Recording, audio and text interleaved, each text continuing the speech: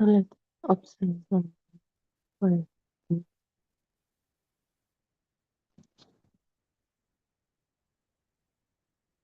Well, let us begin with something very ordinary. Look at a tree. You look at, you look away, you look again,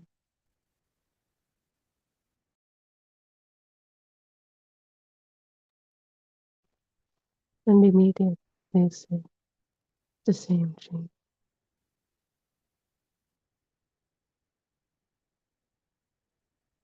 You don't question, you don't stop and think. Perhaps this is a complete new experience. Yet you simply recognize it. The tree seems continuous. The world seems continuous. Likewise, your room seems continuous. Your body seems continuous. Your life seems continuous. The people you know all seems continuous. And the most continuous thing of all is you. Yesterday there was a night, a self, me. Today is another. Tomorrow there will be another.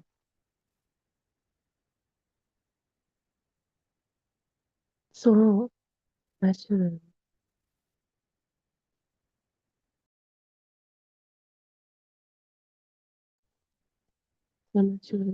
we conclude there is one person moving continuously through time.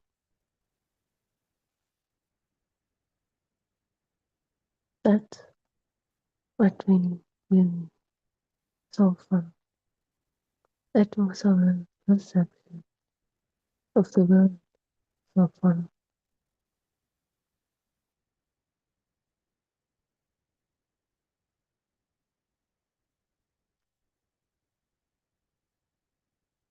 But today, let us slow everything down. Let us ask, where does this feeling of continuity actually come from? Is continuity something we directly experience?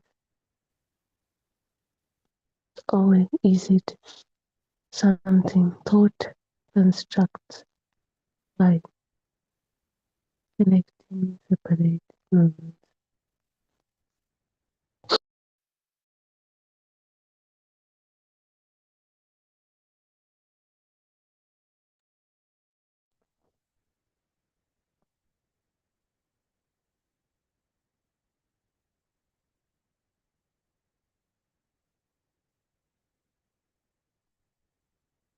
Look at the tree. The leaves are moving, light is changing, wind is changing, our eyes are moving, our body is changing,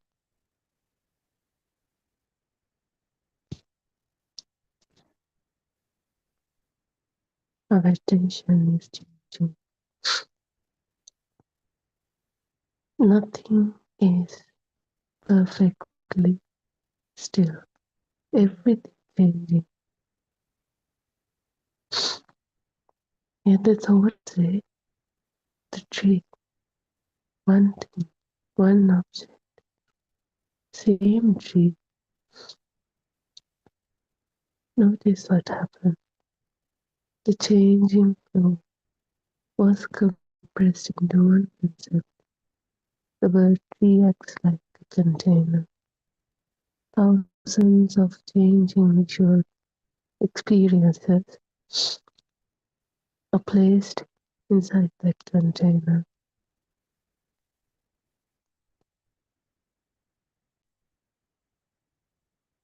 So now the same word returns, same object appears to return, but the word is not the tree. That sound is not the tree. Recognition not the tree. The memory of the previous night is not the present sight. Vision. Yet all of these become combined, and the mind says, I am seeing the same thing.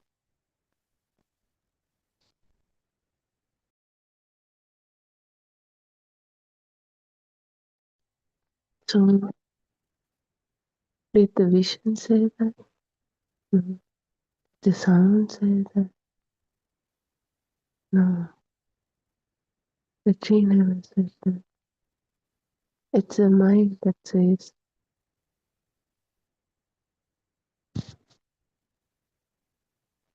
this vision is a tree, and it is existing out there as an object. Mind says, it gets uncertain, it immediately brings the thought, believe it's there.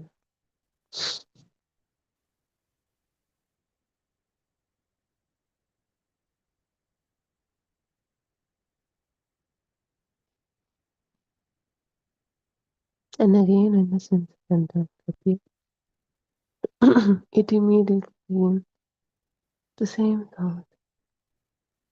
When we assign thoughts to outside, it feels real and continuous because the thought never changes. It's the same thought, so we think this is the same tree. But if we come to the real moment, right at this moment, what we experience through vision, any sense of contact is completely different from the previous one. So it's not the experience that is new, but the thought that creates this illusion of continuous same world, this solid world. Because we think the thought is out there, so the same thought appears in me.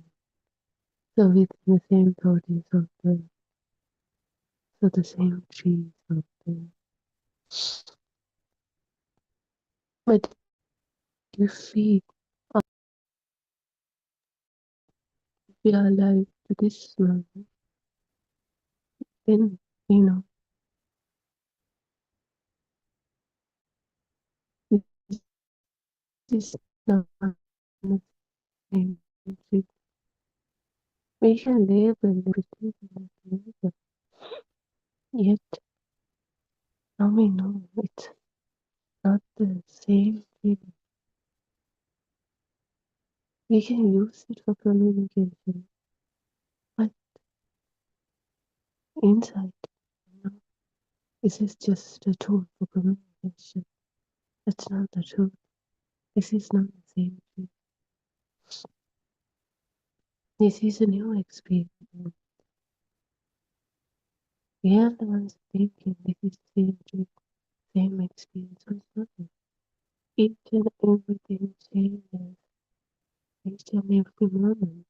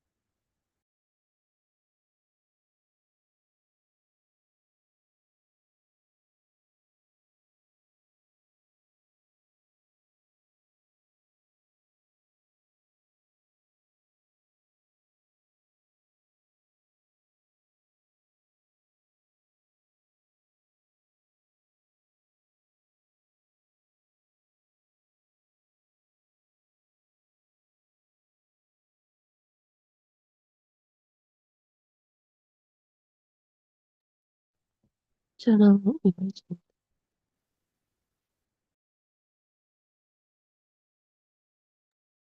you had never seen a tree before. Now you open your eyes. There's this vision, color, shape, you touch it, texture, movement. Now you don't just have the category tree. Everything is unfamiliar. Just what your eyes see, the vision, what your ears see, the hearing, what your skin feels. This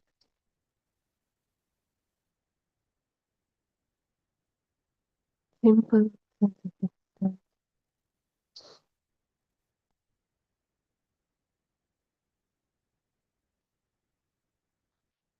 But when at you start to feel the love, when the thought of tree was created, it doesn't happen. You don't see the colors and textures. Yeah, and you immediately see the, all those senses from one category, a tree.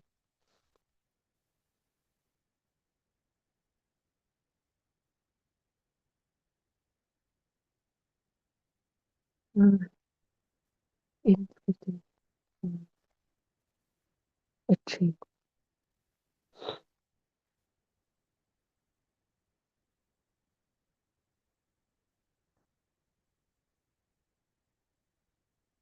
So now next time you see one, the mind does not begin from zero.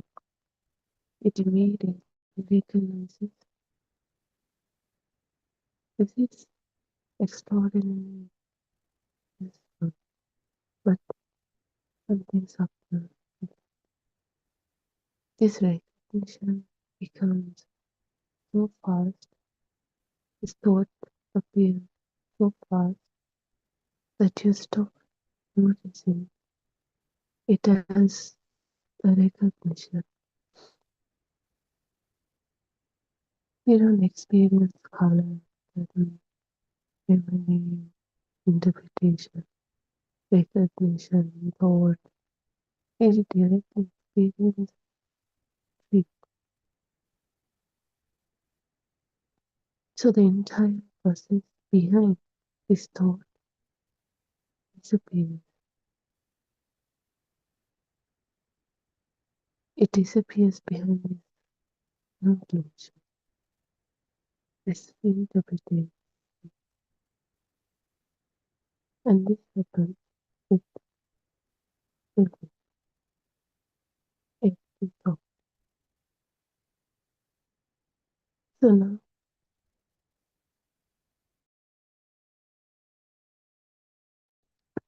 So now we are living in a world only with this final is thoughts, labor, and interpretations.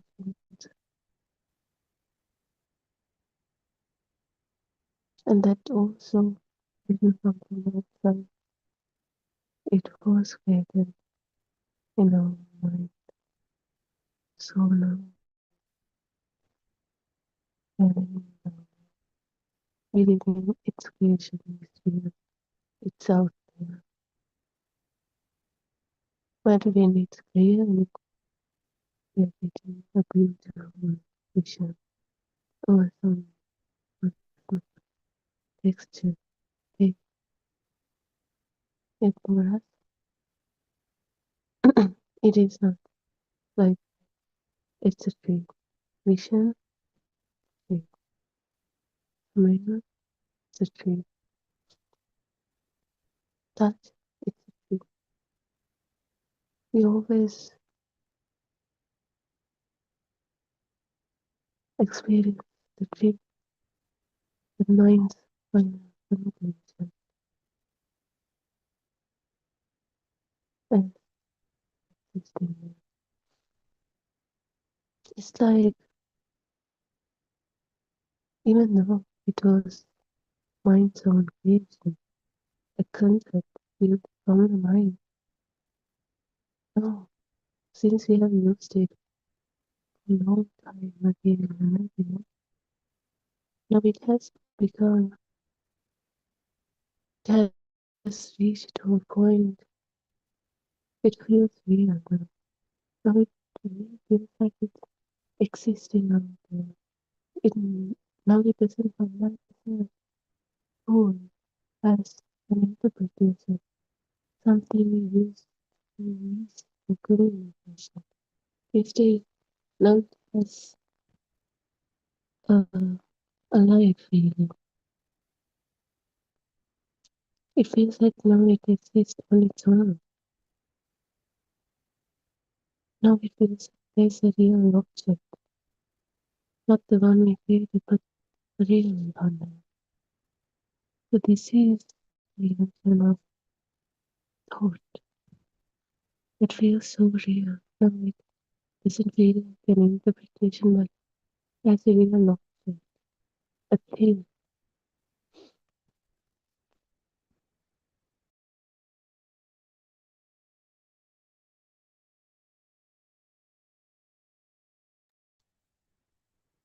And let's say, since childhood, we were used to be saying, no, not just one thought. Each and every thought is feeling in this way. Each and every thought is taken as something real in this way. So now we even don't, we are just in some void of interpretation. The thing is, we are unable to see them as interpretation. We see them as real objects somehow. To that point, this concept has become solidified nowhere else but in our mind. Yet we believe all existing. So now we have a three real factor existing out there. Matter, that those, house, anything that we can see, we feel everything is real, existing.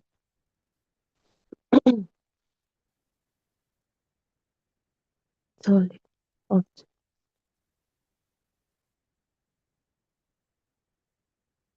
Like we always say, these words, these interpretations, they are not the problem.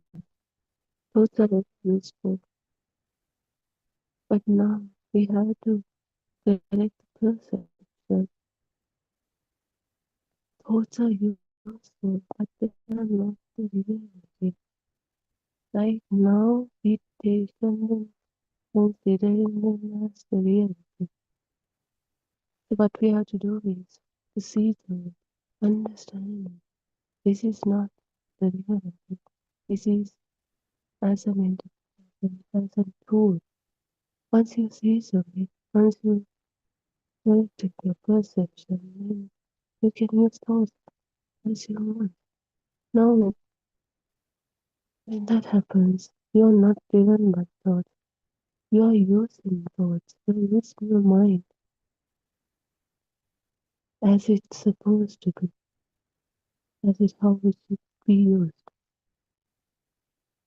Not blindly believing them, not blindly taking them as the reality, not affirming your mind.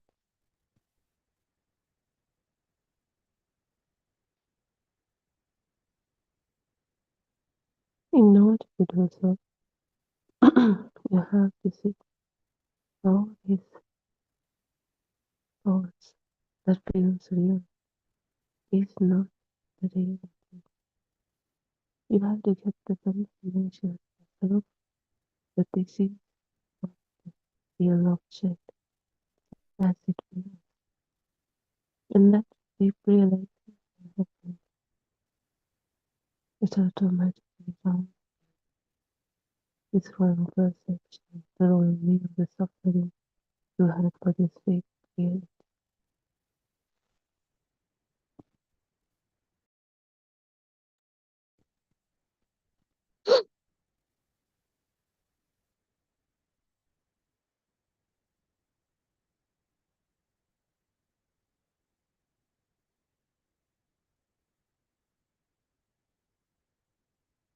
You can experience this thought, this fake illusion.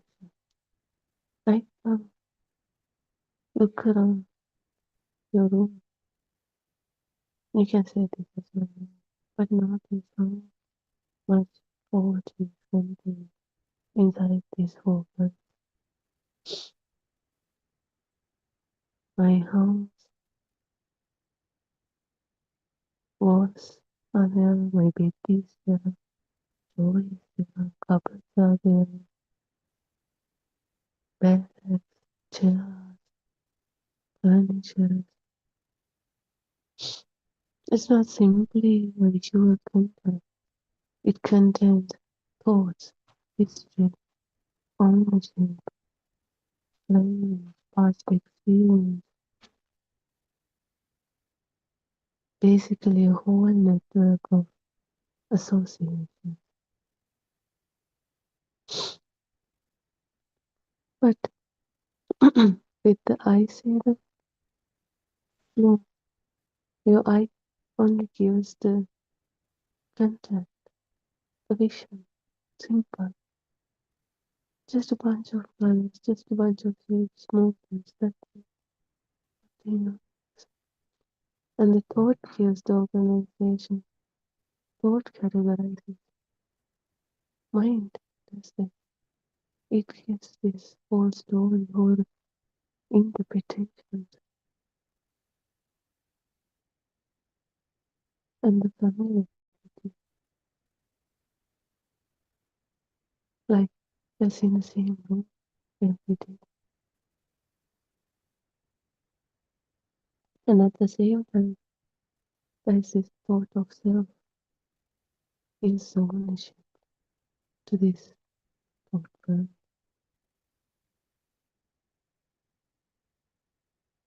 Now,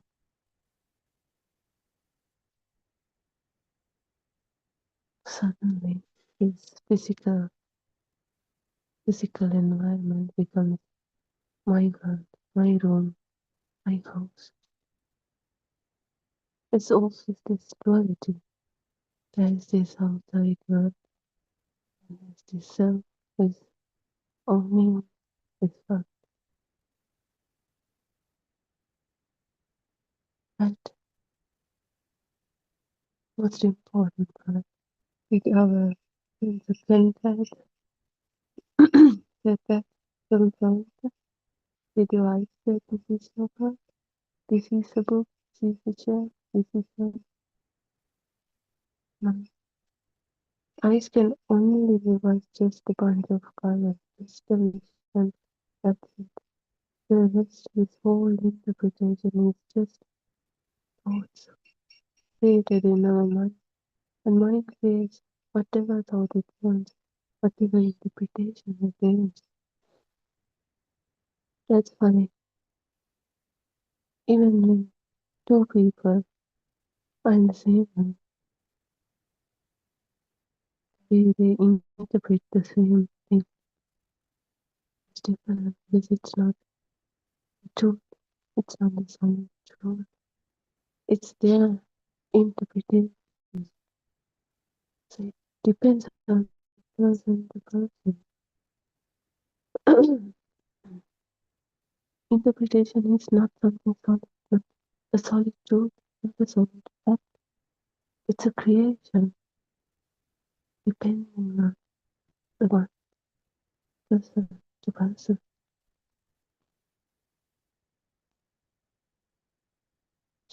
Yet, like we blindly tell, this is the same word, this is the same name, same channel. We somehow blindly believe everyone has the same word. Everyone is living in the same world. Everyone has the same interpretation.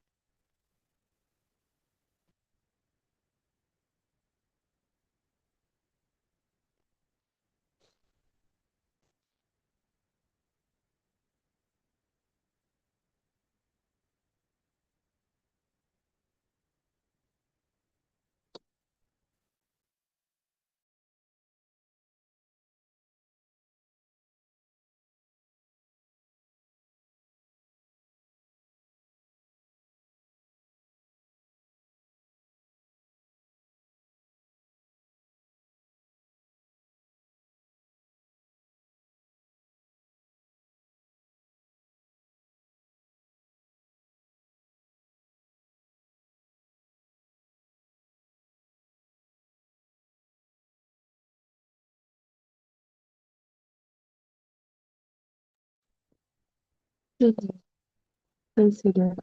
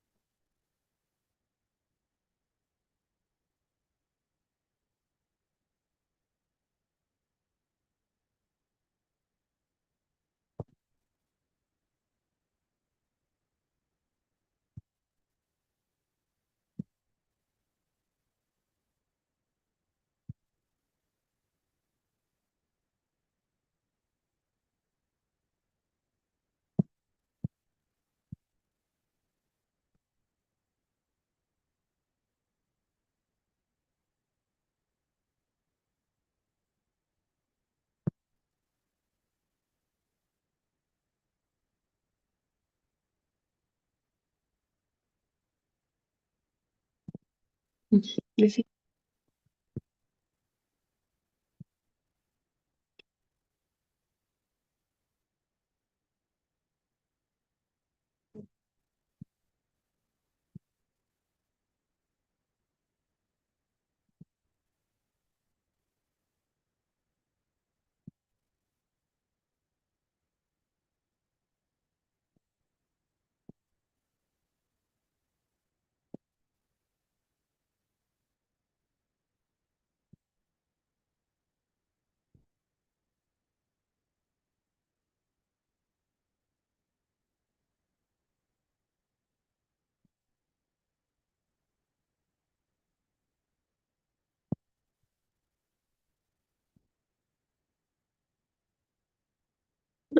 but they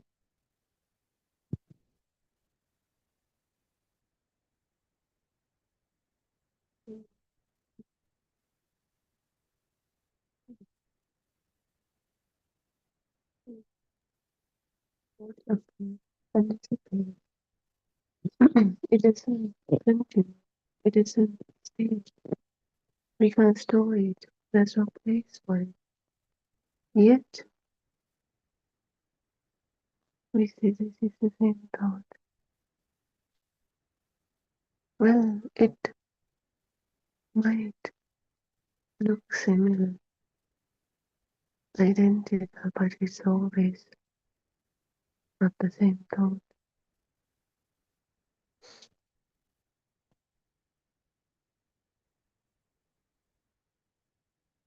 We are the ones thinking this is the same thought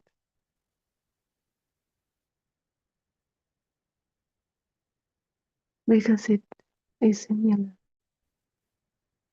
to the previous one. We mistaken it as the same one came itself. So now each and everything, not simple book, chair, but mother, father, situations, places, whatever it is. Each and everything we feel solid, real, continuously same in this way. That's why we feel this is the same thing. But each and every time, each and every moment is there. Every thought is there. They might be similar to the previous one, but it is not the previous one itself. There's similarity. Like twins, they look similar, but they're two different people. Likewise, the thought. They look similar, but they are always two different thoughts. But because they are identical, similar nature, this resemblance, we mistaken it as the same thought occurring again and again. When it happens continuously for each and every thought, we think we are living in it. So we take this thought as one same thought appearing again, which makes everything is continuous, solid. So now we are living in a world full of continuous, solid things.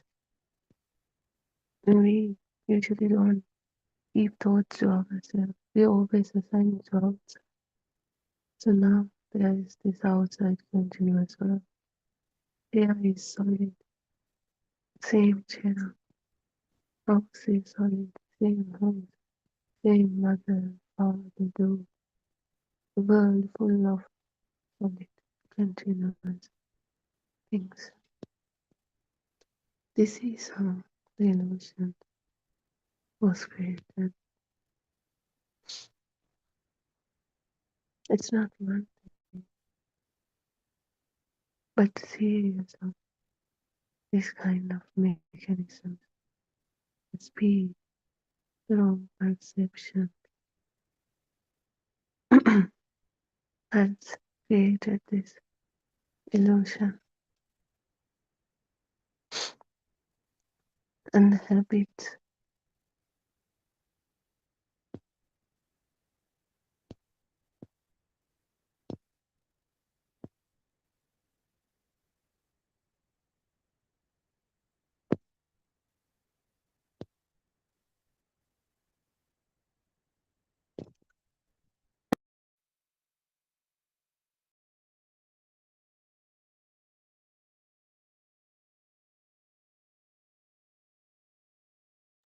I will take another example. Imagine standing in a line. You shout hello, and then an echo returns, then another echo, then another. So now you might hear what feels like one continuing voice, but each sound is arising separately. One sound disappears, another disappears.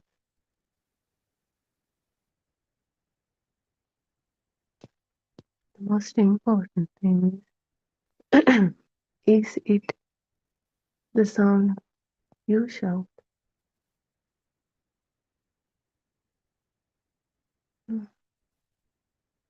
It's a new echo. It's not the same sound. The one we shout is gone. The new echo appears, and that also gone, and another one appears. But because of it feels similar, feels resemblance, we immediately mistaken it as this is the same thing. The first one is appearing again, but each sound is arising separately. One sound disappears and the other appears, and the one that appears is a completely new one. It because they sound similar, immediately our mind connects them and believe it as the same sound appearing again and again. Like we said, it's always the perception. We can look at it in different angles, ways. It's the perception we have to have. So far, we took this resemblance as the same thing. That is the wrong perception of it. So likewise, thoughts can work in this similar way. A pattern appears and disappears, and again a similar pattern appears and disappears. Our mind connects them and says, this is the same thing, same tree, same house. This is what I always think. This is me.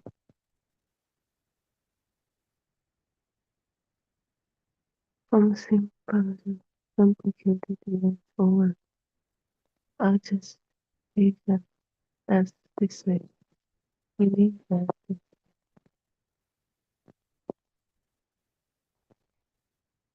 So this continuity is constructed towards recognition, not but as result of applying of perception.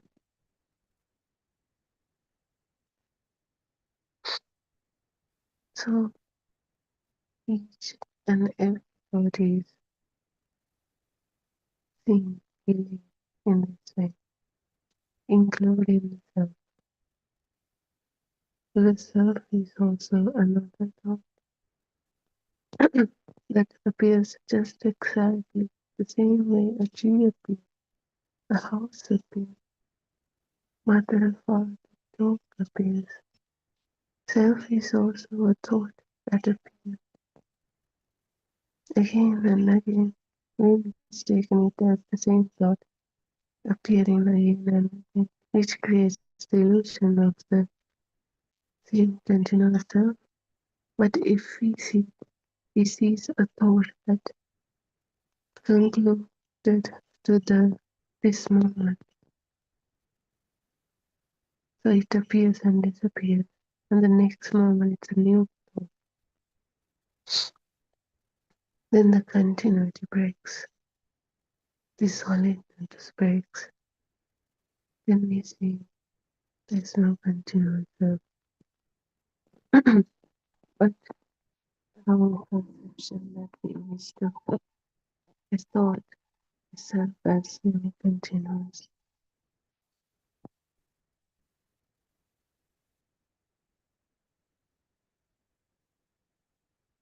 Now, let's dive deeper. How do you know you're the same person you were 10 years ago. But you don't directly experience 10 years of continuity, do you? What you experience is right now. You experience now, right at this moment. But the thought, mind, presents information, thoughts about early experience. And those are also thoughts that appear right now. But what we do is we assign them to the past,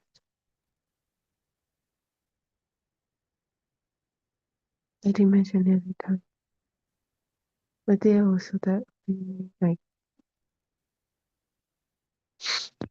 now.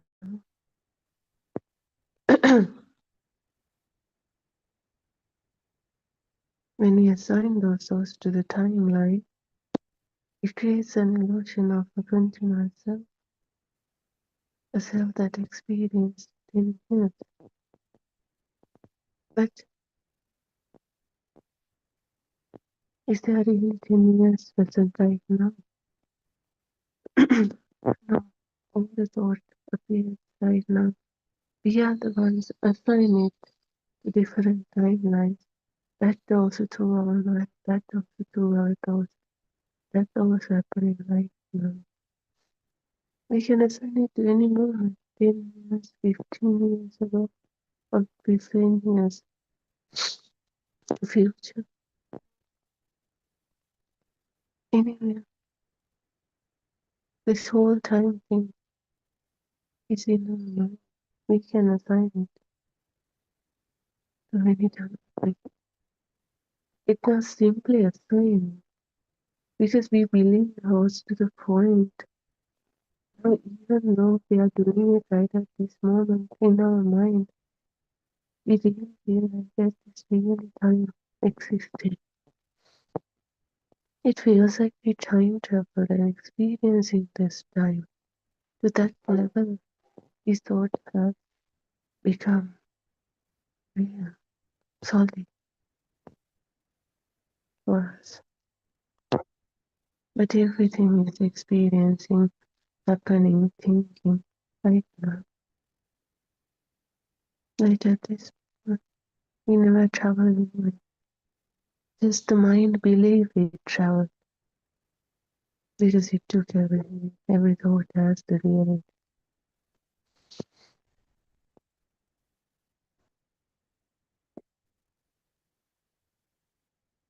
So now we see photographs, we see events, preferences, meaning, history, everything, and we assign it to this imaginary timeline. But all happening right now. We're seeing it right now.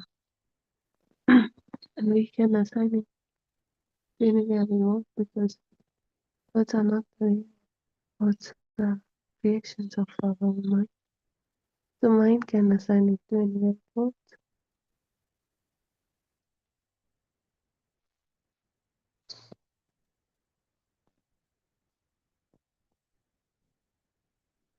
So now there's this whole timeline and the continuous self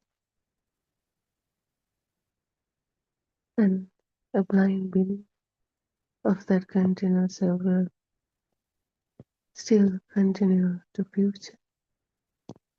And right now we believe I am still that person with all those thoughts, timelines. But examine what is actually present now. There is present body, sensations, thoughts, recognition. The past itself is not physically appearing.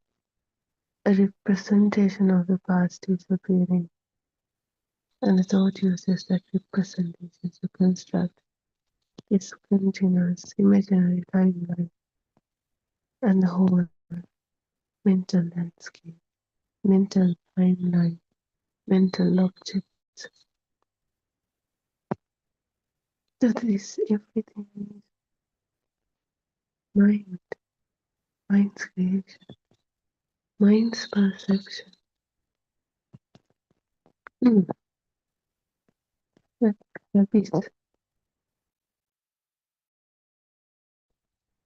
habits, we are so used to it now.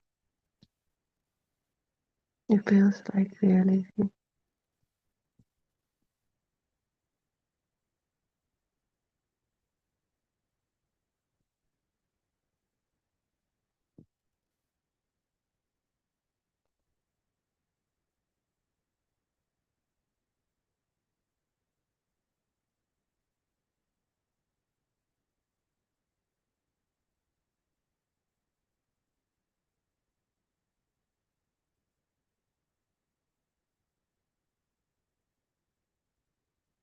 There's no location for thoughts or mind.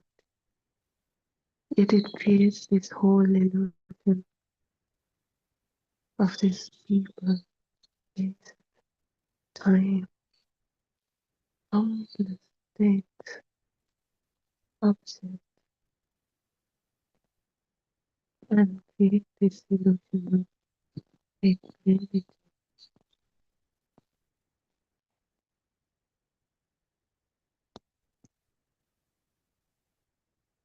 But where are we? Actually, the only thing what really happens remains is right at this moment. The rest are all just thoughts. Nothing happens. Just thoughts that we took as reality and we suffer. What really happens remains right now.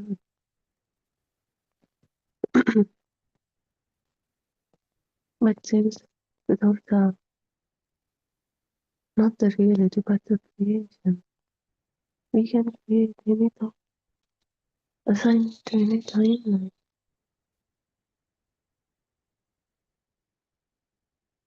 They are not the reality. They are the mind's creation.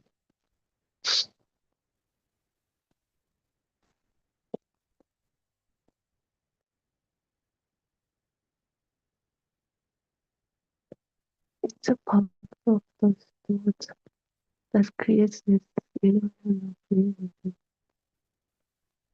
It's that power that clicks us and gives us a shock joy beginning.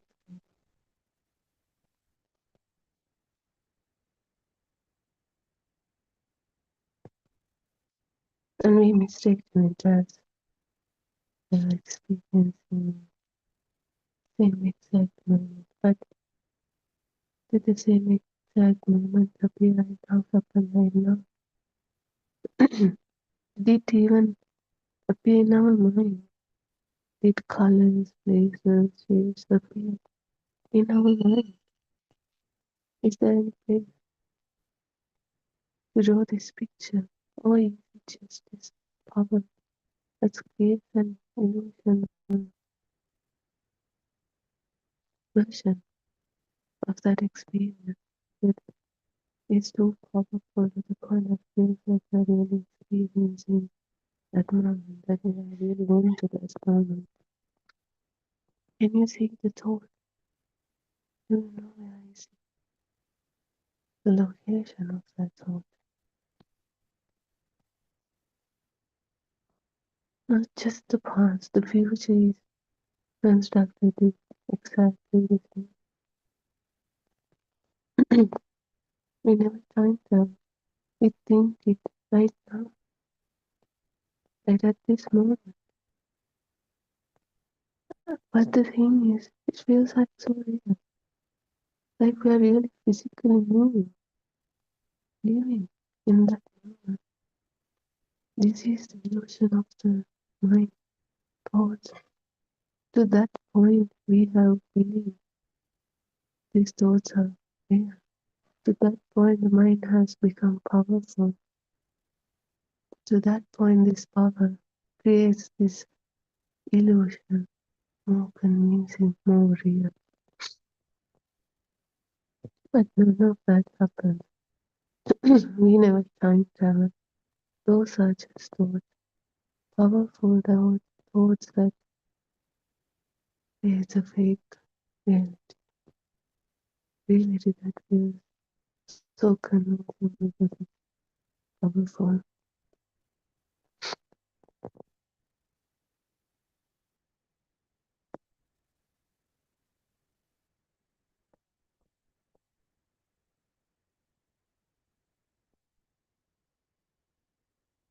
It is the trueness of thoughts, of the fake reality we are living in. Whether it's love, whether it's objects, anything. It's just thought that appears right now and it disappears right now. What really happens, the reality exists right now, only right now. The rest are all thoughts that we blindly taken as the reality, as the truth.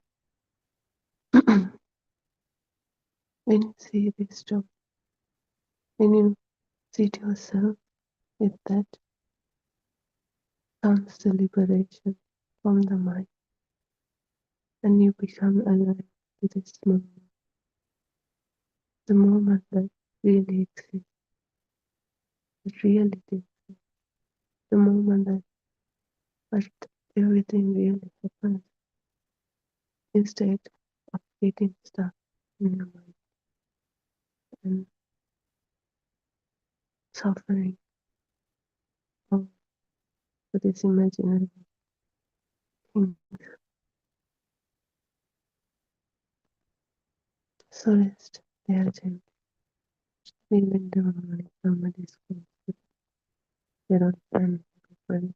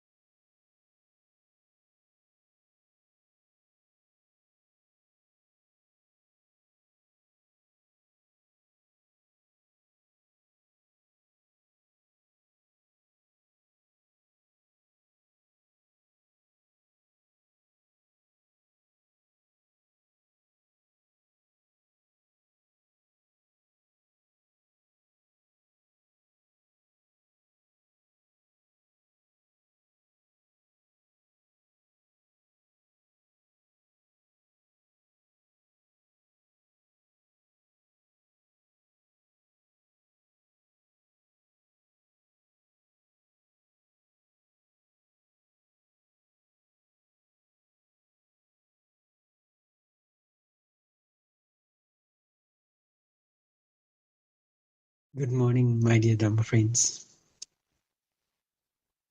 As usual, once again, we find ourselves in this blessed morning, a still and sacred moment gifted to us not by chance, but through kind of great merit. This is the moment where we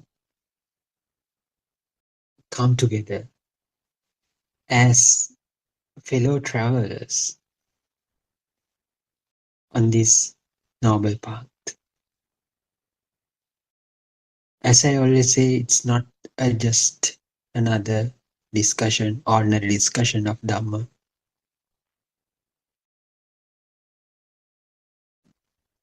Here we pause to listen,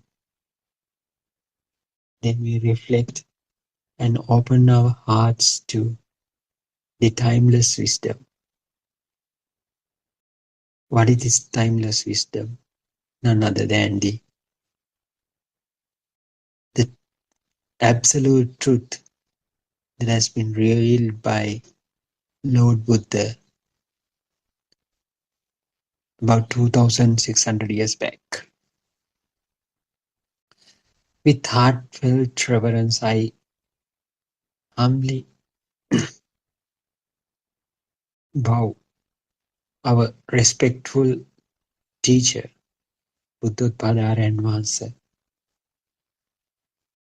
whose boundless clarity continues to illuminate this path for us. So, and also I like to extend my sincere blessings to you all, you all as well. May the triple gem bless you. Tirvan Saranai. As is our tradition, we will start first turn the mm, first turn to the texts that are available in our main website. So there is a series called The True Dhamma Has Awakened. So this series has been written in English. So anyone who is interested in, you can visit that site, and there are 6 volumes of it. So currently we are focusing on the volume number 6, and uh, there are in the PDF format. So I and you will be able to download them for free. So then what you can do is just read them attentively, and if you have any questions and doubts, so you may bring those doubts to this forum, and we can openly discuss, and we can get them uh, solved then and there. So most of the time our noble friend also joining in this forum, so we can ask him directly, and we can uh, sort them out uh, in a good way. So as I suggest, so please feel free to visit that site uh, and have a look. So there is another website, that is www.wisdomofasia.com website. So there are some research and modern day research findings, as well as the ancient wisdom. So uh, so you may so that website describes how this ancient wisdom uh, tallies with the modern day findings. So people who are savvy in people who have interest in the scientific findings, so and also the absolute truth. So you can visit that site, www.wisdomofasia.com website. So you will realize how this pure truth aligns with the modern day findings, modern day research, modern day science. Even even though it's about the quantum physics, even though it uh, talks about the uh, astrophysics, how the absolute truth can be incorporated into those findings will be clearly described in that website. So I also encourage you to visit that website as well. So before we start our discussion, I'd like to read few pages from our book. So uh, that will help us to develop some sort of uh, points to discuss here. So we have been reading the volume 6 of Trutham Has Awakened book series. So we started reading from yesterday. We read uh, page number 51. Uh, Here, the participant asked the question from Dharen Mahase. So I'll read it again. So I have a problem in the participant asks the RN Mahase. I have a problem in understanding how the reflection or image is created. Is it because something is influencing to happen from the outside? He asks. I'd also like to know about the vibrations in the particles. Is the solidity created as a result of a speed of the vibration in those particles? So he has some kind of a confusion there. So he asked the questions, thinking that those particles are also there. But the Aryan Mahanse addresses this question in different way. Aryan Mahanse wants to wanted to take the participant back to his younger years. And Aryan Mahanse tried to convince him or her after the five faculties have been born, the worldly perception have arisen. So, so in the sense, so we'll read the text and see. I'm asking you, the Arenvasi asks the participant, I'm asking you, can you think of the time when you were an infant? You were just like a clean cloth. You had a radiant mind then. No concepts of jealousy, ill will, anger. These were not present. So when you were an infant, have you had any kind of jealousy, ill will, or anger within you? Arenvasi asks that. These were not present. How did all these create? Who are you? You cannot understand. The truth about all this is you do not have you. The truth about all this is you do not have you. You are daydreaming and you do not know until you fall down on the ground. After the fall, what is felt is the sorrow and the pain. Just imagine that you received a million rupees, maybe dollars. Now the happiness you get from having it is a is in reality a suffering. Arenas says like that. So think about whether you have million rupees or $1 million at that moment. So maybe you imagine that the instance that you have won a lottery ticket or something. So now the happiness you get from having it is in reality a suffering. Mhm. And then you have to keep it safe. This is also a suffering.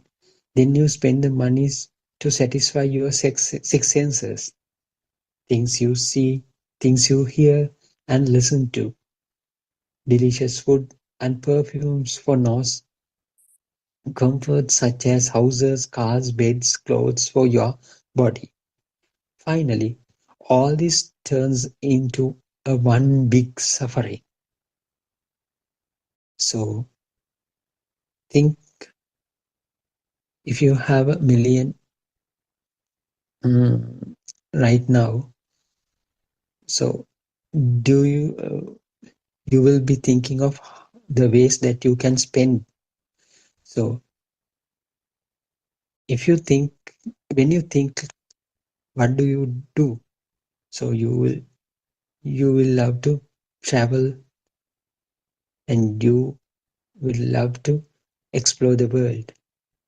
So by that, what you are trying to do, just entertain your senses, in the sense you want to see the places, you want to visit the places you have never been. So you want to please your eyes, and maybe you may visit drama, movies, and all these things. So you want to please your ears, as well as you might want to visit hill country or the Switzerland to feel the breeze, feel the cold weather. So you will entertain your body senses. So every time, when you if you think, when you get enough money, think what you would do. You definitely think of ways of satisfying your senses. So so that is the suffering that carries along with the sense of feeling a happiness. It has a covering of happiness, but inside there is the suffering. Finally, all this turns into one big suffering. Then you lose money slowly, but surely it is also a suffering. Then what you can see, little by little, your amount of money that you have, you will lose gradually. So again, you can see, no, oh, what I have done. So I have lost this much of money. I did nothing useful, just entertaining myself. So what is the point of keeping this money, having this money? I didn't spend this for a good purpose. Yes. So again, it is the suffering. So when you get sick after satisfying your senses and tongue, that is also a suffering. Now, listen to Buddha's word. Four noble truths: suffering, suffering, cause of suffering, cessation from the suffering, and the path to end the suffering. That is the four noble truths. So Prince Siddhartha was um, the son of King Suddhodana. He had all the comforts. He had four different palaces to live in, according to the weather conditions. So he had all the comforts, but he recognized beneath that all comforts there is suffering hidden. So that's why he wanted to see the truth, search for this truth. What is actually going on? So He showed the path how you get away from this suffering. First, he asks us to recognize your suffering. Then he asks us to find the causes of suffering. So if there is a suffering, so you identify the suffering, and you find you tend to find what are the causative factors for the suffering, what are the reasons for suffering. Then how do you cease this suffering, how do you end this suffering, is there a way of ending suffering? Then what measures can be taken to end this suffering? That is the path. So with the intention of finding what is going on, he left the home. Then he went to certain teachers.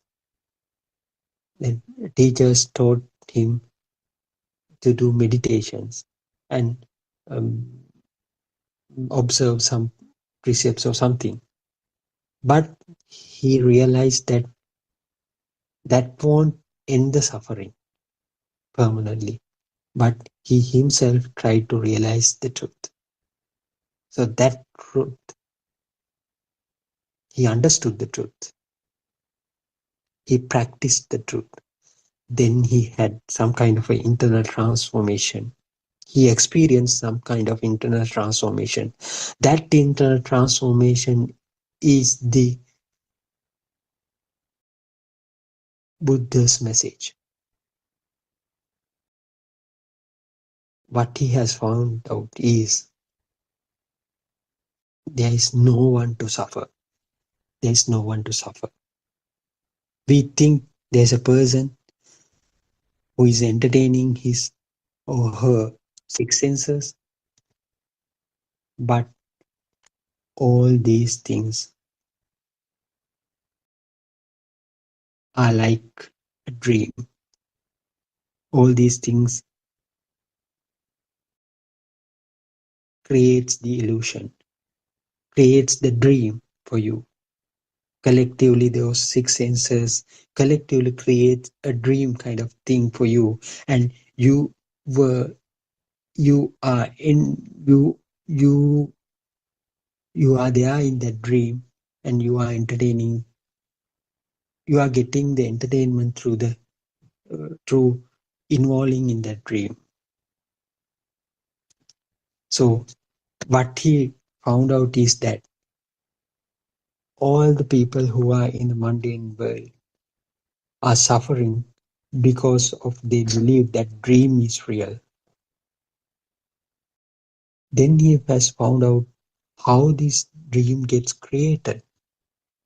Has anyone did it, or has himself created by him? Who has it created by himself? No, it is the uh, principle. It is one of the principle. That is the chitta niyame. He called it a chitta niyame. How the mind gets created. If the mind, when the mind gets created, if someone believes that creation is as true, from that day onwards, he is trapped in within that illusion. But this process, the process of creating the mind is not real. So understanding that reality, understanding that what is happening is the understanding of the reality. So once you understand that reality, the dream cannot deceive you any longer. Then you get liberated from, with the unknowingly be you will get away from that dream. You will be able to stay away from that dream, and you realize this dream is the fact that make put you into trouble, put you into the suffering. So if you are able to get away from that dream, so there will no longer be kind of suffering with you. So you can say goodbye to your suffering. So you identified what is a suffering. So you identified what are the causes of the suffering, because you have been cheated in, by the illusion. That is the cause. So why you have getting deceived, get into that kind of illusion? Because you didn't know the reality. Your ignorance is the cause. So how you see, how you end this suffering? And he revealed the word. Seeing the reality is the only way to cessation of this suffering. Seeing the reality, seeing the truth, understanding who am I, the way that the Chittanyamaya is formed is the way of cessation of suffering. So that's why he announced into this entire world that this is the only way that you can get away from this suffering. Ekaya namaggo ayambika. That is the only path. And he revealed a constructed kind of a concept that you can follow to see the reality. That is the path. That is the path. So it is very clear. Uh, Lord Buddha did was finding out a true solution for the suffering. Ultimate. So what is the solution? Seeing there is no one to suffer. Understanding or experiencing there is no one to suffer here. It is not a knowledge. It is not another concept. That is the reality. The reality in the same. If it is a reality, it is the reality. You must be able to experience it. Yes, of course, you can experience it. But unfortunately, you have been living for such a long period. By now, you lived with the self. But after you understand this reality, what you will tend to, what you will supposed to experience is the non-soul experience. In order to do so, what you have to do, you just follow the path that has been revealed by Lord Buddha. So what is the path? Path is the uh, first half is the understanding or the knowledge. The second half is the practical path.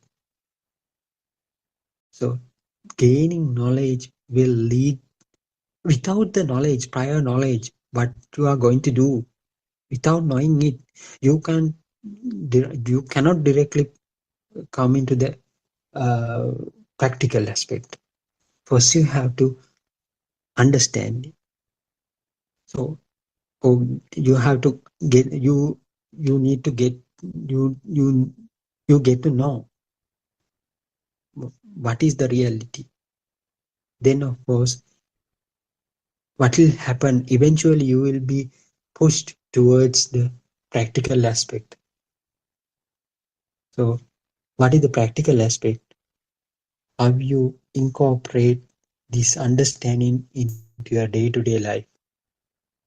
So what would be the ultimate result? You tend to dissolve the self, yourself. So earlier you had in the mundane world a self within you, but ultimately what would be the result? With the understanding and the doing the practical, uh, getting the practical experience, you will experience there's no one to suffer. So that is the way how you excel your, uh, get away from your suffering, understanding there's no person here to suffer, or realizing or experiencing that there's no person to suffer here. There, yeah. Then Naren Hansa says, suffering, sensation, or pain is actually a feeling. Yeah. Now we are coming to a nice part, nice section. Suffering, sensation, or pain is actually a feeling. I is suffering. When I is thought of as an object, in reality, I is only a vibration, a mental formation, or a mental image created in the mind. Is only a power created by stimulation of all senses. This is true for all six senses. So what you have to do is, in order to understand this Dhamma, first you have to understand the world, how the world gets created, the worldly perceptions, basically. So then you will find there are five senses as we can see externally, but the other sensor is the mind. So yesterday we talked in depth about how these sensors get created. So if you take, then what you have to do is you just take a one sensor. So let's take eye sensor. Then you have to uh, do some kind of an investigation how the vision gets created, how the functionality of the eye faculty is happening,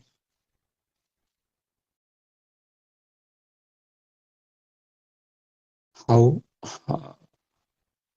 the way that eye faculty functions. So you have to have a clear idea for that. So you can apply that knowledge to other faculties as well. Then you can understand there is no kind of external stimuli that trigger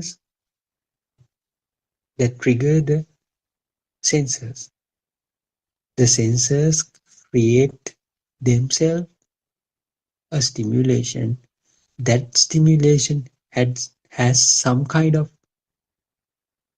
in an internal energy.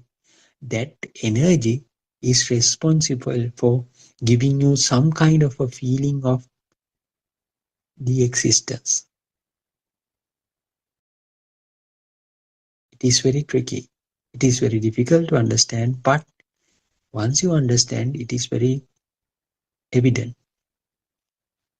Then you will find, ah, this is the truth.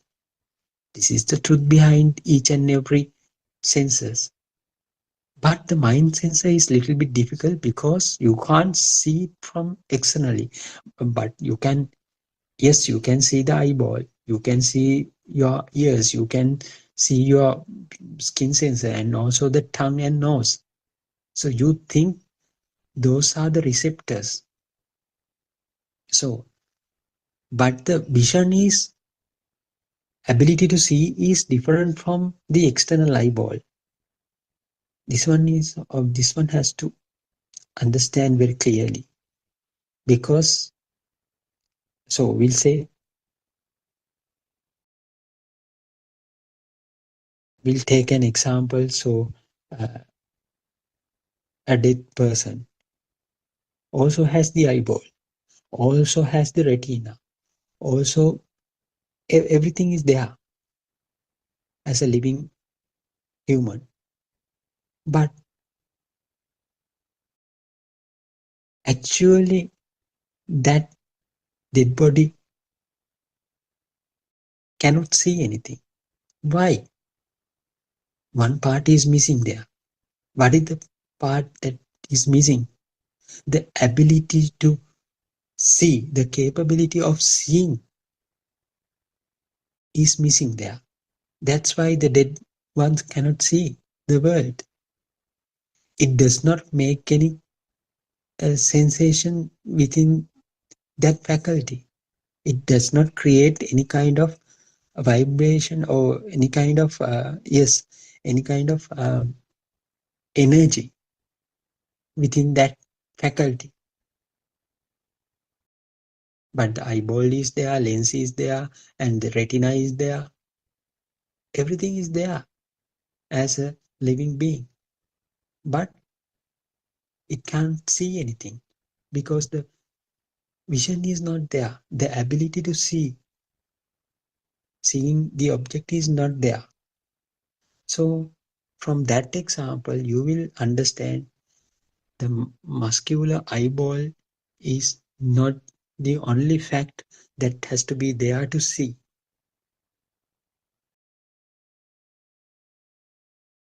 So there should be something behind that also. So it is valid for that concept is valid for everything.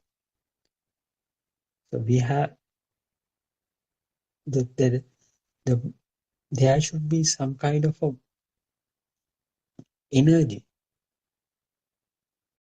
Uh, Energy should be generated from the vibration that will make you to feel that something is there.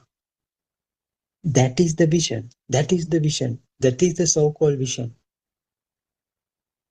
That energy is capable of creating you an image for you. So where does this image get created? It is the mind sensor. So that that that sensor is responsible for creating you an image, in the sense that is the vision, that is the ability to see the world. So what mind does is, whatever the image that is created in your eye is put to the external world. So it assumes it exists in the external world. That's why I am seeing the this object. But actually, what is happening is the vision. Through the vision, or it's kind of a quality of this faculty. Through the vision,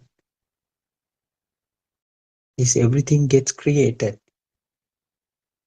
So how this thing happens? Aryan Maharshi clearly said with his abhijna jnana, it happens due to the resonance or the telepathization.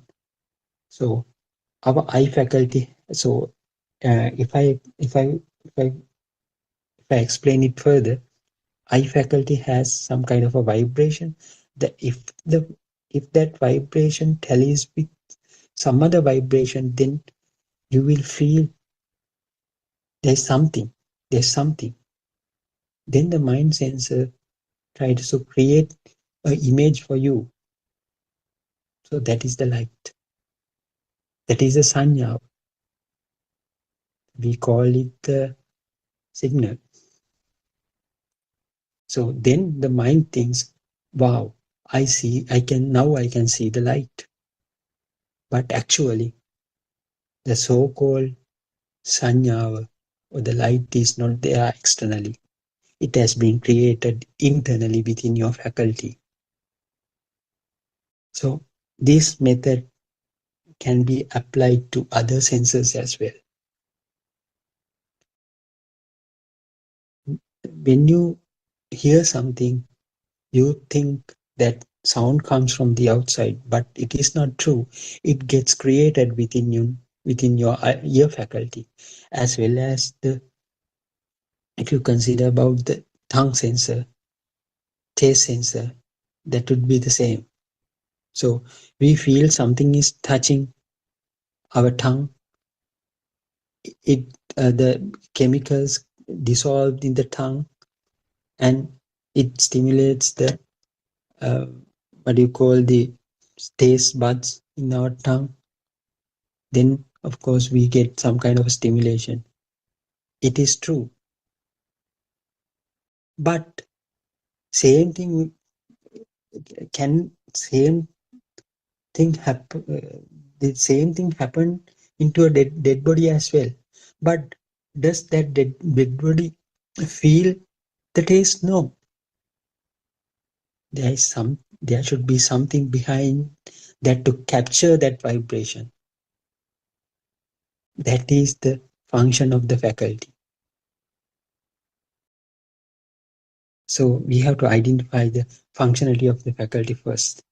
So then, of course, you will be able to understand how these faculties collectively make you such kind of an illusionary world.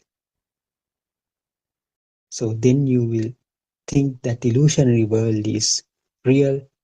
I'm also a part of that illusionary world. Then you think that you are living in this world. But there, in reality, there is no such a world. Everything is is manufactured within your senses. So in the absence of senses, there would be no kind of a world that you perceive today. So that is the thing that you have to identify. So this is the cause for the suffering, that we believe our mm, mental fabrication, mental construct. That is the ignorance that we have. We don't know it is a creation of our own faculties. So I think we have talked too much. So we can start our discussion now. Yes, doc, as Dr. Kokila is here with us. Teruvan Saranai, Dr. Kokila. Teruvan Saranai.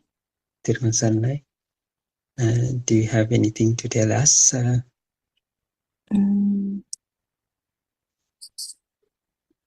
Well, can you ask something? Nothing comes to my mind at the moment. In most of your midnight Zoom sessions, you talk about this Anitya Sanyava, this non-soul experience. So, yeah, would you be able to elaborate more on that? Well, it's absence of the self-perception. So it's a experience that one should experience, but we can say something like how someone can actually lead to that life, kind of make the atmosphere suitable for that, would say, because atmosphere is not suitable because of not knowing or ignorance. So because of listening to Dhamma for a long time, we now know, as you were talking, that there had been no one here. We were in a belief that there was someone, but actually there was no one. So when we understand that, okay, now we know as a theory that there's no one. We know as a theory that these sensory organs do function. It's not that outside is empty. We don't talk like that. Whatever we think is not outside, we kind of in a world where in a constructive world, it's a construct. So whatever our construct is, we don't have a experience of the outside. Whatever we experience is a result of the construct. So that's what we talk about. So we know this as a theory, it's fine. Then we go on to the 4 steps that Aranhanse talks about in Pratipada, or the kind of 4 ways to practice this. So when we go to practice this, it becomes more and more evident that, okay, we hear a sound, then automatically it comes as a bird sound. That part wasn't in the sound. So we know that that bird part was not in the actual sound, because sound itself didn't have that description. So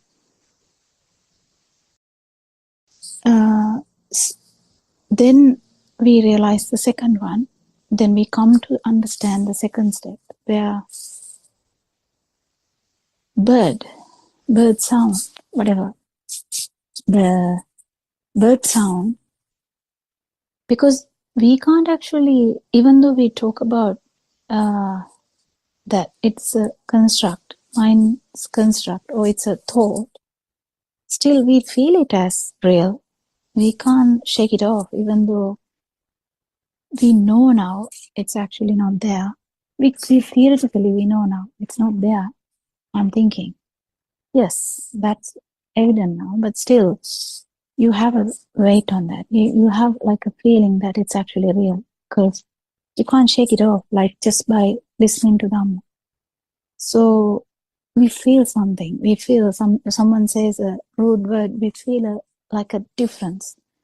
If someone says "my darling," you feel that as a different thing to like a really bad word, which I am not going to say here. So those 2 words, even they are sounds, and you really understand they are actually in the mind, how they are constructed in the mind, even though you understand, you have a different weight on that. Do you understand?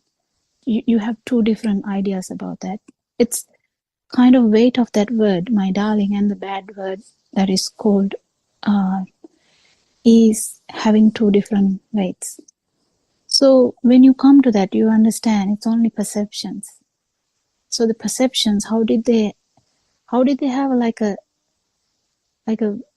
difference? How did they have like a weight on that? How when someone says a bad thing, you get shaken, and when someone says "my darling," that you get shaken by that too. Like sometimes you won't care, but sometimes you will be like, "Oh wow, that person said 'my darling.' He must be meaning that," you know. As a small children, we can go on thinking about that. So that's kind of 2 different things. Even though we know that is a kind of a mental construct, still we would be like feeling a difference. We would be having a weight on this. So that's kind of how the perceptions work. So they give different ideas to us. There's always some kind of weight on that. So when we understand that there is actually no meaning to these perceptions, because perceptions are built of all the five sensory organs. So our main sensory organs, they work together, and when they like vibrate together, the mental construct is formed. So the actual thought is originated. The thought has all these things.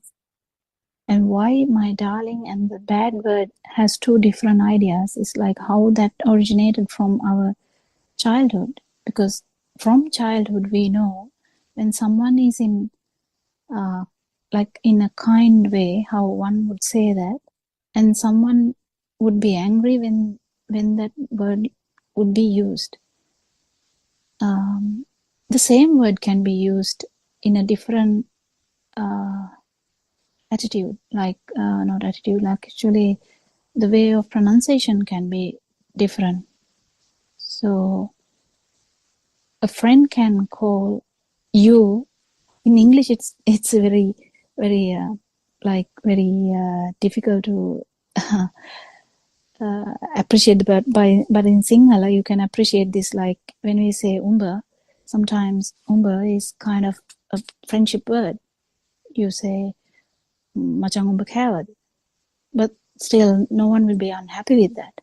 But at the same time, that in English it is like, did you eat?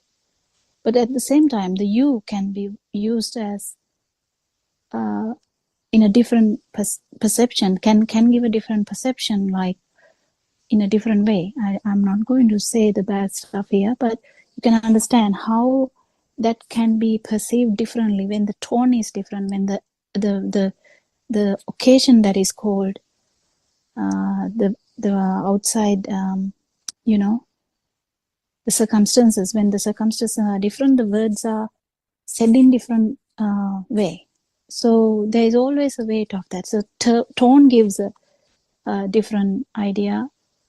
The actual word gives a different idea. Even though it's the same word, tone gives a different idea, and the circumstances it is used gives a different idea. So the weight of this same word can be different. You, for an example, in English, you is a very basic word, but it can be used in such a vast area that no one, everyone will understand that it can be used in different with adjectives, really good adjectives and really bad adjectives. So where the good and bad comes, it's the perception. So how do you understand the perceptions? It comes from the childhood, because when we are little, we also get an idea from the family that mother would say, father would say, and they would say, if the wrong word is used only rarely, and then father would use that when he's angry, then we know it's a bad word, because he uses that only very rarely. That he when he used that, we know that he's angry. So it's like a way of anger. Then child learns that, and he uses that when he's really angry. And when someone else uses that when really angry, they know, oh, like, he's angry with me, or she's angry with me. So that's kind of how the perceptions are built. But what we are trying to say is, like, actually, whether these perceptions are actually real. So how the perceptions can be real? Perceptions can't be real, because they are like actually built up with the formation of the vibrations of all these 5 basic organs. What are the 5 basic organs? It's the ear, the eyes, ear, nose, tongue, and skin. With the vibration, with their vibrations together, there's a vibration, a new vibration which occur as the mind. That's where the words originated, with an actual weight on that. Because before, the child did hear the word mother, until the child is able to correlate them together, like this picture is the mother, like this formation of is the mother, like they have to combine, then only that weight comes. Likewise, any word will have like a mental picture. That's the actual self. That's the beginning of the self. Because before that, the baby in the very small baby in the cot didn't understand. But still they heard something. They saw something, but they didn't actually correlate them together. When they correlate them together, like the mental construct or mental picture, now the mother has a meaning. There is something. So then self arises. So this self arises part is the most important part. So when you understand this self rising of self, how it happens, then the value of this breaks down, like the value of the actual chair or the darling, the word darling. If we say my darling, so my darling is a word spoken by someone else, but then we have a picture of that. We have like an idea that it is said when someone likes you. It may be out of sarcasm. Someone may be actually telling that out of sarcasm. Then how would you know that whether that is called in out of sarcasm? Then you would really not note the difference between that and the actual saying of my darling and the actual saying of sarcastic way of telling my darling. Or you would understand that by the sequence of things, circumstances. You know that it was said in sarcasm.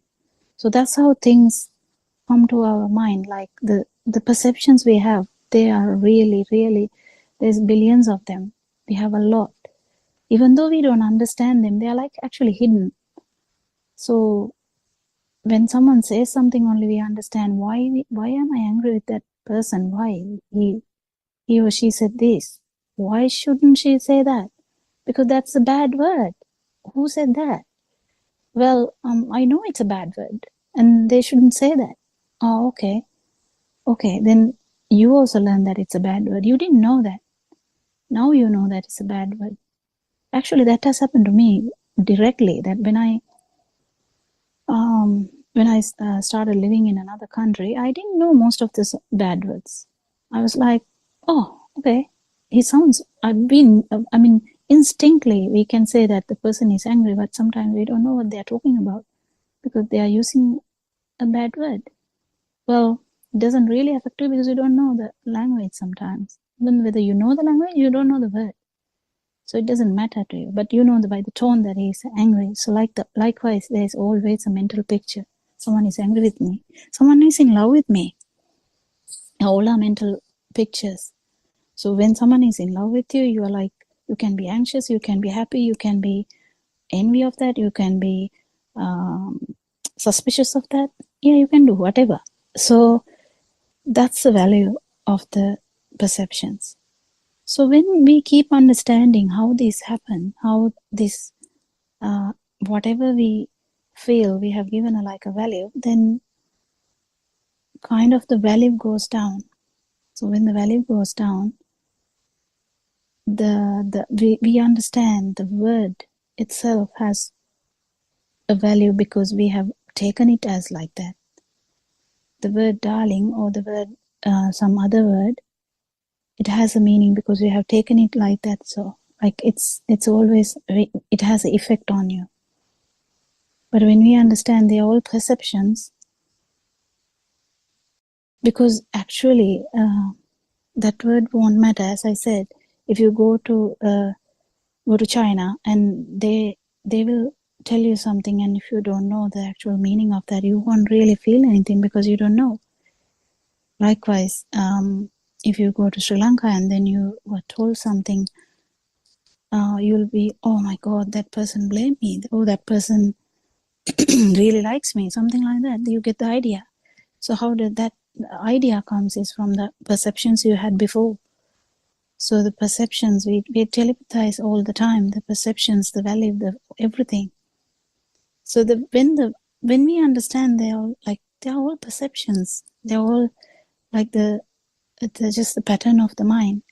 The value of the mind goes down, and when the value of the mind goes down, then there's always a chance for the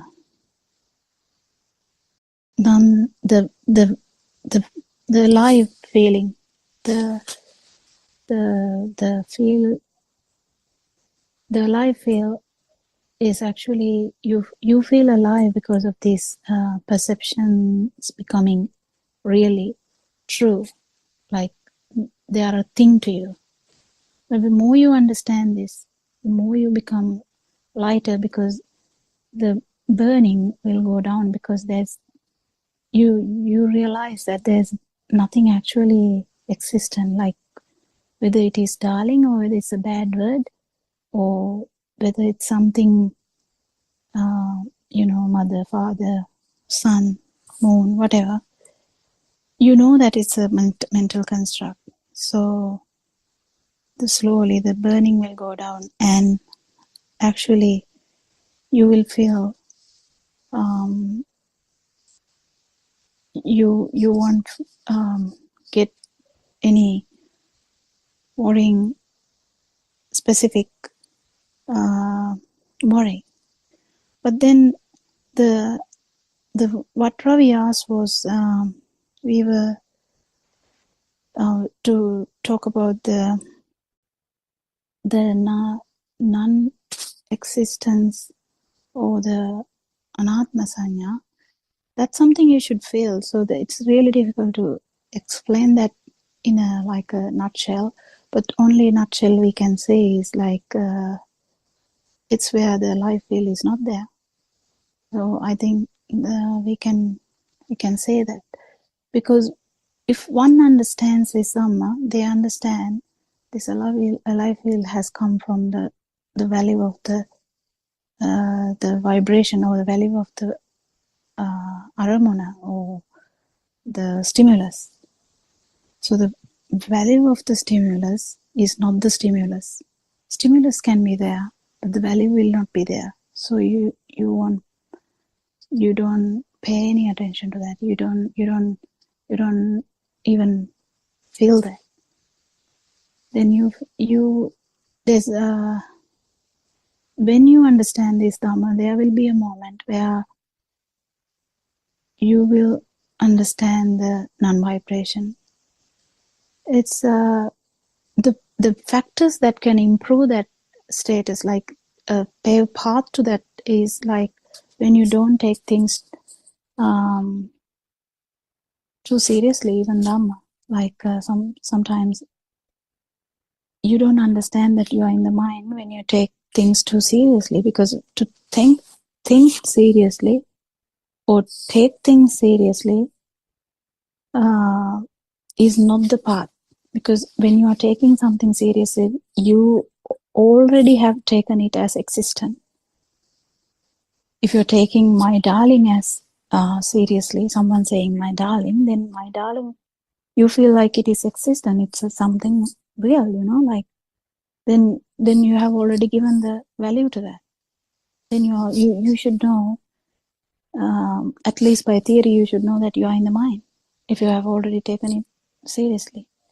So things like that, it's a slow understanding. You can't really expect anything to happen like magically, but it's a learning kind of realization. Like you keep understanding what's happening.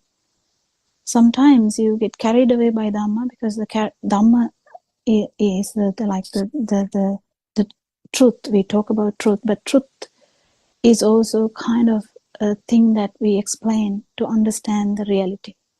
So the reality is non-existence. Reality is non-existence. We are learning it through existence. How? Like reality is non-existence, or kind of there's no self. We try to learn it through the mind. When you try to learn it through mind, there's a cutoff point, because things should be felt. So if the things should be felt, what the problem is here, when you have the addiction towards thinking, whatever you feel, that's how this happened anyway. As a small child, you felt something, and you always go to the mother and ask, Amma, I felt this. What is that? That's called hunger. Amma, I felt this. What is this? This is something you feel when you want to go to the toilet. Then you always have a word now. Then you have combined them. Then you have a value. But you actually forget that the hunger is something that we felt, yes, and then now we have a value to that. So then, likewise, there's so many things that we have learned so far, like billions and trillions of things that we have learned. Whatever we feel, we like to put a demarcation. Like we kind of like to define. We want to define things, and that's how we like to define nirvana also. Like we kind of like to define the happiness. We like to kind of define everything what we feel.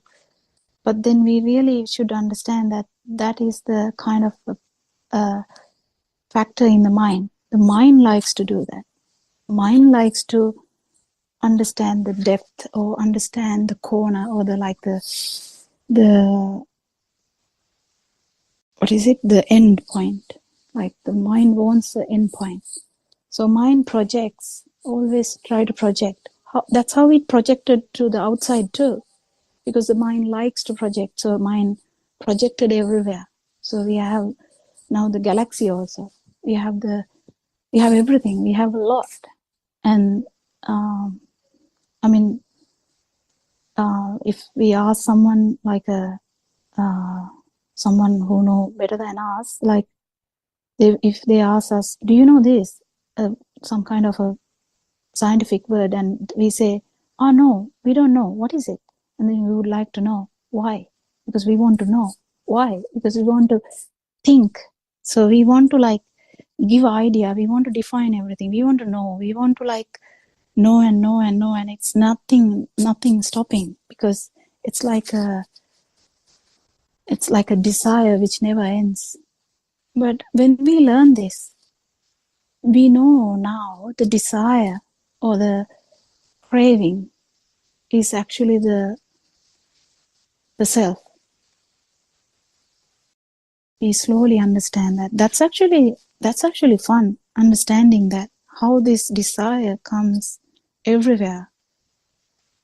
And yeah, it is actually fun to keep understanding how this desire works, how this self vibration works, because self vibration is behind everything. Even though we say I works and that is nothing, actually the self vibration or the desire works, because then you want to see.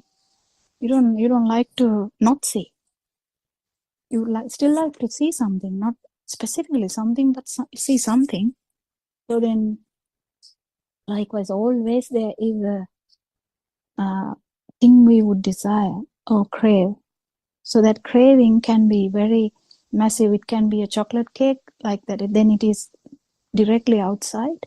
But then when we keep understanding, then we understand that even though craving is projected outside, it's actually we are actually craving the perception.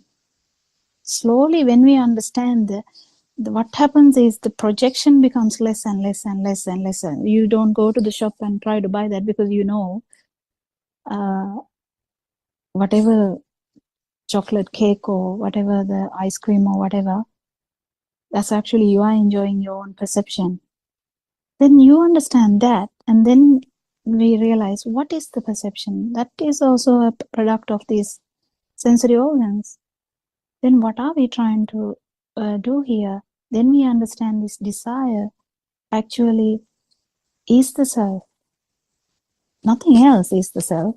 Desire is the self.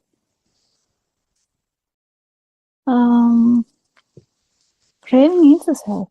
So what do you crave for? Do you crave for nirvana? Yeah, that's again the desire. But that will not, that we don't. So once we have this understanding, if someone is actually has no what is it called, right vision, if someone has right vision,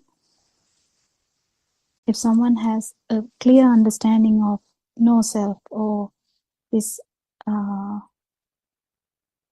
non-vibration, like if they have felt it, they know that there's no self here at all, even though we feel it. There's no self at all, in the sense it wasn't there even before, but we feel it when there is a valuable thing, when there's a value to the perception, then you feel it.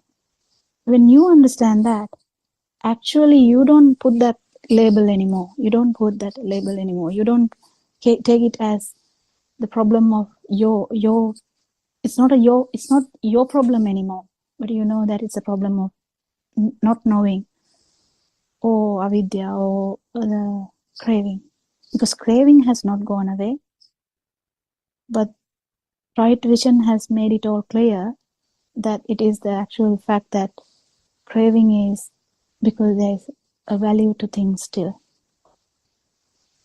The value also goes down because you keep understanding that all these perceptions are just a construct. All perceptions are constructs. So what can you like? Which one can you like?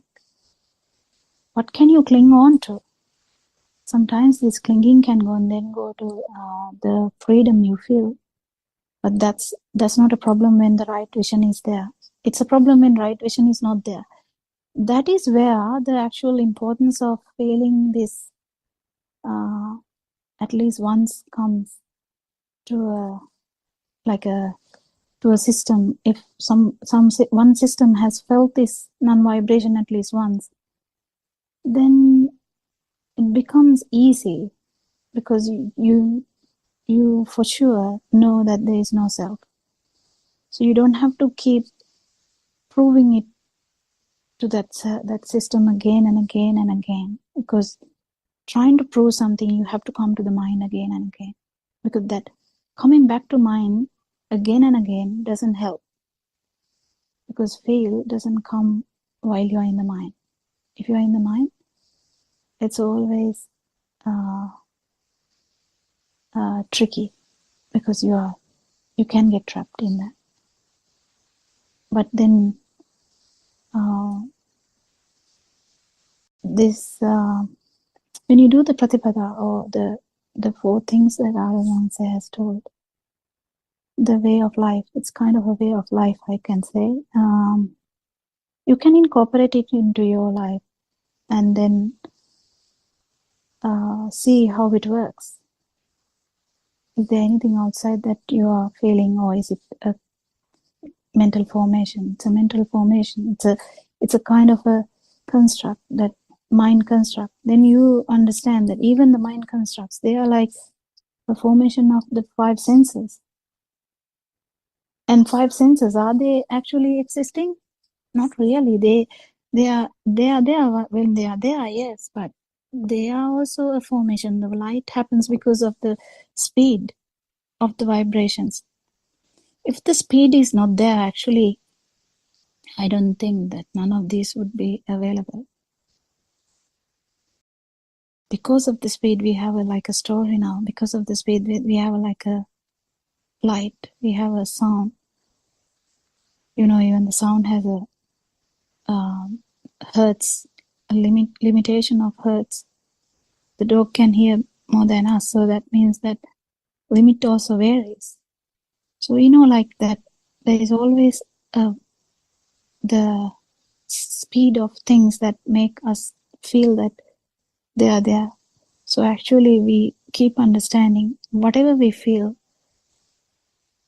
is not having a value. Then the what goes down is also the value of the self. But as Ravi asked, the anatma sanya, or the non-vibration, the moment of a non-vibration should be felt. And in order to feel that, you should actually understand Dhamma and let it happen. To let it happen is actually like a art, because it can't happen when you are in agitated mode to find something. If you are trying to find something, if you are seeking something, if you are craving something, if you are desiring something, if you are looking for something, I don't think you will find it, because it's in the mind that you seek something, crave for something. So if you crave for something unknowingly, if you know, actually you won't do that. It happens because you don't know. That means avidya. You don't know, that's why you seek something. But with the help of the noble friend, we keep understanding that there's nothing for you to crave. And if you're craving something, that is because of avidya. Not knowing is the reason. Why? Because you don't know that there's nothing to crave. So they both go down together. The craving goes down with the knowledge, or when you know that there is nothing to crave for, the not knowing also goes down and the craving also goes down, because there's nothing to crave for. If there's anything to crave for, then you are there. I don't know. I was just talking. So, did you understand anything, Ravi? I don't know. Yes. Yeah, as I understood, Dr. Kokila, so every time uh, we say that we are living, so but what I mean by living is every time I'm dealing with some kind of a perception. So then the But mind, perception is not the problem. yeah, Perception is not the problem. The actual taking it as real is the problem. yeah. So mind wants to give some kind of a destination for that particular perception. So the mind tries to Even find the some. non-vibration, yes, even the non-vibration. If you take it non-vibration as a thing, you would Mm, like to give a destiny of, so you want to achieve something, like yeah, you want to achieve non-vibration. That's how you take everything in the mind, because mind doesn't know anything other than that. yeah, Mind only knows to give a value and go for that. It's yeah, very, very simple. So if you feel that mind wants something, or you're looking for something, it is actually in the mind. But anyway, the more you understand, more you um, feel this, you will understand that actually, if you are looking for something, that is self. If you want something, that is self. What do you want? If you ask the question from yourself, what do you want? Do you want something? And then you will say, I want maybe happiness. Yeah, happiness will never come because you want something. It's really tricky. It's like catch 22. So the thing is, let it go doesn't come naturally. Let it go comes with the knowledge. yeah, So with Vidya, like not knowing is the problem, that you're looking for something.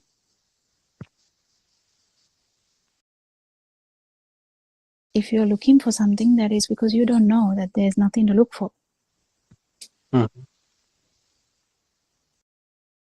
This is for people who have understood this Dhamma for a long time, listened to this Dhamma for a long time. If you're keeping looking for something, that is because you don't know that there's nothing to look for. yeah, Because it is here and it is covered with your thoughts. Because you're looking for something, it is covered. Because you want something, it is covered.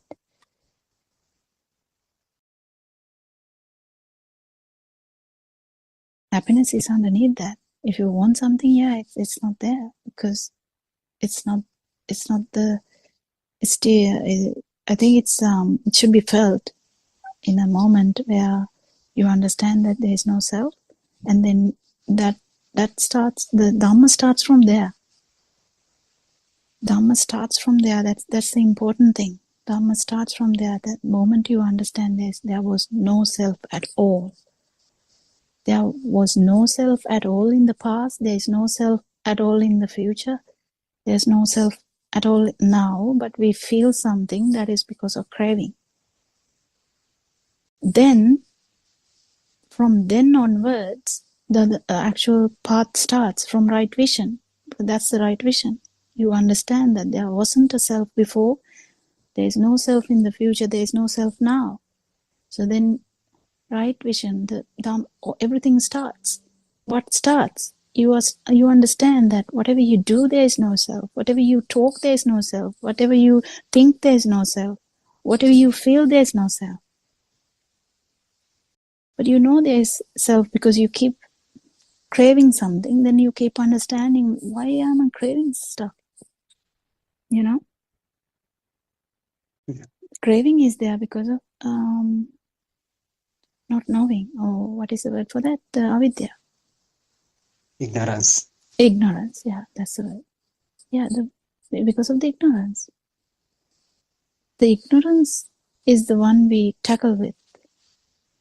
every day with Zoom meetings, with listening to our advances, we keep understanding ignorance is the thing that is the actual driving force behind. Ignorance drives us to believe that there is something to go for, something to crave, something to run to, something to believe, something is there, at least some feeling. But the day by day, what you still understand is after right vision. I'm talking about after right vision, one keep understanding there's nothing to crave for. If you are craving for something, that's because of you don't know that there is nothing.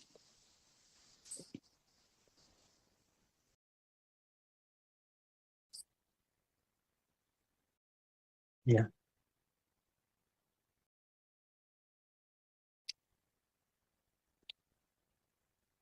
Yes, Dr. Kokila, at the moment we have our advisor, so they are in the other forum. Everyone Saranaya advisor.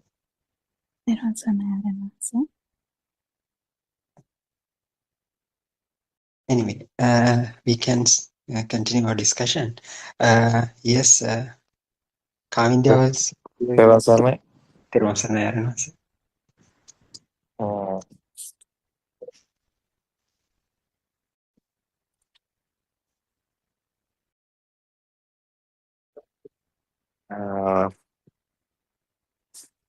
What's the name is me? It's another other device. Device, no? Yes, Master. It says iPhone, Master. It's okay. What's name is me? What's name is there? It says iPhone, Master. Oh my God.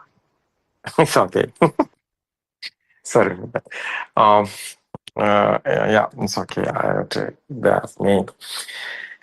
It's okay. Yeah, Kavindya. Yeah, there was everybody. Kokila, something you are explaining, but I not heard. Yeah, Kokila, what's that message? Oh, nothing special. I don't answer. I was trying to answer what Ravi asked and trying to explain the 4 steps that you're trying to teach us and try and give it in English language, I would say.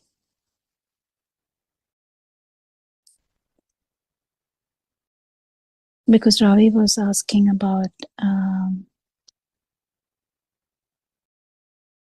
the anatma sanya, or the no self perception, because it's the absence of self vibration, so no one can actually explain that. It just should be felt, and I was trying to explain the 4 steps of Pratipada in that. That's all I can answer.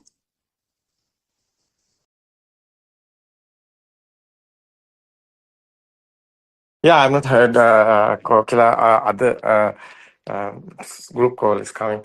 So, Kokila, tell me again that what to say? I was just saying about the 4 steps in Pratipada and answer, where Yeah, you it's have good. the chance of feeling the non-vibration. Oh, it's very important. Yeah, Kokila. There's a practical inside. No, it's a feel. Yeah, it's not a Yeah, knowledge. It's not a knowledge. It's not a any other. It's a practically you can experience it. It's a feel. It's very important. That's the final effort. No, it's okay. yeah. Yeah, very good. Explain. Yeah, it's okay because I want given this message whole everybody. Because you know that no, finally it's the experience. It's coming. Yeah. Yeah. So, yeah, first we are understanding. Secondly, is a Satyajnana is true. right vision is. We want that. We won't know the truth. We won't know what is the happen here. What is truth? What is right vision? It's very important. Yeah, it's the special first one. It's Purabhaga Pratipada. What's the Pratipada meaning? Words is English, practical, practical experience. How is telling this Purabhaga Pratipada and the Aparabhaga Pratipada? Is English words? Kavinda, do you know Kavinda? No, it's normal simple words we can talk, no? English, simple English. Yes, Saranwasa. I'm not sure either. We can come up with a word, Dr. Ravi. Yeah. No, it's simple. It's a first what to do. Preliminary, practical. What do you say, Dr. Kokira? No, it's easy to first and second. No. Okay, yeah, that's okay. What is this? It's okay. First, what we want to do. It's okay. Don't be very complicated. Yes, sir. It's very simple. No, yeah, it's okay. Buddhism is very simple. We don't want to do this. So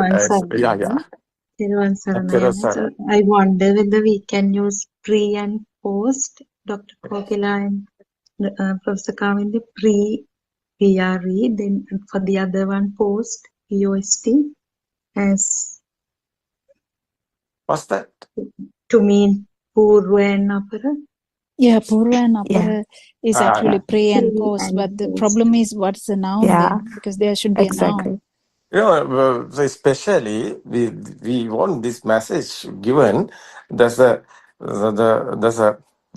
a Buddhist guys, others. So they don't know anything. It's okay. Now we want given these simple words because how they can understand. We are doing here is some type of deep words using, and deep meaning is there. So it's simple we can do, no? Simple words we can use because everybody can understand simple words, no?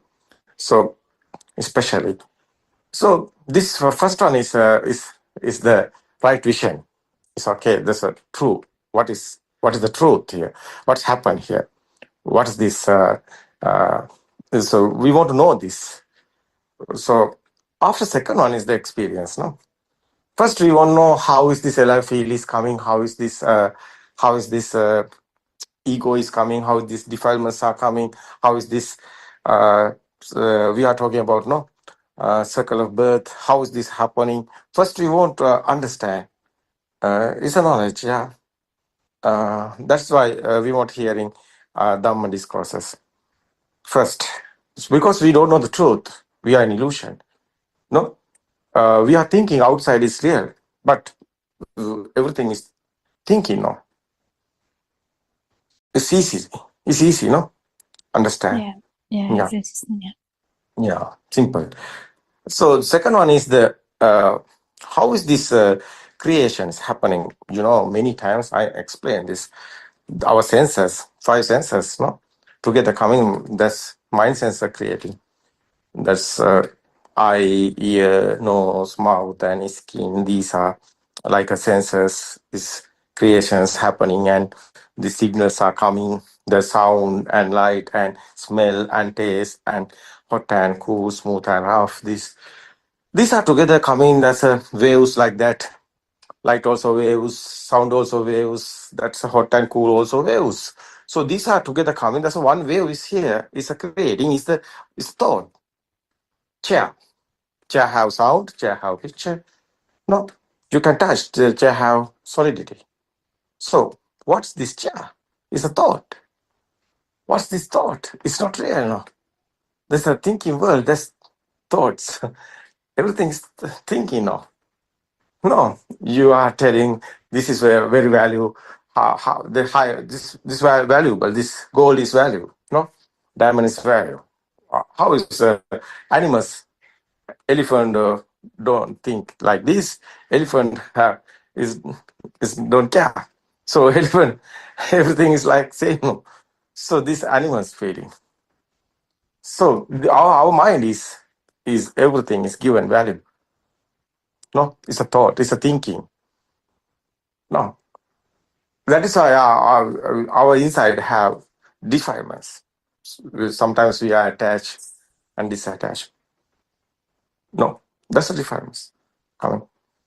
So is our thinking is a chittena niyati loko is the Buddha's word. This word is our mind. No, yeah, correct.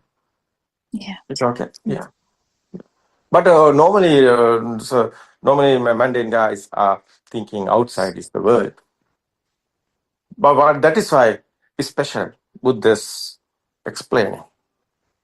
So what's real is real is thoughts also not real.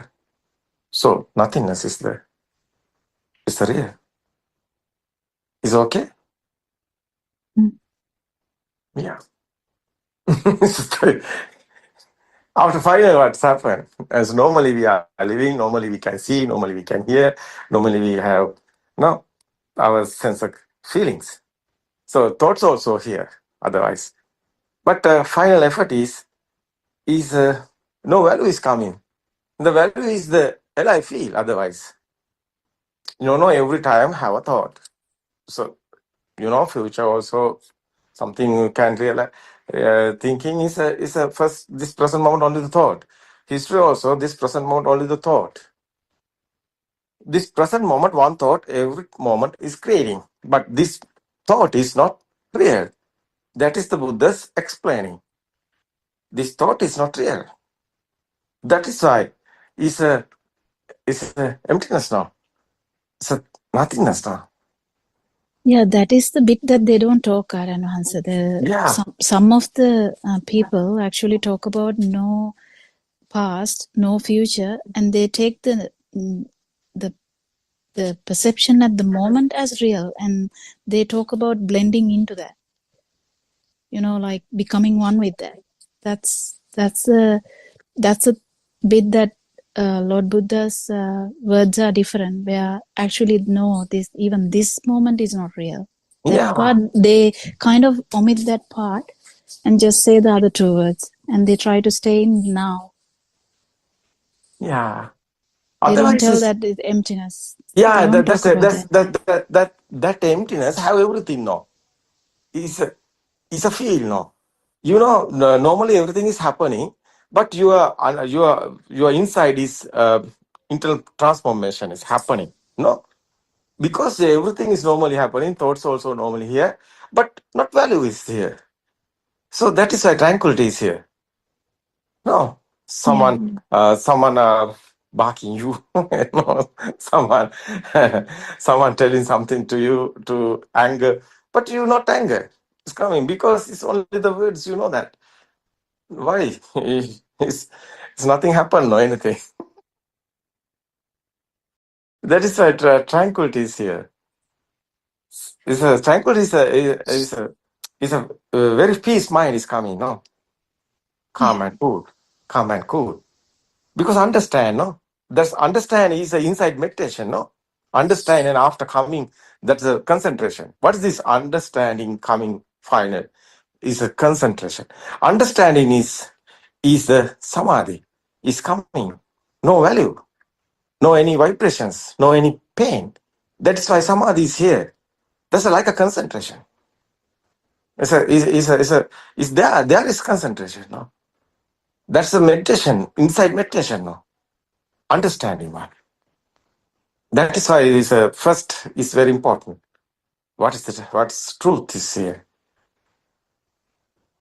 That's why inside meditation is not a concentration meditation. It's difference, but it's permanent. Concentration meditation is not permanent.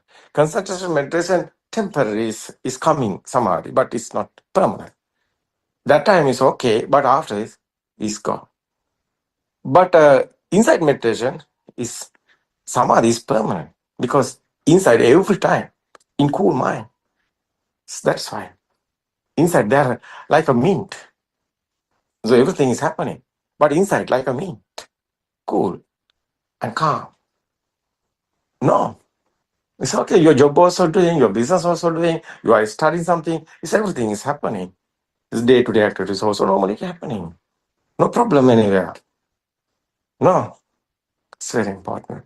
Yeah. It's very important. Is the endless happiness we are talking. That's the Nibbana. That's the Nibbana. That's the tranquility. Tranquility is not anything. Tranquility is how is telling that sukha. How is explained as in this word is tranquility only, not any other words. Mm. Yeah. Especially that's the Kokilas explain, I think, because practically you can experience this, not a knowledge. It's happening in internal transformation. It's very important. It's happening. You are not so after that the your inside changing is happening. You are not that I was telling that before that guy. After is the other one. Who's that? No, nobody's here. It's a tranquility, yeah. Yeah. It's like a nature. It's like a nature. It's like a wind. That's free mind. That's a freedom of mind. That's the Buddha's word is Cheto Vimukti is there. That's a Nibbana. That's why Buddha's word is Nibbana Paraman Sukha. Is the meaning is Nibbana is a Sukha is a tranquility. Sahallu, how is that in English? I think that is tranquility, answer Kavinda, isn't it so? So Yeah, no. I hope you everybody explain the simple words. Tranquility. Tranquility, I think. Because sukha meaning is sukha not a happiness. Is happiness is feel is something there, but sukha is nothing there. It's two words there: tranquility and happy. How is difference? Can you say that, Kokila? I think happiness is like directed towards something. No. It is bound, but I think sukha is like It's a feel. Oh, boundless. no. It's a feel. Kavindya, what do you think about? Yesterday I explained this. Today early morning, 5 o'clock I yes, explained. Saran. What do you think about? It's a feel. Yeah, Yes, Saran. Yeah. Yeah, It's a but feel. how How is it's explained? How is explained? We won't explain others. We won't given the message. How is given this message? How is this happiness and tranquility? How is a difference? How is telling this others? Yeah. yeah. Yes, Can you Saranasa. say that? The happiness is actually self-centered emotion or a Yeah. feeling, but the Yeah. tranquility, or like we can use Saranasa, the serenity, which explains the calmness, peaceful, untroubled, but still that word would not do any justice. Yes, Saranasa, this tranquility is not self-centered and it is unbound, as Dr. Kokila said, and it felt when the self dissolves. The feel is there, but there is no one to feel it. Something like that. Yeah. Yeah. Because you know that endless happiness talking alignment, guys. Alignment is Hindus words using. Hindus are using alignment. They are in universe. It's a link, the galaxy, like that universe. So they are talking like that. They are talking about the soul link. Their power. They are talking the power like a vibration. They are talking link the universe.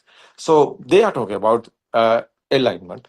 So they are talking about endless happiness. But yeah, it's okay. Endless happiness is that one because there's a field. The sutras, they are Tripitaka. You can find Pottapada Sutra also. So Pottapada, what's telling? He is in Nasana Nasanya Sukusukuma Satya Sanya. Is the word is the what's the meaning is enlightenment. Is Pottapada telling he's in there. He's in there. The meaning is no feel is there. Nothingness is there. So there's happiness. So Buddothpado is telling this. After Buddha told, Buddothpado is not ending the cycle of birth. Because you are there. One day you are coming again, this type of sensual world and formless world and form world. Because you are not beyond these worlds. Because you are in there. That is why. And I feel somewhere. Nothingness also have will I feel. Why? You can experience it. A samadhi is you can feel it. Nothingness is coming.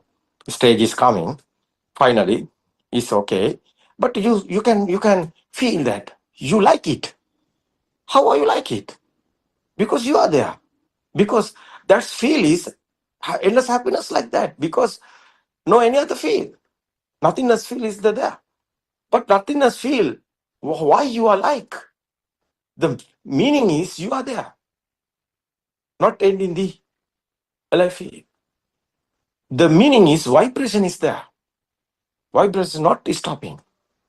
Vibration is somewhere. Buddha's word is there is circle of birth. Because Yeah. telepathy is happening. It's not ending. That is why Nibbana Paraman Sukhang, how is Buddha's word is Nibbana, is a nirvana. How is different that? Enlightenment and the Nibbana and the other guys are talking nothingness. Buddha telling this nothingness, but other guys telling nothingness, they are in there. But Buddha telling, nobody is here. It's another field. This field is not same because I'm telling this because I have this field. So long period I'm there. 30 years I'm doing concentration meditation. 30 years I did concentration meditation. You see, finally, that feel is nothingness is coming. So I was there long period. I was there, no? Sorry for that. So, but there is feel like it. But someone understood this, how is alive feel is coming. He understand this sense of creations and mind sense of how is creating and how is power is generating, how is alive feel is coming. So finally, that's alive feel. He know is a happening automatically. Nobody is doing. No one is doing. He know nobody is here. System is working. He know that sanya perception is no soul for there. The soul perception is gone. Ego is gone. So doer is gone. System is working. So what's that final feel is internal transformation. What is that internal transformation? Is little bit is going that way. So Sakadagami, Anagami, Arahat is Buddha's word. What is these stages? So outside is not real. So otherwise is the mind is not real. Is a coin. Is a practical is happening. This is a automatically system is working. He know that he can feel it, experience it. He can experience it. You can walk in meditation. So you are doing that. Nobody is doing. Walking is happening automatically. Do is not there. So meaning is like a trees. So is moving the branches like that. Trees branches are moving. No one is doing like that. Your arms also, so legs also moving, but nobody is doing. System is working. So meaning is there is kriya. That's a kriyas. It's a action is happening. The meaning is kriya is action. It's normally happening, but no mind is there. Without mind is gone. System is working. But normally mind is there, but mind is not the imaging. No, sometimes I try to explain this because I have the experience. That is why LI feel is not there. System is working. LI feel is not there. So that type of is a feel is other one. It's not the concentration path is going nothingness state. They are like nothingness. That is why. How is this like is coming? They are in happy because they are in happy. Happy perception is there. Happy is a is that there is a feel. He like it. He is there. That is why alignment meaning is link the universe. The like that power they are talking. Yeah, it's like that. So feel is there. But this way, someone understood this everything is how is happening, how is LI feel is coming, how is soul is happening. So final is that you know that I, me, mine also thought. Everything is a thought. His thought is not real. It's okay, he understand nobody is here. Finally that feel is there is a someone is like everything. Someone like everything. No, that feel is there inside. That's someone is here. That feel is LI feel is there. That is why someone here, someone like that. Me, my mind is there. But that your sensor. That's that's how is telling this. This is stopping the that's sensor feel. How is telling this? This normally sensors are happening. Sensor creation is happening. Normally smell is coming, but you don't want it because your like is gone. Liking is gone. No? How is telling this?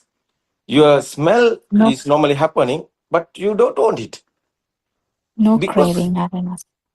no pain. No Yeah, craving. no craving. Is the word? Is that the word? Is a craving? Craving, Arana. Craving. No craving. Is the important. Is the important. Is the feel. So finally, is this sensor creations. This stimulus are coming. These six senses. The thoughts every time is coming, but no value is there. That is why it's a simply can explain. No value is there. The meaning is nothingness is there. But normally everything is happening. But you are not in this world because you are not here. How is telling? This feel is the you. The feel is gone. You don't want anything. You don't want allowed. You want. That's why it's an internal transformation is here. That's why tranquility is here. That's why Nibbana, Paraman, Sukha. This Nibbana feel is other one. The low. This is a endless happiness feel is the other one. Endless happiness feeling beyond the coming Nibbana feel. Liking is gone. Nobody is there. No one here. Because that feel is like is gone. How is this liking is gone? How is this like? Someone is like, no. It's like is gone. How is this happening? That vision is the case. Sakkaya Ditti is, how is telling this? Sakkaya Ditti, English word is Correct vision, Arana. Correct vision. not the simple correct vision. Simple correct vision is talking normal guys, other meaning. This no one is here. Nobody is here. Nothing here, anything. Is we are thinking everything. Thinking is, thoughts is not real. That is why. It's understanding. Understanding is coming. Internal transformation. This internal transformation we are talking about because it's a happening. It's a feel. It's not normally others are talking nothingness is other one. This nothingness have everything. But no, this is the experience.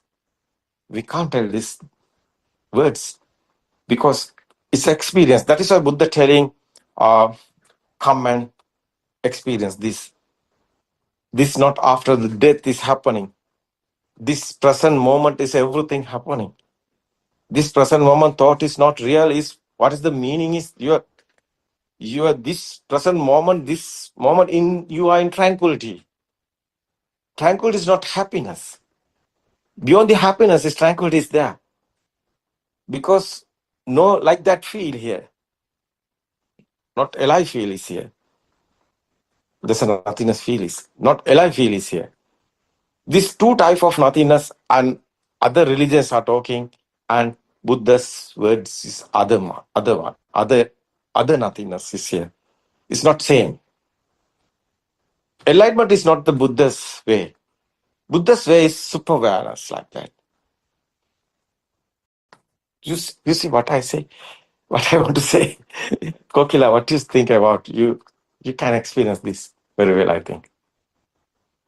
Yes, I announce it, even though we can't like actually explain it in words. This difference. Should be felt. Yeah, this It should be difference. felt. And what it does to you is like immeasurable. Like you can't really, you can feel it, the difference that would make to you, but you can't really like say it in the words. But you can. It will be seen by others. It will be felt by others. You will feel it as well. But the real thing is the value of everything is like gone. It will be value of you as well. So that is just another word then. Anything is okay. Kavinda, yeah, your words. Yes, Aranhansa. Aranhansa tried to say was like there are two nothingnesses that we talk about here. The society believe that the nothingness with endless happiness, that there is someone to perceive it, which is not the nothingness that we talk about here. Then that nothingness that we talk about here is everything happens as usual. The sensory functions work as a natural process, but there is no craving or desire to perceive things, or like there is no aversion or delusion, because there is no one to feel the nothingness. There is a feel, however, the self has dissolved and disappeared. So the feel is there, but you cannot even talk about that feel because there is no one to perceive it. So this tranquility is different from the endless happiness that we discussed before. I don't know. I tried. Yeah. Or Vahansi can explain further. Yeah. Dr. Ravi, our time is over. What do you think about? Yes, Arana, sir. As you said, the enlightenment is not the ultimate thing that you would achieve with this understanding. So it belongs to Hindu's teaching. So if person is attaining this enlightenment, there is always a person behind it. But with this super awareness, you don't find a person behind it. So that is the nothingness that someone would experience. So it is not the nothingness, as Kavinda said. Everything would be there. Sensory faculties are working. So a person behind that thing is not there. So that is the experience. That is the non-soul experience. So it has to be felt. So everything would be there, but there is no person behind it to experience all these things. So that is the super awareness, awareness that Yeah. that is what I feel. Yeah. Yeah. Yeah, someone is here. Something at your idea, something here. It's okay. This time is your time. If someone is here, is Suranga was, are you there? No. He's here. Mm. Mm. You can have your idea, any idea, this type here. You are realizing, no? What's happened here? Yeah. Can you give some words here? Newcomer or anybody? It's okay. I have some idea. It's okay. Our time is yeah. Aryanansi. So far we heard of Lord Buddha's enlightenment only. So it is equal to the Hindus' enlightenment concept. So only now only we understood that there is something else. That as you cleared it up, as you explained, super awareness. The clear distinction, the clear difference is enlightenment and the super awareness is the different. So this is what actually people can't understand, especially the Western world. They also think that Lord Buddha achieved enlightenment. So that is not the truth. The truth is he achieved super awareness. That thereafter, no cycle of birth or no suffering, everything is over. Yeah. Terasana. Dr. Kokila. Dr. Kokila, have you a final word for this? Dr. I think Kokila? main important thing is here is that the entertainment of sensory faculties would be gone as well. But even without that, there's so much tranquility. So that I think that's the basic thing, that it starts with the right vision or samadhi, and we invite everyone to come and listen and try to understand. There's And try to experience it. Yeah, if anyone wanted the truth, they should come and feel it. Yeah, it's good. Yeah, it's good. Yeah, everybody. Today time is over, but we won't explain this.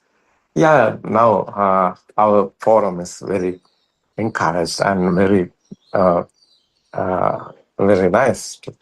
I like this forum because Dr. Ravi and Dr. Kokila and the Professor Kavinde and the Harshi and the other guys also. So now they have now experience. Otherwise, they know what happened here. So it's very important. I'm very happy with this forum because this message won't given whole world, because whole world people in struggling. They have suffering, they have sadness, they have ego, they are in wrong vision. So they want peaceful mind. They want calm and cool. They don't want war. They want peace. I accept that. That one won't be happen future. So that is why this message is very important. This message is whole world, all guys won't realize. This message is nobody is here, no one is here. Everything like a nature, nothingness. It's important, this message. How is this system working without you? It's happening clearly. You can experience without you. System is working. Mind sense also not you. Otherwise, your body is not you. Who are you? You are not anybody. You are this process, creation, effort only. It's not anyone. This is the final effort. Is tranquility. Is understanding coming. That is why this insight meditation is very important. This insight meditation is not a concentration meditation. It's very important experience. This experience is very nice, very calm and cool. There is endless tranquility. Tranquility is not a happiness. Beyond the happiness, that's coming final stage is tranquility. Endless happiness is enlightenment, but enlightenment is not a Buddha's way. Beyond the enlightenment is coming that Buddha's stage. There is the tranquility. It's very nice experience. That is the final experience. Nibbanam Paramasvaka. It's okay, everybody. One day you can experience it. There was Saranai. Tomorrow we can share it again. There was Saranai. Therun Saranai.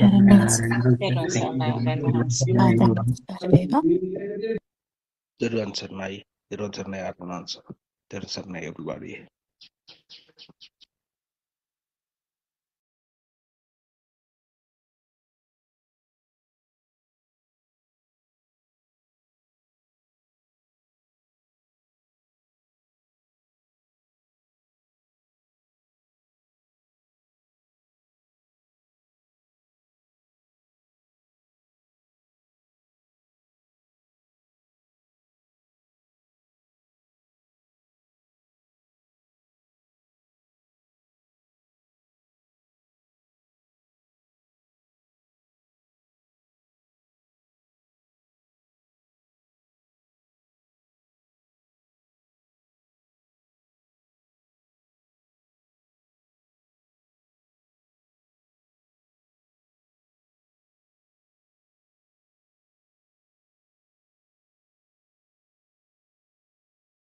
Here, contemplate and realize the profound teachings, the absolute truth that has been revealed by Lord Buddha about 2500 years back.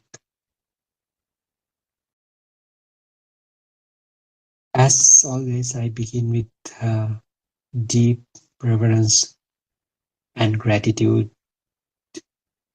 I humbly worship our noble friend, noble teacher, Buddothpado Aranwasi, whose compassionate guidance continues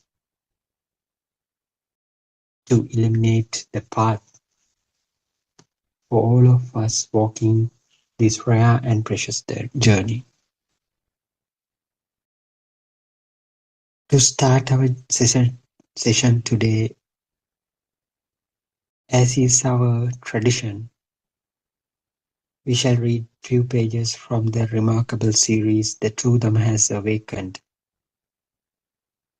So these pages are not just words, not just sentences. They are mirrors that help us to see this illusion through and reconnect with the timeless truth that lies within.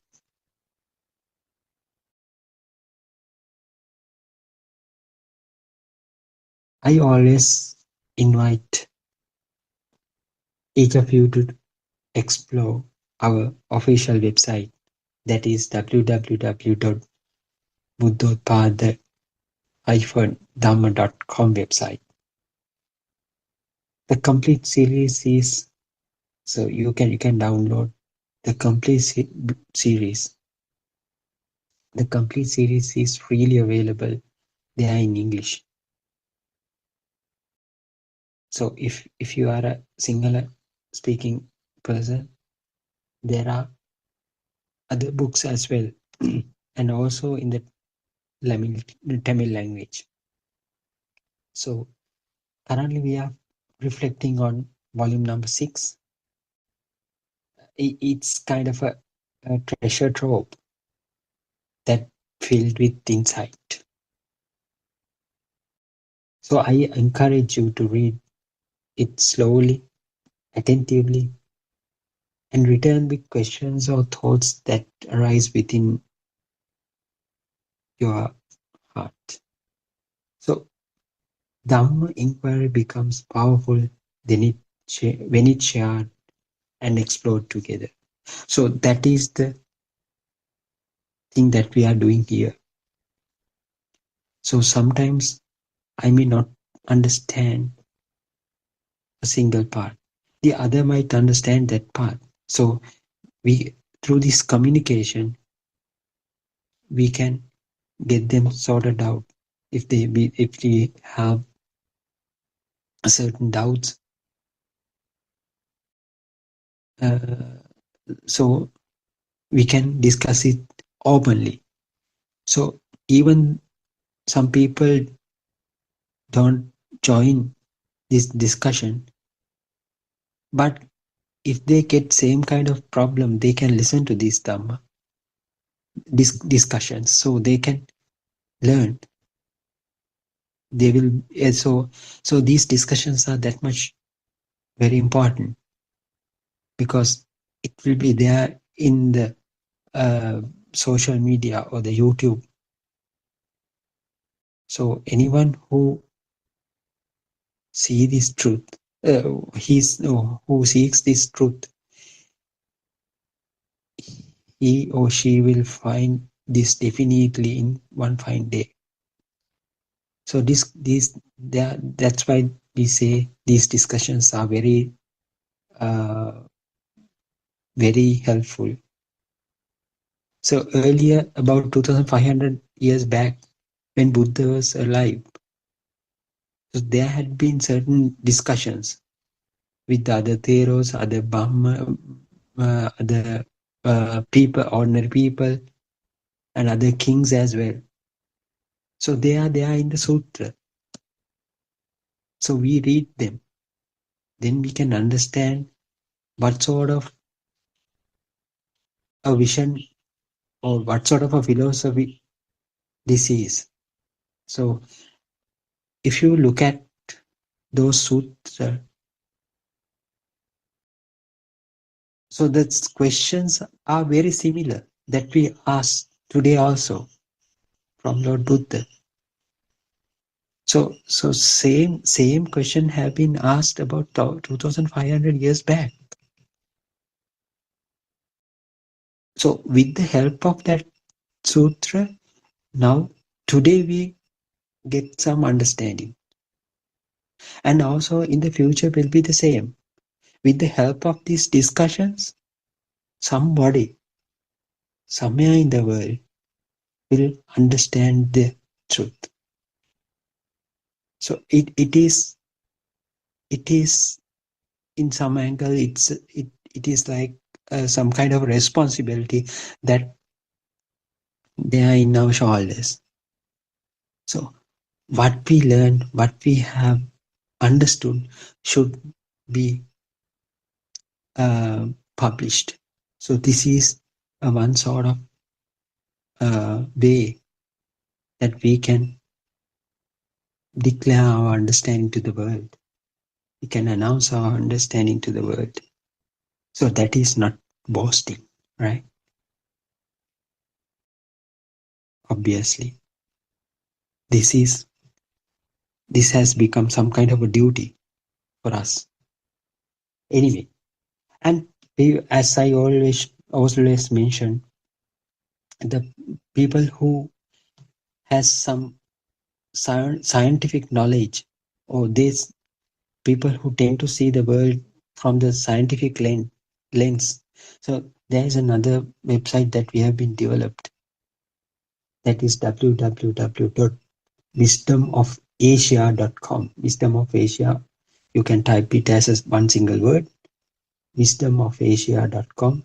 So everybody, anybody who is very keen about the modern day scientific findings as well as the truth, so this website will clearly bridge this knowledge gap.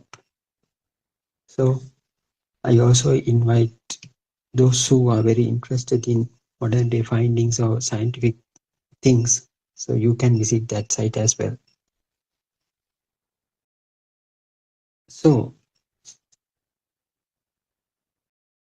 as always, I'd like to start the discussion by reflecting the few important points that we have discussed in early sessions. So what Aryan Mahase and ourselves want to highlight is that the feeling of I, how this has been created, and that is the only thing that makes you, that puts you in trouble. But this constant sense of a living or thinking or doing self is the notion of I.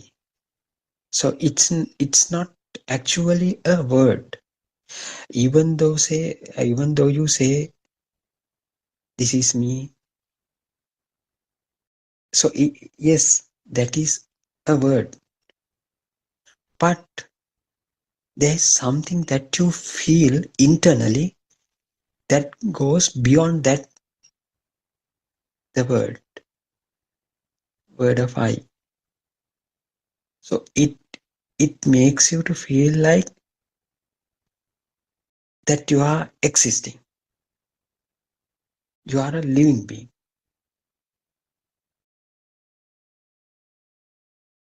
At a glance, if you are new to this forum, at a glance it feels perfectly normal. We say I live, I walk, I think, I feel. But what Lord Buddha asked us to pause here, just give some break and just start thinking, what is this I? What is this I? Who I am? What is the purpose that made me to be here?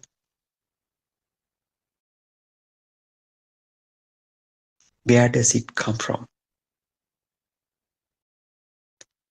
So moment by moment, as you know, thoughts arise and pass away. So the thoughts that you right now in your mind is not the thought that you start listening this in that you had when you start listening this discussion. And also you focus to your ear. Other than this voice, you may hear a lot of things which are which coming from various things.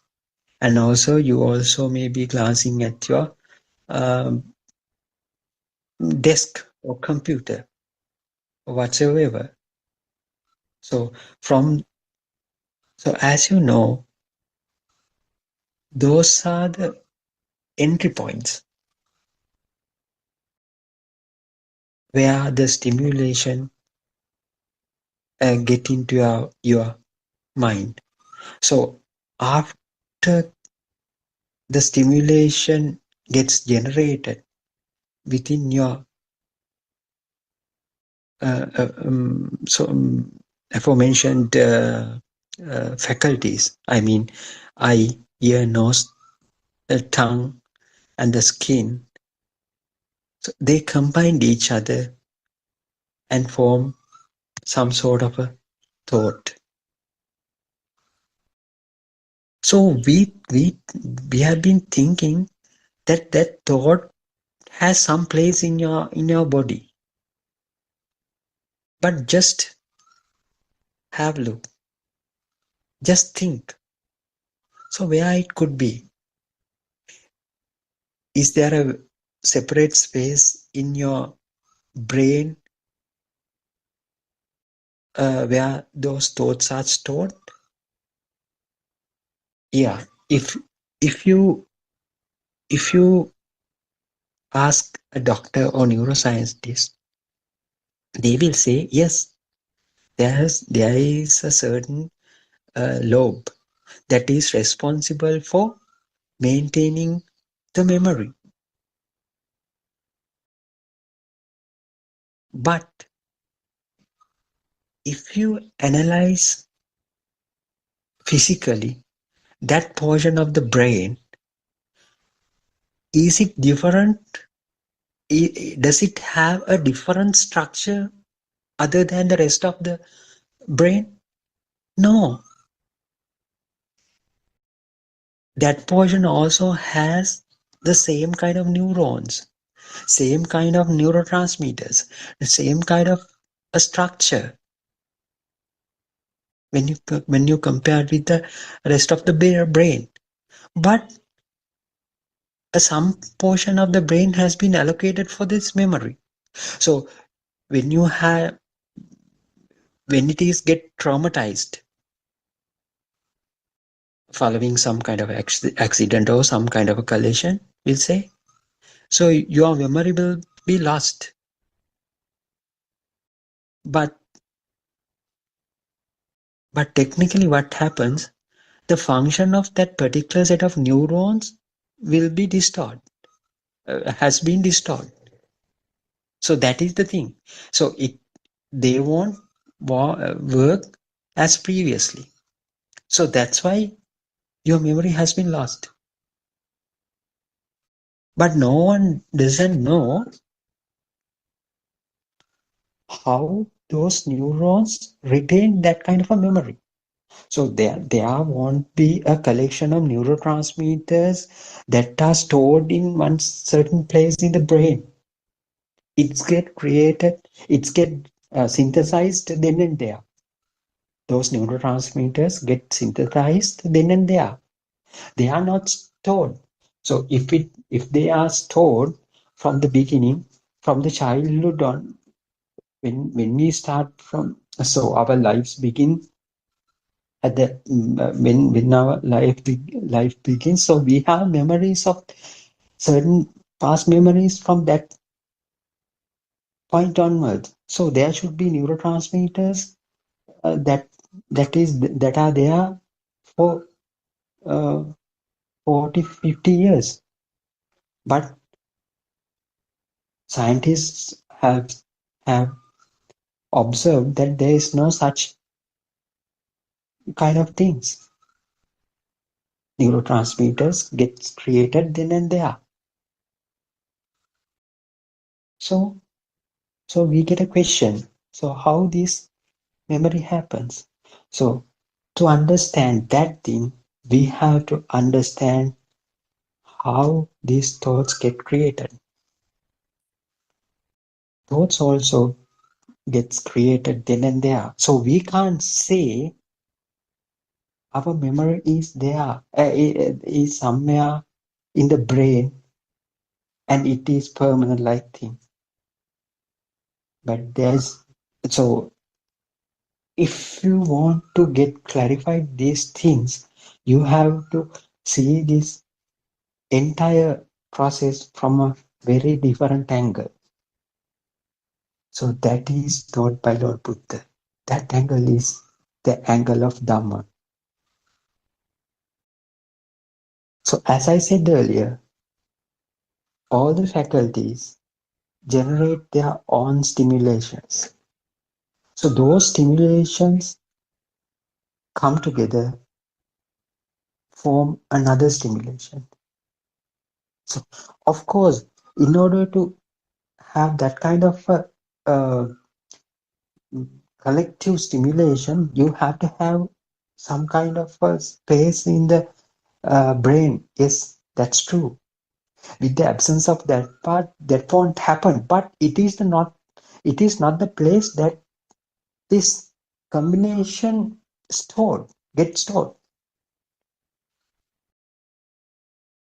It happens in a different way.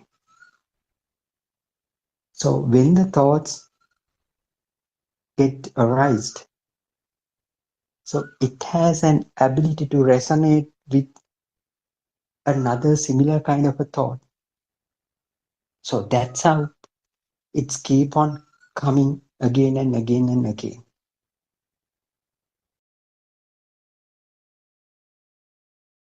So as in Dhamma, so all the things get created due to a vibration. How this vibration occurs? Due to some kind of a duality. If there is a positive and negative endings, so generation of a power within, we can't prevent it.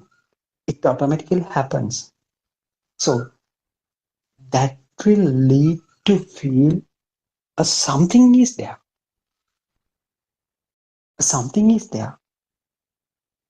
So at that point, you have not been created because you don't feel that at that point the self is not created, but we tend to feel something is there. So as an example, if somebody flashes some flashlight into your eye, it feels like it feels some kind of a burning sensation in your eye. So involuntarily, what will happen? Your eyelids get closed. Eyelids get closed. So without knowing, it will happen. It is happening. So why is that? Just because with that telepathization, we'll say with the creation of that, along with the creation of that vibration, it generated some kind of a power within. So that power make you to feel, make the eye to feel, oh, it's hurting, like thing. Unknowingly, what's happened? The response come, the closure of the eyelids. So it happens. So as you say, as you see, it is some kind of a automatic thing. Obviously, what is happening? The vibe, the what do you call the cells within the retina of the eye get stimulated. That stimulation is very strong, becomes very strong. Then it passes some kind of strong impulses. Then as a response to that strong impulses, the intensity of the impulse, the eyelids tends to close. So without anything, without thinking, it automatically happens. So this is called the reflection. So as such, when all these sensory inputs, the stimulations from all these sensory inputs come together, then forms a kind of a thought. We call it a thought, and it has also the similar kind of a power. That power can create more work. More that power can trigger more reflexes to happen. So if you think that I should move from this place to there, so you have to, from the eye sensor, you capture the the path that you have to move. From the ear sensor, you know where you have heard that this place is there. And also from the body and the skin sensor, you know that you are walking towards it. Then, of course, a mind sensor, combination of all three inputs, makes you to feel that you are walking towards that destination. So when you arrive at that particular destination, then another thought comes with the surrounding uh, changing nature of the surrounding. You recognize that another thought comes that you have arrived at your destination. So then you think, now I am at that certain place where I wanted to move. So it is also a thought. See how these thoughts makes you to feel that you have moved from one place to another place. But the changing nature of the thoughts made you to feel that you have moved from one place to another. So even though you listen these sermons from Sri Lanka, even you listen these sermons from uh, out country, from another country, it's there in your thought. You think that you are joining from uh, from Japan, from Australia. Who says so?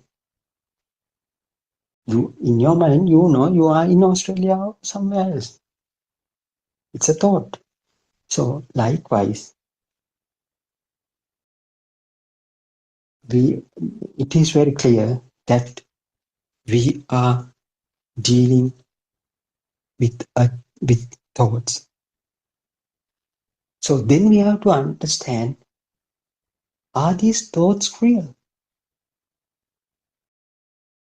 How we can say these thoughts are real? So that's why you have to understand how these thoughts get created. So if you know that process which thoughts get created, that that understanding will lead you to uh, figure out those thoughts are not real either. We think so. As I told you earlier, even though we think there's a place for our thought, there's no place to our thought. So there's no place to our mind. Mind gets created. So people have so many questions about that, where the mind is. So they are referring some part of a body as the mind. Some people thought it was in the heart. That modern people think it is in the brain. Obviously, there's without brain, there's no uh, thoughts will be generated. But it is not the exact point where thoughts are get stored. Thoughts get generated then and there. As you get stimuli from your different faculties, then the thoughts get generated. So, as such, now think, where were you? You are also in one of that thoughts. So, you think, I'm the one who went to that particular school. I'm the one who is graduated from that university. I'm the one who is doing this particular job. Likewise, nobody knows it, but in your thoughts, you have, in your mind, you have that thought. But similar to the other thoughts, it is also not real, because that thought also generated from your five faculties with the combination of all the signals. So thought is not real. So the most fascinating part here is, so you have been feeling there's a person behind that, the thought of I. So that is how we led our life up to now. But you don't know there's another kind of a feeling without the notion of I as well. So once you see the chair in front of you, you get a feeling that the chair is there. It's real. But at the same time, unknowingly, you create a self who is seeing this chair, who is sitting on the chair. So two thoughts go hand in hand. That's how you feel that you are a living being. At the first point, you feel like the chair is real. You felt like that chair is real. And at the same time, you felt like you are the one who is sitting on the chair at this moment. Those two things are also thoughts. As they become real for you, so the power that is built within will be there. So it can give rise to another thought. So likewise, this. So one thought gives rise to another thought. That's how you tend to feel that you are living. You are living. So earlier I had chair. Now I am seeing the same chair. Again, I will be seeing the same chair in the future as well. So those thoughts can create another thought. So those thoughts are always accompanied with some kind of an underlying energy within you. So that energy is the fact that makes you to feel that you are alive. But if you understand this process very clearly, you will understand it happens automatically. Neither you do it, nor someone else did it. That's why Selataranya said, Nahidam, I can't remember. Neither you created your image, no one did it as well. Nahidam attakadam bimban, nahidam parakatang aga. That is the Pali sentence. So it happens into a certain system.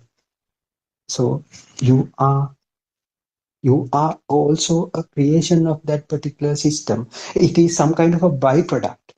So even though it has been created as a byproduct, now it has become the main product of that factory because of that factory. Because after creating yourself, then you tend to think that I'm the one who is living in this world. I'm the one who is communicating with my mother, father, and brother, and so on. So that thought is become so much powerful. So that will give rise to another thought. So that makes you to feel that you are a living being. But this happens into a certain system. According to a certain system, there is no one here. It is a byproduct of, as we know that this is a byproduct of another thing. So taking the outside thing as real makes you to feel that there is a person who were dealing with this outside world. It happened. It happened. Nobody did it. But understanding this phenomena, this Dhamma, this mechanism will lead you to think that the value, the value that I have been putting all on all these things is useless. So it's kind of an energy that, because of we didn't know that, we have assigned a self to that particular energy. So what is the use of that? There's no use. So even though you say mother, father, brother, car, house, my profession and my ambition, and all these things are thoughts. So if you empower it with your ignorance, that means the creation of I-ness will happen. So if you give up your ignorance, if you say goodbye to ignorance, that means that you get you get to know that it happens into a certain system. No one did it. It is a process. It is a byproduct of process. Now it has become the main product. So you will feel there's no value for anything. You will feel, even though I take I myself as real, it is not it is not a valuable thing. It is a mental creation only.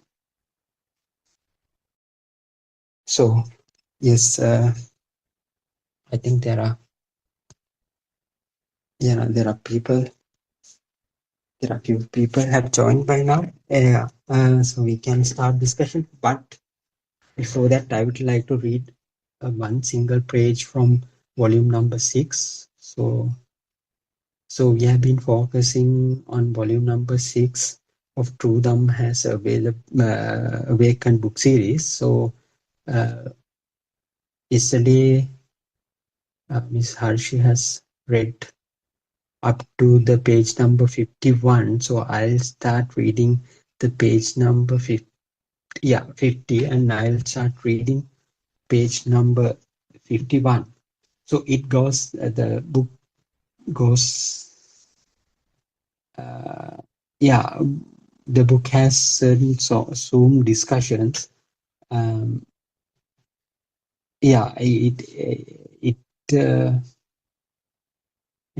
Zoom discussion on Sunday, which has happened between Aryan Wahanse and a participant. So that has occurred in September 3rd, 2023. The participant asked a question. Thiruvan Saranai Aryan Wahanse, I have a problem in understanding how the reflection or image is created. So this is the same point that we have been talking about. So I have a problem in understanding how the reflection or image is created. Is it because something is influencing it to happen from the outside? The participants ask, is it because something is influencing it to happen from the outside? I would like to know about the vibrations in the particles. So is the solidity created as a result of the speed of the vibration in the particles? So the participants ask. Aryan Vansi says. Aryan Vansi answers for that. For how long have you been listening to these discourses? Participants replied. About 1 year, Aryan Vansi. Aryan Vansi says. I do not think you have comprehended them correctly. When you have the notion that things exist outside, you are in the wrong view. Yesterday's Zoom discussion explained this so very well. When you have the idea that there is something outside or there is something inside, you are in the wrong track because both are incorrect. So as long as you take the external world as well as internal world, either both or either one is existing, that is the wrong view. So Buddha says both are incorrect. The eradication of two ends, which are Ajata Bahija, is the Nibbana. So you have to get away from both ends. Either you can't say it's existing, either you can't say it's not existing. So this doctrine goes beyond the scope of the human mind. So Aramasa says this very frequently. So our mind tries to, so there's no permanent thing called mind first. First you have to understand. So the tendency of mind to seek some kind of an end. If it wants to go to a good end or bad end, or it tends to find whether it's existing or not existing, two ends. But the eradication of two ends, which are known as Ajata Bahija, is the Nibbana. So this doctrine goes beyond the scope of the human mind. This Dhamma can be definitely realized by the wise and only by the wise people. So getting misled by illusions created in the mind, and also then people act governed by the illusions created in the senses, sounds, colors, shape, even the solidity and the liquidity, etc. What is happening? What is happening here? Getting misled by the illusions created in the mind, and also when people act governed by the illusions created in the senses. So ultimately what is happening? We become slaves to our own senses. Whatever the input they create, we tend to do it, or we tend to refrain from doing it. So we have not practiced to ignore it. That is the nature of the mind. No Patavi, no Apo, no Tejo, no Vayo. So the Buddha declared that in the first Nibbana Sutra, there is no call for no tangible things as we call four great elements. Apo, Tejo, Vayo, Patavi means uh, solidity, liquidity, airus, and the temperature or heat and cold. So those are also, so we tend to think those are existing outside, but these we don't know they are also creations of our own senses. If your senses become inactive, what will happen? This is not the knowledge. This must be investigated with the special wisdom. The world is trapped inside the senses and daydreams. People have closed their eyes with their own hands and shout, "It's dark." When eyes are closed, truth cannot be realized. People are trapped inside a cage called ego and self, which is the wrong view, and they say, my mother, my child, my, me, and I.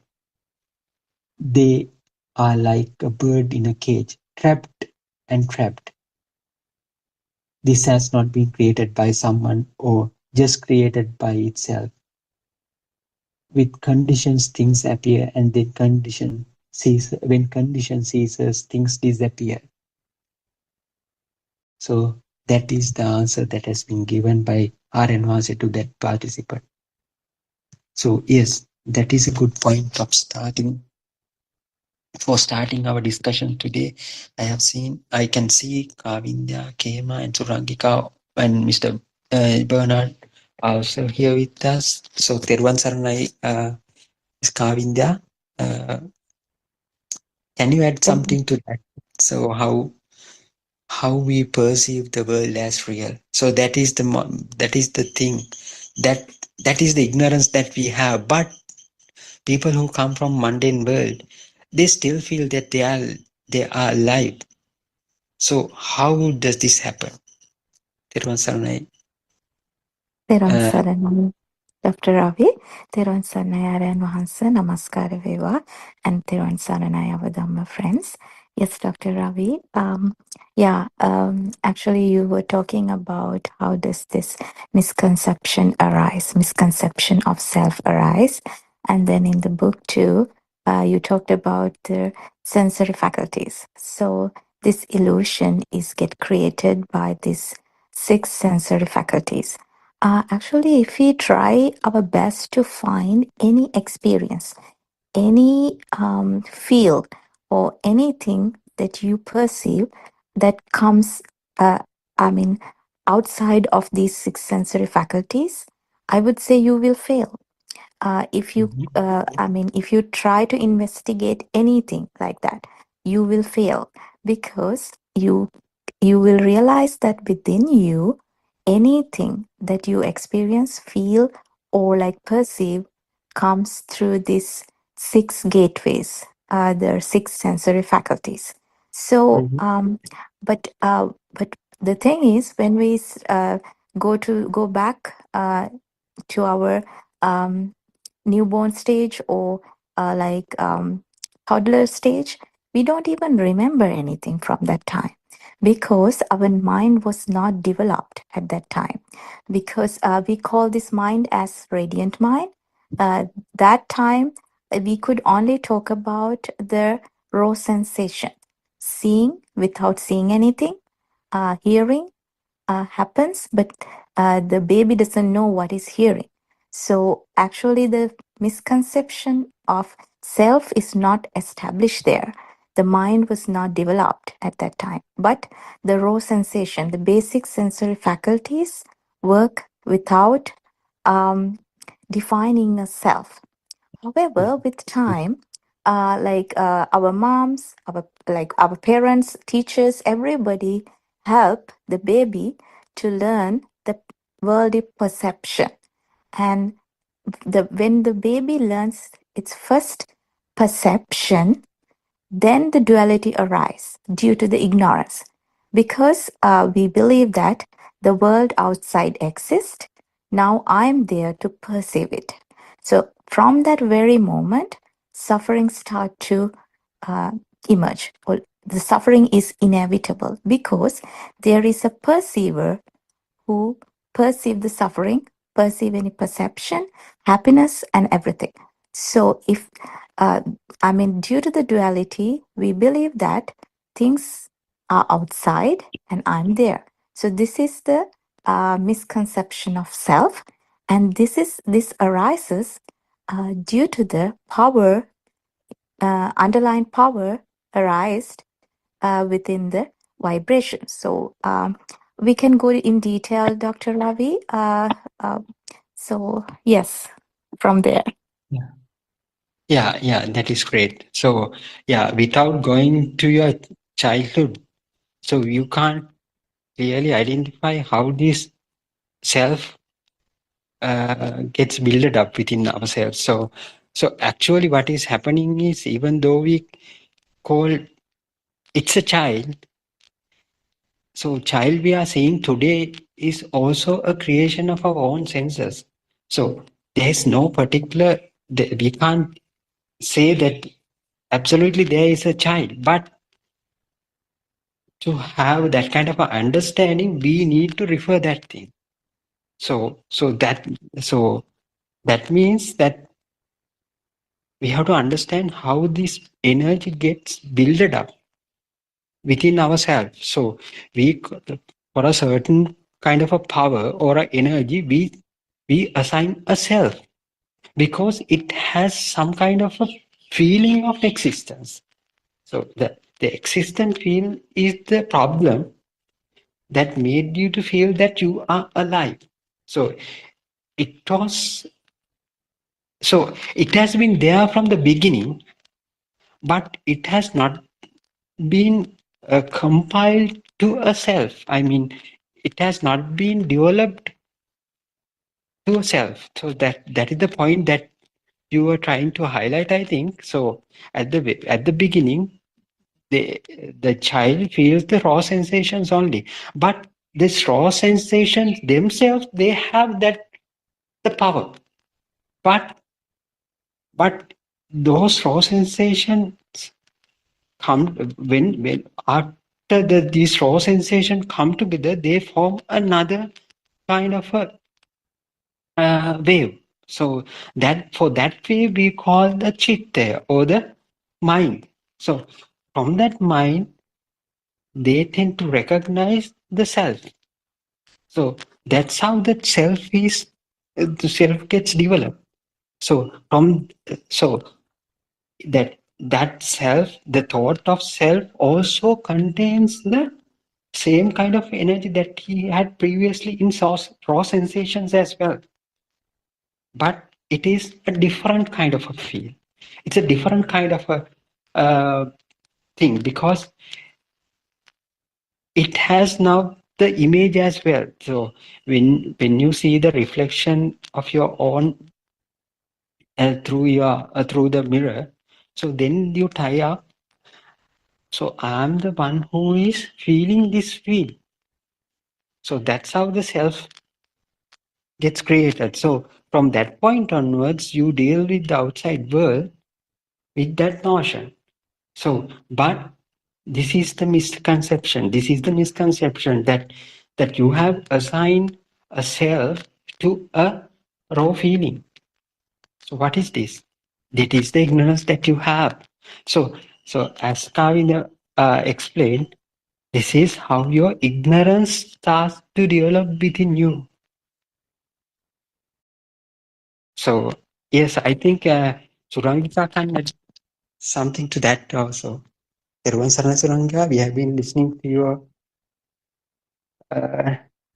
explanation for some time, but you were not there in the forum for past few weeks. Now you are here. Yeah. Thiruvan Sarnai, Dr. Ravi, Thiruvan Sarnai, Kavinda, and all Dhamma friends, and I pay homage to our noble friend Aryan Mahansa. I think that was an interesting topic, and I was listening to a few days ago the conversation that we had with a new guest called Kema. That was actually a really good discussion where Aryan Mahansa himself joined as well and provided a very profound talk. So this one, I think the way we trace right from the beginning, as you, Dr. Ravi, mentioned, and Kavindya, is probably a good thing. And that is all we have to do, isn't it? Trace how the whole mind gets created. And by doing so, we unlock the whole illusion that has been the cause of all this human suffering. So I think at the very beginning, you mentioned the two extremes, and that's where the whole Majjhima Sutra comes in, isn't it? So if you say, no, there is nothing, that means you are implicitly acknowledging that there is something. So there is always that extreme. And what happens with the mundane world and the people who are harboring illusion or ignorance, not knowing the true Dhamma, is that's what happens. We oscillate between saying that there is something out there or saying that there is nothing. So by saying nothing, we are almost implicitly acknowledging that there is something. And that oscillation between those two extreme ends is actually what causes the vibration, the cause of all these so-called manifestations in our sensory perceptions. So that vibration, and as Kavinda said, the newly born baby still has, because of the sense faculties, still has the notion of seeing, still has the notion of hearing, but doesn't understand that it is seeing, does not understand that it is hearing. But those so-called notions are there, and that auto almost reaction to a light or to a sound can still happen without that innate understanding. But gradually, when that baby grows older to probably a toddler stage or 2-3 years of age, those same sense faculties start to mature. And through that maturation process, there is that ability to kind of take on these teachings, as Kavindya said, given by your parents, loved ones, your teachers, and so on. And then all these mundane world, conventional terms, labels, and brands that we have put to various things start to get, are then taught to that toddler or to the infant or the child who goes to the nursery, and repeatedly providing notions or names to, for example, an apple or a tree. You know how the whole nursery session goes. You show the alphabet, you show A, B, C, and you show A for apple. And the repeated repetition of that same name and the sound, same image and the sound, the same taste and the sound, keeps on getting drilled into that child's senses. And then before you know it, gradually, those things start taking shape. So initially, through that whole vibration, all what happens in the law of cause and effect is that there is a spark. I mean, R.N. Vanse has tried to make it very easy, because in the Tripitaka, what we see is something called Rupantiko Aiso Rupang. And what that means is the vibration is the cause of the so-called notion of form. So if we try to make this, try to relate that to the modern world, it is easier for people to relate to the term spark. And when you say spark, so if there is no speed of vibration, there is no spark. And this whole vibration happens in the eye. And all that happens in the eye is the speed of vibration. And that gives us the notion that there is light. If the vibration happening in the ear gives us the notion that there is a sound. The same thing with the tongue and the nose, the sense of smell, the sense of taste and touch, and so on. So these are the initial manifestations or sensory perceptions that occur in our 5 sense faculties. But then what happens?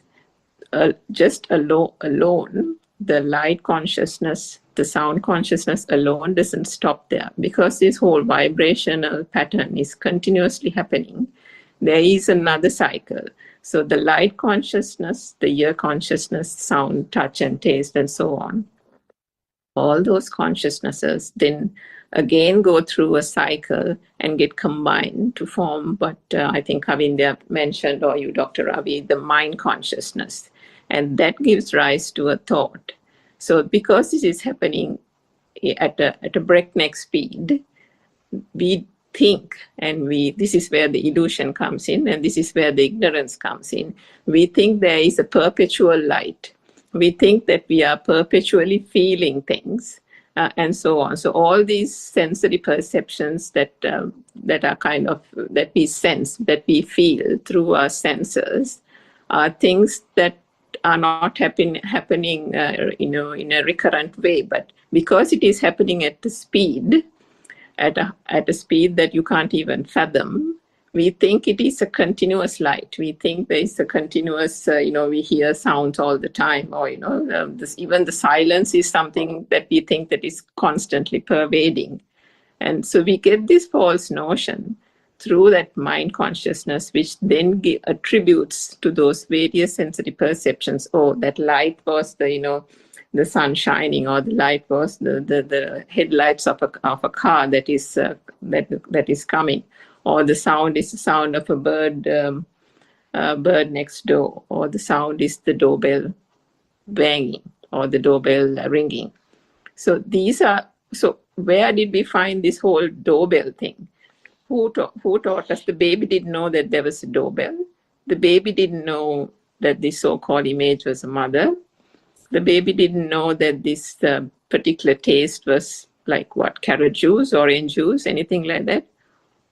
Where did all these labels and brands come in? All these labels are things. If you think back to your own days, to your childhood, how did you even get these notions? Weren't they all taught? Weren't they all learned? So these are being taught by people in this conventional world, in this society, by people who, with good intentions, have been teaching us things from our childhood days. But what have they been teaching? They have been teaching things that they thought existed in this outside world. So what happens if we think about the whole process, how it happens, the vibrations that occurs in our different sense faculties first gives us the notion of a light consciousness, ear consciousness, and so on. So the cause is the vibration, and the effect is the light consciousness, ear consciousness, and so on. And then what happens? The cause, then the effect then becomes the cause. In the next round, with the combining of those sensory perceptions, the cause becomes a light consciousness, ear consciousness, and the effect becomes, I don't know, something like, oh, I'm having chocolate cake, as our friend, Noble Dr. Kokila always says, or I'm eating chocolate cake. Or if I get a smell consciousness, I'm inhaling the smell of jasmine or gardenia. So that is the next round that happens. So the effect becomes the flower. The effect becomes mother, father. The effect becomes, my job, various types of objects, people. That becomes the effect. So, and then what happens with all these objects that are being taught and people that are being named and identified around us, there becomes another notion, all starting from ignorance and continuing with ignorance. The next notion is that one gets the feeling that, oh, all these things are existing. There's a mother, there's a father, there's a world, there's the nursery, school, teachers, orange, my lunchbox, and so on. And then with this whole notion of that there are things that are there is this sense of existence that suddenly then starts growing stronger and stronger. And then before you know it, the effect becomes the sense of existence, and a live feel that one then starts gradually getting accustomed to, and that starts taking on a character of its own. Again, there is another cycle that happens, and this is where the whole illusion really comes to the point of a climax, and the whole notion of suffering comes about through that. With this sense of a live feel, that becomes the cause, and then with this world and worldly objects that are around us, suddenly there is the world, and then the moment there is a world and the acknowledgement of a world out there and the acknowledgement that there are people, things, and so on, immediately one gets the other notion that there is an I, and the I perception or the self gets formed. Because the moment that you acknowledge that there is a thing out there, that there is a person out there, there is a mother, then there is, so who is the mother? The mother is my mother, right? Because if you think about that person, the person is not the mother to everybody. The mother, the relationship is formed in contrast to yourself. The person who's the mother is not the mother to your father, right? To your father, she's his wife. So this whole relationship and the contrasting of that happens in relation to this so-called I that gets created again through the illusion. So the cause and effect kind of works its way through from that very first notion of the vibration pattern and comes to the point where we are then having the notion and believing that there is an I here, that there is a self here, and then the self-perception gets stronger and stronger, and that's what we then believe to be true, and that this whole existence then gets surrounded through that whole notion, and that notion is the thing that brings the suffering, because if one thinks that there is a world outside, then there is an I that gets created, and the things that are happening outside in the world, you think it's happening to yourself. You think you have a relationship with those things. You have given a value to those things, And by the giving of value, you're giving value to those objects and you're giving value to yourself in relation to those objects. And with all that comes suffering. So I'll just leave it at that point and allow the other Dhamma friends to continue. Thank you, Yeah, Dr. yeah, yeah. Thank you, Sarangika. You explained it very nicely, very nicely, very comprehensive explanation was given. Yeah. So as you said, how your mother become your mother, my mother, that particular mother become my mother. So it has a different kind of energy that to that thought, but towards someone else's mother, so we don't build that kind of a power within us because we don't feel like uh, her as my mother. So it's someone's mother. But so likewise, you have different levels of power for different thoughts. So it's like this. It's like so the powerhouse generates the electricity, then it is transmitted to your house through the cable. So that power is very similar. That current is very similar that the internal current that you have. So when it reaches your house, then you can produce cold through an AC. So you can heat up your house through what you call by using some kind of a heater, wall heater. So likewise, that initial energy that has been transmitted from the cable, that you can produce any sort of it can produce any sort of things. So likewise, the energy that is there within you, the energy is the self energy. So it will lead to create other energies as well. So that means it can continually create the worldly perceptions. So that means that as long as the power is there, so the worldly perceptions will get created. So it is not done by you. It will automatically happen. It will automatically happen. But so can you explain? Uh, so so people might ask. So you have been telling this for years and years, but we know that. So what will happen next? So I know this is happens into a certain according to a certain system. So energy is the fact that makes us to feel that we are alive. It is the causative factor that um, put you in trouble and also put you in happiness as well. So understand, just by understanding that thing, what will happen? What will happen next? So can you explain, Terwan Saranai, Kavindya or Surangika, whoever? Can you explain what will happen next? Absolutely, Dr. Ravi. And I will go first, and Surangika can explain further. Yes, so first, anyone who listen to this Dhamma will learn this as a knowledge, but knowledge will not give you the realization of how does this self get created, and then the duality would not cease, or the suffering would not cease just with the knowledge.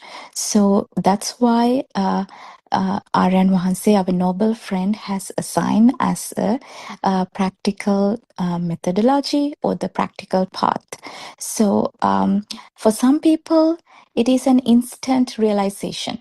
For some people, it is like we need to like go through this path slowly, and then the self start to diminish and dissolve very slowly. So that's why the practical path is important, like actually for a beginner.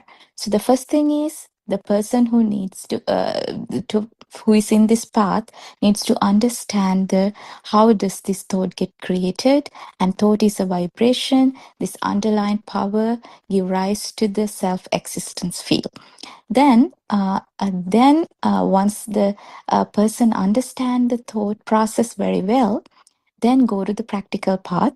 There, you will start to observe how the self is get created due to the six sensory faculties. Actually, the six sensory faculties arise as involuntary events. As Dr. Ravi start explanation in the pre-explanation pre-discussion part today. So the actually this all any event that we talk about, any task that we say that like I'm doing this, I'm the one who go from point A to point B, it is involuntary. But due to the misconception of self, we think that we are going from point A to point B. In the very same example that you used, Dr. Ravi, so when you are in the point B, we say that, okay, I have arrived. This is my destination. How would you say that? You are using your six sensory faculties and then you interpret it as your destination, the color image of your destination. As an example, let's say I'm going to the Niagara Falls. So when you are in the Niagara Falls, you see the waterfall, and that is the color image. That is the vibration. Color image is the vibration, which is the eye consciousness. And then you hear the sound of the waterfall, and then that is the sound consciousness. Again, it's a vibration. And then you might feel this fresh smell, and then you might taste the fresh water, and then you might feel chilly. I mean, like it can be a little colder than usual temperature. So this is these all consciousnesses are vibrations. And then what happens is all these vibrations fuse each other, fuse together to create the mind consciousness. Okay, this is my destination, or I have arrived at the Niagara Falls. So like that. So how does these sensory faculties work together to create this illusion? So you try to work on this practical path to check how does this illusion get created without a self. So this is the practical path. Actually, Aryan Wahanse has divided this practical path to 4 steps.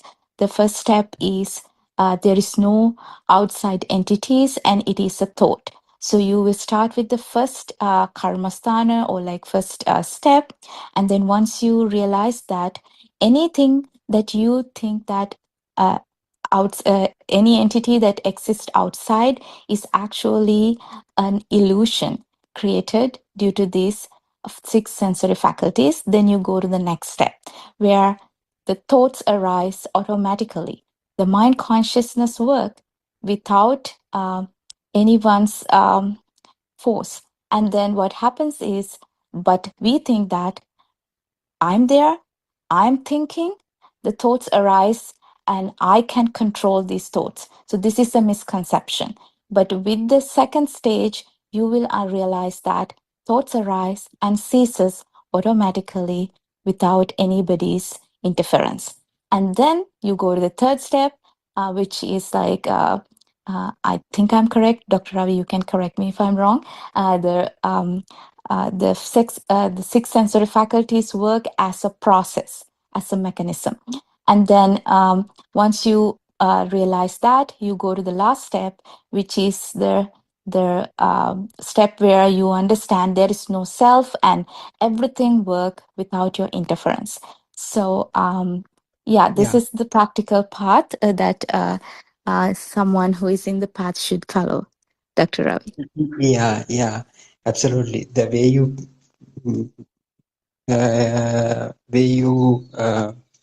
explained is correct. So the what is the ultimate outcome that we intend to pursue is to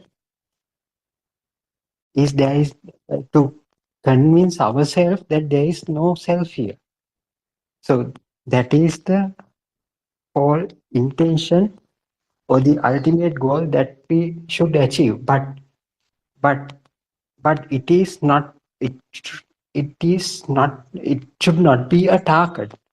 But we have been doing certain things in our day-to-day lives, setting up some targets or goals. So there is a also there will be a person behind it who achieves that target.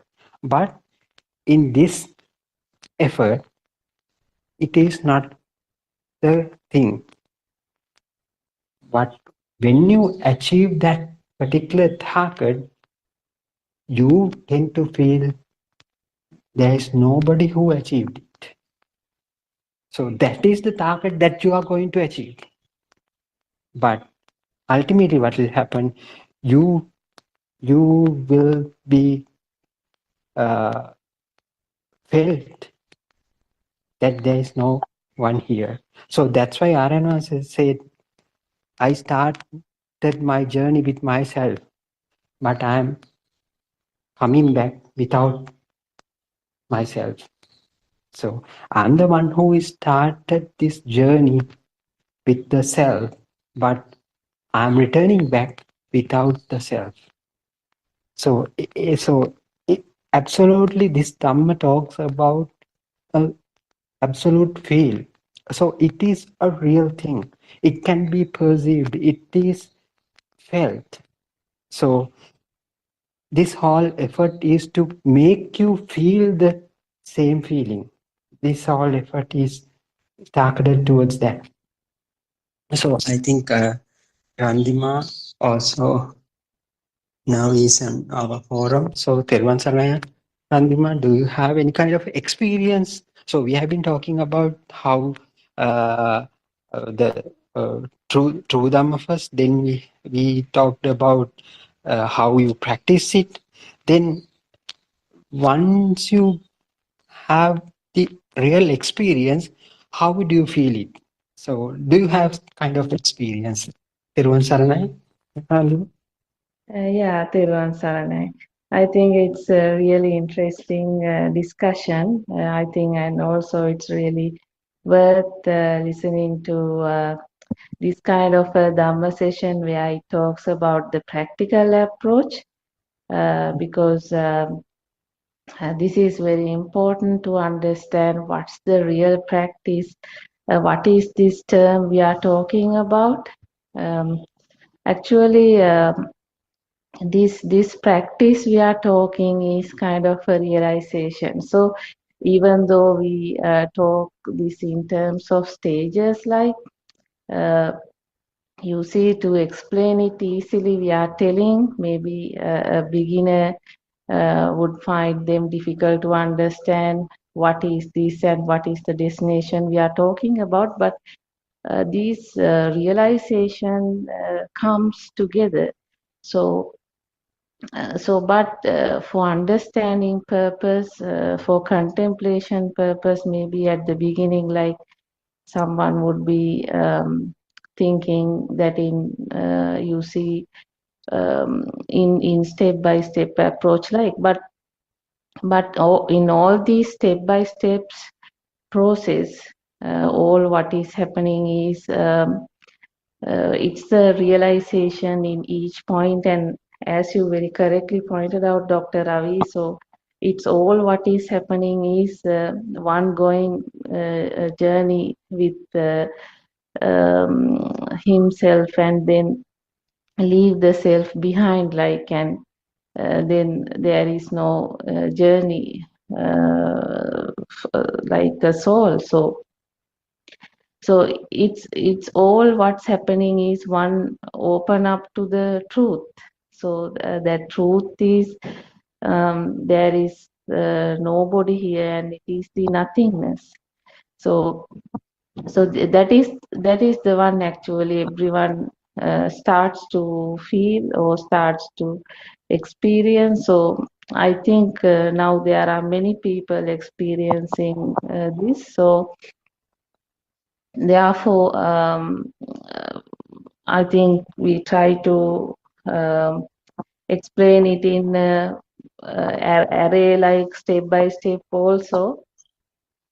Sometimes one would realize this you see at a one shot. So that also can happen. So um, But all what we need to understand is these powers, because if we see the samudaya, if we see how this power is formed, then it is the Attagami, that is, it is the liberation. So that is the importance of, I think, looking this piece, because what happens is we see how the power, what is this power? This power is like there is a power of want.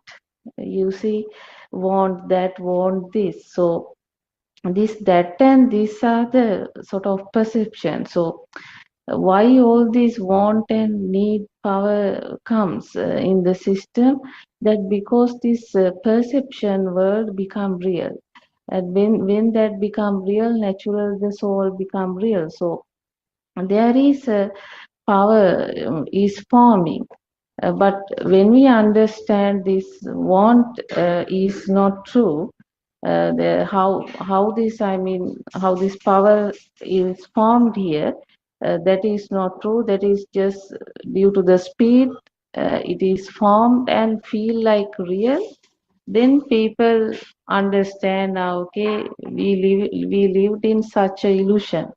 So that's how this realization you see starts to experience within, like. So all this want power come, it's because of this drushti. We can understand that things are real. So this drushti is the one which get attacked here, and then the whole system sort of open up to the reality, like. So then it is not a personal or soul like, but then it's more like a system. So then of course it's not like I mean, in that system it will not find like things, you see. The things or this reality of the world is dropped.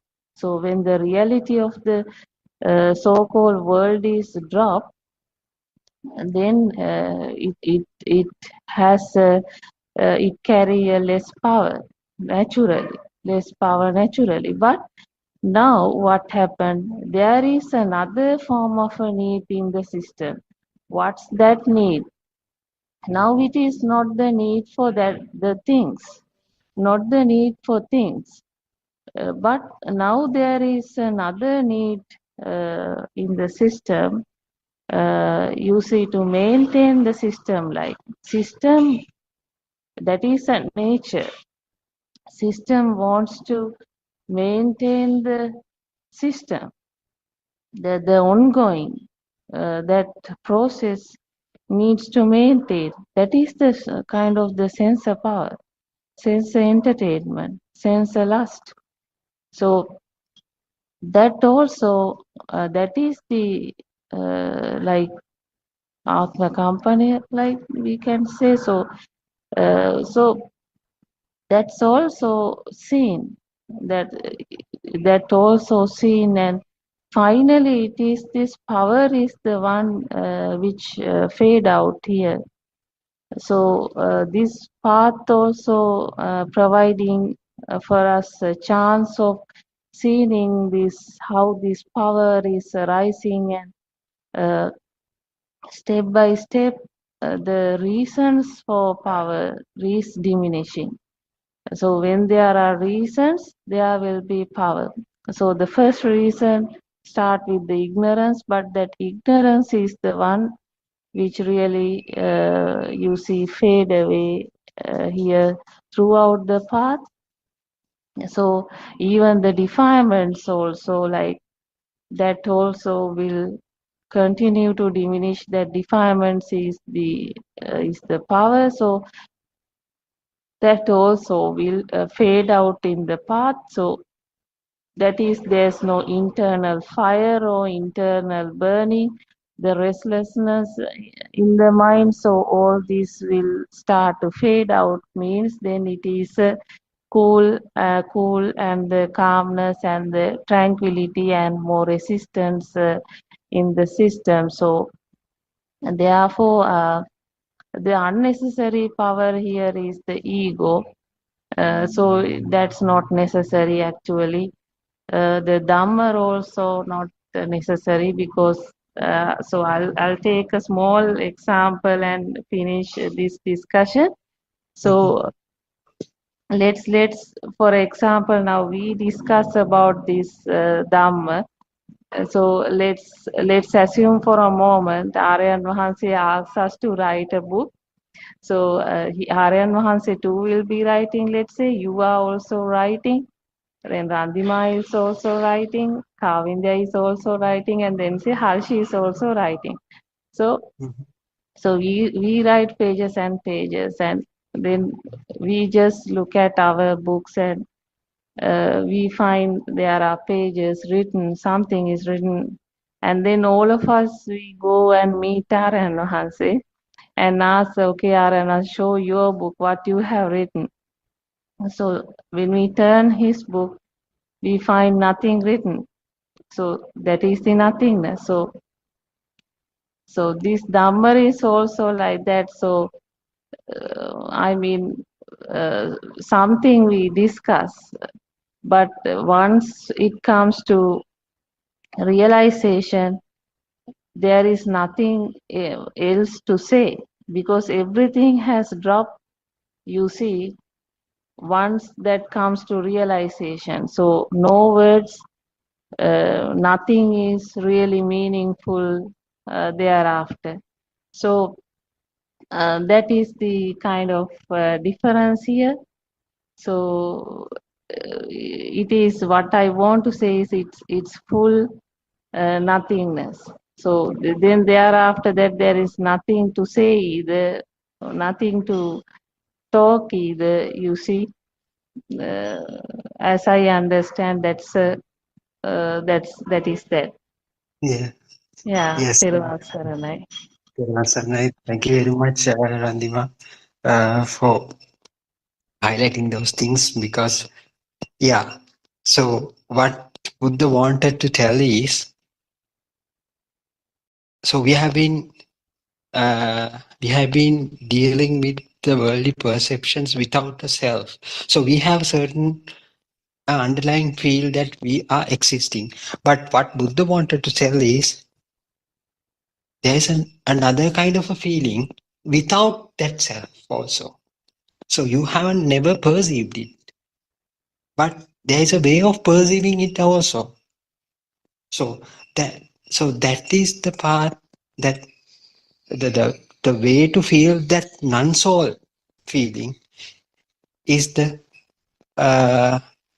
would be the ultimate uh, goal. So that is the message that Lord Buddha wanted to convey into the world, but it has to be felt individually. I mean, it so by ourselves. So that's why Lord Buddha said, "Ehi pasika."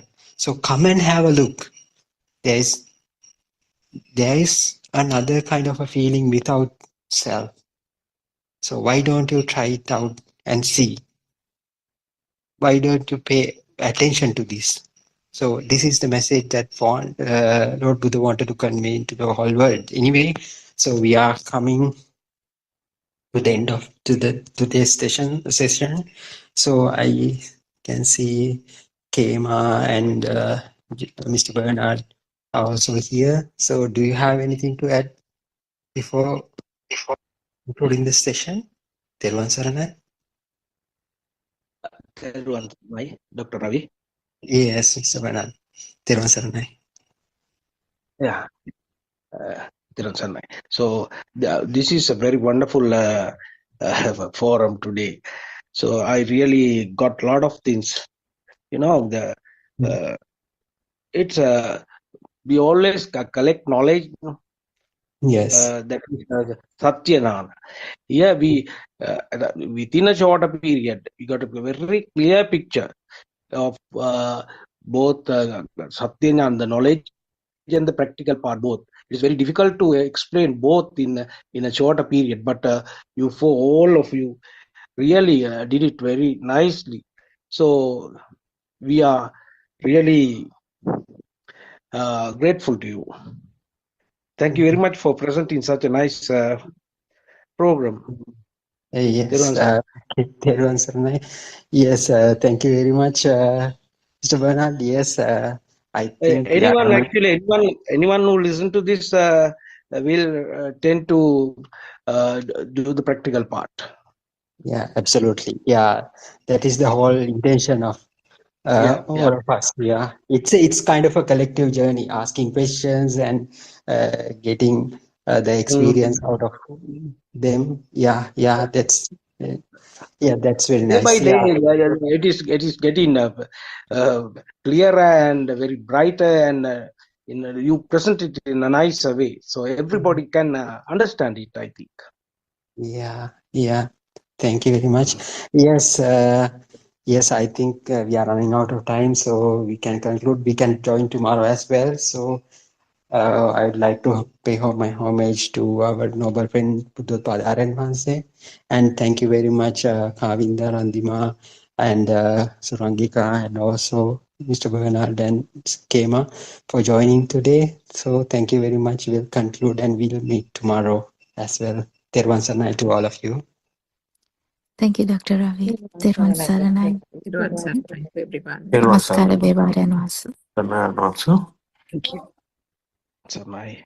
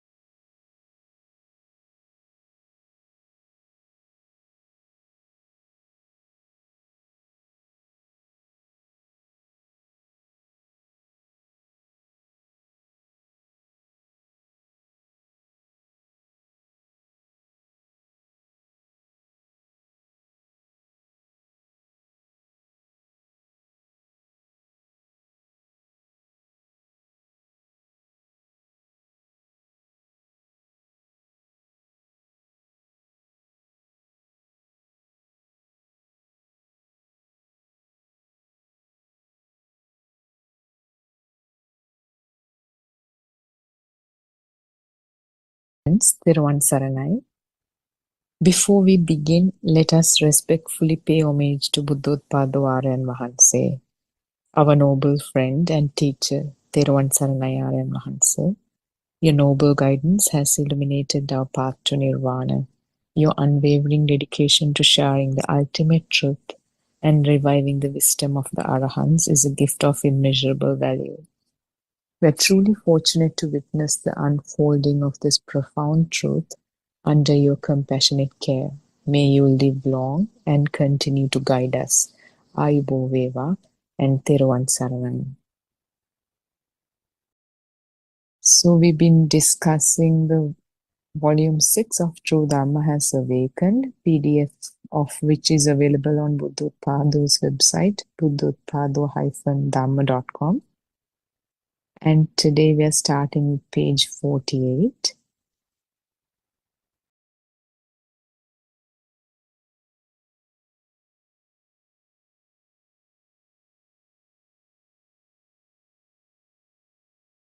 Fortunately, today, insight, meditation, and the Buddha's core doctrine, dependent origination, are available to you through the Buddothpado discourses.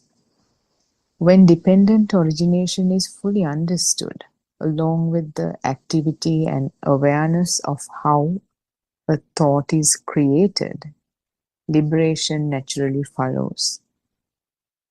When you really understand how a single thought is born, what conditions gave rise to it, you don't need to do anything more. That itself takes care of it. That very seeing is the beginning of freedom. Insight isn't something added, it's what happens when ignorance falls away in the absence of thoughts. For the absence of thoughts to happen from a busy mind, for it to go to a state where thoughts are less or absent, the truth needs to be seen. Otherwise, the behavior of the mind is to create more thoughts. How thoughts, sounds, and colors are created must be understood. Sounds and colors are not part of the mind itself. When certain conditions arise, along with rapid vibrations and the sparks they produce, the eye perceives. This is an illusion, a creation that happens only because the conditions allow it. What one sees depends on many factors. Some people cannot perceive certain colors. Even animals see differently. So to understand the thought, to understand the mind, we have to understand the relationship between sounds and colors. They are not part of the mind itself. Sounds, colors, smells, tastes, touch. But the conditions, the necessary conditions as they arise, which is vibrations, the fast occurrence of vibrations, the sparks, then the visible portion of it is seen, the audible portion of it is heard, the portion of it is that could be tasted is tasted, portion of the vibration that could be smelled, the portion that could be touched is touched. So when with the sense of with the faculties, sense faculties, when these are perceived, the summation of it, the whole of it, just creates the thought. All these different kinds of vibrations, different manifestations of vibrations, contribute to creating the thought. Because of this speed, this moving nature, this flowing nature, it feels like something's out there, and that feel that's arisen due to the speed, due to the power, due to the underlying power, itself becomes the self. It feels like it's felt by someone, and that someone, based on the wrong view or the self-identifying view, at an early stage of our lives, we have labeled it as the self with the name that we are being given by the parents. So this is the illusion. And for a linear mind, however much it is communicated and explained in using words, it's difficult to grasp. With penetrative insight, we try to understand it, understand how this mind is created, how this thought is created in this moment. Yet, without the feel, without awakening to the feel, it's very difficult to grab or feel actually how this is formed in the moment, because the mind cannot grasp this nature of the mind. This is the illusion, a creation that happens only because these necessary conditions of the vibrations are present. And if we talk about or contemplate on the vibration, we can only see one snapshot at a time. It's just an appearance in the moment. We can't say vibrations exist even. So when we can't, there's even for us to call something a vibration, there's nothing. So the whole world that is existing for us, this existent feel and this feeling of self, all that is that is the illusion that is formed in this moment.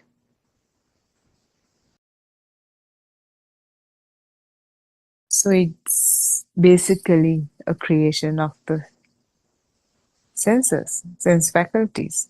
And because our senses are capable of seeing the 7 colors, hearing the 7 notes, the ranges, the capabilities of our sense faculties are different to the capabilities of sense faculties of different animals. Different animals have their sense faculties with different capabilities. Dolphins communicate differently. Cows see ultraviolet. Bees see differently. Not all the animals that we see have these sophisticated 5 senses. And that is the rarity of being born a human, because this 5 senses together creating this sophisticated mind, on one hand, makes us trapped in this illusion even more, even deeply. At the same time, that same sophisticated mind lets us understand and realize this illusion so we can transcend this illusion. Ultimately, everything is created by the influence of the Suddhashtaka elements: earth, liquid, heat, air, color, smell, taste, and sound. All these elements are in constant flux, vibrating and changing from one quality to another. In the end, there is nothing permanent. The only permanent thing is impermanence itself. So actually this is explained very nicely here. This is talking about the great octad, I think the English term is Suddhashtaka. So in Abhidharma it says everything is the most fundamental unit of which the world is made up of is called Shuddhashtaka. 8 different qualities, namely earth, liquid, heat, air, color, smell, taste, and sound. Earth means the solidity, liquid means the liquidity, heat means everything has some sort of a temperature. Air means everything has that to varying degrees, the component of air in it. And with the sense faculties, we can detect the color of these things: smell, taste, and sound. So whatever we look at has these 8 qualities embedded in them. And it's very beautifully said in the book when it says, all these elements are in constant flux, vibrating and changing from one quality to another. They are always changing, and they're all these qualities are embedded in these elements. Whatever, if we look at a chair, it has the solidity, it is prominent in the solid solidity or solidness, solid quality about it, hardness. If we look at water or any kind of liquid, or even like jello or whatever, that are not kind of liquid, they have a liquidy quality about them. Anything we touch has some sort of temperature, whether it's cold or hot or whatever. And air is, how much kind of gaseous nature of objects. For an example, air forms, different kind of forms, sponge, they have a certain, these are the examples I can think of. If you can think of better examples, please share. And everything has a color, smell, smell or no smell. Both of them are information about something. Similarly, taste, whether it has a taste or not, we have that information about any object. Because as kids, we would lick everything. And when we grow up, we don't have to lick everything, but we have an idea as to what's edible, what is tasty, and what's not edible, and what's not tasty. And the sound, not necessarily all the physical objects make any sound, but even if we tap on something, we have an understanding as to what kind of noises, or when we are dragging something on the floor, we have an idea as to what kind of sounds they make. And these all feel like existing three-dimensional objects because of the vibration, that flux, that changing nature. That only could be detected, but however much we explain with words, that this idea can only be detected through the feeling or awakening to the feeling. It's very difficult to grasp by the mind. We have some sort of an understanding, but when we feel it, that does more justice to this idea than any words can explain. Therefore, nothing can truly be found from the outside.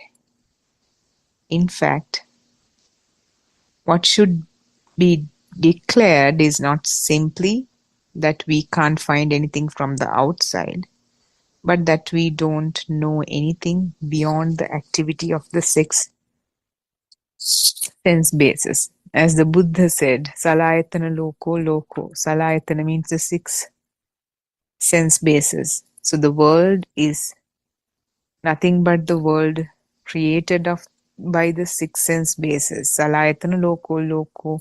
Salayatana nirodho nibbano. And by the cessation of these six sense bases, what is left is nibbana. Not that we are extinguishing the sense bases or whatever. The only way to kind of let these sense bases go to cessation is by realizing how they are formed in the moment. So the whole world begins and ends with the six sense bases. And if these sense activities stop, the world stops or goes to cessation. You see a wall because of vibrations. Millions per second. All five sense bases are active, but the dominant one comes forward. If the eye dominates, then what is created is called derived matter or upadaya rupa, or rather how it is manifested. So, if we are looking at a table, what you see is the upadaya rupa. In this way, the sensual world is only an illusion. It's a creation. It does not exist anywhere. Even the sense of hot or cold is simply a feeling on the skin. It's all just a mental illusion. So this upadaya rupa, or this manifestation, it feels like it's existing out there. Like you're inside a room right now. You have the idea the world exists beyond this room. But how can you access that world right now? The only access you have, only form of access you have to that world is by a thought. Or you can pull up a picture from the internet and show it on a phone, and that image is a bunch of pixels. There's no world in that picture. Bunch of pixels on a phone. If you switch off the phone, if the battery dies, there's no world. In the mind, there's a world out there beyond this room. But what all you can see is the four walls, or the three walls you're surrounded by. The rest is a mental construct. But when we open the door and go out there, then whatever is there is created in that moment. The room is created right now in this moment. Even when you say this is hot or that's cold, it's a sensation coming into existence in this moment. It is that, and it feels like, this object exists and it is hot or it is cold. But in fact, it is the works of the vibrations, the manifestation of the vibration.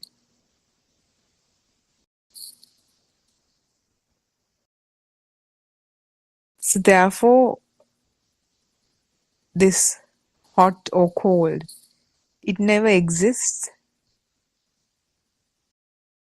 It's only interpreted in the mind. That's why you can't ever really hold on to it. There's no object here. If there's your son or daughter comes to you and gives you a hug and you feel the warmth, you're feeling just a temperature.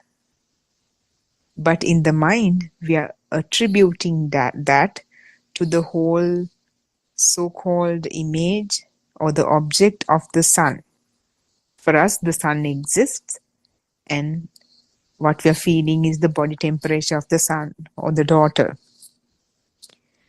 But the truth is, that is the works of the sensor, the skin. Skin can detect the temperature and the solidity of some object, anything. Not object. We can't even say object. There's no division. It's just a feeling. It's just what you feel. It's just the temperature that's detected. Whatever we try to explain it with, it creates something out there. So that explanation will make sense. This explanation will be easier. But if we strip off all of these, strip it off off of the labels, what is left is the experience of the temperature. If you close your eyes and if you're taking a hot shower, if you close your eyes, what you're feeling is just that temperature. But we have an idea, this is the hot water on my skin. Hot water is a label. Skin is a label. My skin means I exist. Therefore, it is on my skin. All of these are labels. We learned them through sound given to us. If we were born some other animal, this wouldn't even make sense. We wouldn't even detect ourselves. If it was some animal instead of a human, that ear wouldn't even be able to identify the similar sounds also. Maybe it's a different range of vibration that ear is capable of detecting altogether. So the bottom line is it's an illusion. If you don't have the sense faculties, you don't experience this. This is the truth of the world. Nisato nijjivo sunyo. There's no being, no soul, no substance. When you see this, the things you thought were valuable lose all meaning. Everything becomes empty. And this is where peace begins.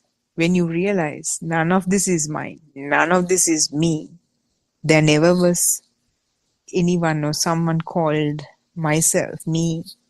It was all an illusion. It's just because of the illusion it was made to appear that there's an external world and the internal self here.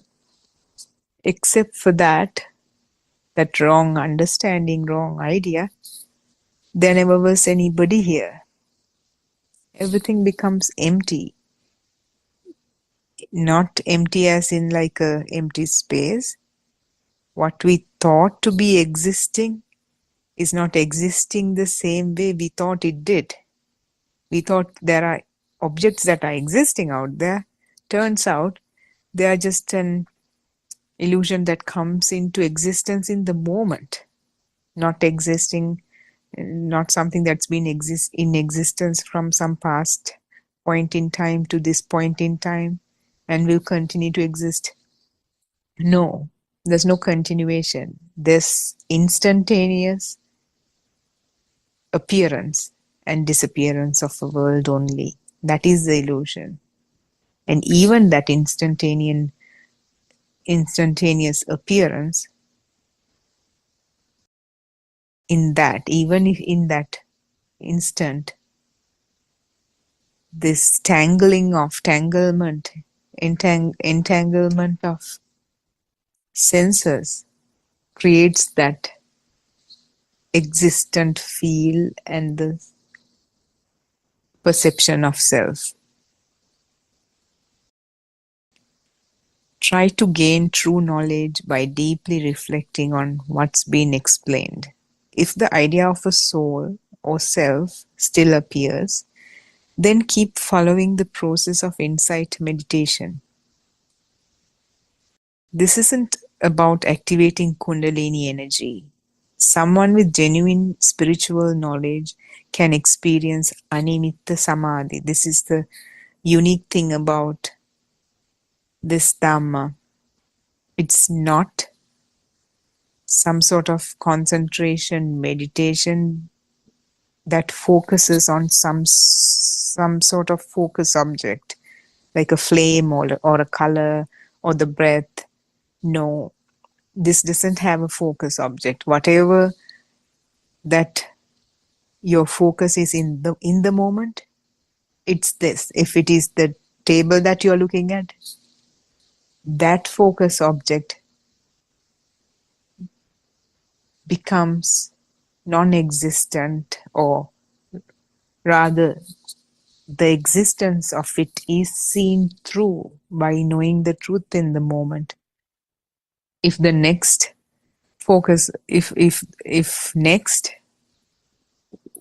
our stimuli is a thought that comes to our head, then the truth is seen about that to strip it off of its illusion, to awaken to the truth. So whatever we focus on from time to time, from moment to moment, so there's no one particular focal object here. It's whatever the stimuli, and it becomes stimuli-less by seeing the truth. And this path doesn't take you deeper into experience. It takes you deeper into the truth. You begin to see that even spiritual powers, even blissful states are still part of the illusion, unless They help you see through the illusion itself. With the development of the 5 faculties within a thought,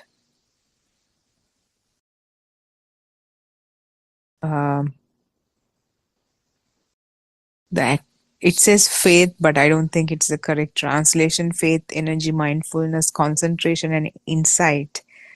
Shraddha, Virya, Sati, Samadhi, Prajna. I think there are 5 factors of enlightenment. This awakening begins to unfold automatically. And you cannot force this path. These qualities, as you see the truth, the more you see the truth, there's more trust you have about the truth. It's not a blind trust. It's based on, okay, you understand a certain truth. It becomes self-evident to you. Now you have a certain, it can be trusted. Now that idea is kind of reinforced, and there's another truth, and you get another insight, and that is kind of established to be truth. And slowly it's accumulating, and you have a certain kind of trust on Dhamma. I think that's why they call it faith here. And the effort that you're putting into it, making an effort to see the mind in the moment, see the thoughts in the moment, and that mindfulness you have to see that truth. And the more mindfulness you have, this mindfulness deepens. That is the concentration, not the other kind of concentration, but concentration, deepened concentration to see the mind, and the insight you get as written by being focused on and by seeing the truth. And that leads to the awakening.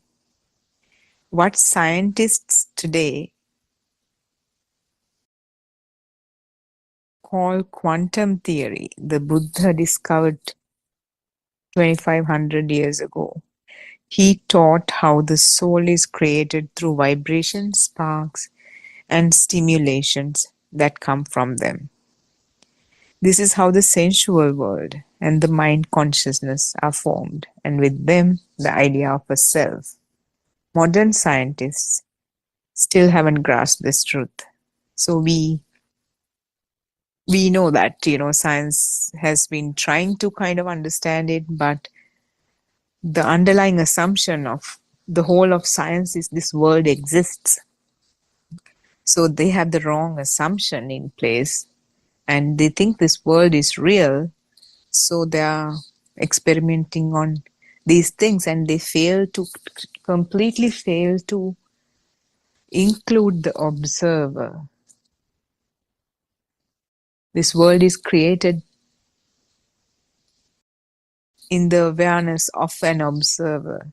That they fail to consider.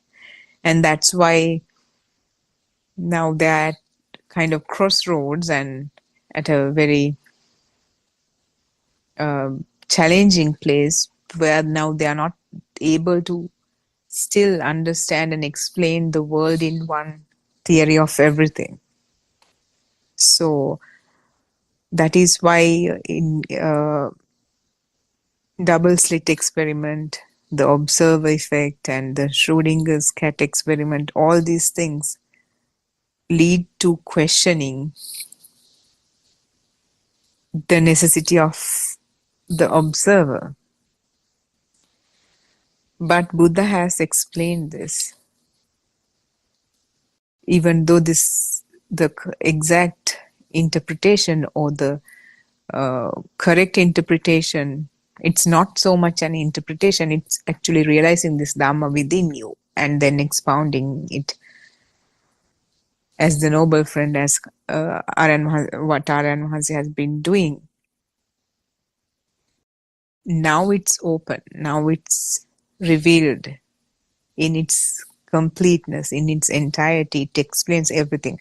How this world is created, why are we born, why do we die, and everything in between.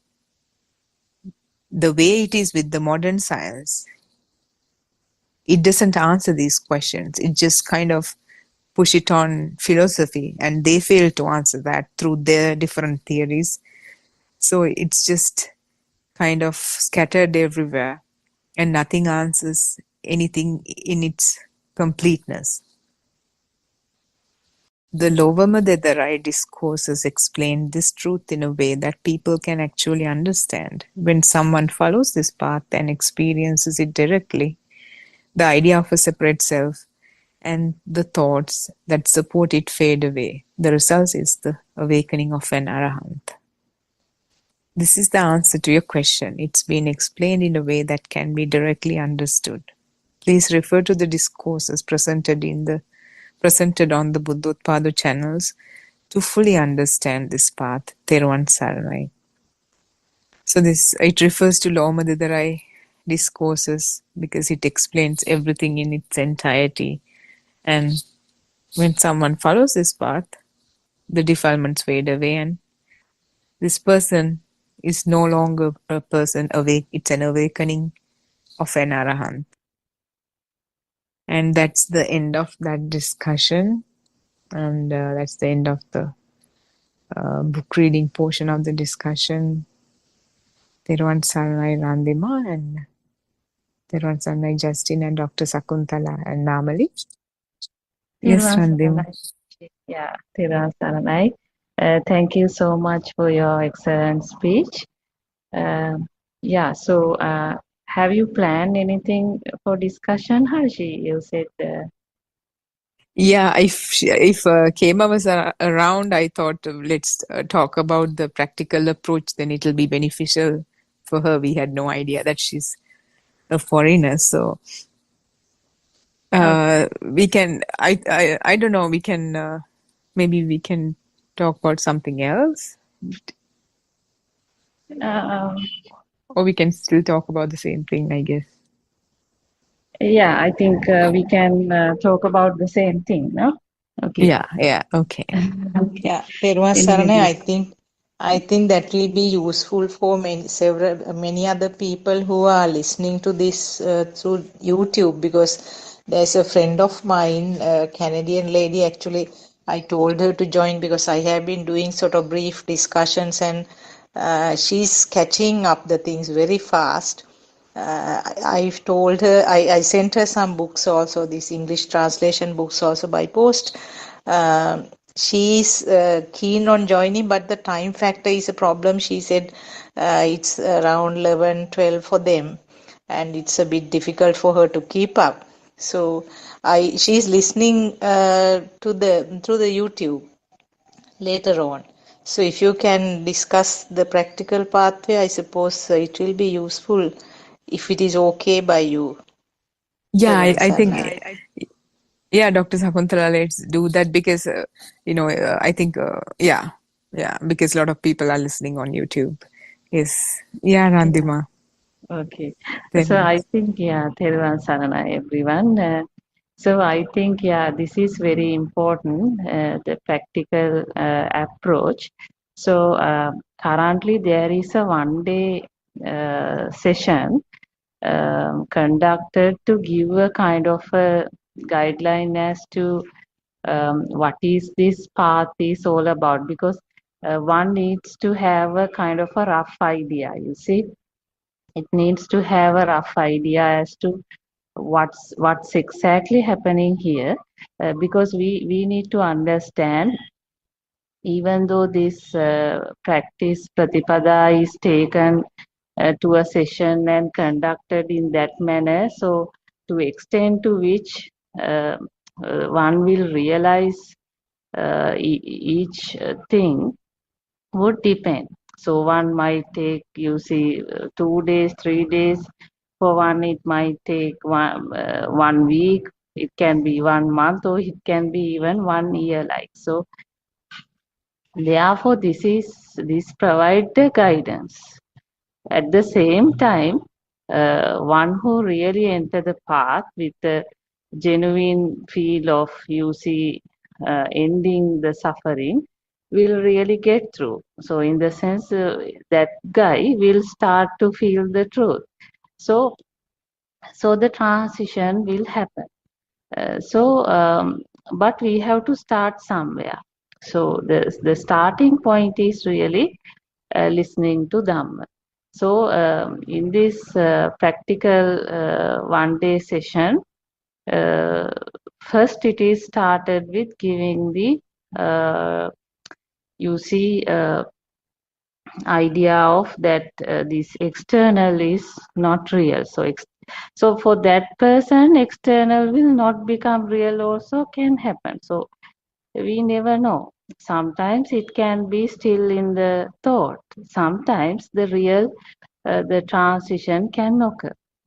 But when we guide someone, let's say that if that person is still in the mind, like, so we'll be asking that person to look at it again and again.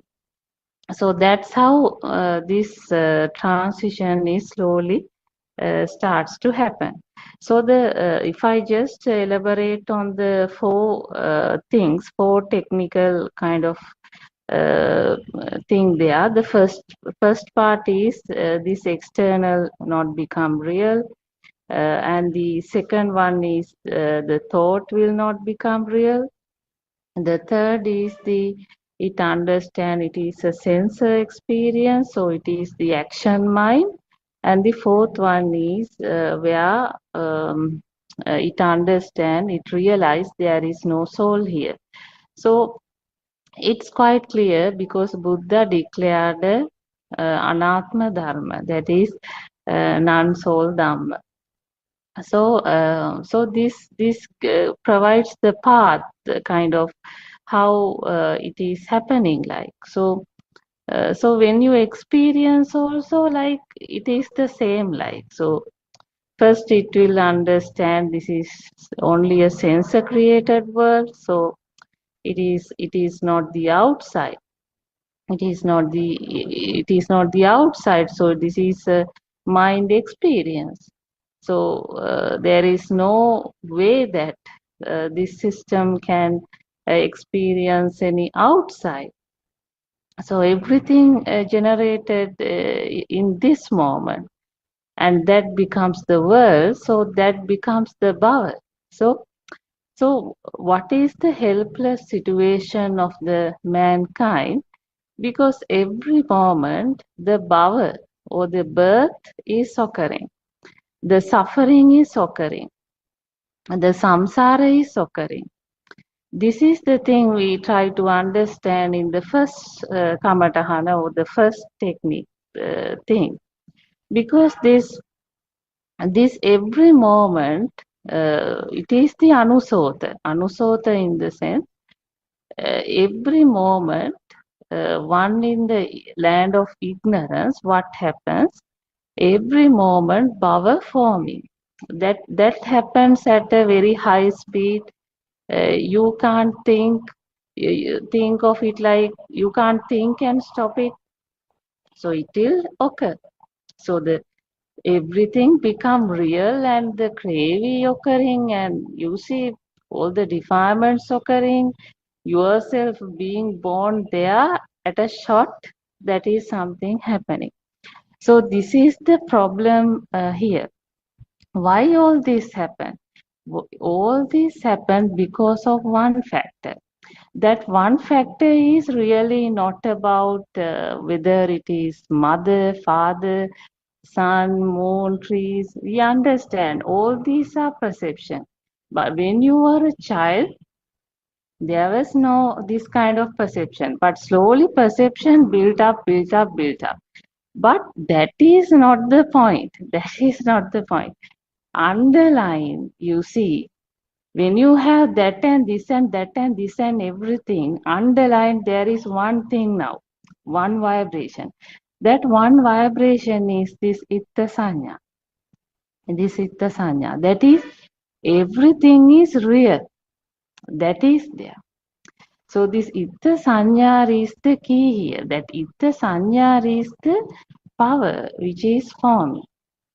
So in this pratipada, in this practice, what happens is that the sakkaya drushti fading thing I am trying to now draw, Actually, when someone gets the true Dham, it understands, oh, it is not the outside, it is everything sense created world, this is a illusion, this is a dream. So that is my birth otherwise, and who I, and then this body is not me, mind is not me, and you see, and this this transition occur. That is this itta sanya is the one which drops. So this is the important point, you see. This is that's why this darshana, because this darshana is the thing given to you in this within this state. Darshana in the sense the true Dhamma. So that this Dhamma needs to be crystal clearly felt.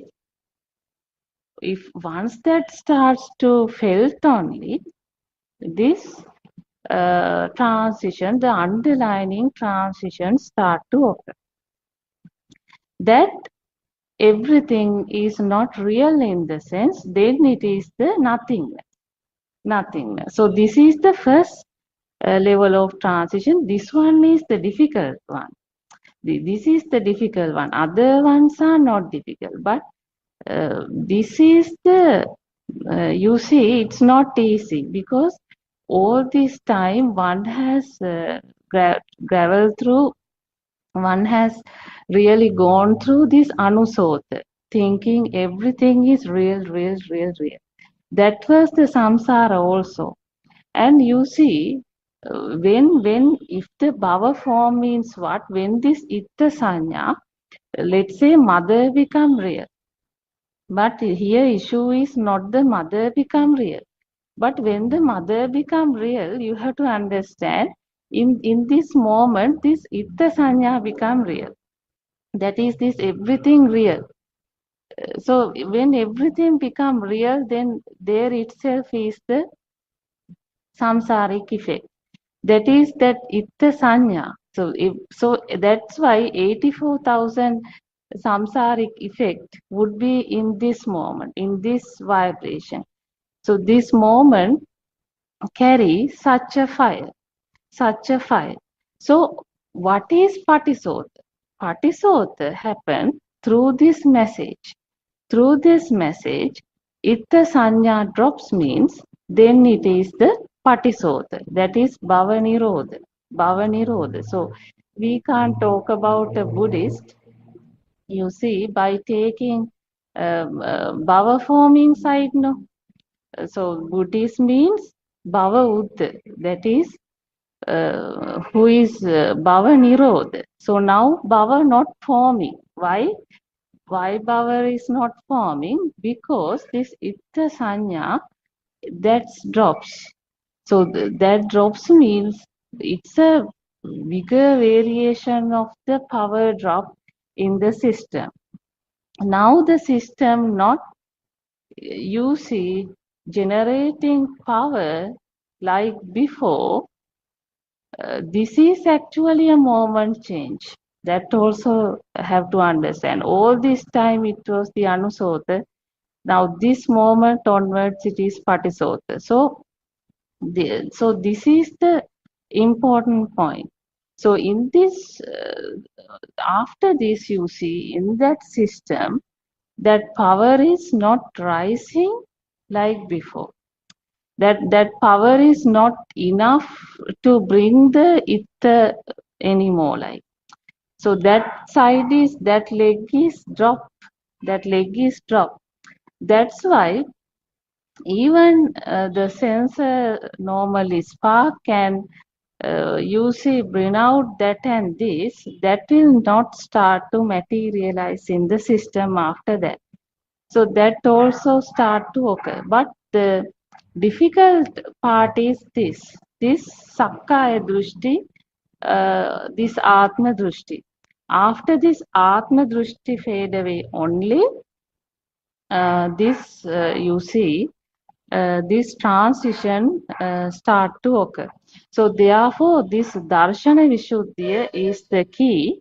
This Pratipada really, it is hidden in the Pratipada, these two transition points. First transition point is this Itta Sanya fade away. Then there is a system full underlying transformation in the sense it is another way you can see the less fire means it is the samadhi. It is the samadhi means it's like a different inside story now running. I mean even the contact of the sense occur like that is not basically entertained in the system. That because of that breakthrough you have to understand. So that's why this this is the first experience here, and then you see this in this state, then it will be for some period like the paramarshana can be there, like so. In the sense like this self, you see the some shockness will be there as well here. But then after that it is a liberation from there also. And then it is the anatma sanya. So that is this blissful moment. So this path, you see, this one day practice session draws you until that. So what happens is with this anatma sanya, that is just some sense level experience only. So with that, all the doubts start to disappear. Then that system will not carry any doubt. That's why vichikicha is complete.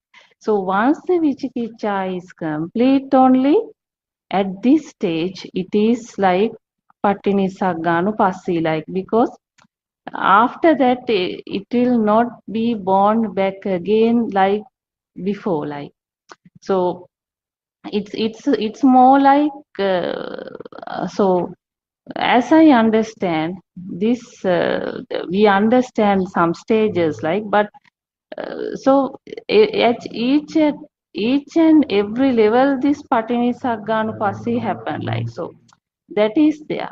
So everything occur like in a experience path. So this everything has to feel. So that's why this first technical this kamatahan or whatever this technique, this is the vidarshana meditation techniques, 4 techniques we are talking. So the first technique is not become real.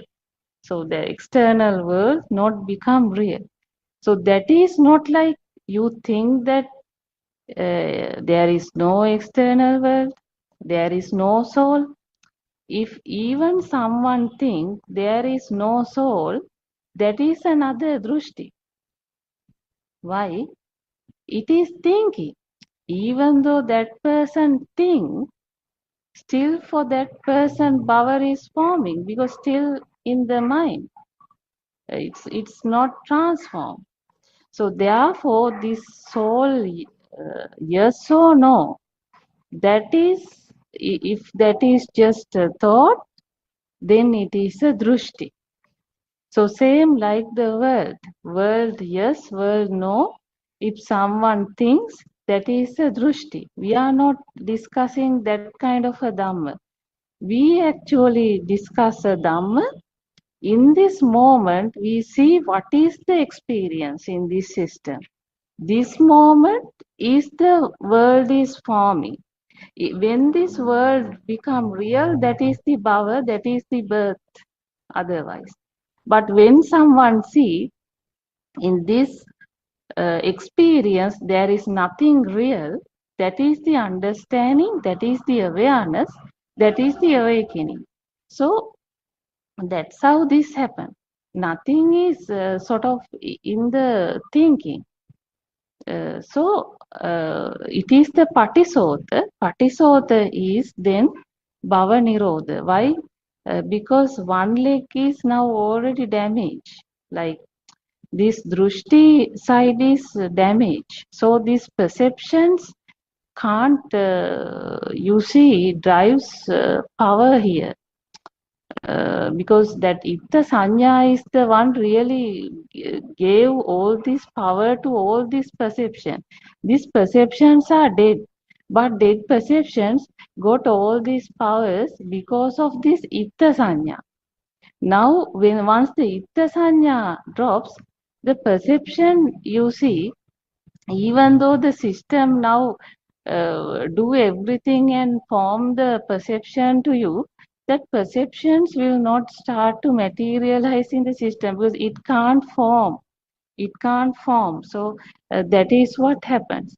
So then slowly what happens? Now the system, now the mind power of the system is very, you see, very low. So when the mind power of the system low, even though the power is home like that start to see. So that's why it is a experience. That's why we use the term in Sinhala, in Pali avadi. It is seen and you see that start to neutralize. So that's seen and liberation, seen and liberation. It is not seen and thinking, because the thinking part become irrelevant with that Patinissagganapasi, in the sense, uh, because you now understand of the world not become real, and then the Sakaya Drushti fade away, and then it is the Anatma Sanya. So then in that system, the so-called thinking will not automatically carry any value. That's why the thought powerless automatically. Thoughts can't play. So, but these four techniques really helps you. First technique really we discussed. The second technique is like you understand it, thoughts also not real. You see, thought not real. So this also you can experience. Now, actually with the first technique, it's more like even though this rupa or these photos created in the system, that photo feel real, but you see there's no value comes to those photos. The values you can't tell it, but the value set for that and this drops. That one can experience here.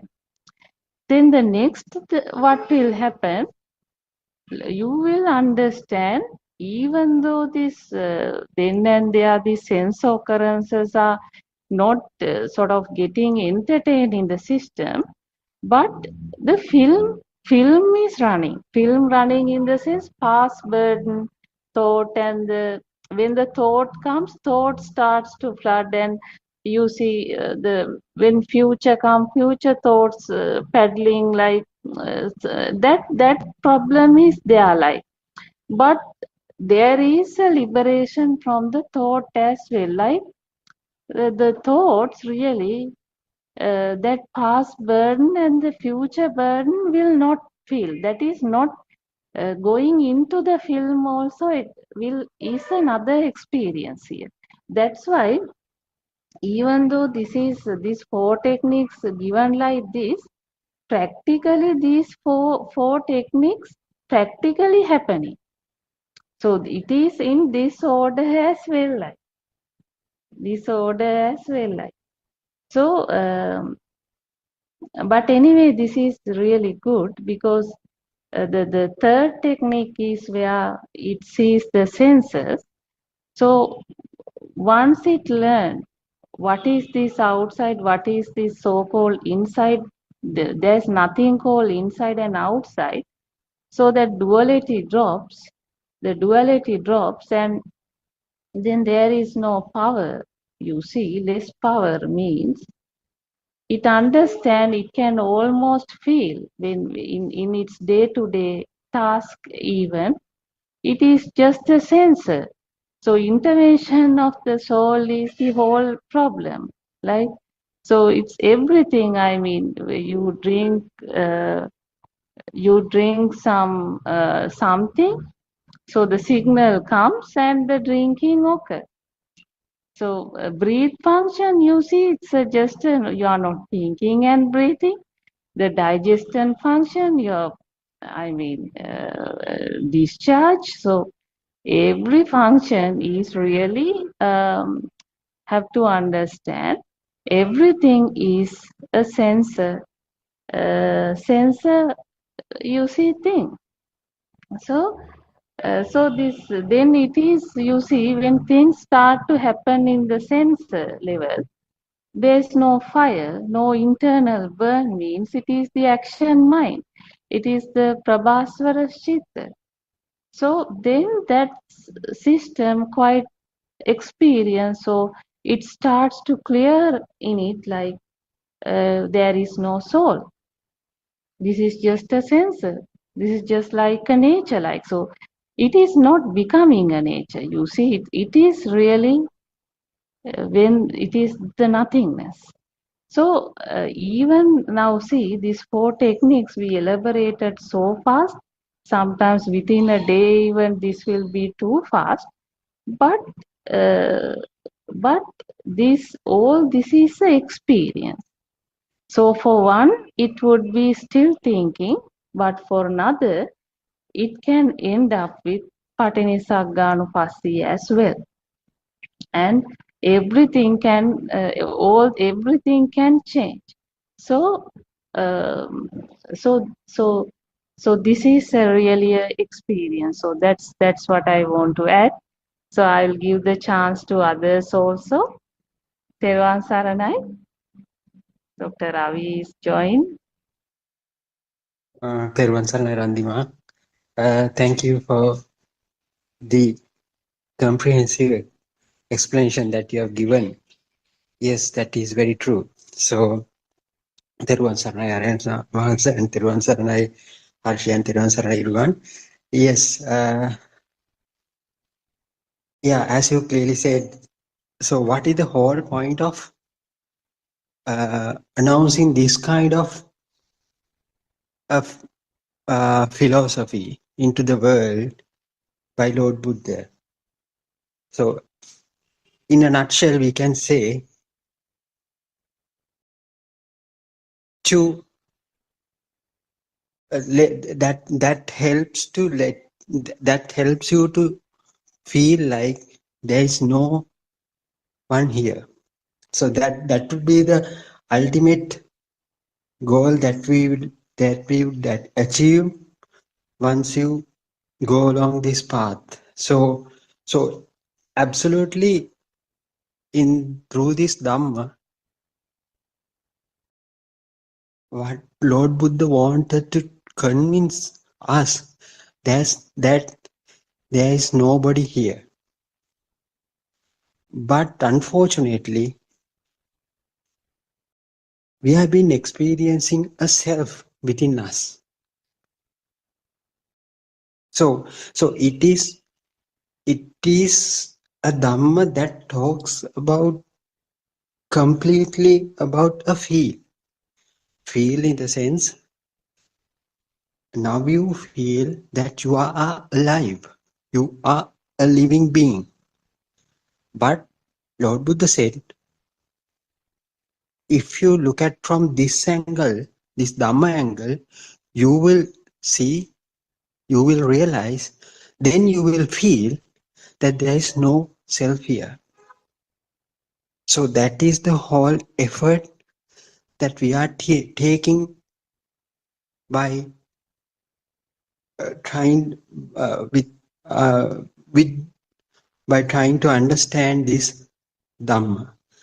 So without understanding this Dhamma in the sense the system. System means how the way, how we feel that we are living. So that is the mechanism that. So Lord Buddha wanted to show the world, if you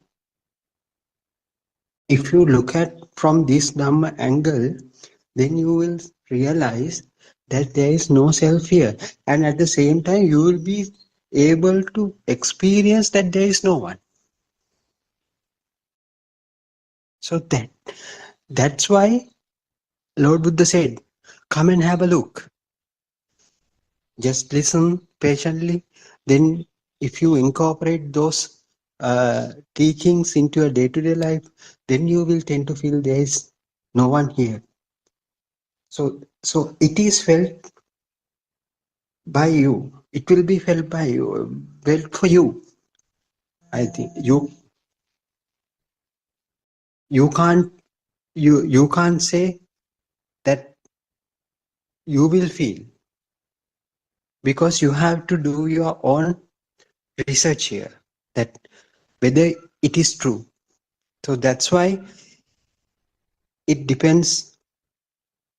The understanding might vary from one to the other.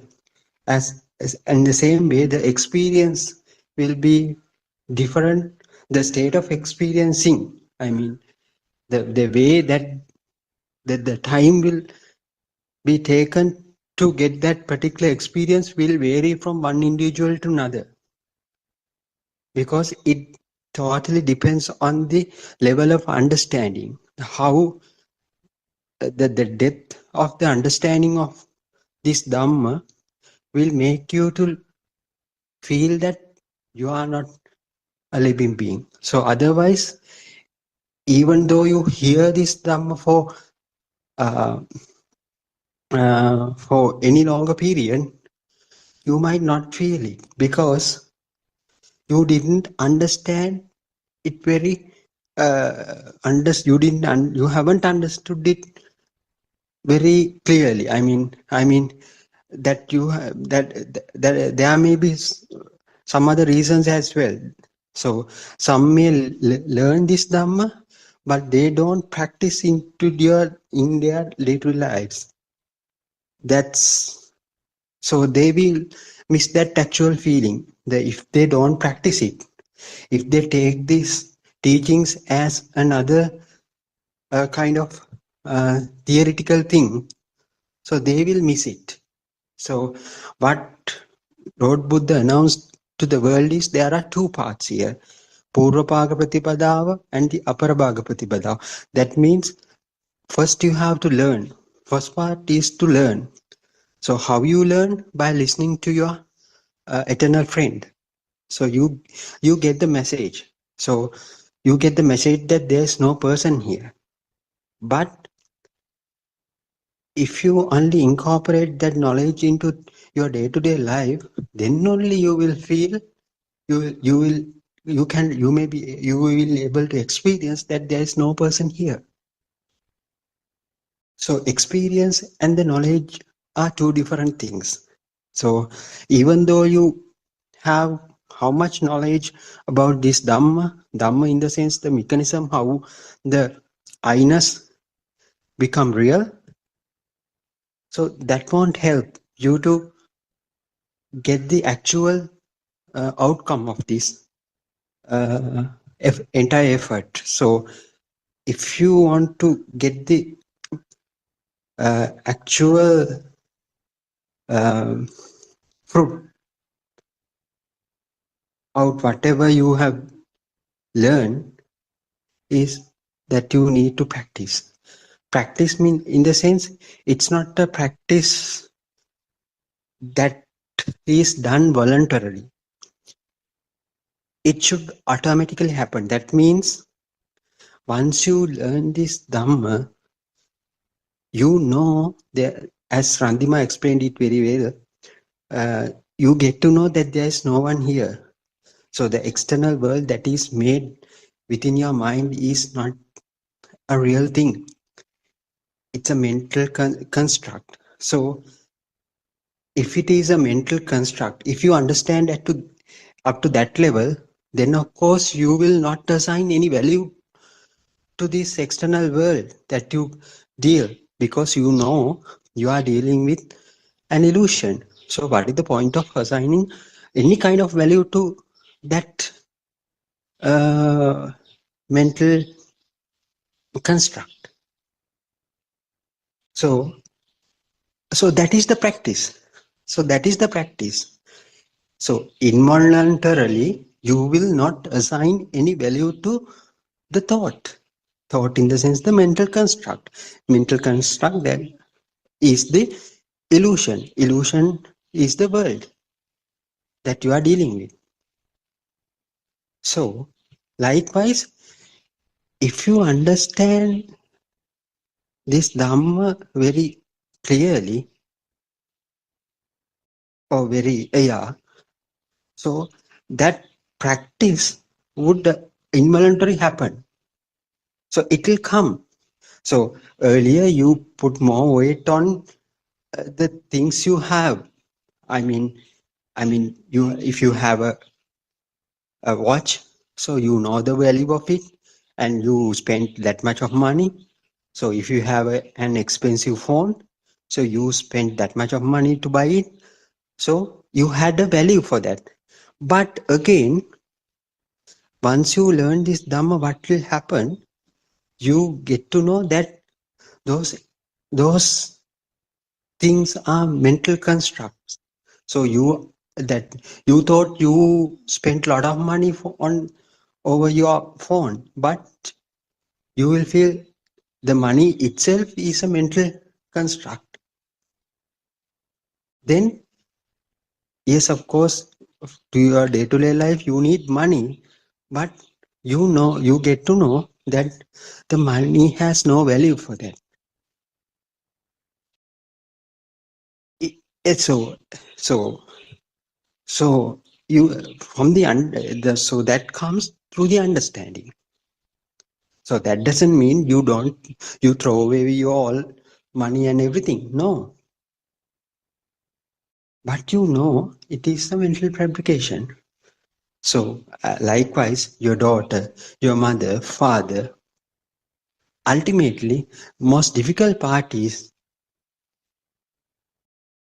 the getting rid of yourself. The image what you see when you stand in front of a mirror or the reflection, so you got it as real. You got it as you. But if you understand this, when you understand this Dhamma, so you will get to know, you will realize the reflection what I see after standing in front of the mirror is not real either. That means you feel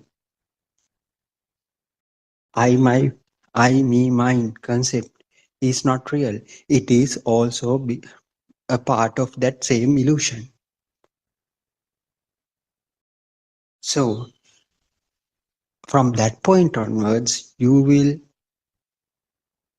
it will start to the value that you put towards you, on top of you, gets also dissolved gradually. Then what will happen? Then you can see everything, you talk to the others, you deal with the customers if you are in your workplace.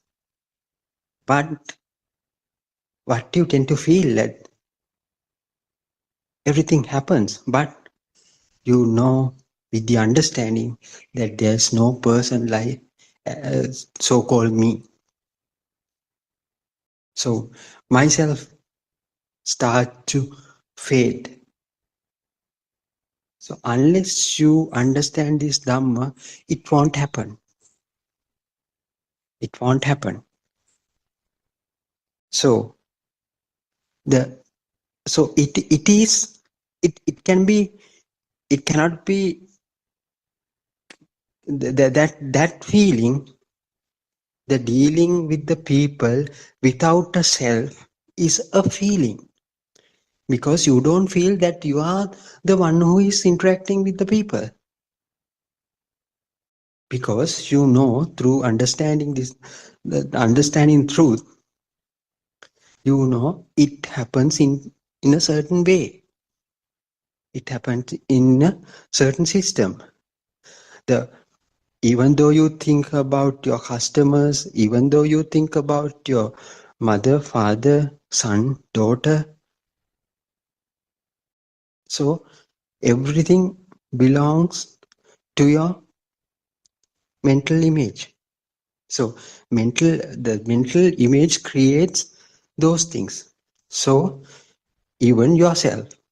So then you will understand there is no one here. So then of course what will happen? You don't feel like that you are living, you are existing. So that feel will carry you towards the true liberation from mind. So when the thoughts come to your mind, even you know it is not me.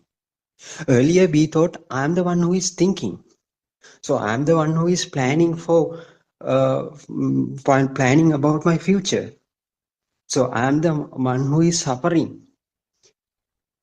about my past incidences that happened to me in previous instances. So now you get a huge kind of relief that you once you tend to feel that there's nobody here. Even the my me mind concept is not real. It's just a concept. So myself is not existing. It has not existed at the past. Even it will not be existing in the future even. At this present moment is also I'm not real. So that is the feeling that you get. It is not not another theoretical thing that you would keep in your mind or memorize. So it is the absolute feel. So that is the internal transformation that you achieve after practicing this Dhamma. So what is the Dhamma is? Dhamma is the nothingness. Nothingness in the sense there is no person. Everything happens into a certain system. What we are through this cause and effect law, what Lord Buddha announced to the world is how this I-ness became real for us. But once you understand it correctly, you will feel there is no so-called self here. So yes, as Randima said, there are so many stages for that. So you don't. What you have to do is first learn it, listen carefully. If you have any doubts, make them clarified then and there. So you may join these kind of forums, and you have plenty of texts available in the Buddothpado main websites, and you go and refer them. Then you can get a more clear idea through them. Then you can, if you have any doubts, you may come to this forum and you can ask questions and you can get them clarified then and there. Then of course you will be you will get a clear idea about this cause and effect law and entire piece of Dhamma. So then of course that will eventually unknowingly will carry you towards the true liberation from the mind. So that is the ultimate transformation that we will achieve, but we are, according to the level of understanding, we will be traveling in our own phase in that path. So yes, Harshi, yes. Yeah, Dr. Ravi Theruvan Saranai, and thank you very much for this wonderful explanation. Let's Let's listen to some words from Dr. Sakuntala as well. Therwan Therwan Saranai. Saranai, Aryan Wahanse has joined. I don't know whether Wahanse would like to talk. Therwan Saranai Aryan Wahanse.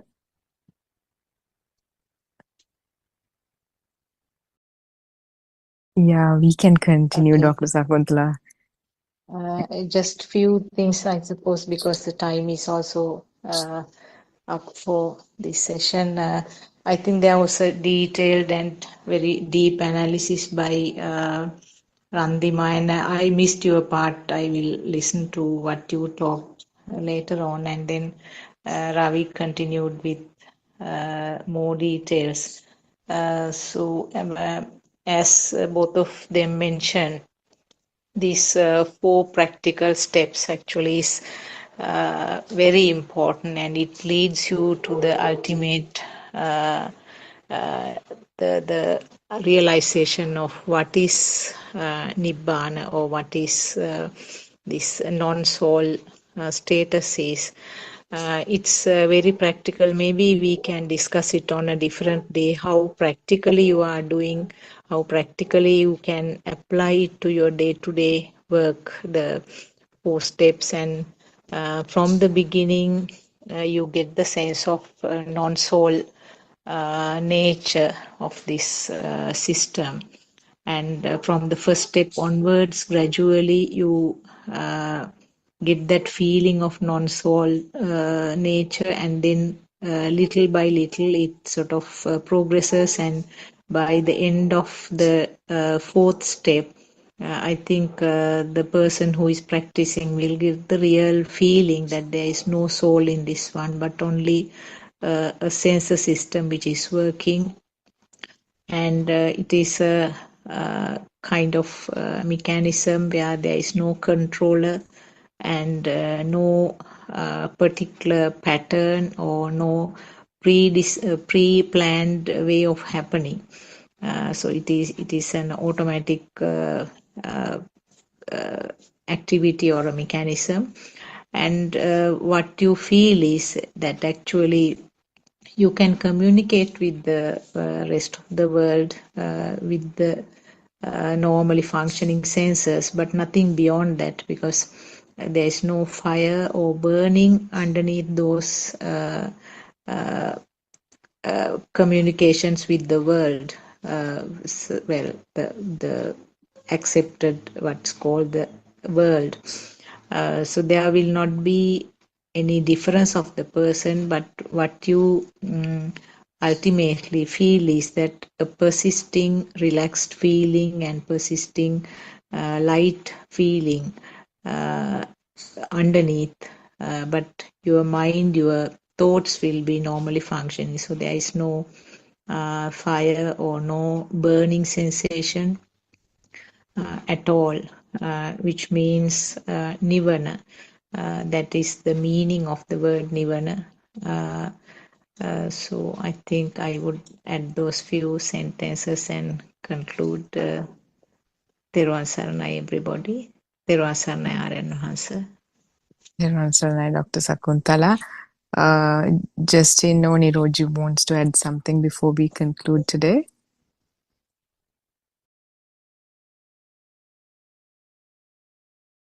If not, that's fine.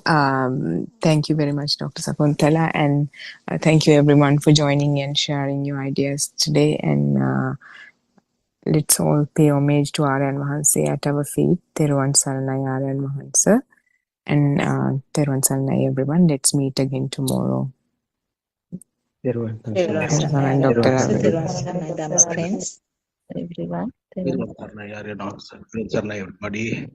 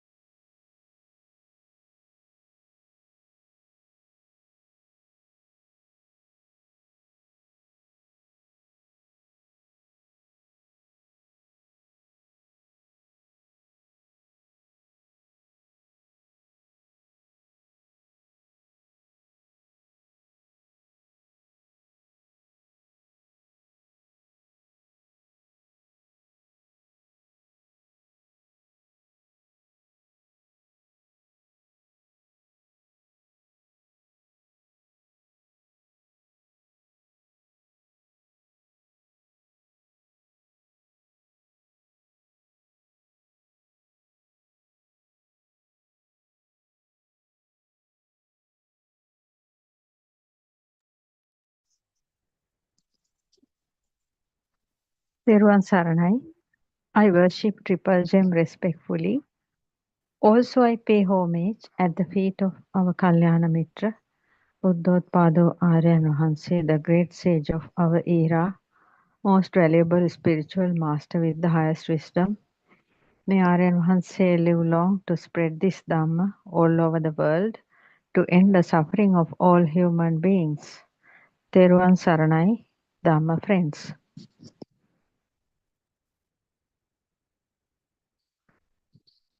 First and foremost, we have to be very much thankful to our spiritual master, Buddothpado Aryan Mahanse, the fully enlightened Arahant on this era. In this era, who is revealing the true meanings of Lord Buddha to the entire world. Because the past 1,000 odd years, there was only a cultural Buddhism on this planet Earth. In different countries, according to the culture, Buddhist monks were created some rituals, and the lay people were lived according to that rituals. Rituals are there. It's good for the society. But Lord Buddha, the great scientist, came into this world, has revealed a far more practical Dhamma to the mankind, because 800 billion living in this planet Earth are suffering due to their world created inside the mind. Unknowingly, they think always there is a world outside, but actually the world of each and every human being is created inside their own mind.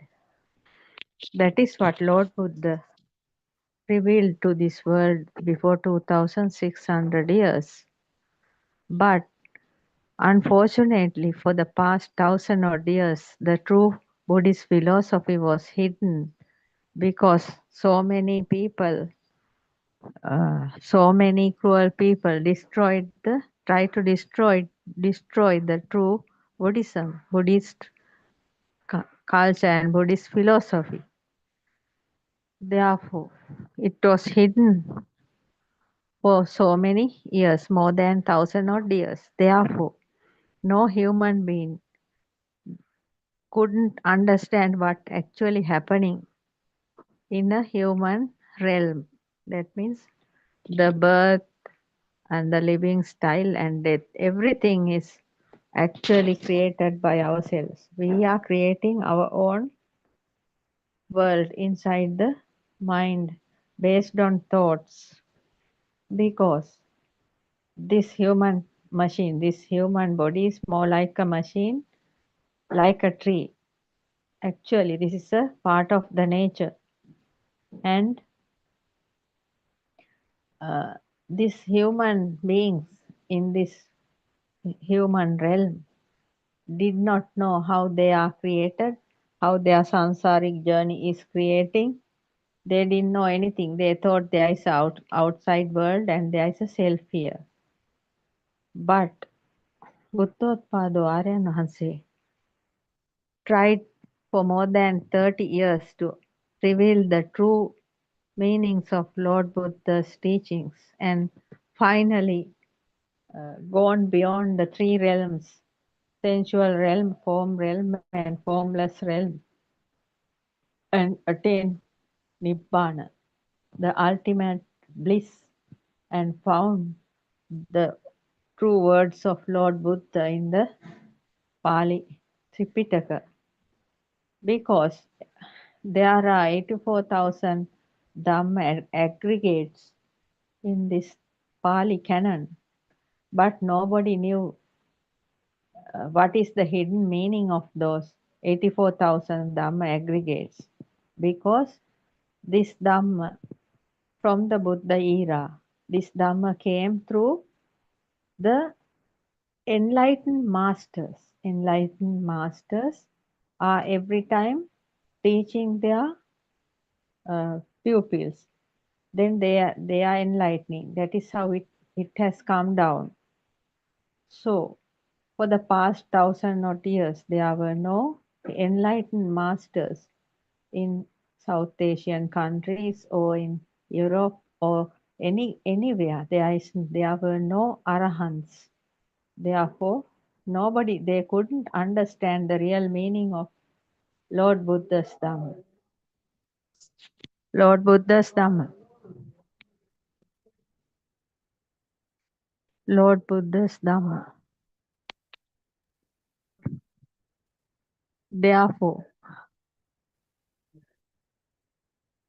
after 30 years of great sacrifice, Buddothpado Aryan Vahanse finally found this true Dhamma, true path to realization, and revealed the great true Buddhist philosophy to the world, the human beings. Buddothpado Aryan Vahanse is actually rewarding this Dhamma from the end of 2019. And now nearly 6 years Aryan Vahanse is explaining this Dhamma to the world. So now there are more lakhs of people around the world who are listening to this Dhamma and actually relieving their minds in different levels and living a peaceful life, actually living with peace of mind and some are fully attain Nibbana and some are in the path to Nibbana in different levels. Whatsoever, they are actually living a blissful life because of Aryan Vahanse's true Dhamma. Because of true Dhamma. So today also I am going to explain Lord Buddha's Dhamma coming through Buddothpado Aryan Vahanse, the great sage. The third sermon of Nibbana is near you. In that sermon, Buddothpado Aryan Vahanse is explaining, when you live in the past thoughts, it is like death. Yes, it is like death. That means it is like that you are in a death house. You are eating the past. Yes. Each and every problem created in this world because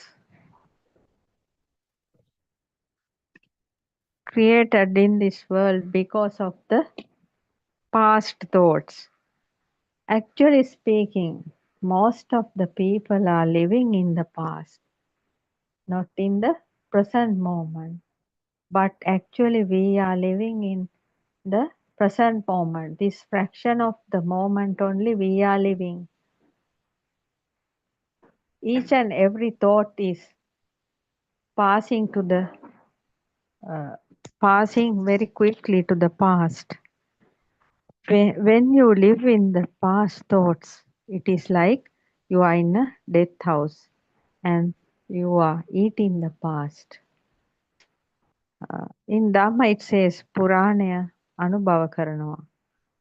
Somebody is living in the past and all the time thinking in the past means all the time suffering due to the past. Actually speaking, this mind is, according to the true Buddhist philosophy,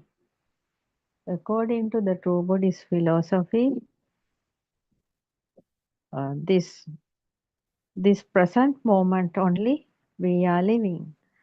If we are always thinking about the past and living in the past means we are suffering thinking what has happened in the past, thinking that and suffering. But actually speaking, that is useless. A new thought is arising due to a past thought. Yes, a new thought is arising due to a past thought. Actually speaking, we are living in millions of perceptions. All those perceptions are coming uh, according to the cause and effect law. Those perceptions are coming through this six sensor system as stimuli in different forms uh, and shapes. Those stimuli are coming through the eyes as shape of color, shape of light. Some stimuli are coming through the ears like shape of sound. Some other stimuli are coming as shape of taste, and some other stimuli are coming as shape of smells, and some other stimuli are coming as shape of touch, and some other stimuli are coming as thoughts. When the stimuli are entering into your mind through these six senses, automatically mind gives names based on those different forms, because from the early childhood our parents, our relatives, our teachers used to given us a database was fed from the early childhood. All are conceptual names based on the forms. Therefore, when we see something, at once a name is coming through the mind. When we hear something, another name is arising through the mind. When we taste something, another name is coming through the mind. When we smell something, another name is given by the mind. And when we touch something, or else when we feel something, another name is coming through the mind. That means based on those uh, forms and names and forms, data fed into this human system. Data given with the with shapes, that means forms plus names. Forms plus names, that is how the thoughts are creating. Each and every stimuli in this cosmos has power, like electric power, like gravity power. There is power in each and every stimuli that we didn't know, but actually the mind power is very high. When the form and name combination creates a thought, that thought has more power. When the thought is transformed into the level of mind consciousness, it is like a power generating system. There are so many thought processes created in the knowing level, the mind consciousness level, due to the past thoughts.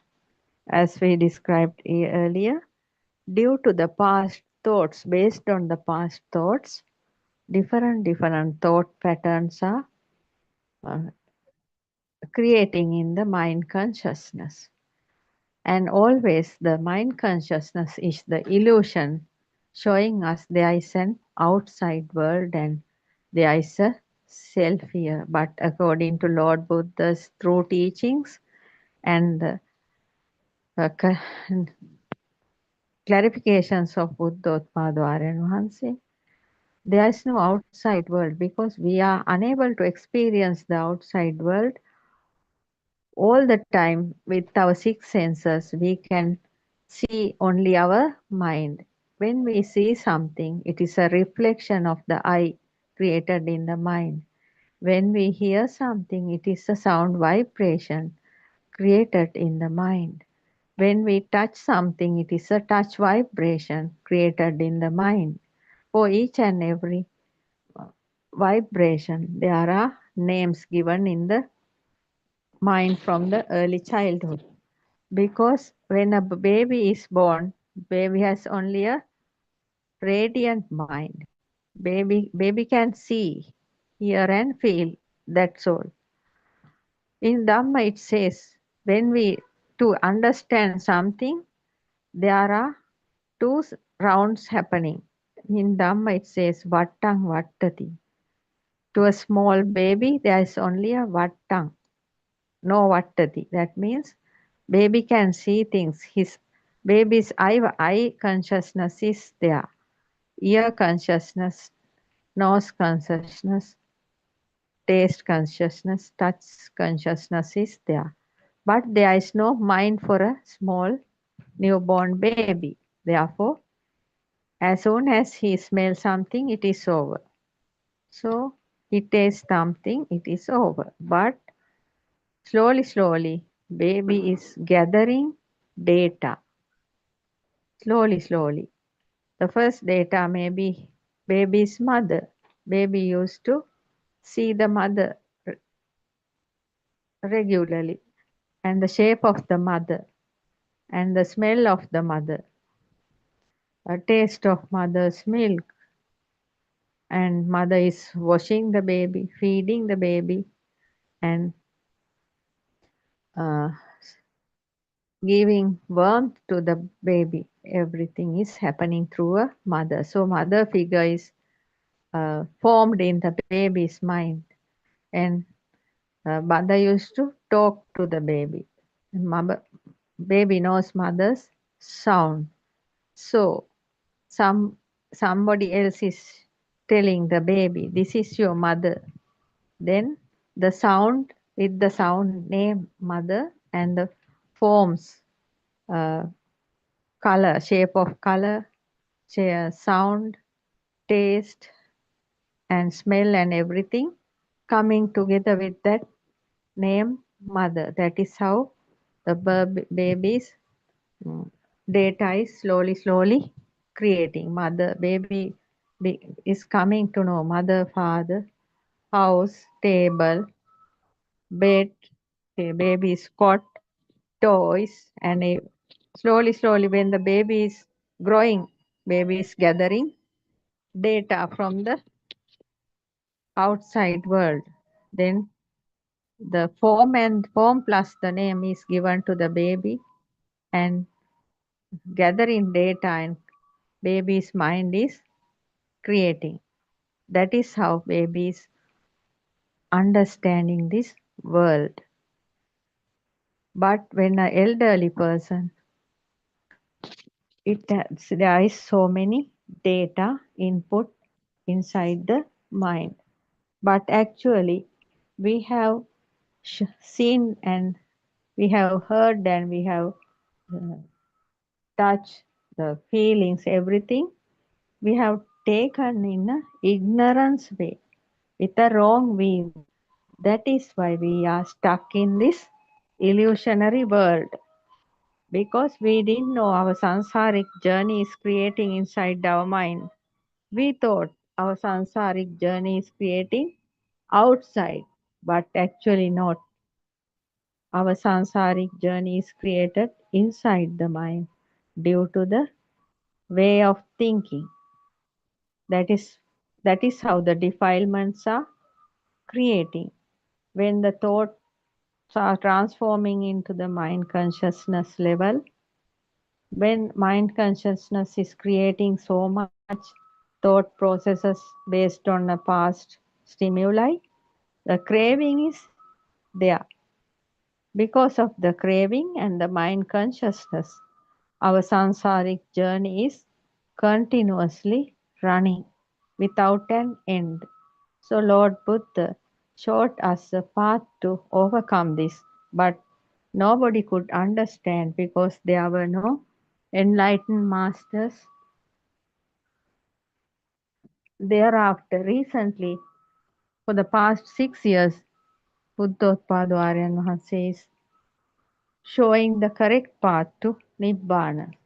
Because however, there may be so many clergy saying different Dhamma discourses, but nobody can explain how to reach Nibbana because we cannot learn to swim a person who is not known how to swim. This is also like that because we have to set our mind to reach the path to Nibbana. So there should be an enlightened master who reached the ultimate bliss of Nibbana to show us the path. Otherwise, how much there were so many clergy, so many different Dhamma discourses, morning to night, night to morning, but useless means nobody can reach the ultimate point which Lord Buddha showed without the proper guidance of an enlightened master. So we are lucky to live in this era because there is a fully enlightened spiritual teacher, Buddothpado Aryan Mahansa, without expecting money from people, not like others, without asking even a cent from others, going to different villages, different rural areas, sit with the village mothers and fathers, teaching Dhamma and showing them the Nibbana at the same time, and going town to town, area to area, sit with the people on the ground, even on the ground, and discussing the path to Nibbana, the Nirvana journey. So each and everybody in Sri Lanka should listen to this Dhamma because nobody can satisfy themselves with money or level of the society or power or whatever they have. No human being can be live happily because we can very clearly see there are so many people, so many moneyed people. They have money, stacks of money in their bank accounts, but they are living like mad people. So that means money can't help anybody to reach the uh, peace of mind. People who are really listening to this Buddhothpada Dhamma discourses and practicing the small insight meditations and the four great contemplations, the walking meditations, can live a peaceful life because nothing is permanent. There's no outside that we are seeing only our mind, we are hearing only our mind, we are feeling only our mind. So there is no outside world. There is outside world, but we cannot feel the outside world. Therefore, in the path of Nibbana, as Lord Buddha said, as Aryan Mahansa is explaining, when we are redeeming from the outside world illusion, we know what we see, what we hear, and what we feel. Everything is created inside the mind as an illusion. But actually speaking, there is no permanent mind also. Each and every fraction of the second, the stimuli is coming through the six sense system is arising and ceasing. So the mind means power process, power vibrational process of mental images. Mental images are creating due to six senses, forms arising through six senses. So each and in in two different, that means in between two thoughts, there is a gap in the mind. That is the path, that is the place where we have to concentrate, because in that place we can see the ultimate bliss, because the ultimate calm mind is there, the action mind is there. So when we understand there's no outside world, we are the creator of our own world inside the mind. There is no permanent mind. This is also a process. So we cannot say there is an existing mind. So we are redeeming from the mind also. When we are redeeming from the outside world, we are redeeming from the form, even from this form of body. And when we are redeeming from the mind, then we are redeeming from the name. The third contemplation of Buddothpado Aryan Vahanses is this human body is a six sense system which is working based on the universal law, that is cause and effect law. When the causes are there, effect is there. So, and also the habits.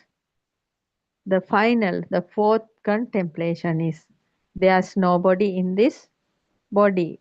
I am not the body, I am not the mind. Actually speaking, the self is the burning. When you are angry, the burning is the self. When you are happy, there is also some kind of a pressure burning. That is the self. If some stimuli is becoming a thing to you, if you are clinging into that, in that only this self is creating. A small baby didn't have a self weave because baby didn't know there is a self. Actually, it is a tag given by the parents. So, but from the zygote level, the self vibration was there, because when a zygote is creating in a human womb, a, a vibration is synchronizing to the human womb. That is how the somebody is creating inside the womb. A human baby is creating, and when the baby come into the world, baby has the sticking power. That means the Sahasrava power. That means taint power from the past births. Baby is carrying it with it. So, when somebody is attaining to Nibbana, that means he again has that radiant mind. But there's a difference between a baby and an Arahant. Because baby's radiant mind, there is the sticking power, the Sahasrava power is coming through the zygote level. But in Arahant's level, the sticking power is not there. There's no craving thereafter. But baby has the craving power inside the womb. Then when the baby is growing, when the baby is looking at things, the craving is slowly happening. That is how a human baby is creating, and the human baby becoming a big human. And all the time the human beings are unknowingly, because of the ignorance, they think the world outside, they can control the world outside, but actually not, because we cannot feel the outside world. We are seeing only a projection of this outside world. So we cannot change the projections of this world. That is how this is working. So therefore, a new thought is arising due to a past thought. If there is no past thought, a new thought is not arising based on that stimuli. Yes, that means when we understand the thought, creating thought at this moment, this is only a stimuli. This is only a shape of color, shape of light, and this is only a sound vibration. This is only a taste. This is only a smell vibration. This is only a touch vibration. Then we are not clinging to that thought. We are not going to think about this thought. Then, therefore, we are not sticking to that thought. The past memory is creating new thoughts. That is why Lord Buddha preached in Buddothpado Sutra series. Lord Buddha has preached a series of sutras, Buddothpado. Ekaratna means at this moment, the gem Eko means aloneness. Lord Buddha has preached a great Dhamma discourse. Its name is Buddothpado Sutra, and in that Lord Buddha is showing us at this moment there is a gem. That means Eko means aloneness. Yes, that means the point we are redeemed from the thoughts. Yes, when we understand, when we have awareness regarding the thought processes, thoughts appearing and ceasing inside the mind, because all the time Lord Buddha and Buddothpado Aryan Vahanse is telling us to see the arising and ceasing of thoughts. Udaya Vaya. See the arising and ceasing of thoughts. When we are seeing the arising and ceasing of thoughts, we are not clinging to that thought. Then those thoughts are slowly letting go with a powerless manner. Thought power is going down, and the thoughts are slowly going, letting go means just flowing. So at that time, the mind is in aloneness. Mind is in aloneness. That is why Lord Buddha said that aloneness in this moment is called, in this moment the mind we are redeemed from the thoughts is, there is aloneness. There is aloneness. That is what Lord Buddha said. It is a gem. When the thoughts are just flowing without giving any trouble, that means the thought power is less. That means when we understand the creation of thoughts, then the thought power is going down, and due to that we can feel some kind of aloneness inside the mind. That Lord Buddha said, and Buddothpado Aryan Vahanse is explaining in Buddothpado Sutra. At this moment, the gem means the gem of aloneness is inside the mind, where there is the mind is redeemed from the thoughts. Yes, when there are no troublesome thoughts, means you are in aloneness. That is what Lord Buddha is calling like a gem. Because so many thoughts are appearing, means it's like so many people are talking, like a very busy area, like we are in a very busy area, like though we are sitting though we are sitting on a chair, if there is so many big thought processes are happening inside the mind, that means a big pressure is given to the mind. According to this Buddothpado Sutra, at this moment, if when we are understanding the thoughts, that means when we are understanding the thoughts, the mind is, that means the mind is redeeming from the thoughts, because there is no thought power. When we understand, this is like that. We can give an example like that.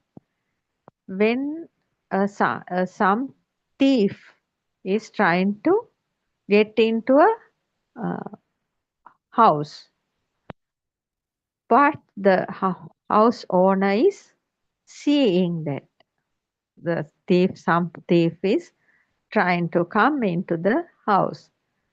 When the house owner is seeing the thief can't enter into the house because the house owner is looking at the thief. So the thief is helpless and he is running away. This thought process is also like that. The awareness is the actually the guard here, the house owner here. Awareness is pointed at the mind, how the thoughts are appearing.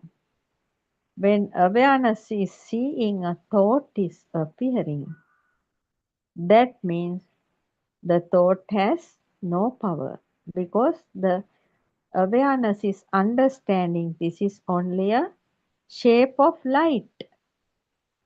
This thought is only a shape of light with sound and color. Then the thought power is getting less and it is just flowing away, vanishing away, just arising and ceasing. So when it is happening,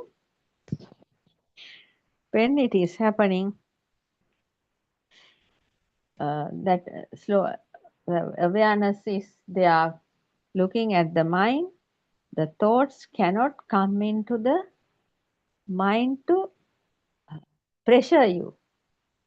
Thoughts are just flowing like a little baby crawling.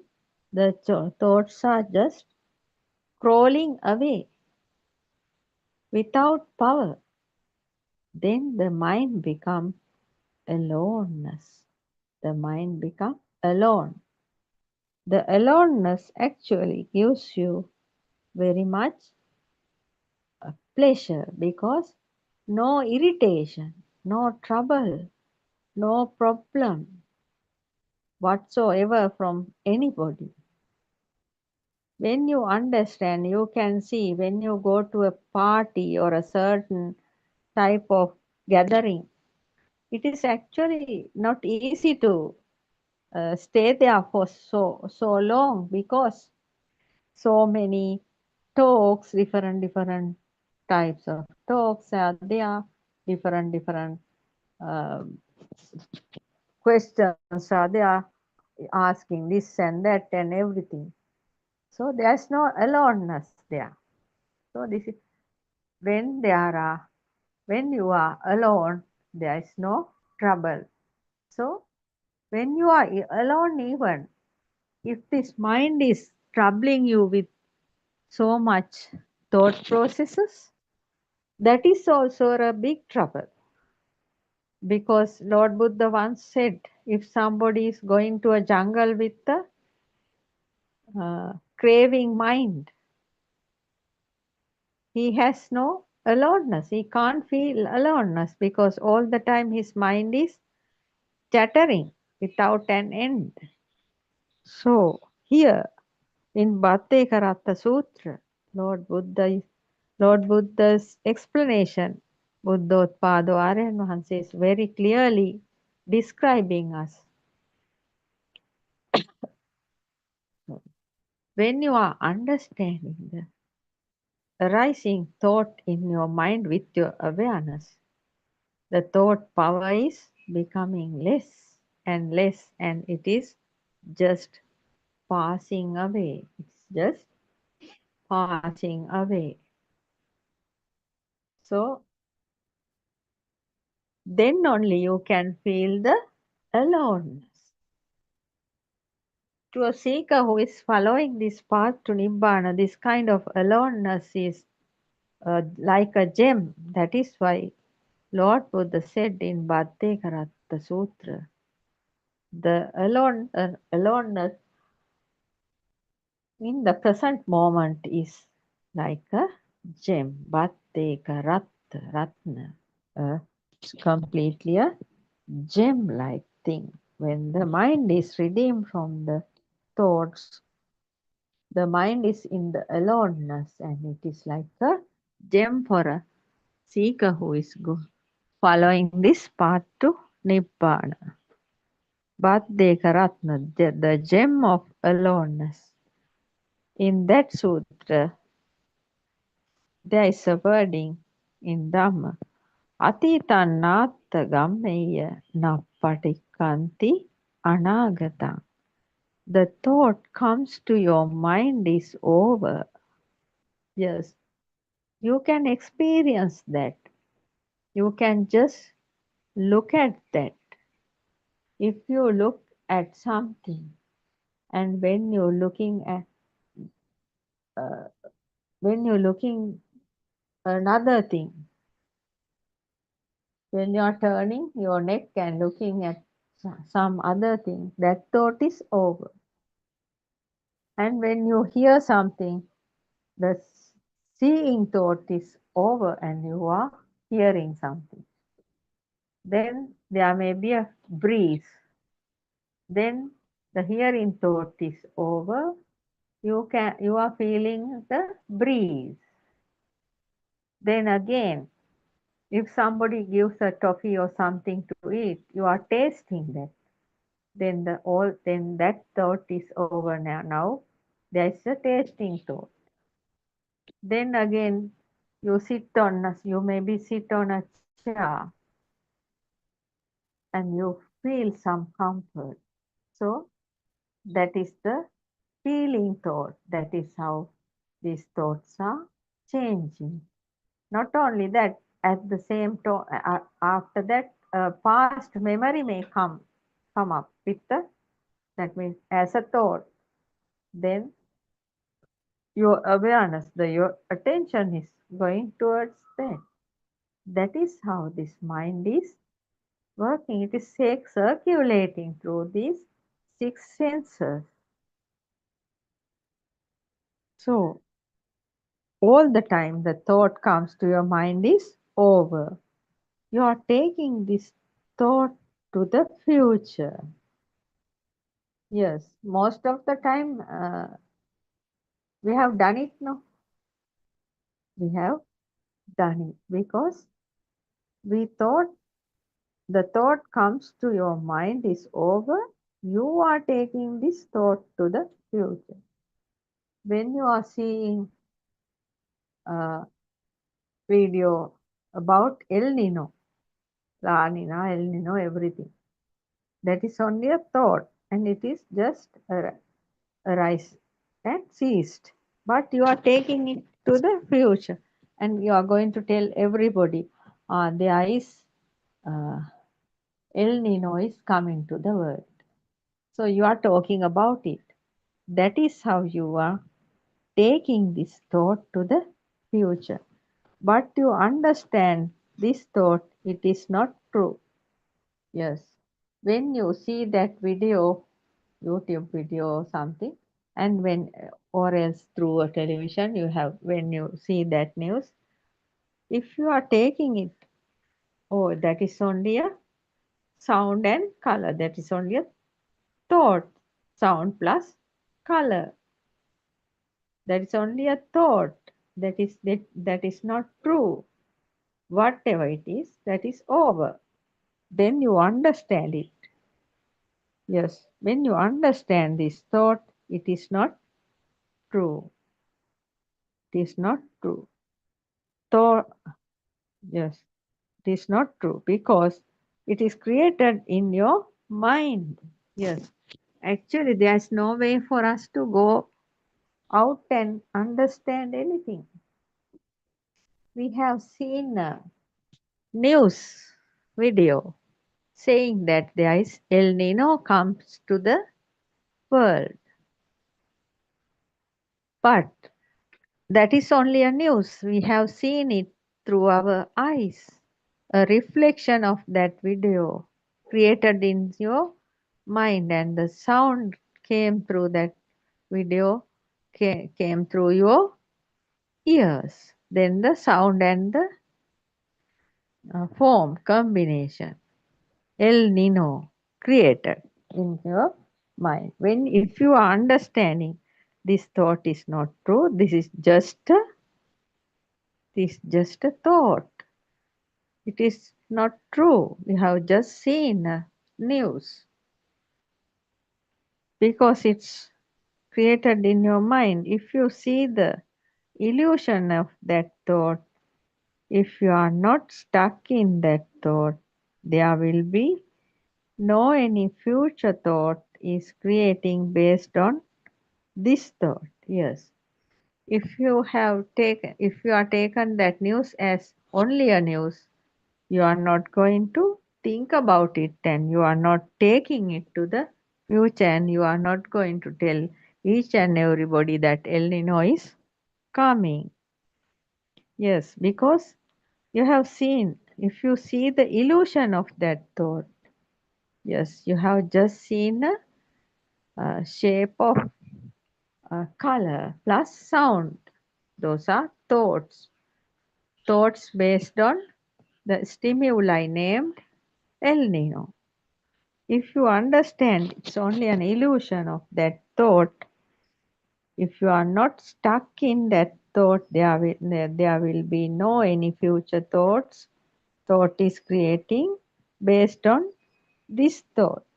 Yes, there's no any future thought is creating based on this thought, El Nino. You are not going to tell it to anybody. You are just listen to it.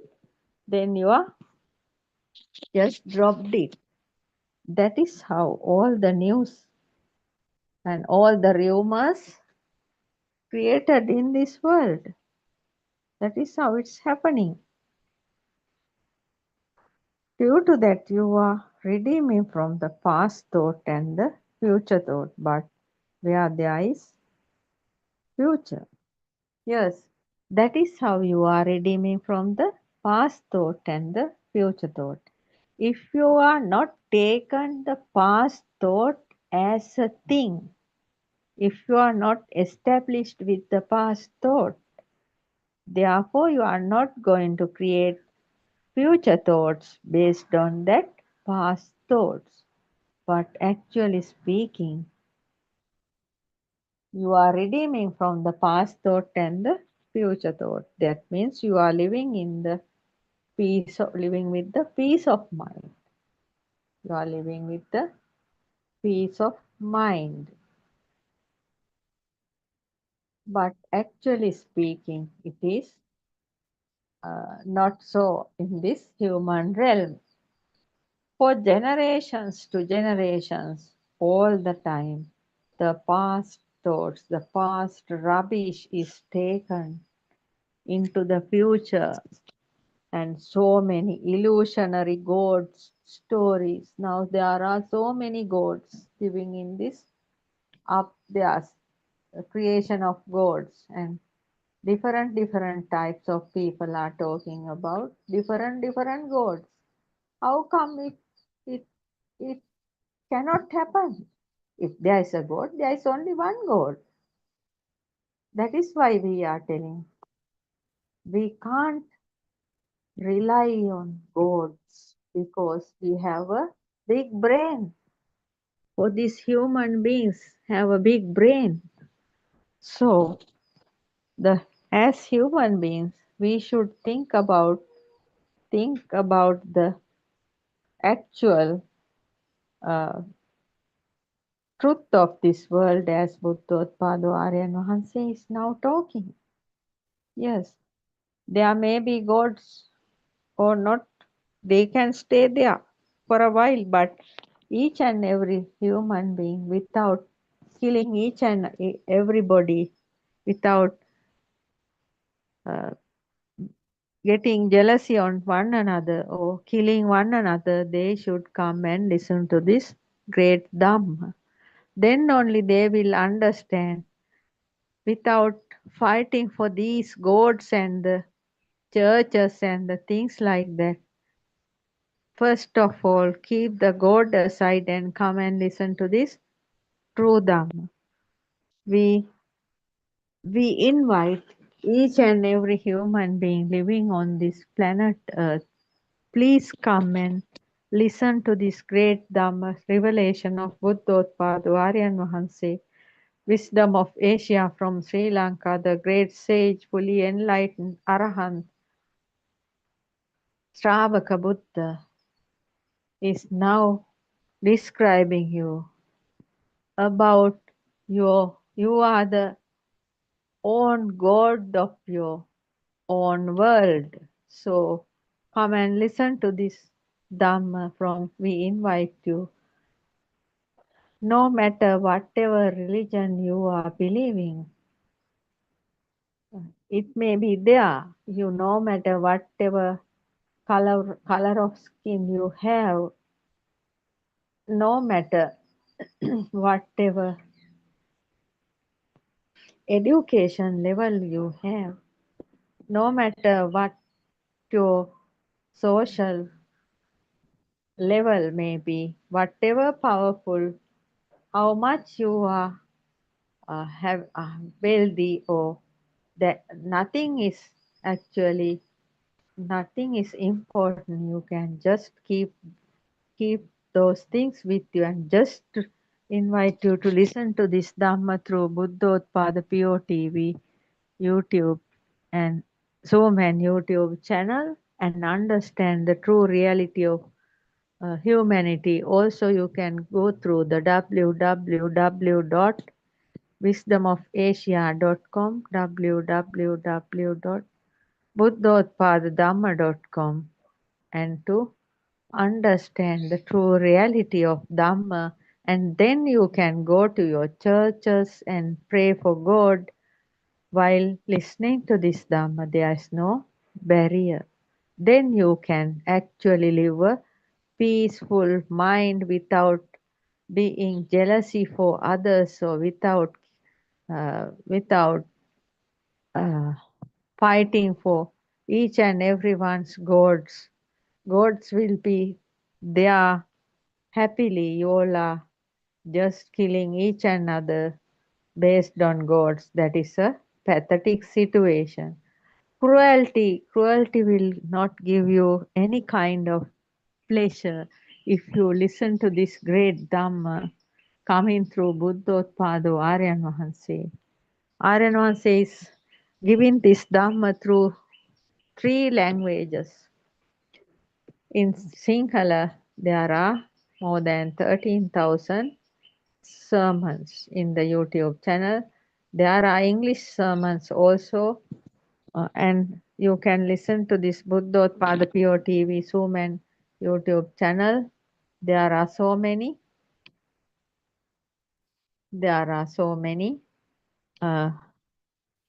daily Dhamma discussions. So you can listen to that and understand. And there is also another web page, www.buddhothpada-dhamma.com. So we invite you each and every human brothers and sisters, please come and peep into this world of truth. Actually, without listening to truth, dying is actually a pathetic situation, because nobody should die without listening to this ultimate truth of true reality of the humanity, because this is our life story, nothing else. Nothing else. The true Dhamma means our life story. So we should listen to our life story before we die, before we leave this human body, because there are 31 realms of existence.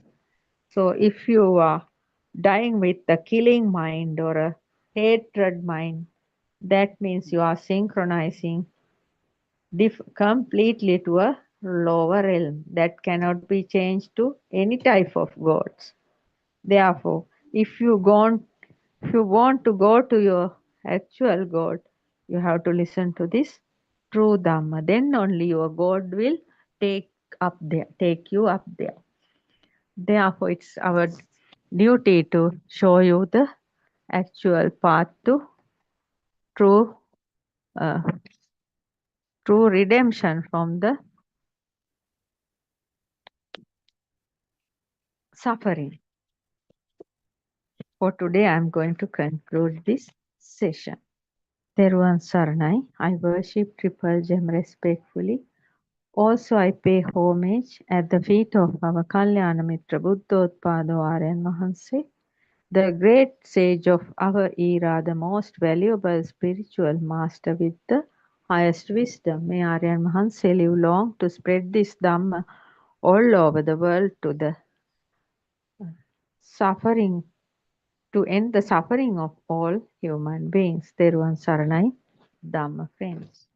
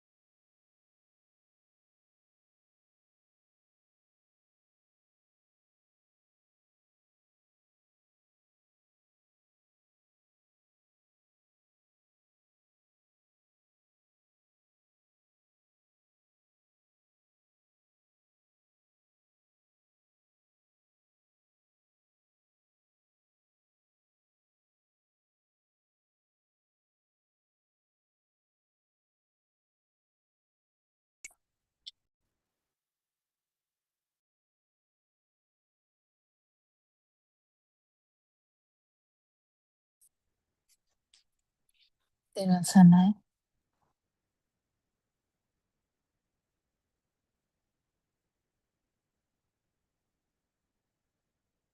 Tera Sanai, everyone. Thank you, Aran Vansa, for your noble guidance.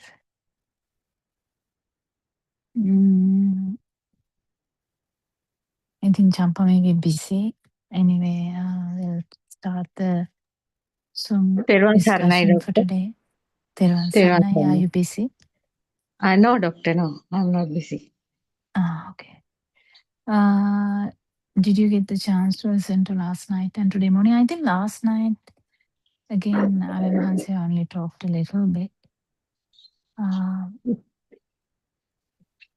Even today morning, I don't think it's a big one. There was Doctor, no much. Yeah. Today I didn't have time because I went out with my son and we came late today, so I couldn't listen to any of those Dhamma I don't discourses. think there was much. Right. Yeah. But Doctor, actually speaking, according to your instructions, I have understood one thing, Doctor, yesterday. When I look into this system, I understood every morning as soon as I get up, I used to take this phone and listen to Dhamma, right?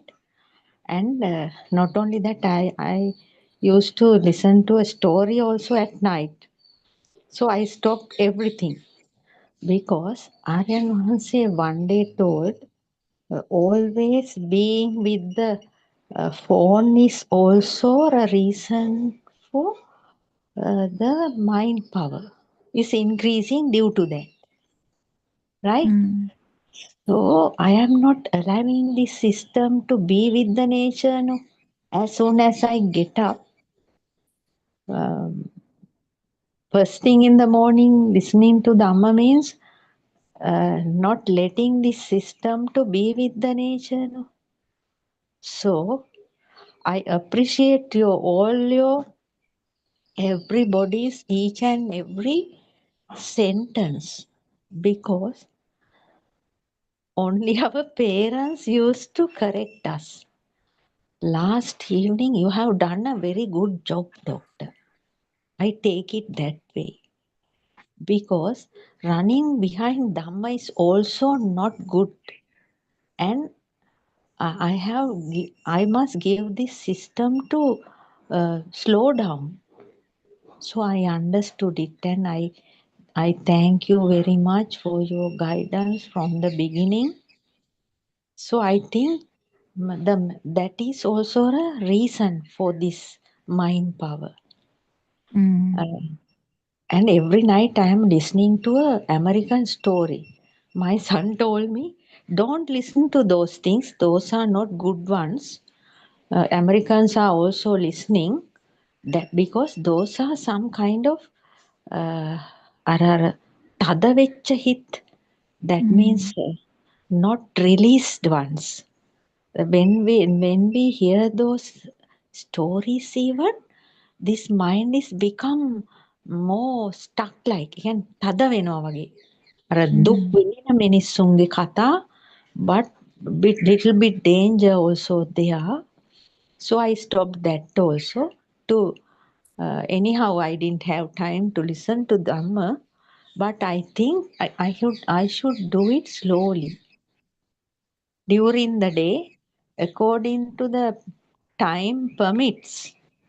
I must listen to Dhamma and let this system to slow down.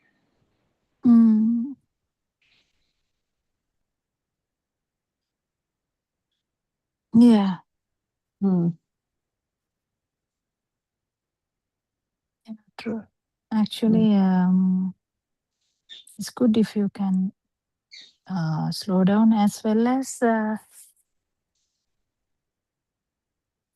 kind of let your system feel everything, not only nature, the mind is also nature. Yes. But covering it up with, like artificially covering it up is not good. Yes, yes. I understand that.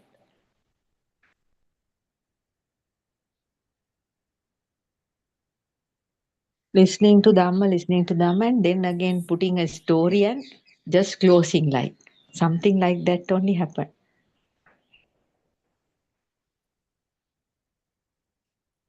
Mm. Mm. I never say not to listen to Dhamma. I usually listen to Aran Hanse's part, usually in the 7 o'clock one and the 5 o'clock one. Yes, I usually listen to that some or other.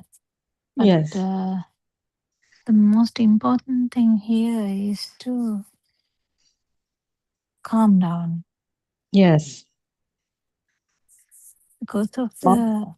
the past. You have like a defensive mode on, so you have to be Yes, careful. yes, doctor. That Nivana Obalanga, my third session. When I described the 2 to 3 session, I found that also there. If somebody is thinking about the past, that means atitaya valandanawa. That means stuck in the past. Though I am not thinking, it is coming. No, when something happen, it is coming. So that is also not good. I understood that also. Yeah, because real life actual situations are not happening. Yes, So you're not getting into a like a field situation because everything is kind of fully managed, yes. My son also told. avoided or managed. Yes, son also told me, past is over. Whatever they have done, they will take it. You don't talk about 30 years, 40 years things now. He told me. Mm. Not even talking this. Actually, that coming true is the problem. Yes, Mm. that has become a habit, I think, doctor. So I have to just drop it now. Those are the defilements. All those are defilements. Yeah, and you used to say no, mononadenganana kind of thing. It is Yes, okay, but yes, the thing is, this field side has to be powerful than that. I mean, yes, uh, so it is not as you becoming like shouting and crying in a death situation, not like that, but yes, be able to feel has different needs. So numbness in the mind, or comfort zone in the mind, or shutting down one aspect of the life, that yes, all has a. That's why even Aranahan says sometimes when he's talking to some people, he keeps asking and keeps asking to bring out things. What has made their mind so strong so that they can't come to the field. So this is yes, all about Arupa. So the Arupa power of the Arupa is the main thing that Aranvansi is trying to show. Not only the yes, sensual and the form level, non-form yes, level power is the actual thing that Aranvansi wants everyone to touch to. yes. That is Us. how it was. And for that to happen, field side should be more. Yes. So as Okay, a doctor. That will happen when I let go of this system. The system should let go with the daily life naturally without putting this and that and shutting down. yeah, even if you think this didn't affect me, that is also useless. That is also another thought. Yes. Because everyone in the some forums, everyone used to say, I don't feel that, I don't feel this. But then that is not the path as such, not to Yeah. judge yourself. Yes. Actually, the path is to feel the inner aspect of the mind and feel what is this itta sanya, and Yes. understand that it is actually uh, creation of this sense system, not a self. And to Yes. come to that is the problem. That is the actual final need. We are Yes. not actually, we can't be happy about අයියෝ මට දැන් තරහ යන්න. Yeah, so like that mothers used to say, I don't get angry, I don't get sad now. Everything is fantastic, but that's not the final outcome. So that judging or that monitoring is not the thing. Yes. Monitoring is not for sensual world outcome. Actual Yes. need here is to feel this sasavodanan form. I Yes. think yesterday in the beginning, Anwanse told few things about it. I think Sudama is here. Sudama, I think you were there also for the 7 o'clock one. Now you participate. Can you actually,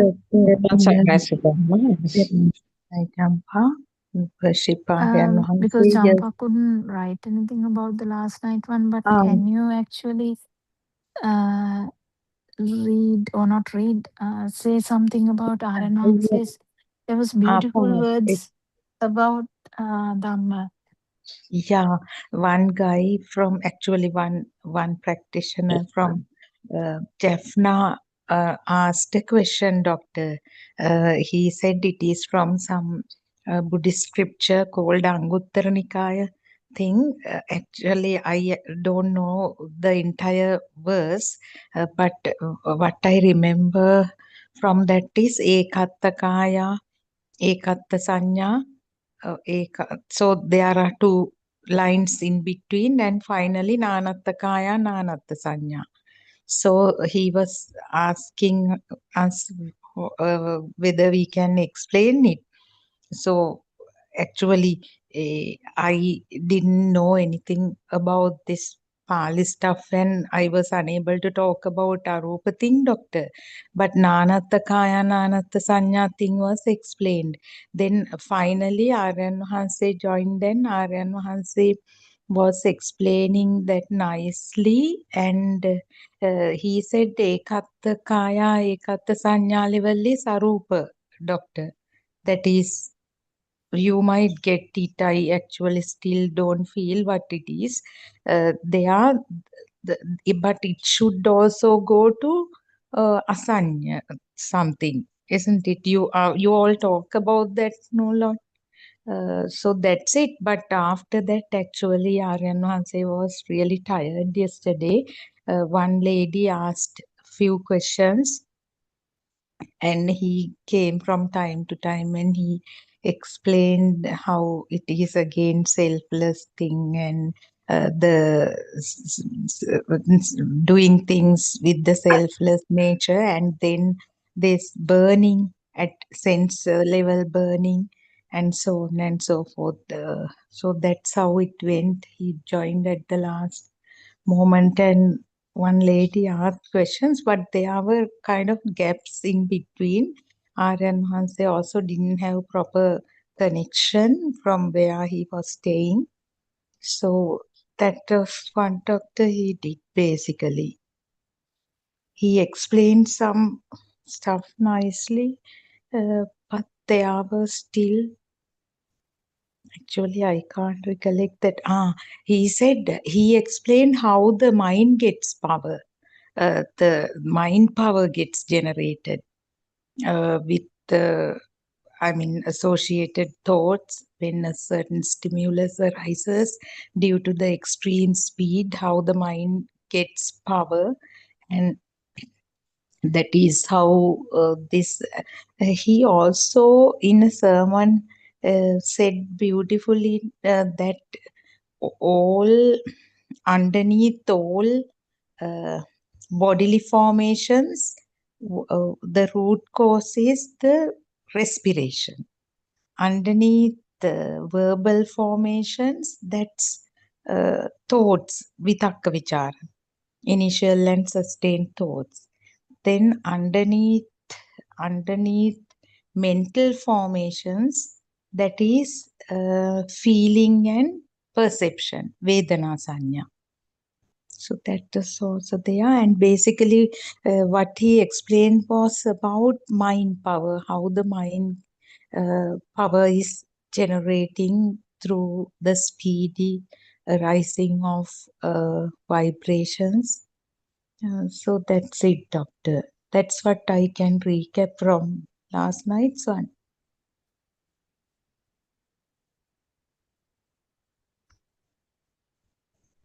Actually, I wanted to ask whether you can explain that ekatta kaya, ekatta sanya thing. The answer said it's arupa, but he advised not to go by these Pali terms and see it through the practical aspect of it.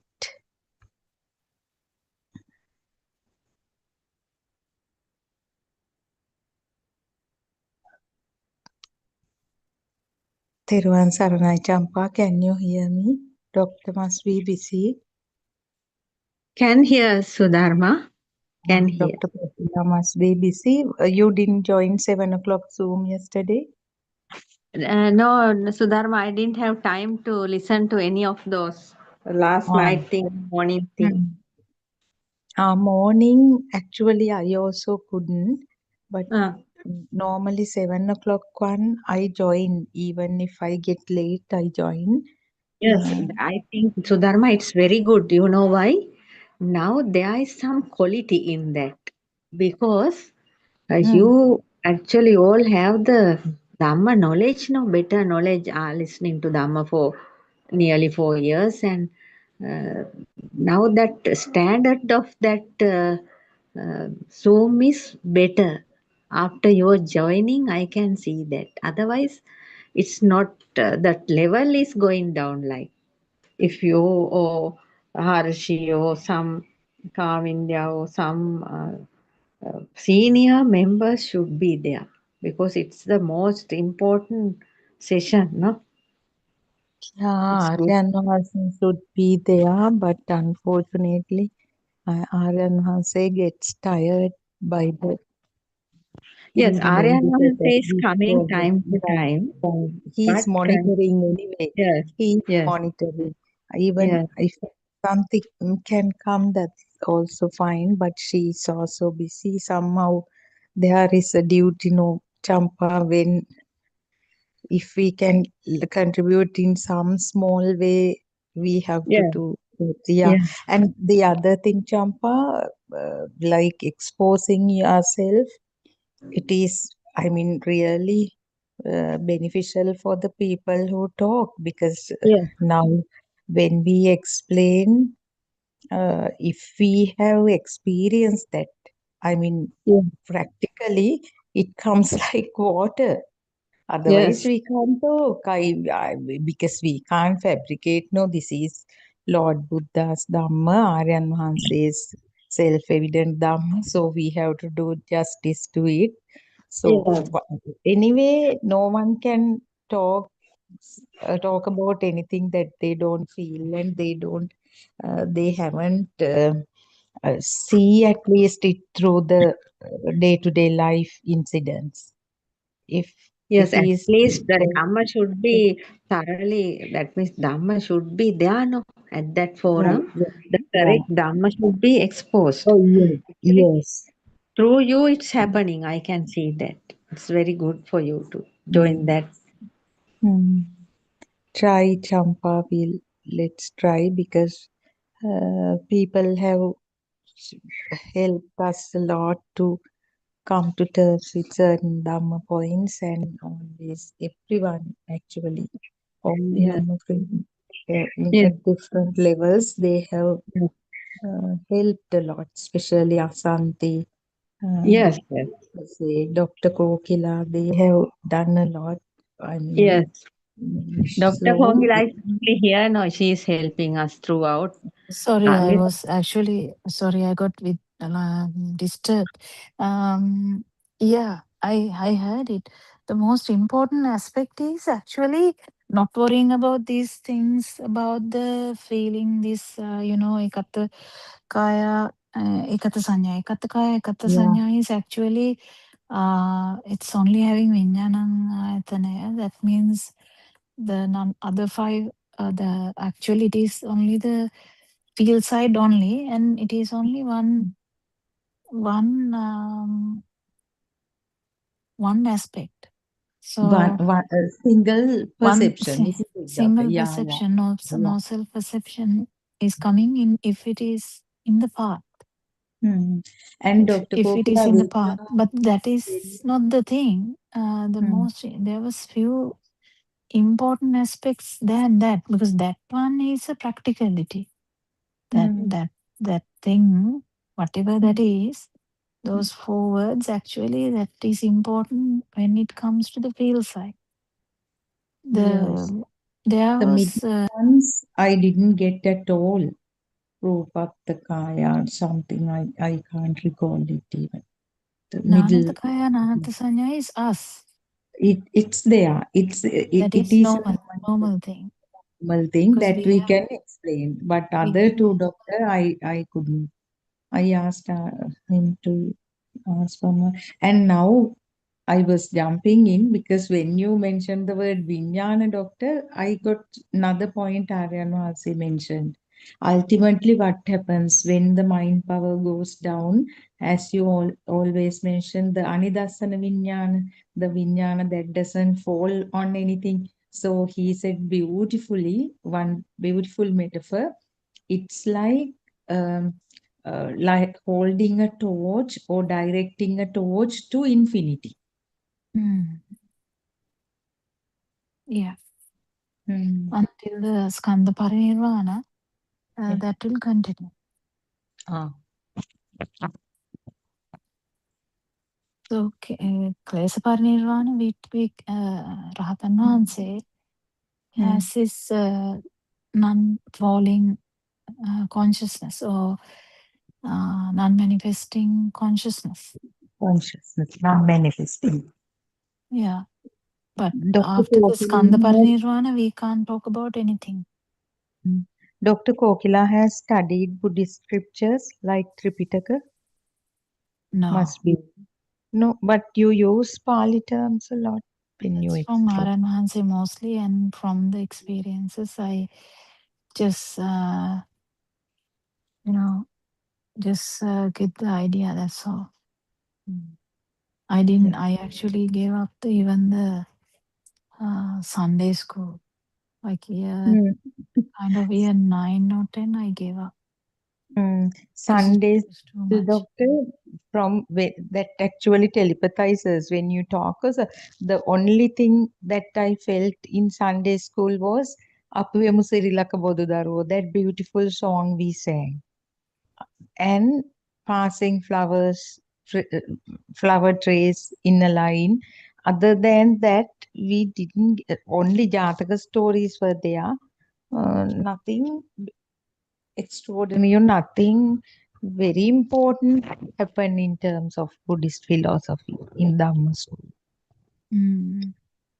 But there was a beautiful song, Apuyemu Sirilaka Bodudaru, the Hampasal Gite. I think it's blue and white it was sung. Yeah. The Hampasal But when the Dhamma knowledge is not needed.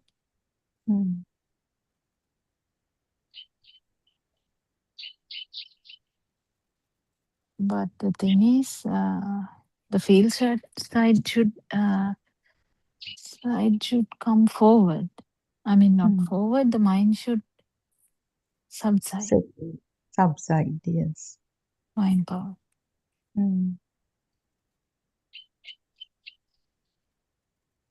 And doctor, when one proceeds, I mean, maturing the path, when the self view diminishes, that humbleness, natural kind of humbleness arises in the person, isn't it, Doctor? Some. Yeah, I think so. Mm. The most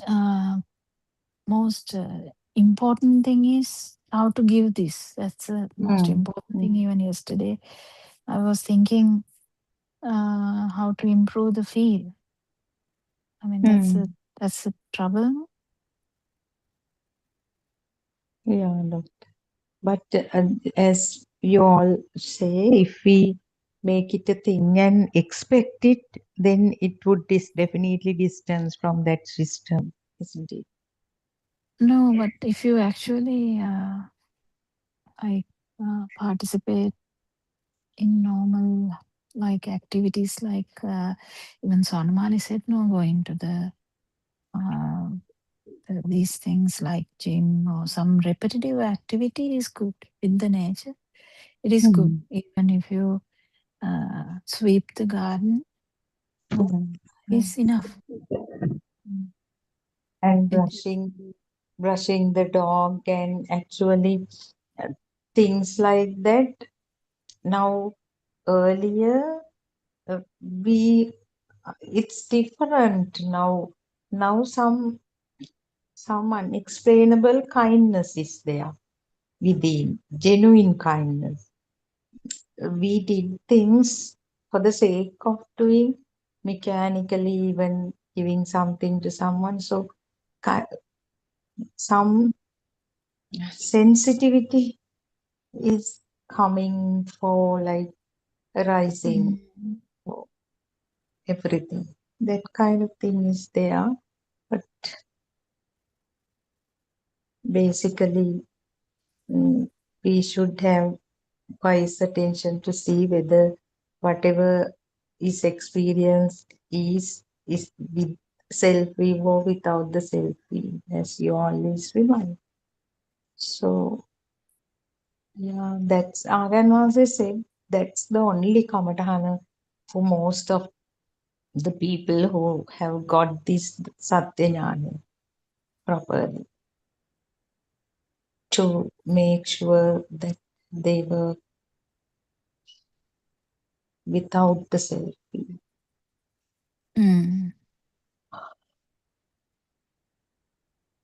Yeah, true. The thing is, very genuine interest also should be there. Like trying to understand this. But as we always discuss, over enthusiasm or under, I don't know whether there's a word called under enthusiasm. Lethargy, no? Lethargy means not making enough effort is also bad. Making too much effort is also bad. It is again understood, isn't it, Dr. Kokila? That is, both of them happen when it is a thing, when the person is there. Otherwise, it's okay situation is actually it's okay. If it happens or does not happen, we make effort. Probably somebody does not focus on feel or does not think about the feel, but just practice the kamatahana given by Aryan Vanse. So unknowingly that person is there. That is the beauty of this Dhamma.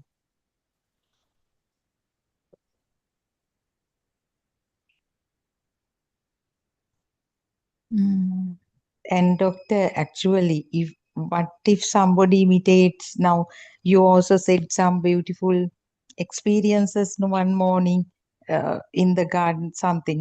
Then Sannamali talks about being in forests and waterways, near waterways, but thinking that when you are in nature, it happens. If someone does that ignorantly, that is not the point.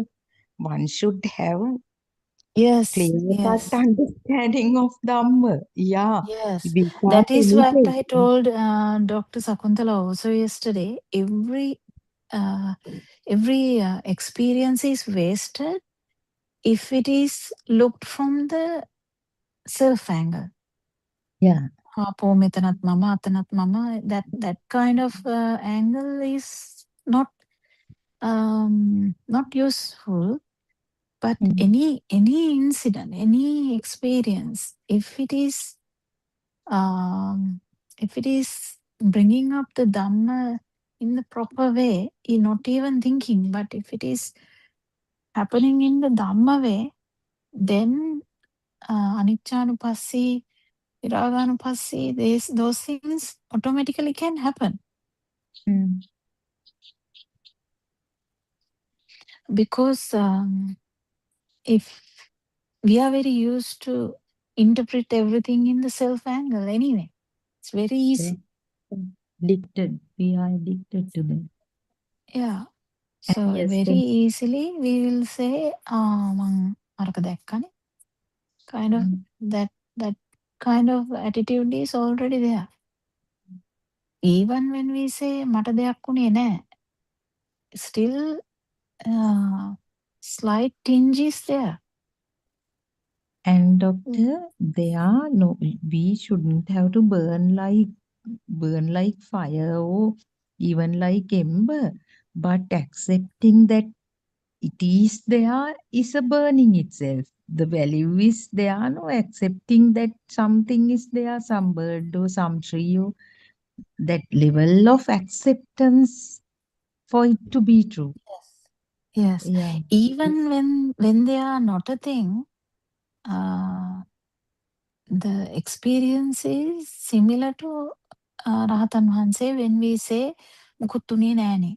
Like a lot of mothers say that in the 7 o'clock one also. One mother was continuously going on.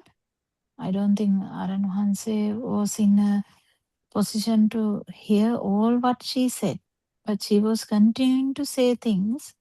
Yesterday. Yes, yesterday. Yeah. Yesterday, one lady joined. She was explaining things for other people, and RN1C, I think, was very tired.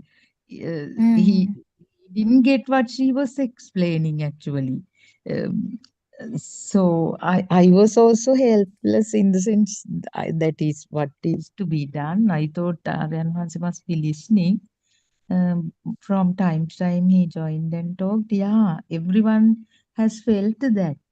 That another doctor told that it was she even doesn't think Aryan Hanse heard what she was continuing. So what they don't understand is, doctor, the vitakka vichara thing, that is their mind. They don't, I don't know.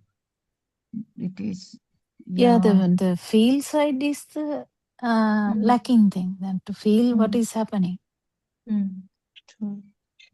Yeah, and the thing is, when we try to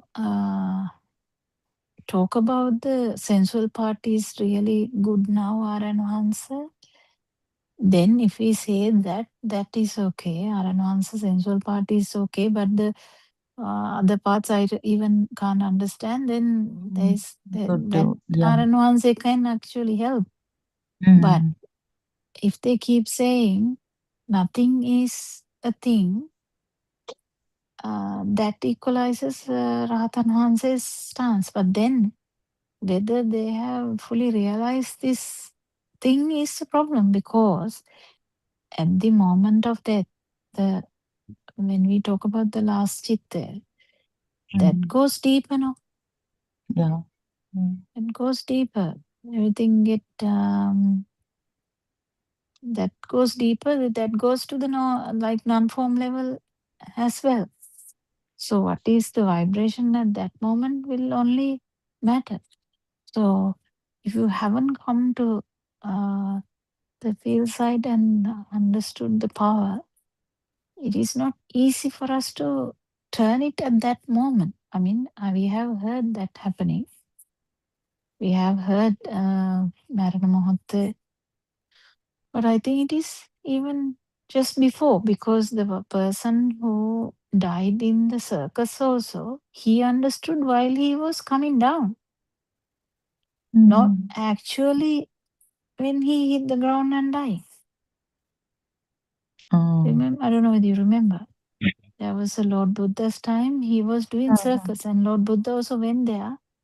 And Lord Buddha actually targeted someone, and he told something, and this person understood while on the air, while in the air, In like he he was understood doing a that jump. Dhamma. Oh, it's so instantaneous when everything is in place. That realization happens. No one knows, isn't it, doctor? And Yeah. So then, but I think he passed away. But the thing is, it has to happen in such a way after listening to Dhamma. So the listening to Dhamma, everyone enters the path. That is easy. That is easy. But the actual investigation should go on. That's why all of us should actually try and incorporate some of these things to the normal life, and just keep understanding Dhamma. So I haven't missed like R&1 says Deshana. I can't remember all what I have listened.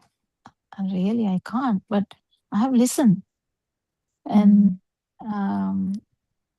with all my work, I have listened. Not with a very big eagerness, but I felt what Taranwanse was saying. So I actually felt it like there's no self. I took it so seriously. And when he said about we have to feel it, then I took it very seriously.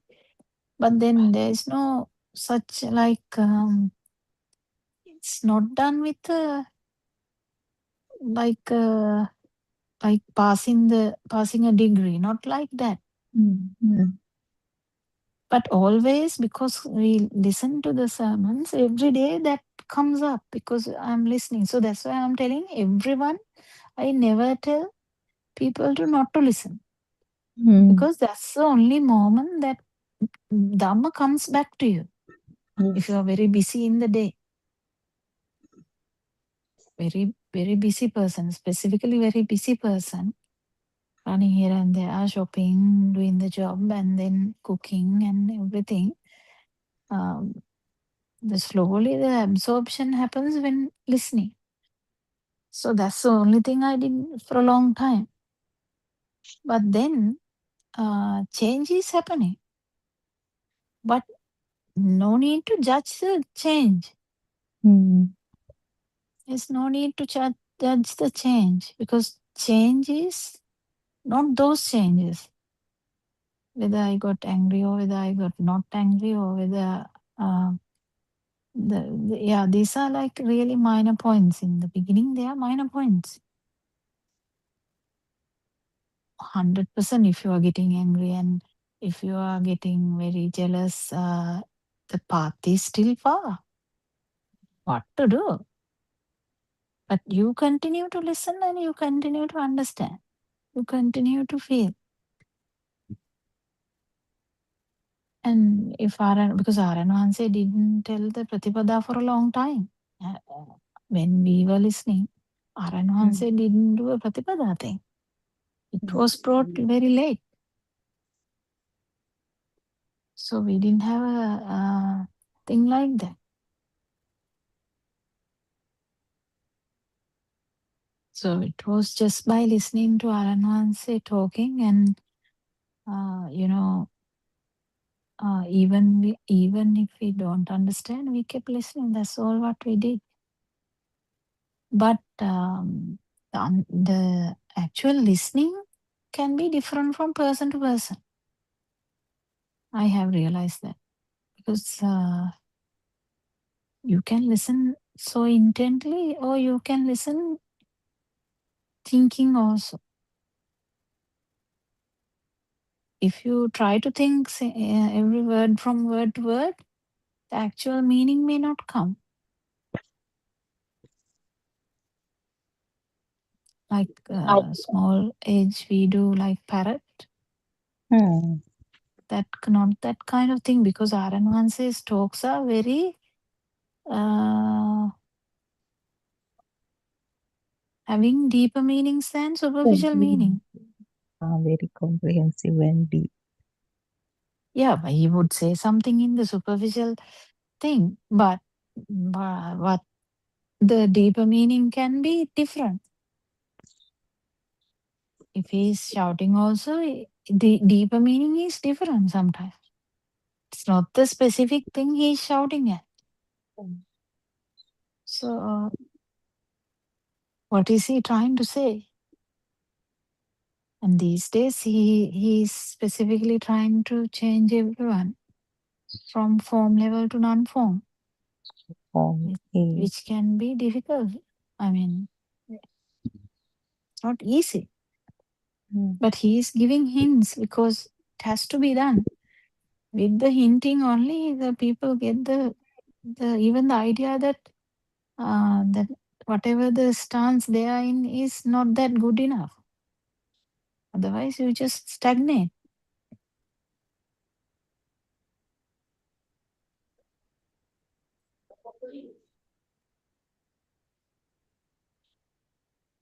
There are so many good words he said last night. He said about in the beginning, before he felt tired.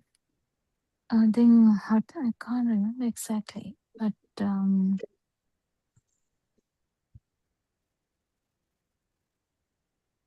it was mainly about the Arupa, I thought. Yeah, he started with Arupa because of that question. And you might have got it. There were interruptions, doctor, in between. What do you mean? Aryan Mahalse's voice didn't come at Yeah. gaps. So he was so tired and he, I think, fell asleep also. He must be very tired. He wanted to be, when we tried to end also, then he woke up and he wanted to feel actually his commitment and how he worked for the others. Yeah, I was wondering if we fall asleep and wake up, I don't know what we tell. But he usually picks up the Dhamma. He might say we have to do that tomorrow, but that's all.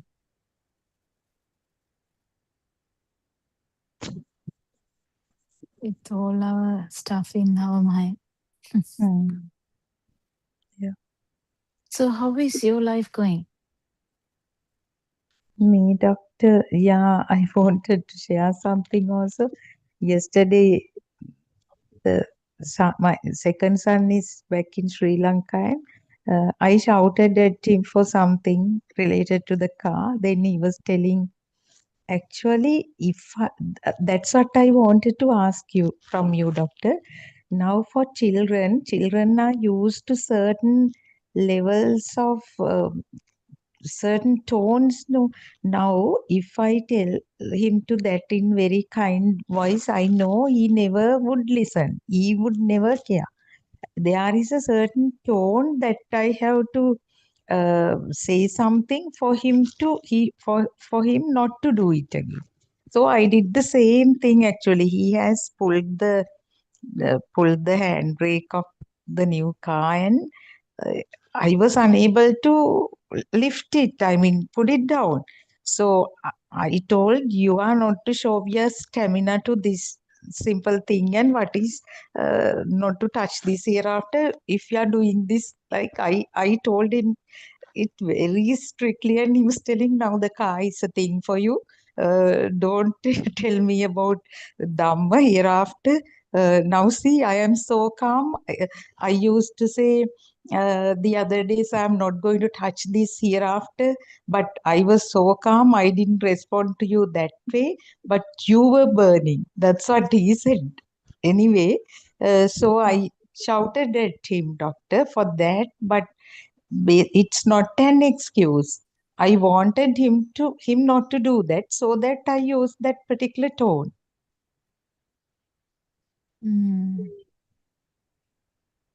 Well, But he got it as burning and shouting. He assumes that someone who is in Dhammapath cannot shout. well, there are things you can actually shout if you really want to. But actually If there that was a subtle, matters. yeah, but actually there was a subtle burning also. I admit that. I took now actually there was a burning. Yeah, doctor.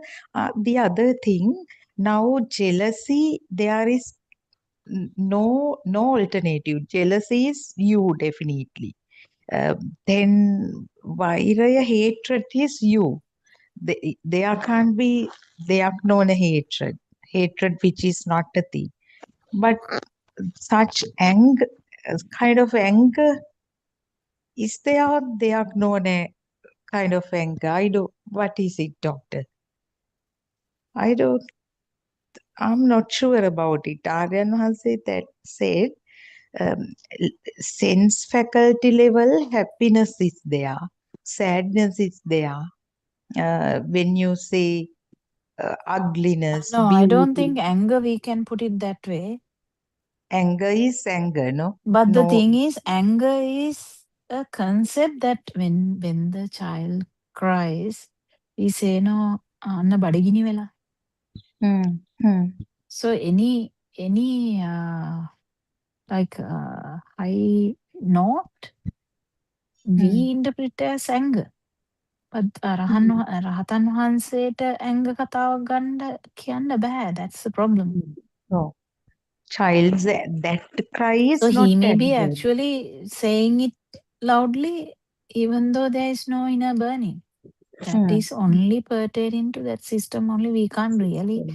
interpret that. Hmm. Because there was Ratan Wansi who was saying Asalaya to everyone. Hmm. Yeah. Yeah. True. Like that, And there are doctor, some habits. one thing evident is there is no dragging of that whatever the experience, anger or irritation or whatever, there is no dragging of that, isn't it, doctor? I mean, you are in a different level, but in this system also it's just then and there only. Yeah, there is That, no dragging. But that's what I'm saying. That no need to pay attention to give me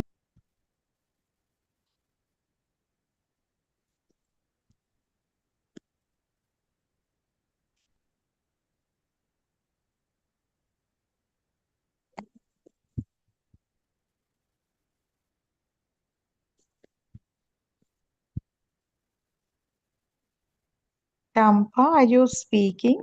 I hear that microphone is green, sorry, my but daughter Yes, storm. yes, I'm here. ah, yeah. No, I heard. So your microphone is like blinking in green, but voice didn't come. That's why. Dr. Kokila was muted. I knew that. Yeah. So what were we talking? The dragging, no dragging of Yeah, whatever no the dragging. Yeah, yeah. but the importance of this Dhamma, as I told you before, Hmm. is not about getting angry and not about this Exactly. mind sensor. Right. Yeah, mind sensor will keep jumping up and down until you become an arahant anyway. So the inner burning, this self, itta sanya vitarani we understand when. So to understand that, you have to understand everything. That is true. Because itta sanya means What is it? That is Existence perception. perception. Yeah. Existence perception. We are trying to catch the existence perception and the self perception, the power and the perception of existence. Existence of perception, we really fully understand how that happened. And so what happens is the power to maintain that slowly comes down. That is the only thing that happens. Nothing else actually changes. When the existence craving goes down, everything else become irrelevant. That's the problem. You can say something if you have to say. If someone is like having a problem and you have to help, you're not like murmuring, you're like shouting and telling help. You will do whatever you have to do. Doesn't necessarily matter. That's why I'm saying this Dhamma should not be narrowed down to getting angry and getting jealous and all that. Calm and true. Because everyone feels happy when they don't feel anger. But that's not the way. Let the mind sensor do the whatever the jumping that mind sensor does. Who cares? And Dr. Kokila, if you listen to last night's Zoom, one mother was talking about some experiences. And while I actually didn't even listen to that. It was no, not the one at the beginning. And she was telling internally, I was feeling something. Internally, I was feeling some sensitivity. So I don't know. One cancer patient was there, came begging, and another somebody who is in the same plight came begging, and she felt, and it's okay to feel, but she was highlighting. I was ඇතුළාන්තයෙන් මට දැනුණා kind of thing. ඇතුළාන්තයෙන් දැනෙන්නේ මොකක්ද? දුකද? සංවේදීලු කියන්නේ ඇතුළාන්තයෙන්ම ඒක දැනුණා, but it was not the thing කිව්වා. But it hit me ඇතුළාන්තයෙන් දැනුණා. I was not to explain it. Aryan Hanse was also there. But she was highlighting සංවේදීකම ඇතුළාන්තයෙන් දැනුණා. Sometimes She must have felt it very deeply. Yes, I don't think that is more than that. It's a sense. Anyway, mind sensor. The sensor. You know, sometimes some things felt separately, right? We feel it separately. We feel it deep. And the other thing, doctor, did you listen to it? Is not criticism. They are Dhamma points actually. Since we are another one was telling now when we are doing something at home, it is quite natural to now just say that I am cleaning the kitchen. So thoughts arise that they are not coming to clean, and all the accusations arise naturally. So we can't say such a thing is natural, no, doctor. They are vitakka vichara associated with that thing. Yeah, that is not natural. Then she's telling it's natural, so it's kind of bit misleading also. I don't know, but we can't judge. the thinking is the Rahatan Hanse, that is the thing again. I'm trying to say this is the problem. Rahatan Hanse may get a thought, make a kawrat kalla nෑනේ. May get a thought, but it's not the again. So Dharma, this comes to that situation again because there is no itta සංඥාවට බලයක් නැති නිසා ඒවා නිකම් පාවෙලා යන පොරි වගේ තමයි. With Vage, that's the best explanation. That thing, we can't compare that to a mother who hasn't come to the Arupa and beyond. Yeah. We can't compare. So when people talk, they talk like Arhatan Wahanse, but the thing is, we never know whether they are actually fully realize what they are even talking about. That's right, doctor. They have no control over what they speak, even that is evident. And that there is a film in that. No, there is a small context to that.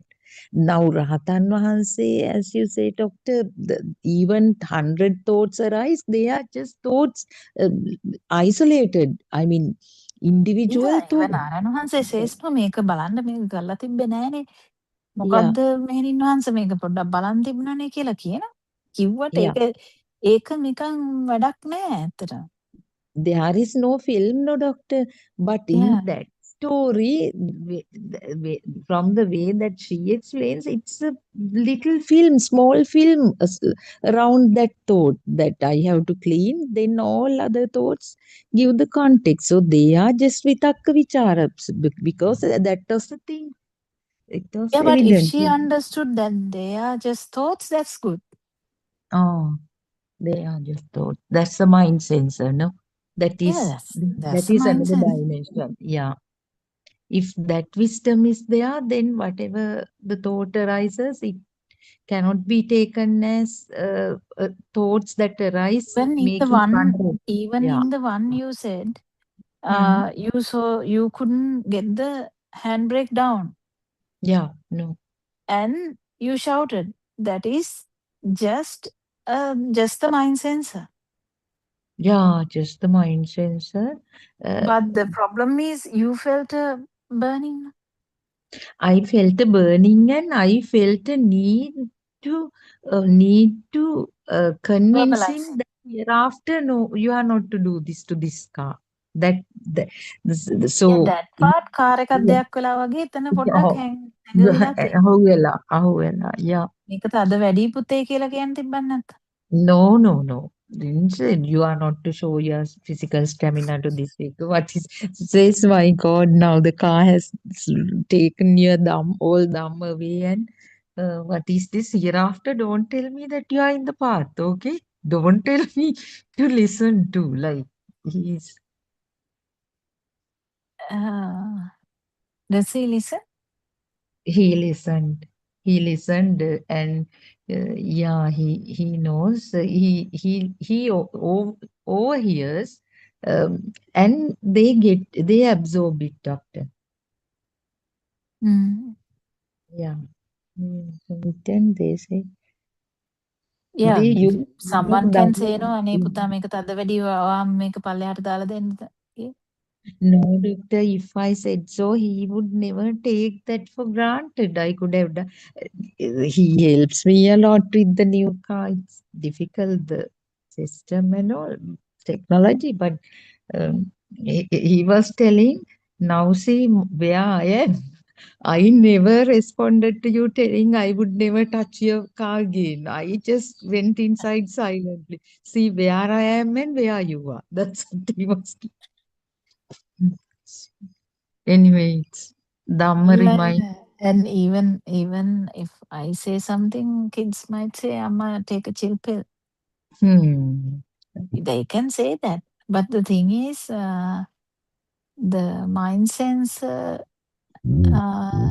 can do a lot of things. It's not a big deal.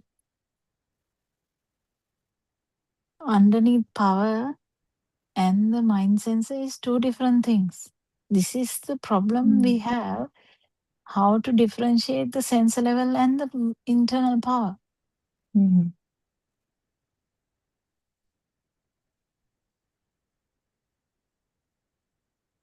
Because no one wants to get up in the morning. No one wants to, like, actually, kids don't like doing these things. So we have to make them to go to school. They have to follow some kind of guidance, right?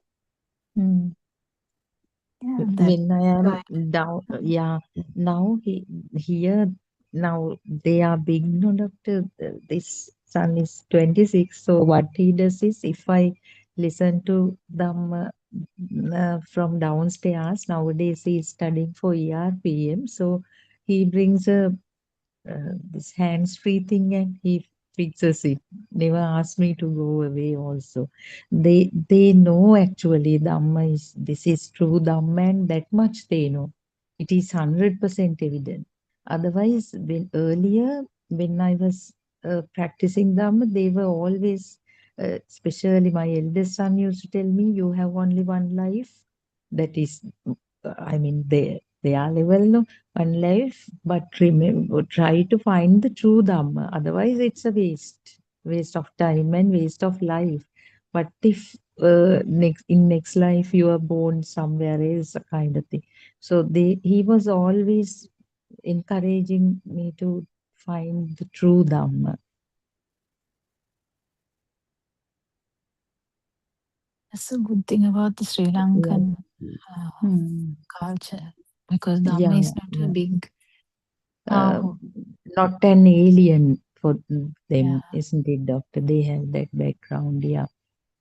yeah. So So they are we not used scared. to, yeah, Sandeep used to talk a lot about this vibration stuff with me. Actually, I didn't have that much knowledge, doctor, about this quantum physics and all. So I used to discuss a lot about those concepts with him, and that helped me to develop faith in this Dhamma. He always said, "Ah, that's true, that's true, that's true." Like young people, yeah, that's why this Dhamma is so. Understanding that this self vibration is similar to that is Mm. a massive thing. I Yeah, don't know. That's the one which helped me. Since you are also a science person, you told me you got it that way. Yeah, I never thought about whether I'm getting angry or not, or I never paid much attention to any of these senses actually. Because the actual thing is to uh, feel what it is. What is this drama behind this every being? System, yeah. This system. And you used to remind a lot, no, doctor. Sometimes you say, this is not a story of this life. Always remember, this comes from that. And so, in couple of days ago, 7 o'clock Zoom, Aryan Mahansi told that very clearly. Up to the birth of the I thing happens, what is there is the that state level thing is the power of the previous births. I mean, sansar thing. Yeah, that is what the level we have to go. Yeah. And every mother, if every mother get very, contented and happy just because they are not feeling angry, then this path is not open to them. Because this path is not that simple. It's about actually trying to understand that even the light is not true. And We doctor, can't feel that. Feel that too. The sad thing is, some people are eager to explain Dhamma without, I mean, taking it, without absorbing it. That's also very sad in a context like this. I think that is okay, but if they have to just be with Aran Hanse, if they are telling Dhamma, they have to be checked by Aran Hanse very often. Their problems must be discussed with Aran Hanse often, like Asanti. Asanti gets like very always backed up by Aran Hanse, understands that self is still there, Santi. So then Asanti understand that and corrects everything. And so there's a path. Then and where she That is talks okay about. then. Mm. Because you are not actually away from the teacher, you are with the, not physically, you are just in par with Monitored, guided by the teacher. Yeah. guided by the teacher, so that even if you are telling the problematic things, you are correct. That's why I'm telling to everyone, you should not bluntly say these are not to be felt. You shouldn't, because there are at the end the feeling dhamma is the most important thing. So if someone says නෑ නෑ මේක දැනගන්න එක තමයි අන්තිමට වෙන්නේ, මුකුත් වෙනසක් වෙන්නේ නෑ කියන එක නෙවෙයිනේ ආරණ වහන්සේ කියනවනේ, වෙනසක් තියෙනවා මෙතන. He's expecting that to happen. Yeah. So මුකුත් වෙනසක් වෙන්නේ නෑ කියලා කියන්න බෑ. වෙනසක් වෙනවා. What is happening is not the sensory level, beyond sensory Deeper. level. Beyond sensory level. So come to the sensor level, the mind should be very, very tamed. Basically tamed. Not vanished, because mind can't vanish. No? Mind should be tamed in such a way that the feel can come forward. So the best answer to give is, if someone asks a question from the field side, is to say, ask and answer. Yes. Sometimes that we do. I tell it to some people, because if they are very, very into the field side, they should discuss it with Aran Hanse. Because Aran Hanse is the one to turn someone addicted to the arupa. Yes. If someone is addicted to arupa, that is a bit difficult. He says that goes for Lord several kalpas, no, in arupa. Yeah, if I feel someone is addicted to arupa, I usually guide them to the Aran Hanse. Because that Aran Hanse is a master, because he was addicted to arupa. And he came out of it. So he's a master of that.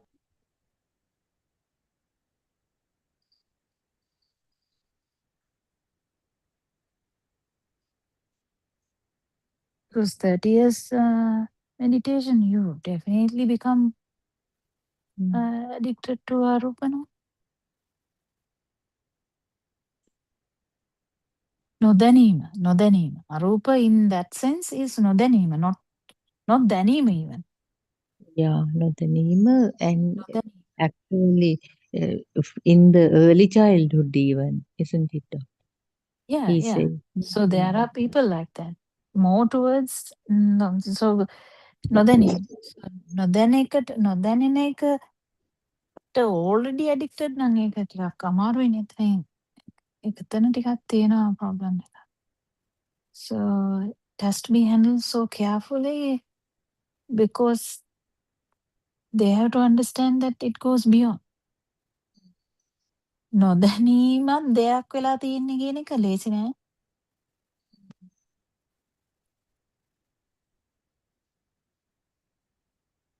That is why the role of the spiritual teacher is so vital, isn't it, Doctor?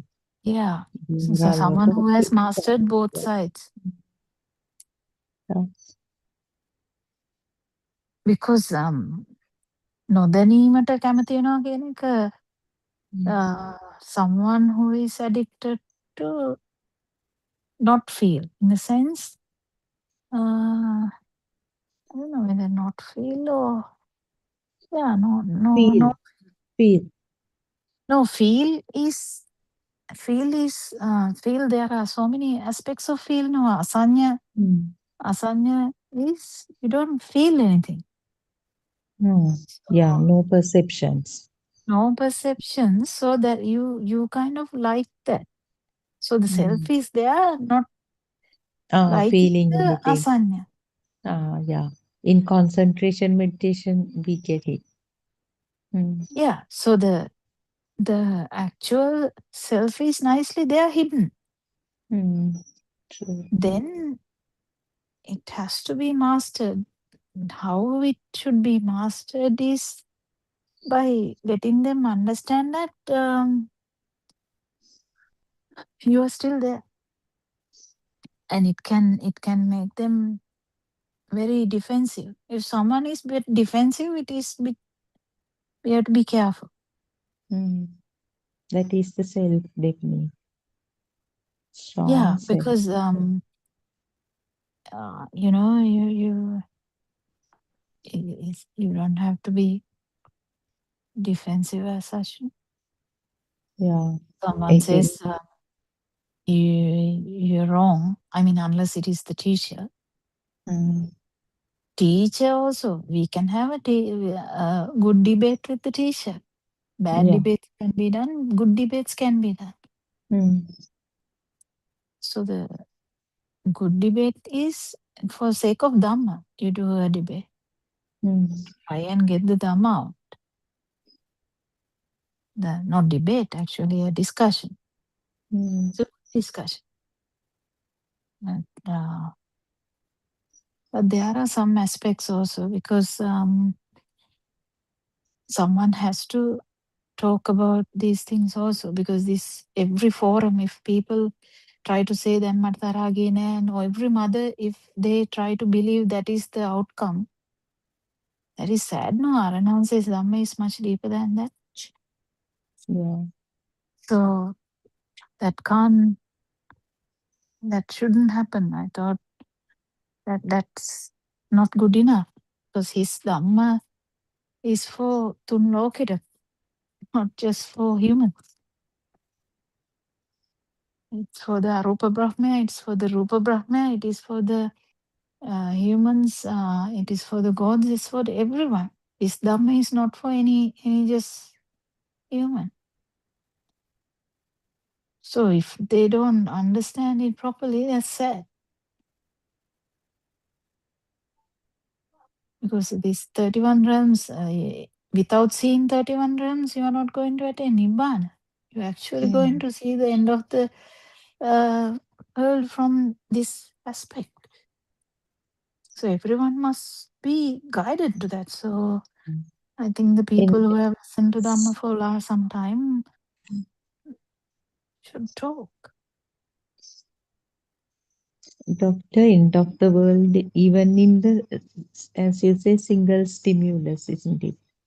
Yeah, We single have to stimulus, take it has to, if someone says that only, that it will be realized. No? So Aranhansa says Dhamma in a very, very, very simple way. But Yes.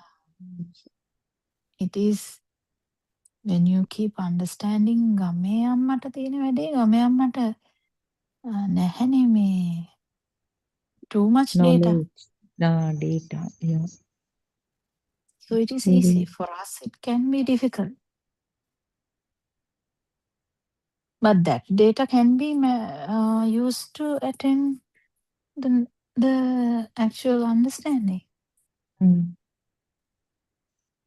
should be able to drop everything and just get it, that understanding chair is me is not easy.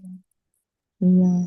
But Aryan Hanse knows how to explain that to Gamayama. But in our case, if we start with vibrations, we confuse That's that useless, yeah. mother. We Yeah. shouldn't do that. Aryan Hanse gave once he explained, Doctor, 4 ways of explaining the same concept, Dhamma basic, to Gamayama, convince her that it is a thought only. Whether you are thinking, whether you are seeing a tree or thinking it's a tree. So that will come. Then for a science person to go by vibration thing. Vibration. Yeah, he said 3 or 4 ways. So I can't remember that sermon. Once Usually, Swamin Hanses, it's slightly different. Pali. Yeah, for Swamin Wahanse, Pali. use the Pali terms and all. Yeah, yeah. That's what he said. Because they understand vijnana rather than the consciousness word. Hmm. Yes. Because consciousness is very, I mean, it's really close to us. I mean, as actually medical field, consciousness is a very broadly used word. Hmm. Hmm. But for a person who knows Pali, vijnana is much more. But it can actually jeopardize also. Vijnana is a conflicting, confusing word. Doctor, that medical consciousness is not as subtle as this Dhamma consciousness, isn't it? Here we talk about eye consciousness, body conscious. I'm not sure. Is it the same? That Yeah, but the thing is, subconscious. even the worm has the Yeah, consciousness yes. kind of thing. No? Yesterday Aryan Halse said another point. When now you recall all of that. He said that also, doctor. How the animals feel everything with the self Yeah, existence, everything with the single sense faculty. Yeah. Hmm. yeah. Only thing is humans. Human one stimuli matches the 31 realms. Hmm. That's why the humanity is important to Hmm. understand Dhamma. Because a worm can't come to the level of the Brahma or God or nothing. No, no, no. That one should know to feel it, no, doctor. Yeah, One should know Dhamma, then only we will feel. Otherwise, even we are like worms, no, doctor. Like, if we hadn't heard Dhamma, we would also experience everything and we'll die. That Satya yeah, that is Jnana. true. Yeah. But the importance of this eye and the sound and the body consciousness is formation of the mind, and mind through mind, how you can catch all the consciousnesses. Mm. That's why I think you also, once the holidays are given, should calm down a lot and try to. When is Mm. your who is the son going? Is son going or will be there for some No, time? he is staying right throughout, doctor. Second one, this is not eldest son. Oh One yeah, who yeah. was in Belarus, he completed He his will be degree there, and and yeah, he'll the be daughter-in-law will go. in-law will be going this month. Yeah. She's going, So yeah. you need to develop a timetable so that you also uh, the tactics to reduce the mind power so that the transformation can happen. Yeah, doctor. I will take it serious with the Kamatana given by Aryan Hase and your reminder to bring down the mind power. Uh, we have to make efforts, some effort not to take it. Yeah, make it a timetable. First, the timetable will be a thing. Later, the timetable will not be a thing. Mm. Like if you're taking 30 minutes break in the morning, Mm. like 30 minutes or 1 hour break in the morning, like that, Mm. that one will be a thing in the beginning. But after Yes. some time, it will be like going to the toilet. No one cares about going Mm. to the toilet. No? Mm. You will be Will be. thinking about thousand other things while you're going to the toilet because Mm. that one has become a normal thing. Like that, it will normalize, but it has to be started so that uh, but the like like all other things, mine should not be a thing at that moment. So if you try to keep doing that, it will be a habit. It's Feel. the seeing the mind. I mean, having wise attention towards. Not really, like No, a baby. but Like like baby Sudharma in the garden. I mean, who cares? all right, not being judgmental, isn't it? About Just being there. just being. Oh, that's beautiful. That way, one will gradually awaken to the field, isn't it? Yeah. That is carefree nature, you say. That's what you say. That's Yeah, I mean, it can be different from person to person. Because if you keep thinking Dhamma, that is like going back to Montessori again. But you have listened to Dhamma for 4 years now. Why do you need that? So just be there.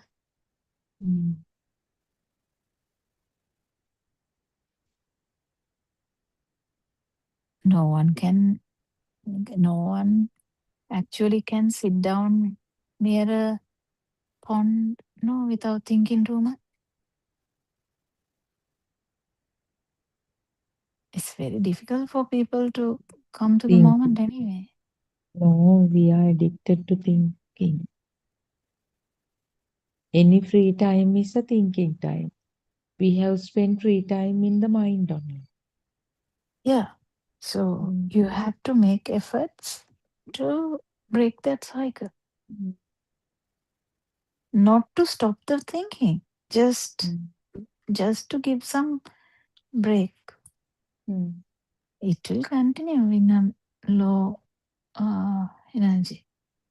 Mind is never going away. It just will calm down.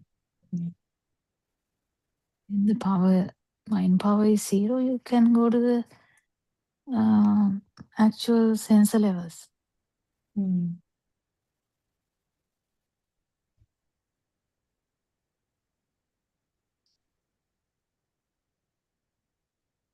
Thank you for that bit of advice, doctor. I can do that actually. It's the school vacation now. So I have Is some. it so? Yeah. Okay.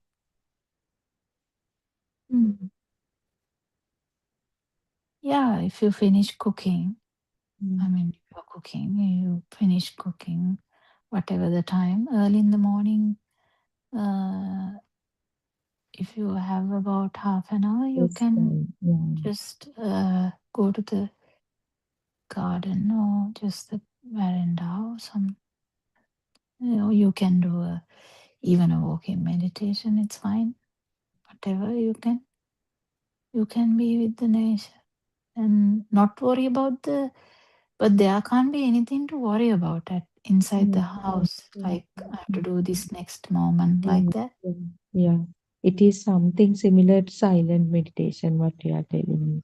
What Aryan has regard. That's Yeah, beautiful. rather without restrictions, because babies, they don't have a silent meditation now.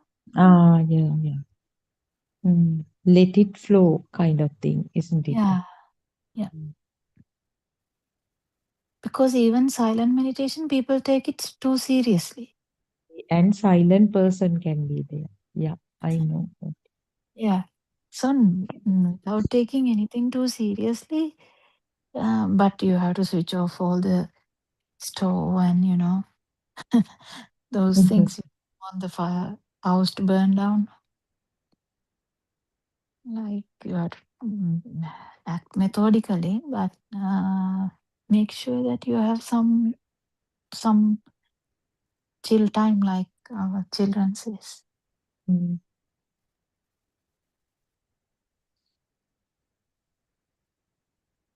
That's a thing that has helped me, but I don't know about it helping everyone.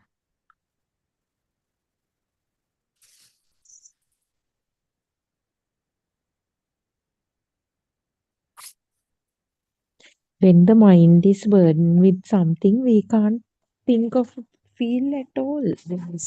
I mean, it is, I mean, That's common. why Yeah. this talk is there, Sudharma. Like even with Champa, I was discussing yesterday. This mind, if it is having subconscious overload of data, Hmm. then it is difficult to become Yeah. the baby anyway. You know, it's difficult Hmm. True. because You have tomorrow you have to do so, that. but Day after we you have to do that. actually we highly appreciate your effort, doctor, because you have been telling baby Sudharma, baby Sakuntala, baby Champa so many times, but we never paid attention. Like now only I really got what a beautiful thing you are talking about. Yes, doctor, that is true. Your words are actually very helpful for us. I also thinking that what you have said now, I also think that is the most beautiful thing to do, just to let go everything and be in the garden like a small child. Yes, it's very good. Yeah, because නිවන දකින්න plan එකකුත් බබාගේ නැහැ. Yeah. True. නිවන් But දකින්නවත් මේ මොහොත දකින්නවත් මොකක්වත් නැහැ. හරි it's සුන්දරයි. it's a very beautiful selfless uh, situation. Beautiful situation. That is They what we are. are struggling to become. Mhm.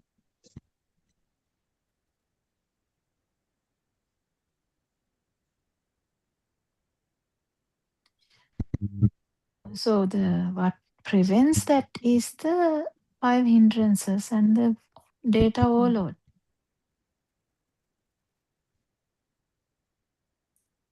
Lord Buddha didn't say data overload. I'm just adding it. Yeah.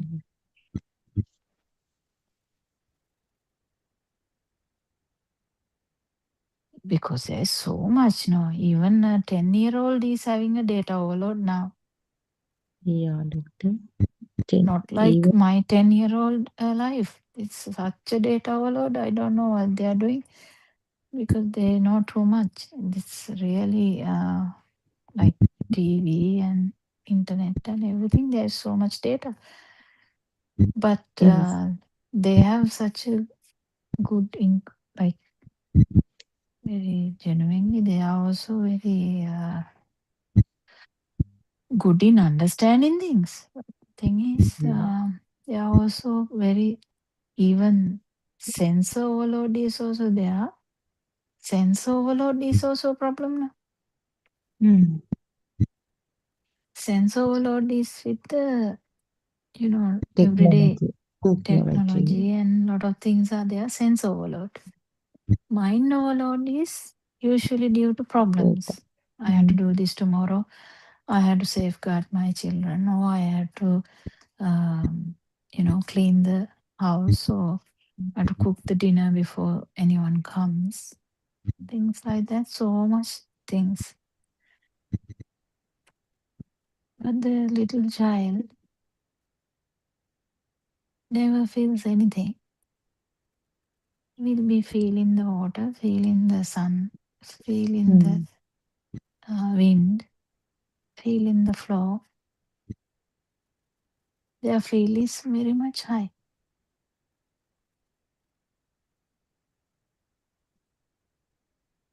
සුදුරදි කඩක් තිබුණා පෙර කියලා කියන්නේ.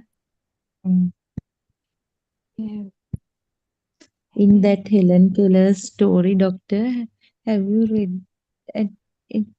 it in school days? I'm I not can't sure. remember. What is it? Helen Keller, What the is the girl story? who went blind at after I mean at the age of 6 months. There is a film also. So she went blind and no, she was not blind. She went dumb. And so one particular teacher, and Sullivan, makes blind and deaf and everything dumb.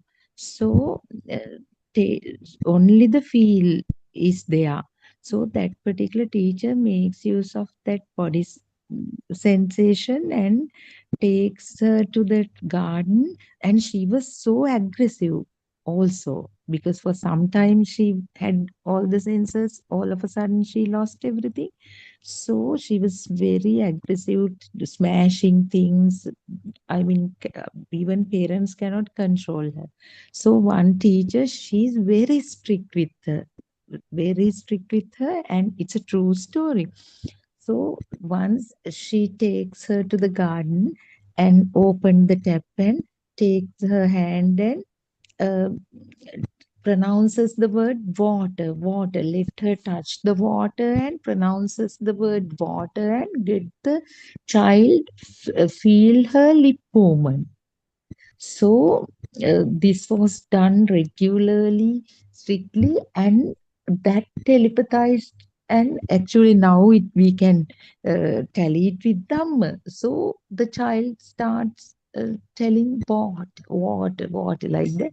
So she regains her skills, and she has written her life story like that. Then she stamps on the ground and say, ground, ground, ground. So that way, with the body sensations, the world is given back to her, the lost world. It's a beautiful story, Doctor, where they make use of the feel body And sensations to Naranvansi is trying awake. hard people to go back to the field. Yeah, yeah. Yeah. Now the vice versa, isn't it? This one coming from Yeah. the field. So the world comes back But to it her. is not only feel, because beyond this, because feel, also you have to understand that there is no anyone in the field. Mm. And Doctor, yesterday I watched a small video, a scientific kind of thing. There they say, have you ever touched a table? I actually remembered you there. They say the Patavi is not a table, it's a field on not Patavi. That's our word, but that touch is just, it is not a table. That touch sensation is a vibration. It is only the touch. One can never touch a table or a window, it is a thought, but that touch is just a vibration. That touch feel is there only. So it's a small video. I Yeah, think one. coming to that Mm. only is the difficult. Now, as I told you one day, I stood on the wet carpet. So that is just the feel only. That, but what It came at it once was the it wet could have carpet. been a good experience, but I don't think it came in that angle. No, no, the wet carpet. It's a feel only. So, now I No, don't no. know. Actually speaking, it will be an experience. The what Hmm. the baby experience, for a moment you can experience it if the mind power come to zero for a Hmm. moment. Actual original level can be felt. Well, the sense level also. Sense level can be felt. Hmm. But these things are not openly discussed because it can also give rise to a Chittarupa. Yeah, yeah. We That don't day really also Aryan discuss that. Mahanse said, no, when you were talking about the experiences, what he said was others not to expect or look for such experiences. Mm. Otherwise, definitely another mother would come and say she felt some vibration in the ground. And so, because that they are also not lying, but as you say, the mental image comes. When Aryan Mahanse talks about Sukha, next day so many people Yeah. experiences Sukha. The one mother said blindly, you know what Aryan Mahanse said, the tree and the leaves are rustling. So they are, it was the bliss kind of things. I have that. I experienced that. I was looking at the tree, and so when people take things like that, I don't know what Aryan must be feeling. That's why he's going from door to door. In Mother Doctor, there were a lot of people. When Aryan Hanse was explaining things, they were just staring at him. I mean, they taken it seriously, and they was really surprised. And most of them were crying at the end. We were crying because they really felt it.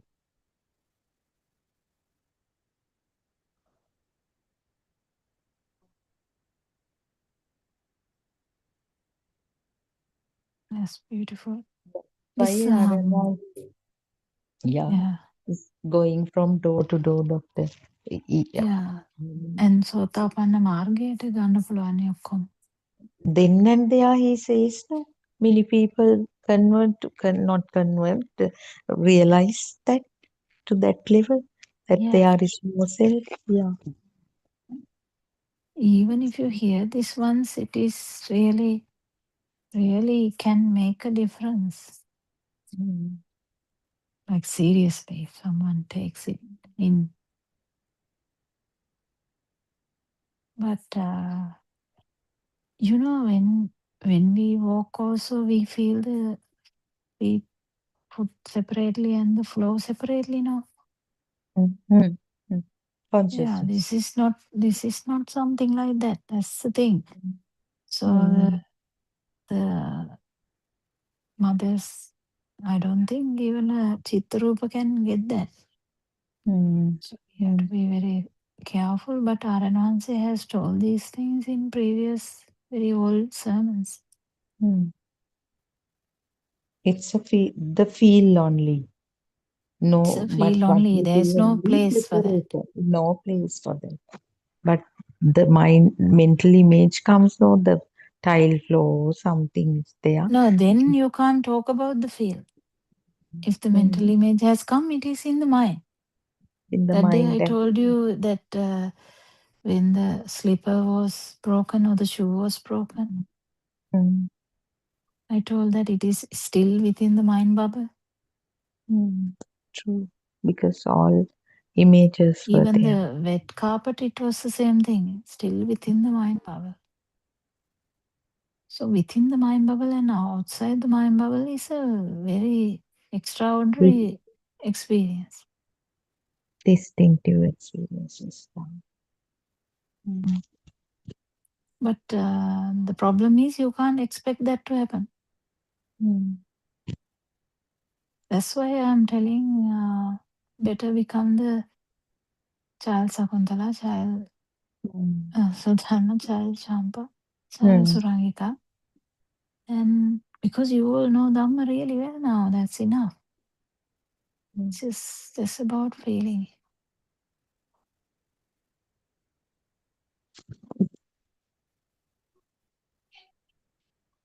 So even Champa, it is the same thing because Champa is in this too seriously.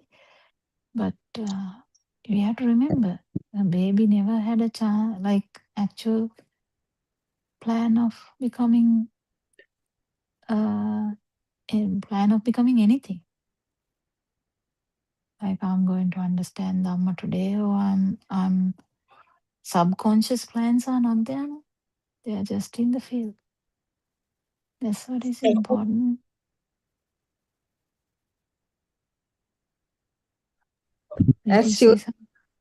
Yeah. as you said, it's actually the mind. Mind is running behind things to do this, do that. That is also a problem.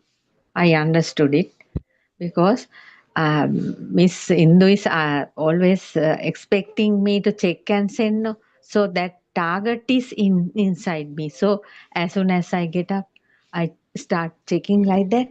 Those things. Then continuation of last night. Points. So those things happened with the homework. That continuation of running the mind. So I Well, understood. don't don't misunderstand. The whole day is going to work and a lot of things. It's okay. It's just having some time as a pattern. You have to have time without any planned work.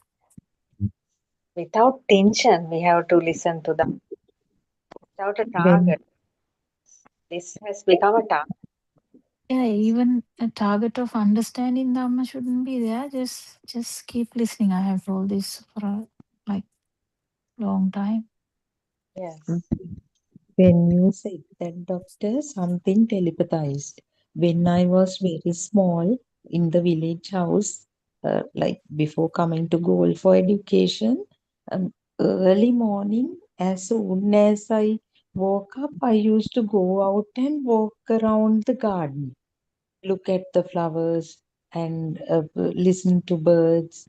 In early morning, before having tea, that was what I did as a small child.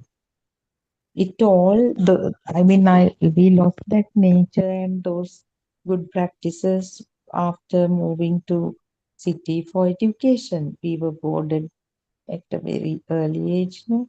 But before that, I remember, doctor, I used to catch dragonflies, and we were coming from a very, I mean, really rural area of Kamrupitiya, where there were a lot of paddy fields, tea estates, and water stream running uh, in between the tea and paddy fields. Yeah, those days it was like that. So as I mean, we were all uh, had a natural uh, attachment to nature because of the external factors we have. Now again we have to go back to now. Actually, it's a really beautiful thing, doctor, that you reminded us to I mean, we these systems were so faulty, we didn't get your message so far. Mhm. That's very beautiful. And we can, in Champa's case, correcting like we go for work, right? Like that. Yes. You can put aside these 4 hours I'm working, Yes. or 2 hours, or whatever hours you're working. That is your working hours. You are not Yes. actually working, you are doing Dharma work. But it Yes. can be separated as your work. Yes, yes. Without tension, that's what I understood. I did it with tension, all this. No, even the jobs are having attention, but if you think about it like that way, Yes. Taking but everything in a way, yes. yeah, Mm. without tension, you can actually finish work quickly than before, Yes. because was doing such a great task, because that's why I really liked you doing that translation before, because it's a task done for others. It's Yes. not a job to earn money or anything. No? Yes. Yes. So it is a good thing. You just separate the time for that and do that. Yes. Doctor. And other times, uh, when you are washing pots or doing even whatever, having a Work. bath or at anything, you can master the feel rather than the mind. Yes. Not with the idea of attaining nibbana, Yes. Yes. Just to be with just just to be with the things that work you activity. do. Activity. Yes. ඒක ඇත්තටම කියනවා නම් මේ සමත කෑල්ලකුත් ඒකේ තියෙනවා. Oh, Iriyapata Bhavana. It's called as Iriyapata Bhavana. Yes, not to go into too much because then you might go into concentration meditation. If you have done that in your past lives also too much, you might easily go into that. Yes. So this no self angle is very important and only concentrate on that. Otherwise, here and there, the path can be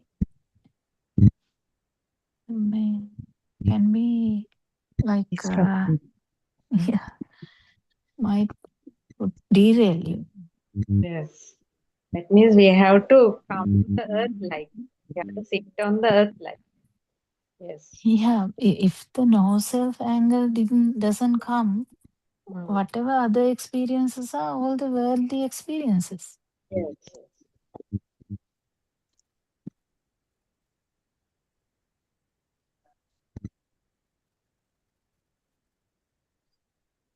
And there's only 8 chittas, right? Margasita, Palasita, Margasita, Palasita. Yes. It can't be that big thing, but it is not easy because of our mind. Yes, yes. Because mind is gathering, always gathering power, no? Yes. Yeah, even if you don't want to, it still keeps like doing that because it's acting like a whirlpool kind of thing, Yes. carrying everything. I think we Yes. have come to the end of the Yeah, session, right? doctor. It's fine. Thank you very much. Thank you, Aranwansa, for your noble guidance. Thank Dharma you. Therwan Saranai, doctor. Therwan Saranai Champa. Let's worship Aryanasi once again. Thank you. Therwan Saranai.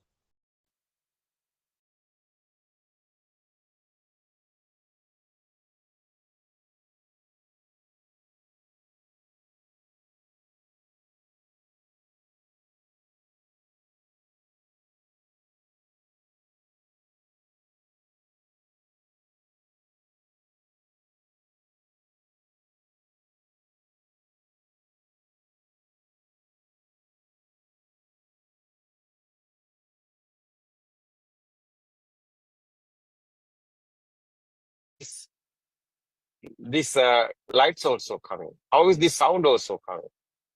These are sensor creations.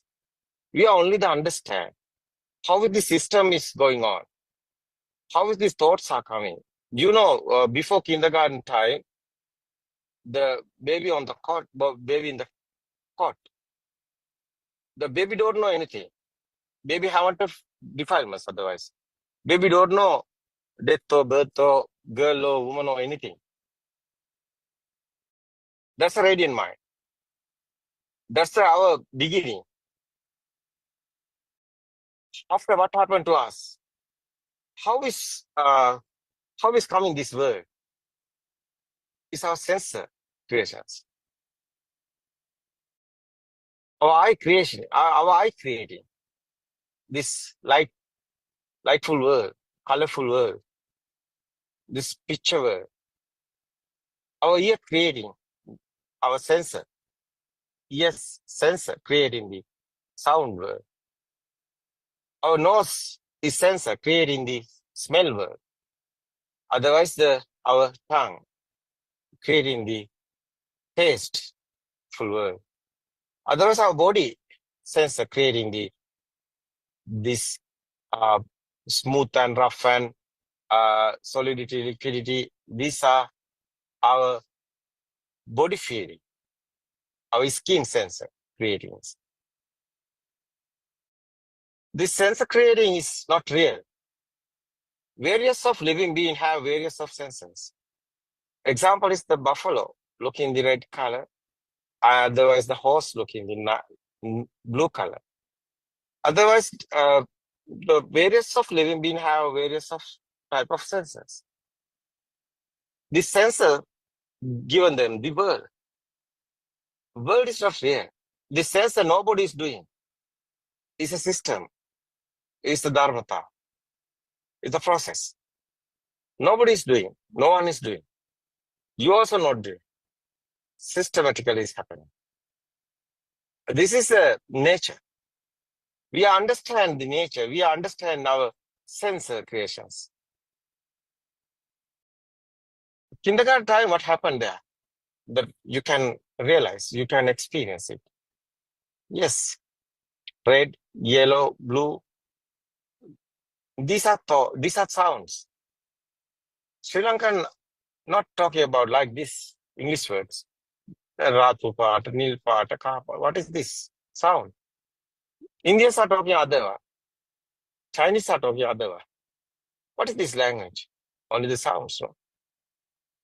Sound and the picture. Kindergarten, you see that picture given the eye and given the sound. Sound and picture together coming. That's the thoughts. Simply you can experience. What are these thoughts? Thoughts is not real. This thinking word is not real word. How you are drinking pineapple? How you are eating the pineapple? Your tongue making this taste. But taste, what is the pineapple? Pineapple have a picture, pineapple have a sound. Are you eating pineapple? Picture and sound? No. It's the thoughts. You are eating the thoughts. You are smelling the thoughts. Jasmine. What is this smell? You are talking about jasmine. Jasmine have picture and sound. It's the thoughts. What is your word? It's a thinking word. It's not real. It's a simulation word like that. It's a programming. It's nobody's saying. This is understanding. You see, this is understanding only. Normally you are living your lifestyle normally going. This is understand. Finally, you know what happened here. Death or birth, everything is thoughts. Nothing happened. This thought is not real. But normally you are living. It's normally, everything is normally happening. You can't stop that. System also normally is going on. No problem. No problem. It's a system. You only the understand. So someone not understood what happened here. He's getting this real. He's in suffering and sadness. But someone know this. Someone talking about my child is dying. How is this child is coming? Before you are married, where's the child? Where's the husband? You are in happy now. How is coming husband and how is these are coming? You see, kindergarten time, nothing there anything, no? After what happened? Red, yellow, blue. And everything coming, the thoughts. Mothers or thoughts. Everything is thoughts. Your children also, you're thinking. This is the real. But normally, life is normally going. Life is normally going. This only the understand. Your inside is suffering and sadness. What is your inside is vibration, pain. That pain is disappeared. That's the power is disappearing. That's the ego is disappearing. That's a fade in your defilements. That's a path of tranquility, peaceful mind. Because liberation of mind, freedom of mind is the way. Someone know the truth. He know this mind is not real. That is the way. After, you can control everything. Why? So you know everything. Why for nothing here? Someone is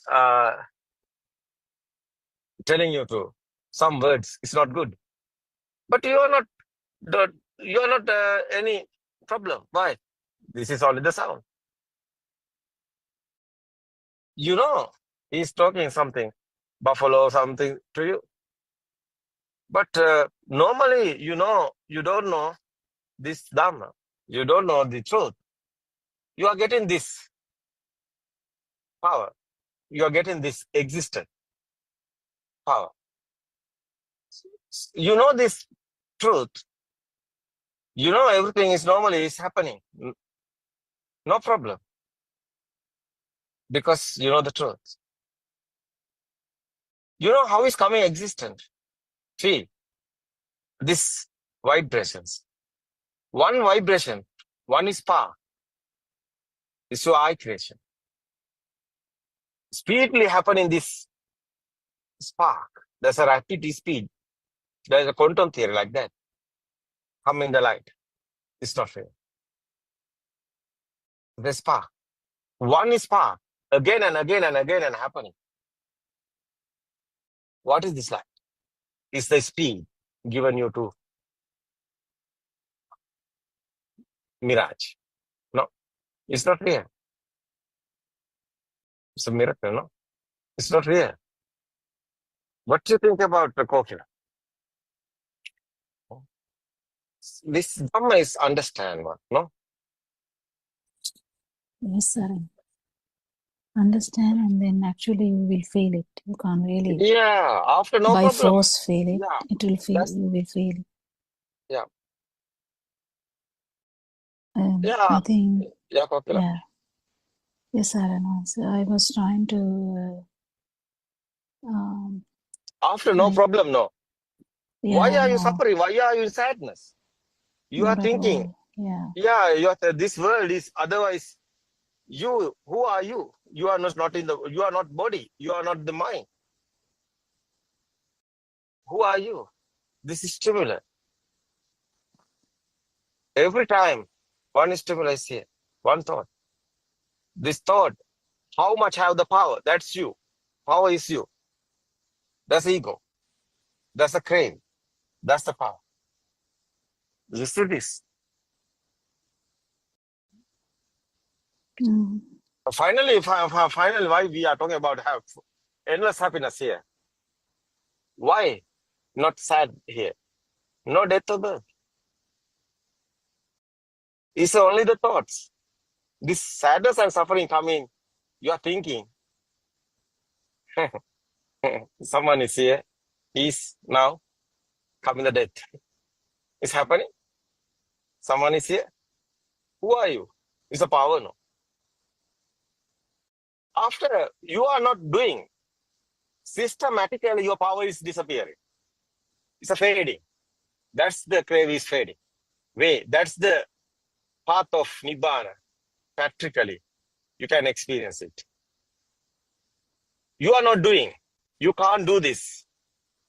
You are doing only the understand. You can't do Nibbana. Because mind can't do this. Mind cannot do this. Mind, how is this? How is mind doing this? Mind is not real.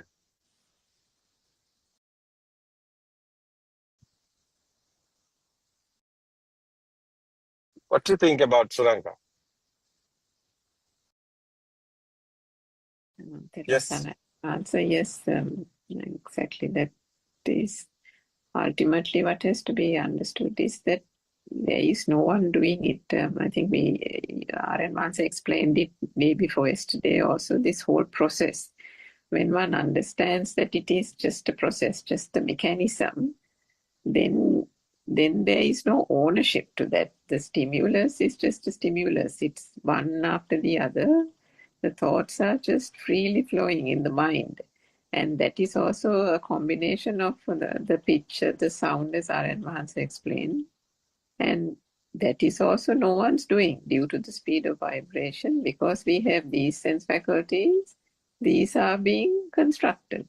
But if we take an animal or different species, the world that gets constructed to that animal, whether it's a horse, a bat, an owl, the world that they get and they perceive is quite different. So then, which world is true? what world are we thinking is real that is causing us suffering? Is there a world to cause suffering? And if there is no world, is there a perceiver?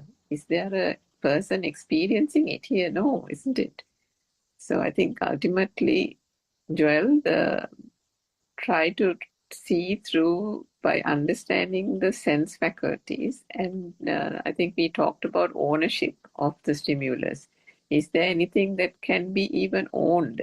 Right at the beginning, there was an explanation about the chair and about the stimulus and the objects. Are those actually real, or are those just perceived to be there? So if one understands that process, yes, Aryan Mahatsa, it becomes real. It's not easy at the beginning, but gradually over time, when one understands how this whole thing works, the importance that is given to those, the value that is attached to it, even to get fed up of life, there has to be something called life. What is life? Is that a concept that has been made? Is that a thought?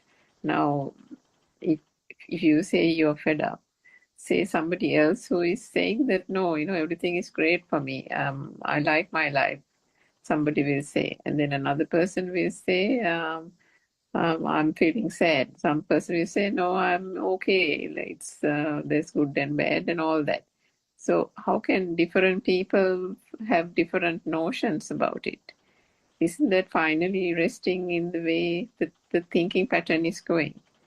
And as Aryan Vance explained, this is all thought-driven world, depending on the stimulus. And through ignorance, if one believes that the stimulus is true, that is where the suffering arises. If there is no thing, then how can there be suffering? How can there be even a concept called suffering? It's not easy to understand, but gradually, I think over time, one can see through it, because there's nothing really to get fed up about. Yes, Aryan answer. Yeah, the Sranka, uh, we are using the mind to understand this. Mind is not real. We are Yes. using the mind to understand this. Yes. You see, we are not getting that mind is true. Mind is not true. Mind is not real. Someone understood how is this mind created. This is very important. That's the freedom of mind is coming. Liberation of mind is that way. People won't understand their mind, how is created. How is this mind is become? How is this thoughts? Mind is thoughts. No? Chittena niyati loko, chittena parikasate is a Buddha's word. You see, where are you? It's a chittena niyati loko. What is this mindful word? It's not clear. It's a sounds. And sound and from together and that's a mind. It's a simple. It's after you know this. You see, it's a knowledge. It's mind. But mind can't do anything. Why? Mind is not there. But you know, but you see, what is inside is the feel. What is this feel? Feel is, this word is real, is a feel. It's a feel. You know, finally, the existent feel. What is this existent feel? Your mind, these thoughts. Is this thought is real? No. But people is, what's people idea? This thoughts is real. That's the misconception. That's the misconception. Thought is not real. This is very important.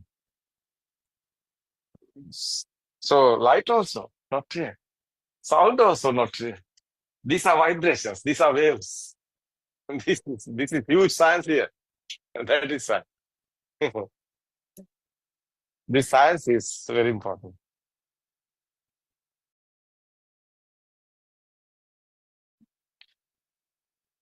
This finally, that existent field is the power. It's okay. That's a ita sanya perception. Existent perception we are talking, no? Ita sanya. What happened? This non-existent field is coming because he know these are not real. After power, inside power, what is this power? Existent field is there. Itta sanya. We are talking that perception, existent perception, itta sanya. Because you are getting this everything, every thought is real, but every thought is not real. What is this power? Thought is real, is the power. It's a thought, it's a one thought. We are getting this thought. It's what systematically is happening. Chair, example, kindergarten time. How is the teacher teaching this thoughts? How's given to you? Picture given the eye, sound given the ear. This sound and so. You see, this sound exists and feel there otherwise. Sound, not the chair, it's the sound. It's your sensor creation. That is why Skanda is a Buddha's explaining is very important. Why? The consciousness here, there. What is this consciousness word meaning? What is this perception word? This perception is have the power. But perception converting the consciousness. Consciousness have the power. The same sound. Sound is a perception. You see, Rupa, Vedana, Sanya, Sankara, Vinyana is the Buddha's word. Skanda. Rupa is a vibrations. So waves, vibes, waves. Speedily happening, this is power. What happened? It's a Vedana, Sanya, Sankara, Vinyana. What is this? It's a feel. The speed, rapid speed is here, is a vibration. The feel is sound.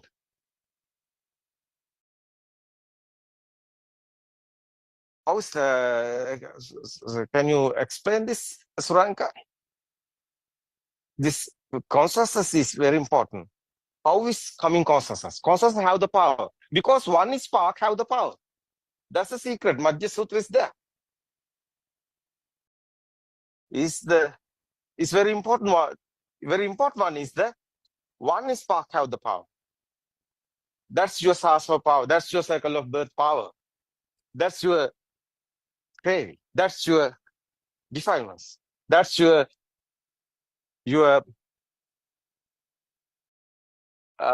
magnetic power, electric power, like that. Your mindful mind power. What is word? Is suitable. It's a power. This power is your cycle of birth. It's a waves, like the Sirasa, like a radio waves, like that. Your phone number, like that. It's a waves. Every wave have the power. It's vibes. You see here. What happened here? It's a spark only. That's why Madhya Sutra, Buddha talking about different in somewhere, there is the power.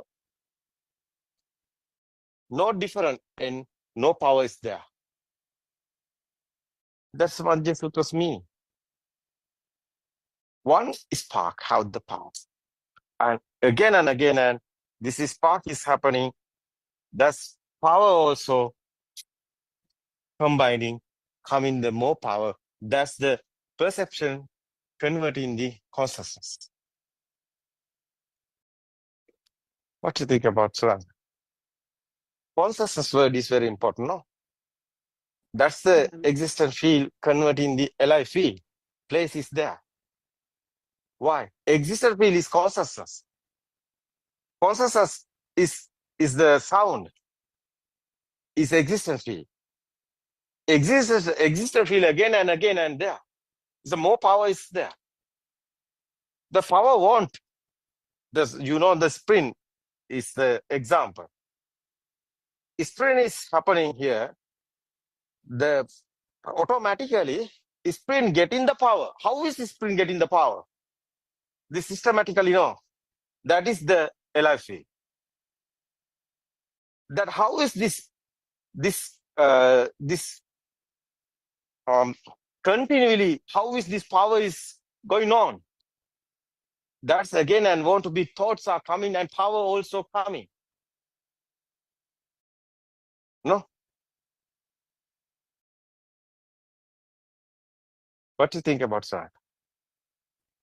Yes, Saranvach. So the understanding is that because of the speed of the vibration, there is a feeling, a sensation that arises that there is something. And this light is felt. The sound is felt. But this is all happening at speed, which is where the perception comes. So the feeling, the perception is the sound. Perception is the light. And because it is speedily happening, that is what we call formations, mental formations. Due to the speed of that perceptions occurring, there is a feeling that this is existing. It is the consciousness which we call the feeling of existence, that these things are there. We get this notion purely due to the manifestation in the senses that the light is there. The sound is there. There is something called sound. There is such a thing called light. There is such a thing called smell. Actually, there isn't, but it is because of the speed, the sheer speed of the vibration, due to the sense faculties, the feeling comes that there is those things exist. Otherwise, Suranga, these five senses together come in. That's why Tinna Sangati Passo is the dependent origination is here. Why? Yes, is together coming, these five senses together coming, one is spark is there. That's the thought, is have the power. That's why red have the power, otherwise apple have the power. That's why apple existent feel is there. That's the living being. The power is the living being. Yeah. Because there's the death and birth. What is the birth? Your eye is the birth. That's the Buddha's word. Eye is the word. Eye is the birth, not the mother, not the story of this one. Mother's, the baby's time. This is your senses creating the birth. It's your world. It's your eye. Something you are looking. There's a chair or something. That's your birth. What's the first time is coming in this world? What's the words? That's your birth. Your eye is the birth. Your senses the given this world. Salata loko, salata nirodho nibbano. What is this? Six senses given your world. Six senses, you understood what has happened here. That's your world is disappeared. This world is not real. That's right. Yes. That's right. After no problem, because this is understanding. What happened? Someone know this Dhamma. Someone know what happened here. Someone know this. What happened after that? You are inside your power. Who are you? You are the power. Why? This world is you. What is the world? Chair, table, sun and moon, everything. Is that real? Yeah, real is the feel is existent, is the power, is you. Side by side. World is other side, you are here. You have the world. But world is not real. That world, what is this world? Is the inside power is there. Existent feel is there. Because light and sound, no, coming together, sound and form coming together, that's five senses. One is spark is here, no? That's thoughts. Thought is existent feel. Is the world, no? Every thought is like a programming, like a data updating system. But you see, this is not only the thought, the power is inside. That's why exister field is there. That field is you, otherwise. More field, no, but field is there, but how is field continuing? How is this power continuing? That's more power want you. That's why again and again your thought, your mind is working. Mind automatically, systematically is creating. They're like a circle, sprint. That's right. Like a spring, example. No. Yeah. A spring, how is getting the power system? That's your Atmi Aropana. We are talking about the power. It's your ego. That's you. That's your word. Someone know this. How is getting the how is creating this power? He know this is thoughts. Thoughts given you to power. Who are you? You are the power. But this thought is not real, power is disappearing. You are getting this thought is real, power is more coming. But you are getting this thought is not real, power is disappearing. That's the fading defilements. That's the way Ragakyo, Desakyo, Mohakyo, Nibbana. That's your defilements are fading. That's your ego also fading. More ego, someone has more ego, he's going away. Someone no more ego, he's going heaven. That's the Buddha's word. That's Sankarupati Sutras there. That's why Buddha's talking about Maniya Makkato Atimani Kukuru. How much power you have, that perception is thick. This perception is smooth. It's the heaven. Perception is a power. We are talking about the power is thick. That's the down world. We are talking about the heaven. So this present moment, everything is happening. This present moment, one thought is creating. This time, you are not, your body is okay. You are talking about the human body. But your mind, what is that? Your mind is heaven or heaven. It's your ego. Something happened to you, that Viber is telepathy, you can't do. What you are doing, you can't do anything. This system is happening like a nature. Like a radio waves like that. That's magnetic wave like that, electric waves like that, mind waves is creating. It's a power. Your defilements is the power, otherwise. Your ego is same. These different words we are using. It's a power. You can't do anything. So someone know this, finally. So how nice feeling. Because nobody is here, system is working. Now you can decide your mind, what you want to do. Be a doctor, be an engineer, what you want to do. That's now you can, it's producing the film. It's your film. Yeah. You are not stuck anywhere. Because this sensor, you understood these sensors, finally, but you can control everything. Why? Nobody is here. System, you can control the system, because who is controlling the system? We are talking about the jnana, is the nuana. What is the English word? It's your feel. It's a real feel. It's a samadhi. What is the real word? It's a wisdom. Yeah, wisdom controlling everything. What is the real word is English? It's the jnana. It's a nuana. Controlling everything. because his mind can't control. Finally, is your wisdom is controlling everything. How is that in this Suranga? No, it's a jhana. It's a Yes, sir. nona is coming. Jnana. Yeah. Jnana, yes. Yeah. What is the English word? Not a wisdom, no? We couldn't find Super any other word. awareness. It's just, Super yeah. awareness. Yeah, English word. I think you English said is, yeah. No more English words. That's right. We are using the Hindu words, English word alignment and the other words. These are English words, Hindu words. But Buddhist guys, I think helpless because they have words. That's why.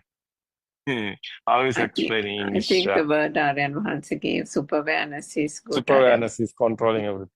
Yes. That's Adhigata Samadhi. Yeah. Nobody is doing. No one is doing. Systematically, is controlling panel is coming finally. What is there? What is here? You are the truth. You are be the truth.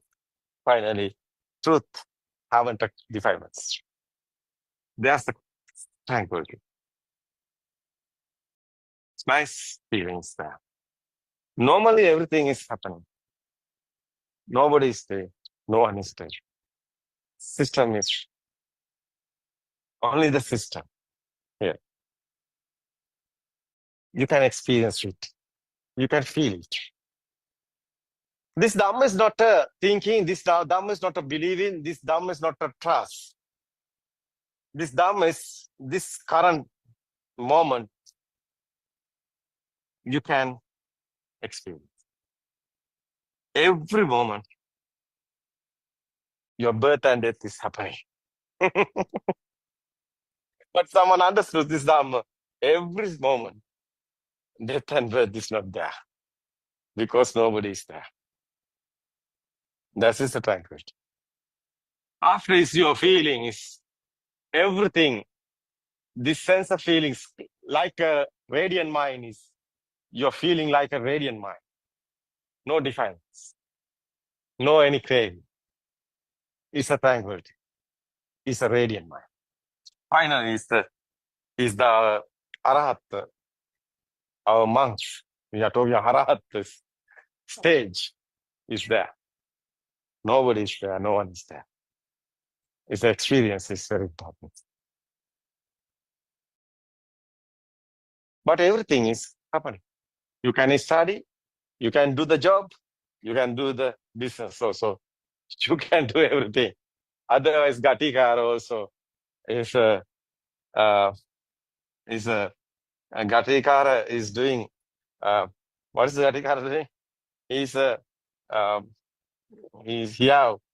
One who makes Factory. clay pots. Yeah, Yes. making the clay pots factory. No, he's a businessman like that. No, but Yes. he have the blind mom and dad. Yes. He's going on. Cool down. No problem. No ego is here. That's right. It's nice feeling. Yeah, system is working like a mirror, no? And you can see like a mirror. Nobody is seeing, but everything is there. But you're inside, not getting any, and not happening any pain or anything. No, not happen any pain.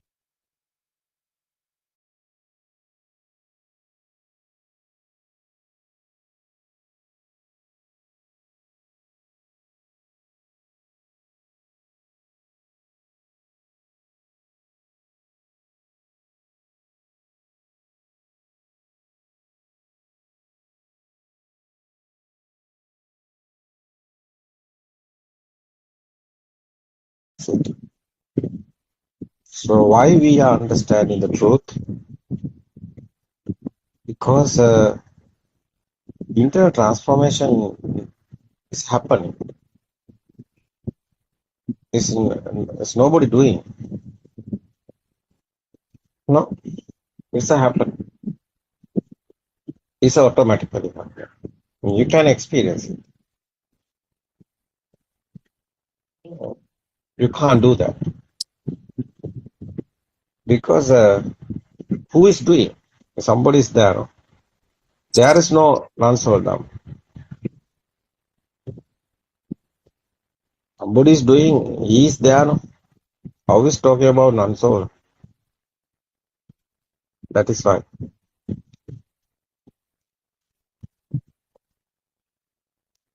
It's experience. We are understanding the truth. What is the truth? How is creating the lights? How is creating the sounds? How is creating the smell? How is creating the taste? How is these senses are creating?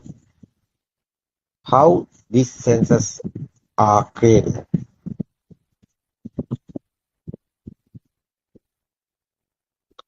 This sense creations is your everything. You haven't experienced without sensing. That's the part. It's normally guys, they are in the world. What is this world? Their own senses systematically. So it's a creating. The effort is your senses. Your senses given this lights, this type of 7 color lights. Your eye creation, eye is a sensor. And your sound, your ear creation is a sound also. Otherwise, your taste, smell creation, your nose is like a factory. It's a product. Your nose is a sensor. Yeah, it's a product. There's a process is there. It's a creating. Important this understanding is realizing very important.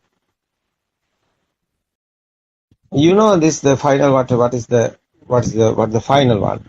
You see the eye creating sound is the eye creating the picture is the product is okay. Is the ear creating is the sound is the product. The nose is creating the product. The effort is your systematically it's happening. Nobody is doing. Smell. It's a mouth also. It's a tongue given you to taste. Spicy. Otherwise, your body sensor creating is your feeling. It's hot and cool, smooth and rough. This 5 sensor, one time is this present moment is okay. One time is okay. What you are looking is a chair. What is the sound is here? What is the pitch eye creating? What is sound ear creating? What is this smell and the taste and the body creating? These 5 senses creating one time. What is the sound? What is the picture? That's why. That's together combining these 5 senses creating. The effort is a thought. It's a thought. It's a sixth one. The mind sensor. Mind sensor is this 5 sensor creating together. Its effort is a thought. It's a mind sensor. It's a spark. It's a one spark. What is this example? Is a chair. Chair have picture. Chair have sound. Chair have smell. Smooth and rough. This your senses given you to eye given to picture, ear given sound, and body sensor given the smooth and rough. You see, the kindergarten time, what's the teacher doing? Teacher given this picture and given sound, and you can touch, yeah, etc. Cha is a thought. That's a thinking word, the mindful word. That's why Buddha's word is there. Chittena niyati loko chittena parakas. The meaning is you are living on your sensor, within your sensor. You are living, what is this word? Is your sensor given this word. That's why cause and effect. Dhamma, cause is the sensor, effort is together. No, together coming, the effort is the mind sensor. The five senses together coming, mind sensor is the effort. Otherwise, especially the thought how is coming the power is very important. That is why science is here inside. It's a mechanism. The speedily sparking happening, that's the mechanism is I creating the light. Otherwise, speedily sparking is a vibration. Eardrum like that. Is your ear creating your new to sound. You know, this one spark have the power. Because different in somewhere, the power is there. It's the Buddha's word otherwise. Majjhi Sutra. Yobante viditvana majjamantana lipati tambruhi mahapurusho seda simbali magga. It's a part, it's a Buddha's word. What the meaning is that the power is somewhere different in power is there. That is why spark is meaning is different and is there. Spark. You know, that's the power is there. The example is something drop in the water, waves are there. How is waves are going? The power is there. That is that's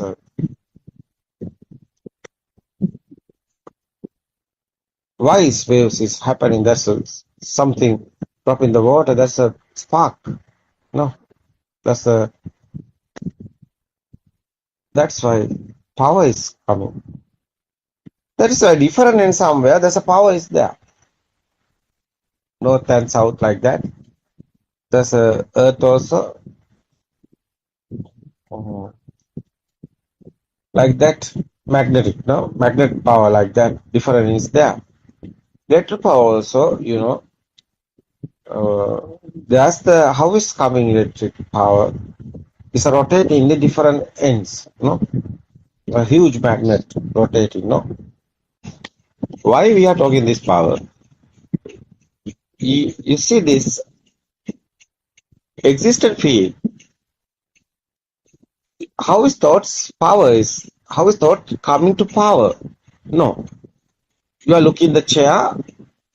You have field. Chair is existent field. Chair is there. How is that coming? That is why we are talking about power is there. Because something there, other side is someone is there. The existent field is there. Alive field is other side. That is why. Very important this understand. What is this alive field? How is alive field is coming? Nobody is doing. No one is doing. That's a Tripitaka is there. That's a Sela Sutra. It's talk about this. Nahidang Atthakatam Bimba, Nahidang Parakatanga. You also not doing. Nobody is doing. Systematically is happening. What is? Power is there. Existent field is there. Otherwise, alive field also there. So how is alive field? How is coming? Existent field? Where? So what is existent field? It's a chair. That is why. There's a power is there. You know, there's a power. After that, kindergarten time is happening this. It's the Buddha's word. Your eye is the world. Your nose is the world. Your ear is the world. Ear given you to sound world. No. I given this picture word. Your This sensor given you to this world. Your senses not working. You haven't a sound world because you are deaf. Your eye not working. You are blind. No, you can't see. So like that. This world is our senses. That is Buddha's word. Otherwise, Salata Loko Loko. This senses is your world. That's the meaning. This senses not working, you haven't a world. That's why. You also not there. Other side is world is you. It's very important. So, someone understood this. What happened? What is we are talking about internal transformation? Power is disappearing because you know this is not real. It's a thinking world. It's not real. After power is fading. That's why defilements are fading. We are talking. That's a Buddha's word. That's the Buddha. But what Buddha want to do? End in the suffering, end in the sadness. It's happening, no? How is this happening? Because you know the truth. Easy, no? Yeah. Dhamma is very easy.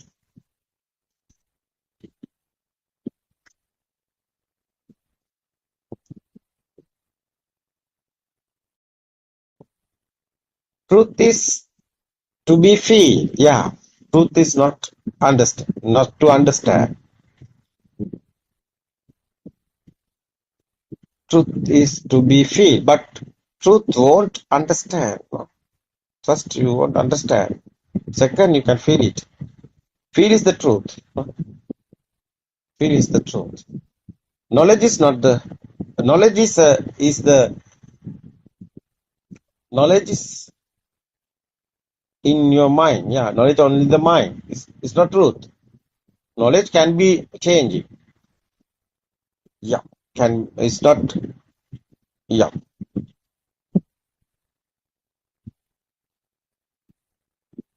Lord Buddha, yeah, what should the Lord Buddha want to do? How is liberate the mind? No? That's why it's very important. Yeah. How to awaken? Yeah, how to awaken this dream? Yeah, yeah.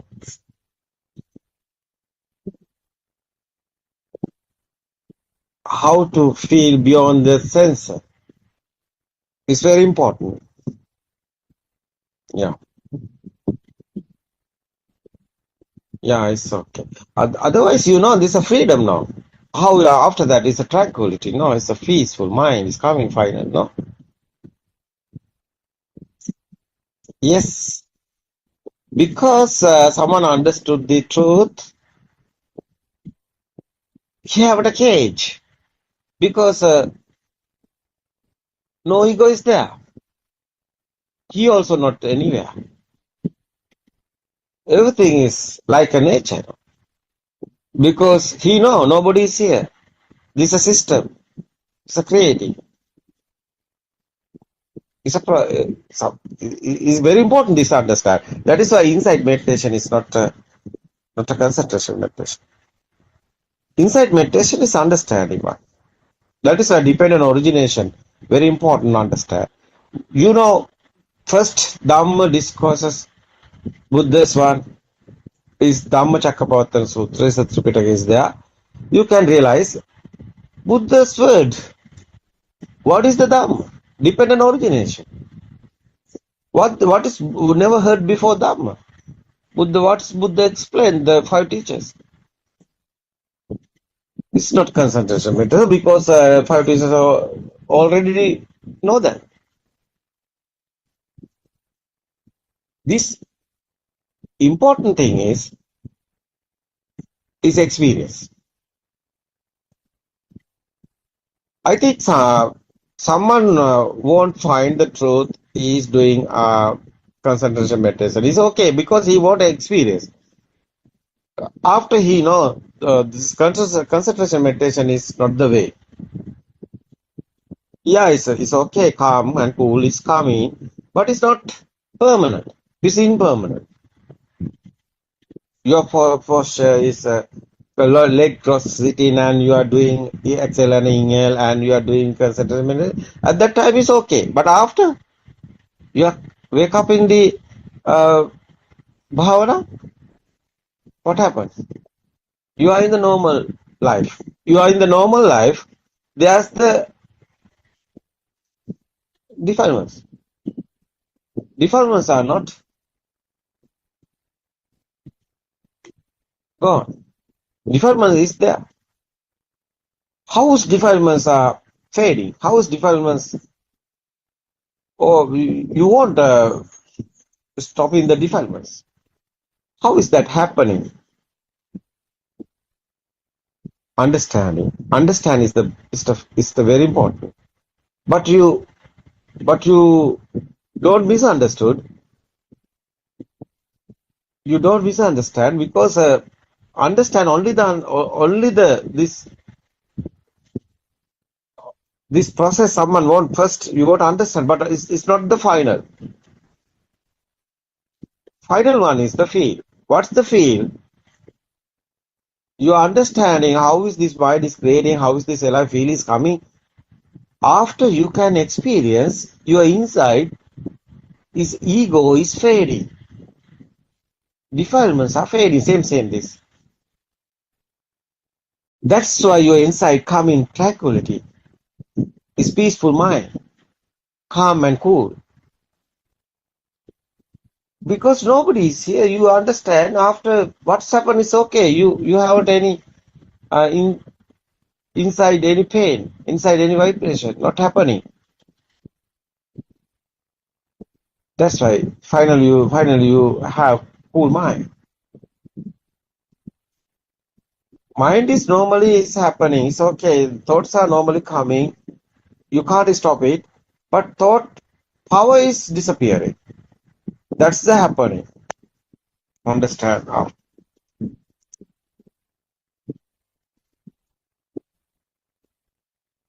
It's very important. That's why inside meditation is understanding. But not enough understanding. You won't experience. Satyajnana is the truth. Is here. You won't understand how is creating this. How is creating these senses? How is coming the life feel? How is thoughts are coming? Right vision is very important. After you can experience it. That's the truth. Buddha's word is Kruthajnana. Second one. You can experience it. Nobody here. Everything is happening systematically. After third one is, that's the effort. Tranquility.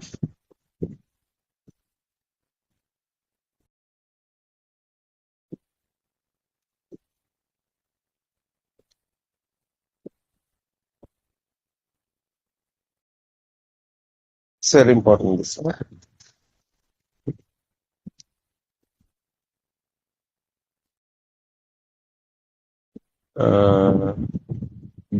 Joel, no? Joel. Yes, Joel, do you understand what I said? This experience is important. Yes, Aryan. Thank you. I want to feel it more. Joel, you are Christian, no? It's okay, it's no problem. This Christian or Hindu or Muslim or yeah, it's a religion, it's okay. This is not a religion, this is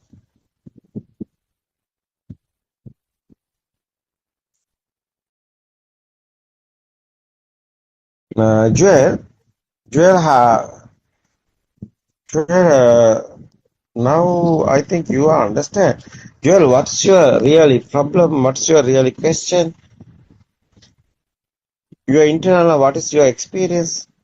My experience is like these days, I'm really calm and cool with myself, because before listening to them, I was like getting angry for certain things and getting mad. But after following this, I think Yes, I agree. I have, You're talking about jail angry. yeah, How long you are here in this Dhamma? for I think 1 week. 1 week. Last week or no? One and Couple a of half weeks I've been here. Yeah. exactly. What you are finding? You are finding truth. What you want?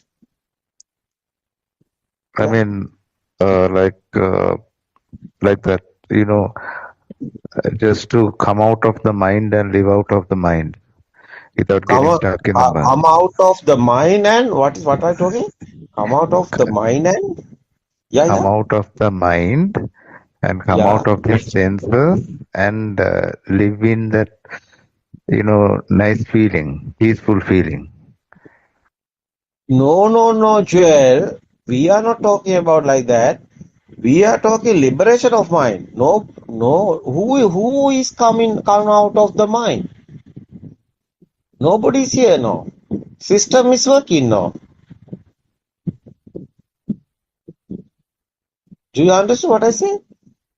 We are explaining. Nobody is here. System is working. Liberation of mind. Freedom of mind. Nobody is come out of the mind because nobody is here. That is the Buddha's explaining. None of them. System is working. Nobody is doing. Minds is also systematically happening. You see, someone concentration meditation is doing. He won't without the thoughts, but he can't stop that because it's happening. No.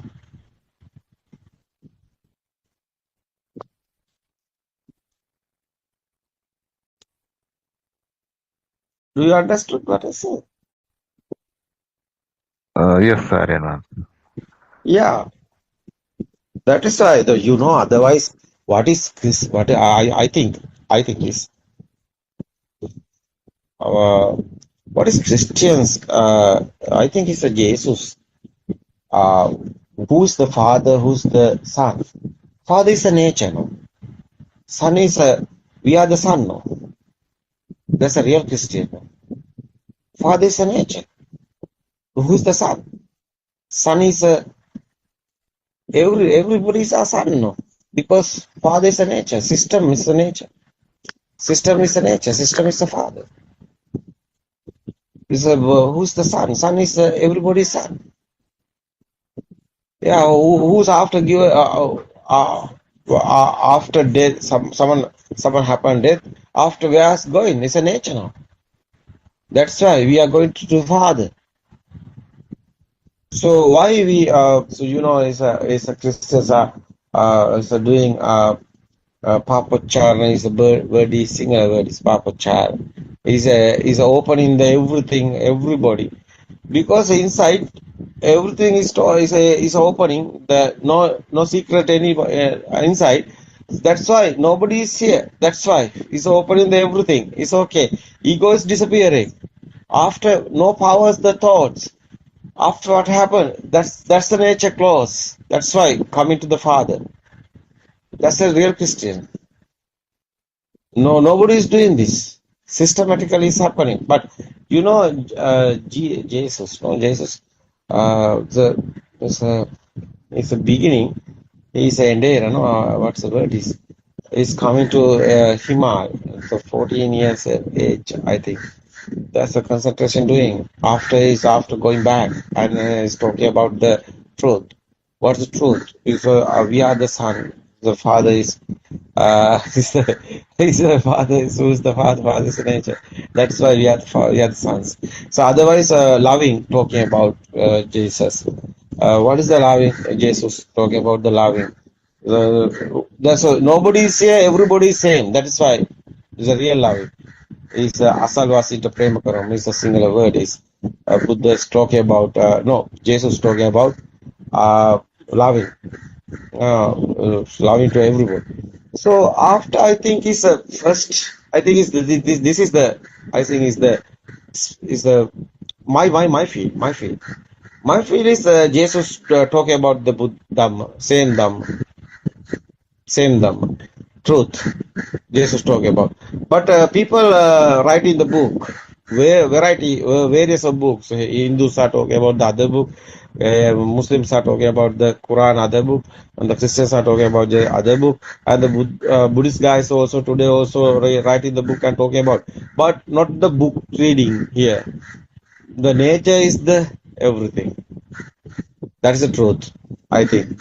Religion is, I think, it's a fail. 100 years sometimes, sometimes it's okay. Religion is over. I think it's the coming to truth, whole world, because religion is a lie. It's not truth. It's not real. Because it's a programming. Hindus are talking other programming, Muslims are talking about the other programming, one God they are talking about other one, but Christians are talking about the other programming. Buddhist guys also talking about the other program. This is not a program. That is why truth is no programming. No programming here is a blank sheet like that. Nobody is here, no one is here, system is working. That is truth. Someone understood this, how what is this happening here? It's okay, no problem anywhere. Because nobody is here. Or nobody is here who's suffering? Who's sadness? Nobody is here, no. Who have sadness? Who have suffering? No suffering, no sadness. That's why tranquility is here. The system we want to understand is a system. What is the circle of birth? After death, nothing happen. Anything is not a truth. Someone is thinking after that everything is over. Everything is over. Someone's thinking, yeah, we don't want religion. Someone is talking about after death everything is over. I think it's not that's not the truth. You don't know the truth because the science is here. Is a vibration science. We are talking about the how is talking about the waves, vibes here. Vibes is power. Power is over. Is a circle of birth is also over. But circle of birth is happening because vibe is here. It's like a waves, like a electric waves, like a the satellite waves is a TV waves, radio waves. Our phone also waves have like that. Everybody, humans. We are talking about 800 million, no, all world 8 billion, no, the humans. So they all of them have phones. The meaning is they have the numbers, phone number individually. The meaning is that that's a wave, no. Everyone have one wave. Everyone have a wave, no. Your number, what is your phone number? Everybody can call you because that's your wave. That's your number. This example is the phone number. But you know what I want to say? That your mind also like this wave. This wave is systematically is happening. It's like a power. But power is disappearing. Your wave also disappearing. That's your end of the circle of birth. It's not happening. It's happening in everything. That's why we are explaining that because we have experience. We know that one is the happening here. That's why we are talking about that. We are not talking about the religion because religion is a Latin word. It's a religion after death. You are going somewhere. That's a religion. But Buddha's word is not that type of. Buddha's talking about that after death everything is over because you know the truth. Truth is nobody is here. You understood. It's a power is disappearing. It's over the wave. Wave have a power. That's why. It's not a religion here. It's a truth. The religion is we are talking about. Latin word is after death. Where are you going? The question is wrong. Why? Someone understood truth. You are not going anywhere because you are not also here. Nobody is here. No one is here. System is working. But wave is there. Yeah, that is you. That's your circle of birth. Wave is there. Power is gone. Wave is disappearing. After you are not anywhere. That's the truth. It's not a religion case. It's a truth. True Dhamma. It's not a Buddhism or anything. It's everybody say, everybody want to know the truth. Someone don't know the truth is like a blind. Otherwise, someone is talking. I don't want religion. I don't want religion. It's okay. You don't want religion. It's okay. But you are something happened to you, fever or something, injured or something happened. You don't like to death. You want to still here. Why? You are inside. Why? You want to still here because you are here. You are thinking, someone thinking after death everything is over. He don't know. He's talking. He don't want religion. But something happened to him. He don't like to death. He won't still here. But it's not happening. He's in suffering. He's in sadness. Sadness is there. Suffering is there. He's not ending the suffering and sadness. He's worried. That is why. The silly mind is very important. This truth. Someone understood this. Everything is happening in this present moment. You are thinking something. Future is present moment only the thought. You are remembering something is a history. That's this present moment only the thought. Otherwise, this present moment, one thought is here.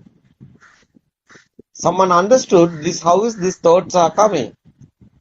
That's your mind. No, that's your thoughts. How is coming? It's not real.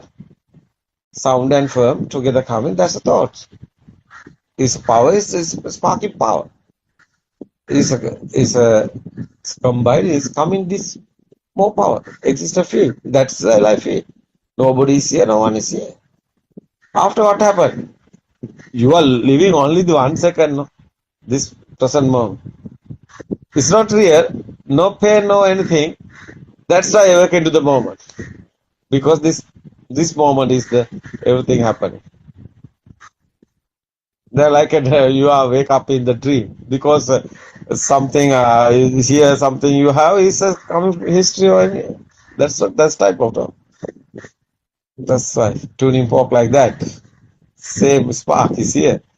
Today how is coming the chair? When you are baby, it's a chair. Now today also chair because it's the same sparks. Tuning fork, same tuning fork. Here. Same vibrations. No memory or anything. It's a spark only. Every moment, every second, spark is happening. Only that part. No target here, nobody is here.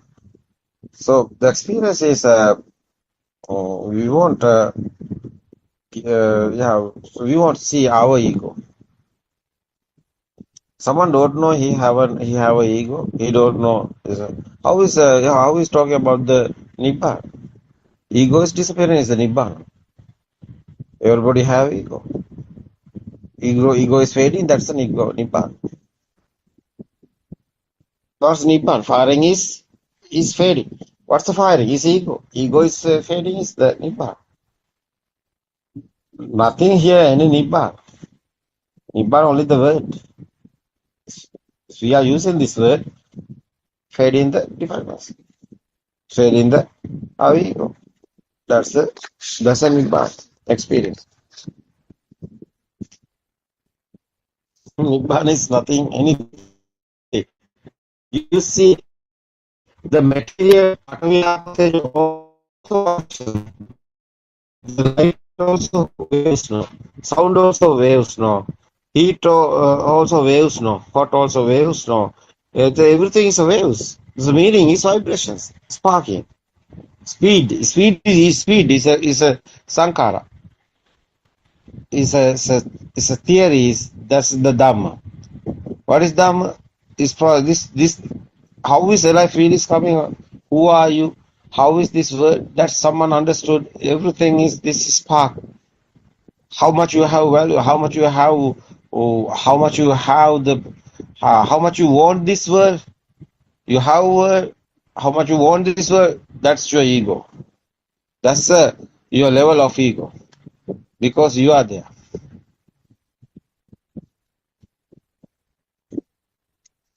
So your eye given you to a mountain, no sun, no moon, everything is your eye creating.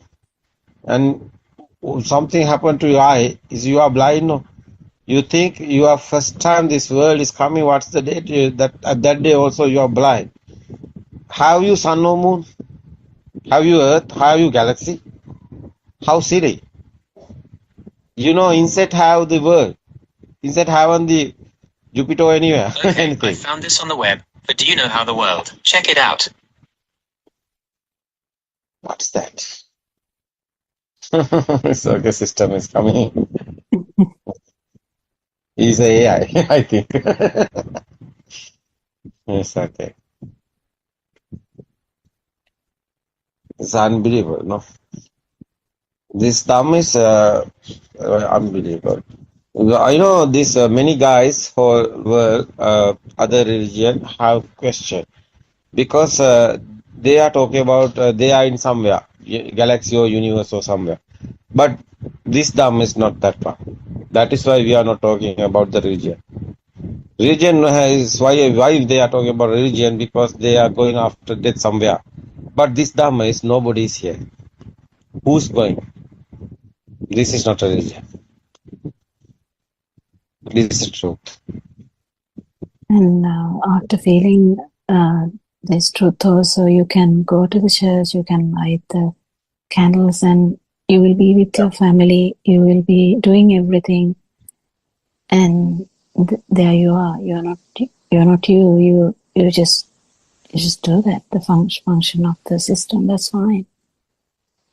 Oh, otherwise, so we are thinking this this body is me. We are thinking. Death also thoughts. Birth also thought.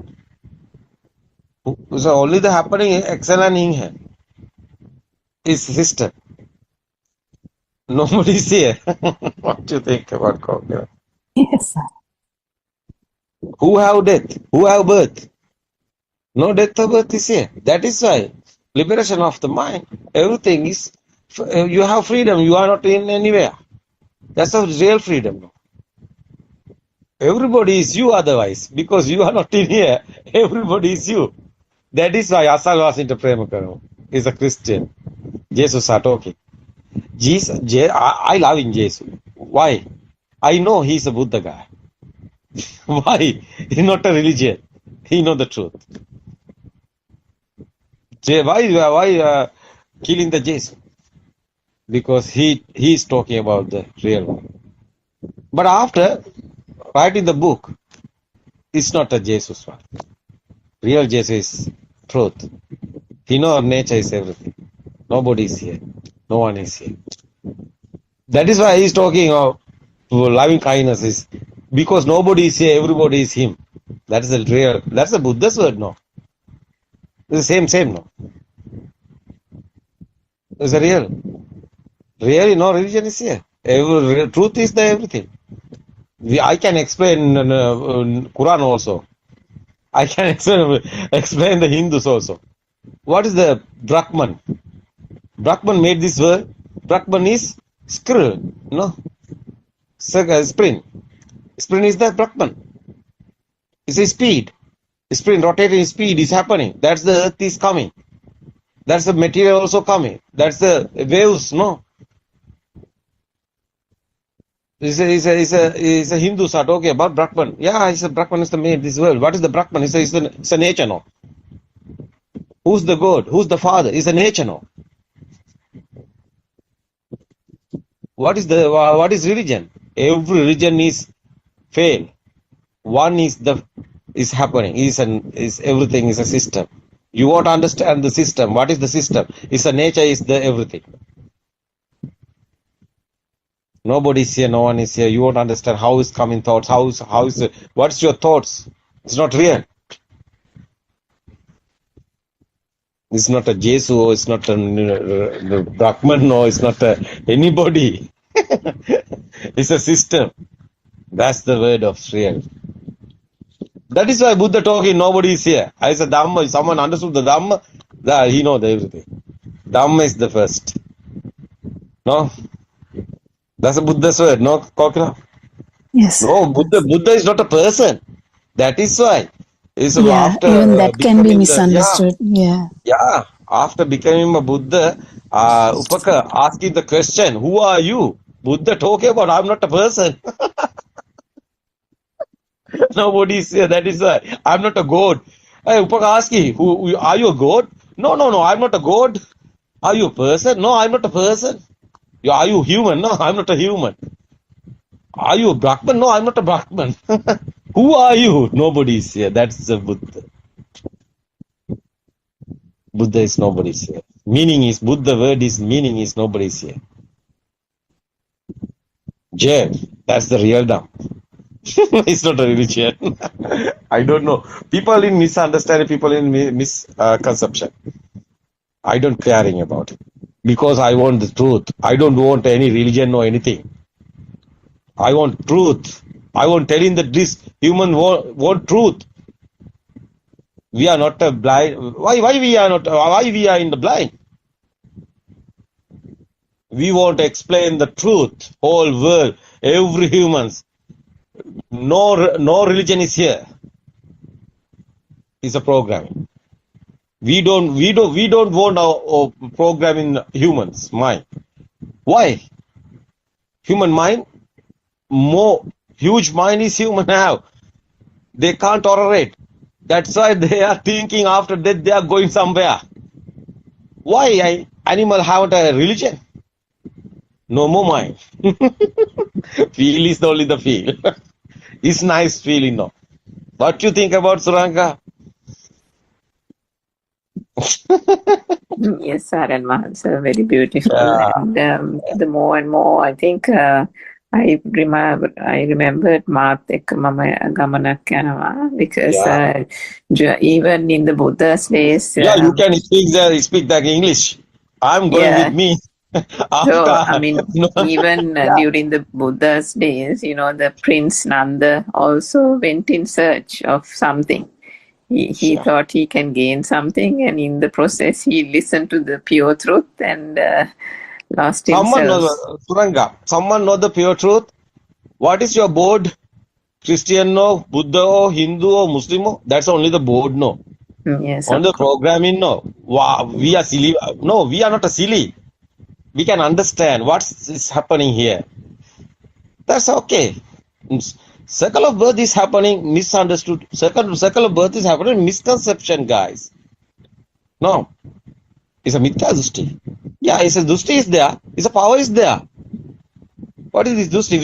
It's a misconception. Yeah. Misconception. It's a dushti, otherwise the power. It's a wave. That's a circle of birth. That's like a sirasa, like a dharana. It's a waves. It's a radio waves. It's a mindful waves. It's a chittaro waves. What is this? Waves. Oh, we can explain. Body is not you. Mind is not you. Who are you? It's a power. What is this power? It's a waves. Waves is not stopping. Yeah, it's a body is okay. Collapse is okay. One day it's a death is over. We are talking. Yeah, body is over. Exhale and inhale is the last briefing is here. It's okay. You don't know the truth. His power is there. Because he's thinking this world is real. The power is there. It's a waves. Like a sirana, that's a radio waves like that.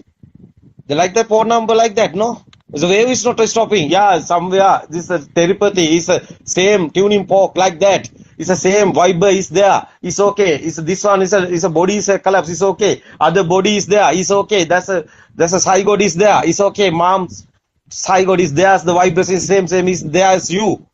That's a circle of birth. How is this happening? It's a power. How is this power is gone? Yeah, it's a vibers. It's a waves. It's a system. This system we can stopping. How? Yeah, power is over. This system is over. Nobody is here. No one is here. It's a waves. How is there waves? Waves is there. His power is there. You are the power. Power is disappearing. Nobody is here. That's the real dumb.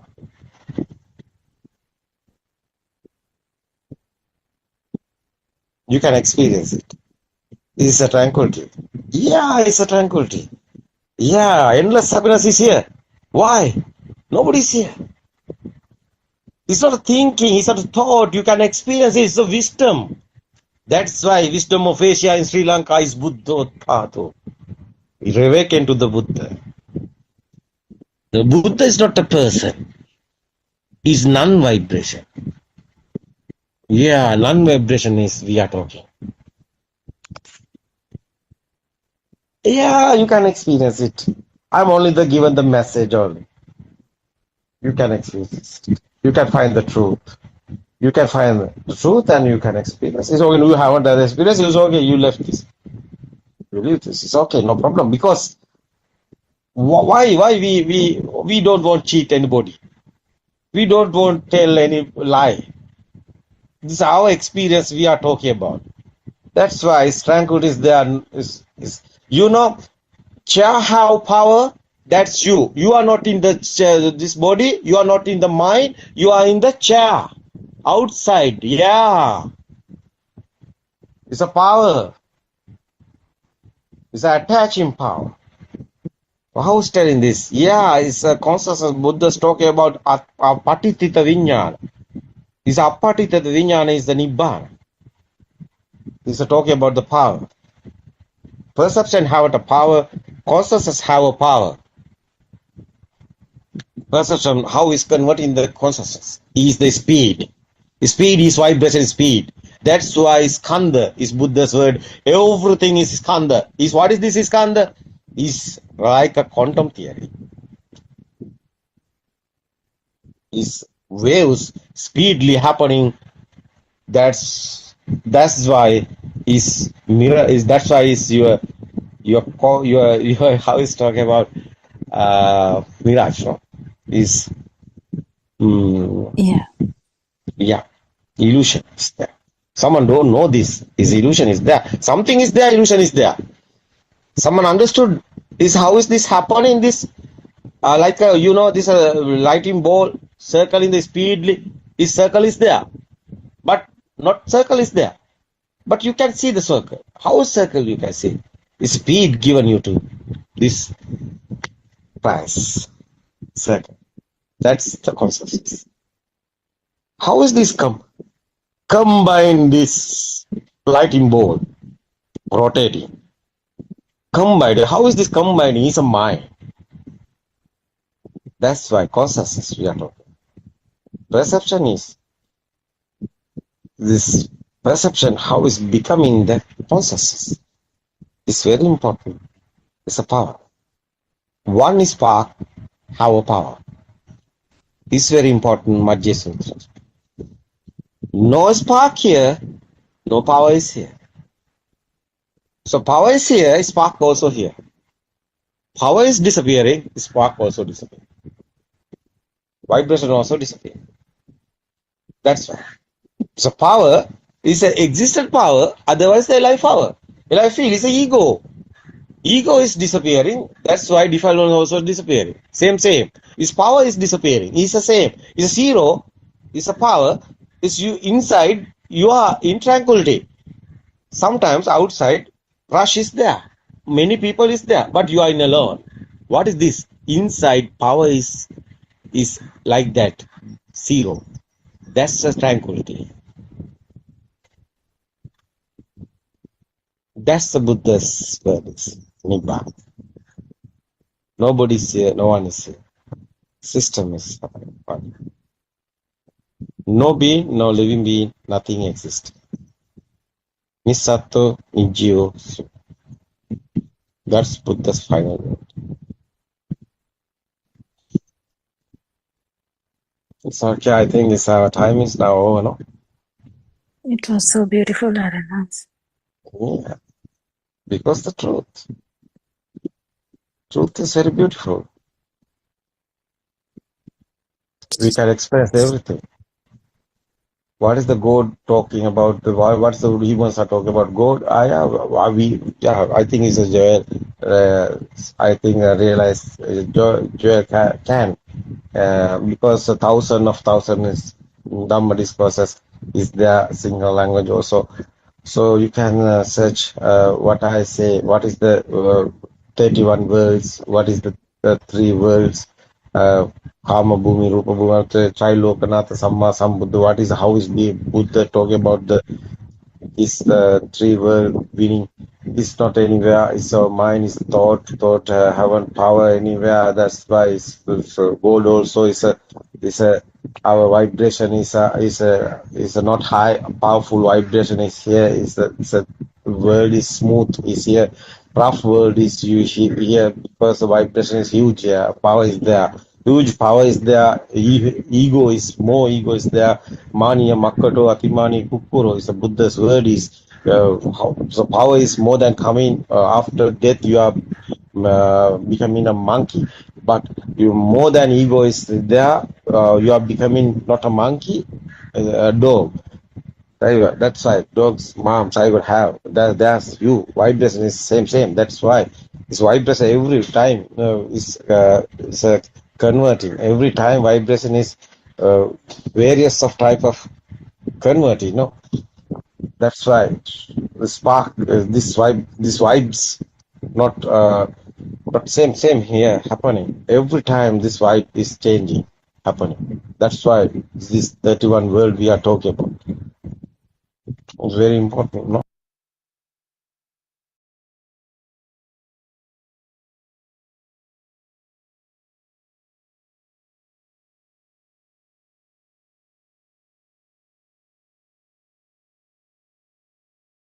Afternoon, everybody. Everybody.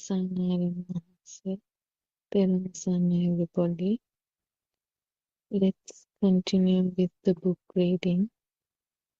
The True Dhamma Has Awakened, Volume 2, page number 76.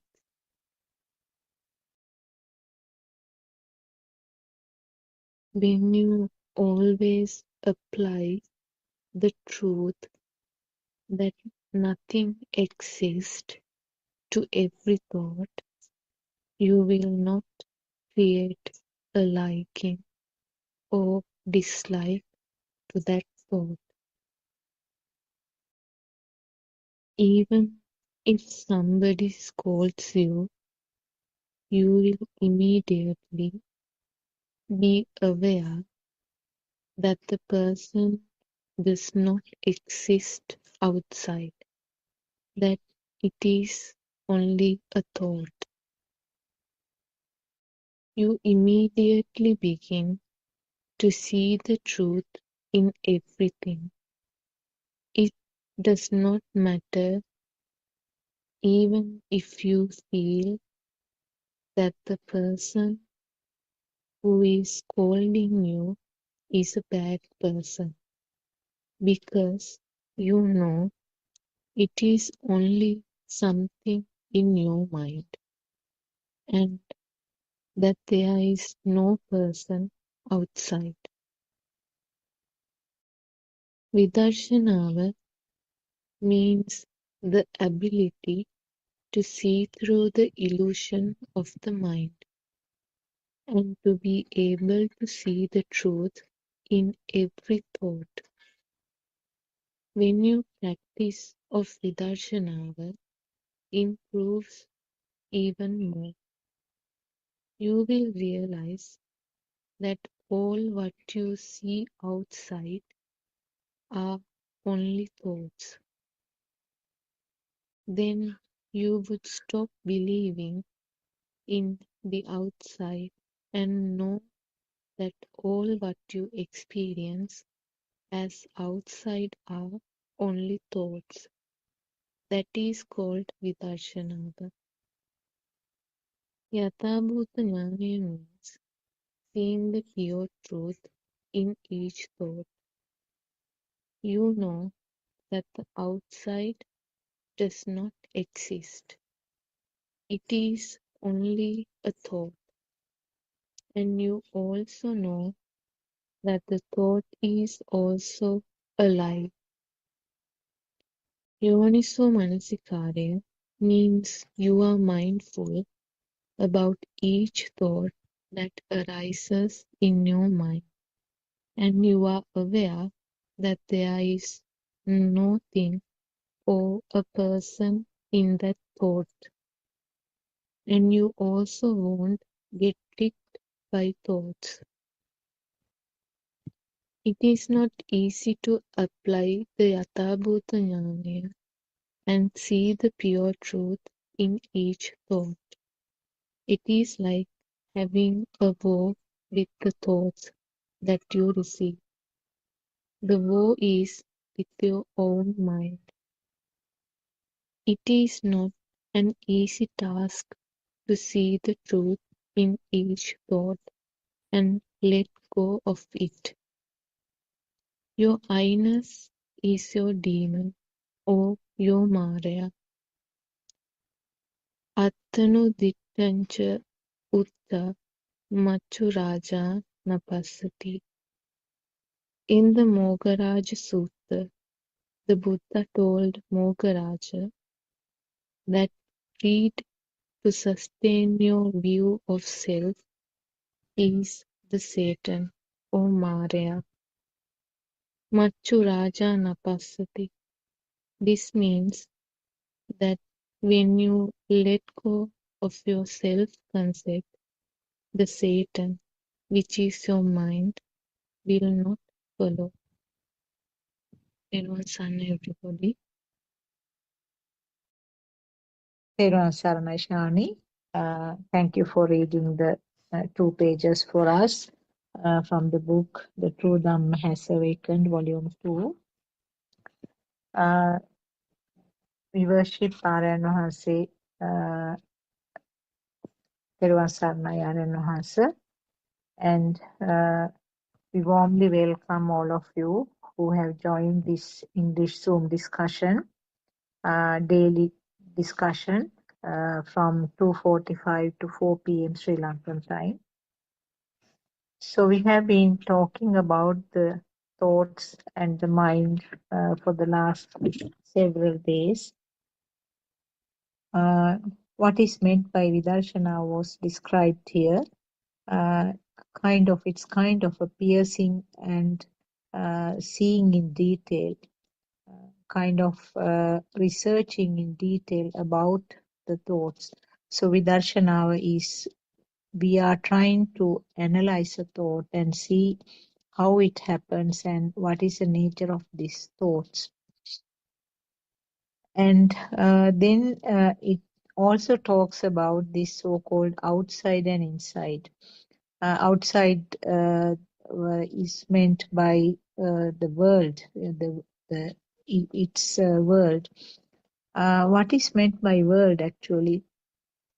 World means that something that we assume to be existing in the form of materials. Also, it was mentioned that there is nothing outside, or the thoughts are all fake. So if you sort of elaborate a little bit on this part, actually, I mean, what is meant by nothing, there's nothing outside. What's meant by that is actually you can't say there's nothing outside because we don't know what is there outside. We know with our 5 sense faculties, we get some information. Some vibration occurs at that level and something is created in the mind. The ignorance is that we assume that what was created in the mind is exactly outside, existing outside as outside world, which is not true. There's no way of proving actually, because we know, we have mentioned this earlier also, the different animals will have different types of senses, and depending on the capacity of the senses, something is created for the animals. Even for the human beings, there will be some changes, some differences in the way that the things are created. So therefore, you can't say 100% same thing is being experienced by even the human beings. So what actually we have to realize is that what we assume as a thought is not there outside. You cannot say there's nothing outside. There must be something, but there is no way of finding it out exactly. And it's not something common to all the living beings. And also the word yoniso manasikare was mentioned. That means being mindful and then trying to find the origin of these thoughts. So exactly what we have to understand is that what is created by the sensor level is combined to make the thought. So therefore, now for example, if there is some touch feeling, if there is some hardness felt by the skin, it's interpreted as the chair or the floor or the sand on the ground. So the interpretation is the thought, whereas it's just a sensation at the sensor level. So this is the truth that we have to understand, because the thought is something that is created, and if you give a value to this thought, taking it as real, then only the trouble, because then it doesn't stop from that level. There will be defilements, there will be attachment or dislike to that created thing, which is a construct of the mind. So these were the little things that I could elaborate. So maybe we can start our discussion. If there are any questions, we can discuss along that. Thiruvara Saranai, Dr. Kokila and other Dhamma friends. So we can start the discussion.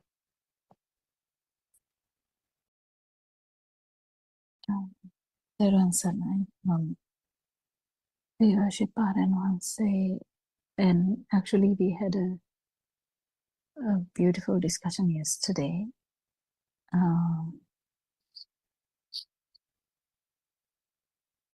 With simple English, he went to the extreme level, I think, about this no self Dhamma. It's really beautiful. We can discuss about anything today as well. Hi, Doctor. Yes, Joy. Yeah, nice to come back to this session. Like yesterday's session was absolutely great because I learned a lot from him, the way he put it, and it was so simple. As a concern, like now in Sri Lanka, the red zones have been, they're going into picketing, and doctors are also not working in the hospital. So for me, when I listen to this and when I see those things, I feel so upset because the patients are going through hell. So how can I see this in a better way? There's no like seeing things in better way. There's nothing like that. The perception is perception. We don't change the perception.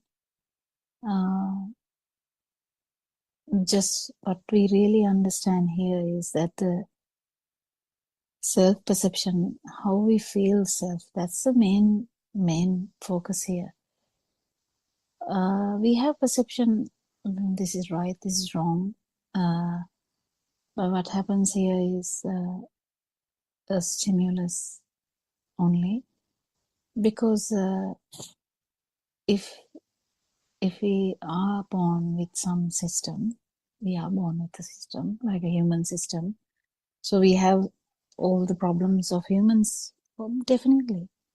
We have a manifestation. This is the world that we are in. So in that we have the parents, we have the, society, so-called society, and the culture, the things are happening. People are dying. People are,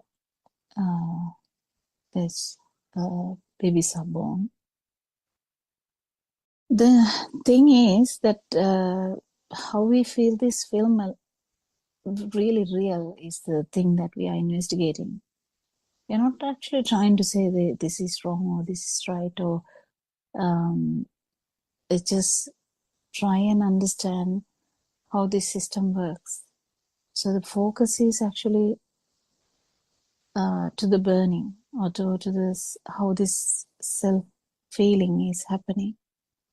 In that we understand that the actual world, that whatever the sentence you told, this and that, the people are doing this, people are doing that. Actually, people are suffering, yes. And you can feel if a patient is dying by the right side of the road, because there are no one to take them in, and they have a burst appendix or something, and they are dying. Yeah, that can happen. But the thing is, this is more deeper than this. This is more deeper than this. This is not just trying to validate what people are doing, or trying to not validate what people are doing, or what animals are doing, or what nature is doing. So we are part of the nature. Nature goes on. So we feel that things are happening. We feel that the world is going on. This is the same thing that we talk about. When we near death, when we feel that the respiration is going to stop, this is the problem. We feel that the world is ongoing and we are dying. That's the whole idea of understanding this Dhamma, how this works. Why do we feel that the world is flowing, or this dream is ongoing, and I have to retire from that dream? I don't want to retire. I just want to stay in that dream whatsoever. Even if it's a sad dream, we still want to be there. On the other hand, someone might say, oh, this dream is so bad, I want to get rid of this dream. You can go to that extreme too. But in this truth, that what R.N. Maharshi was trying to say yesterday, we're talking about the deeper truth than that, the truth about this manifestation. The manifestation, we have so much perception. Yes, there's time, there's things happening, there's people talking, there's people thinking, there's actions. Yes. This whole thing is a manifestation of your sensory system. That is the thing that we are trying to say. And even that, it's just a fraction of a second actually this is happening. This one stimulus only at one time. These are scientific things also coming up with the the quantum theory, that they are trying to correlate with the life, and they are actually trying to correlate what life is, what is life, what is beneath life, what is consciousness, what is underneath consciousness, how is it happening. So this Dhamma is really really in the other side, kind of understanding how this whole thing, how the animal, how that animal is having the consciousness, how that animal is feeling. We know that animals are slaughtered, so that how is the animal feeling? So are we going to change anything, any of these things, or just understand? If you want to see the world, Lord Buddha has told, see through your mind, see the world through your mind. See how your feelings differ in each second. How is it? How the field is also different. How the manifestation is different. At one time, you are actually maybe like a animal, and at one time you are actually maybe like a God. At one time you may be actually like a Brahma. So, but the thing is, whatever the field, whatever the manifestation, it's just the system, just the system. So out there are incidences happening, episodes going on. The film has so many episodes, And at the end, when we die, we feel that is ongoing and I'm dying. So this phenomena, we have so many phenomena. So we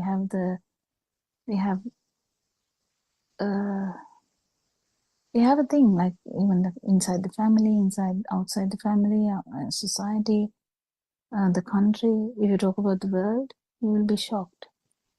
You will be shocked how many, if you read about the war, how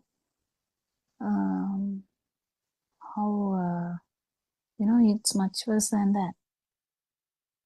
They are trying to find a shelter, they are trying to find some water, they are trying to find some food. But actually, Lord Buddha's Dhamma is not to say that there is nothing like that. You feel everything, yes. But this is about no self Dhamma, how to understand how you feel alive, how you have this suffering. And when we actually feel that, we try to give this asset to whoever who seeks that. So the suffering is here and now. Non-vibration is also here and now. But the projection is the society, the family, the problems, the deaths, the births, the illnesses. So the human definitely will go through all that, 100%. Any one of us. Next day I may be not there, That's how it is. That's how it is. It's just as simple as that. Did you, anyone else can add something as well to Joel's question?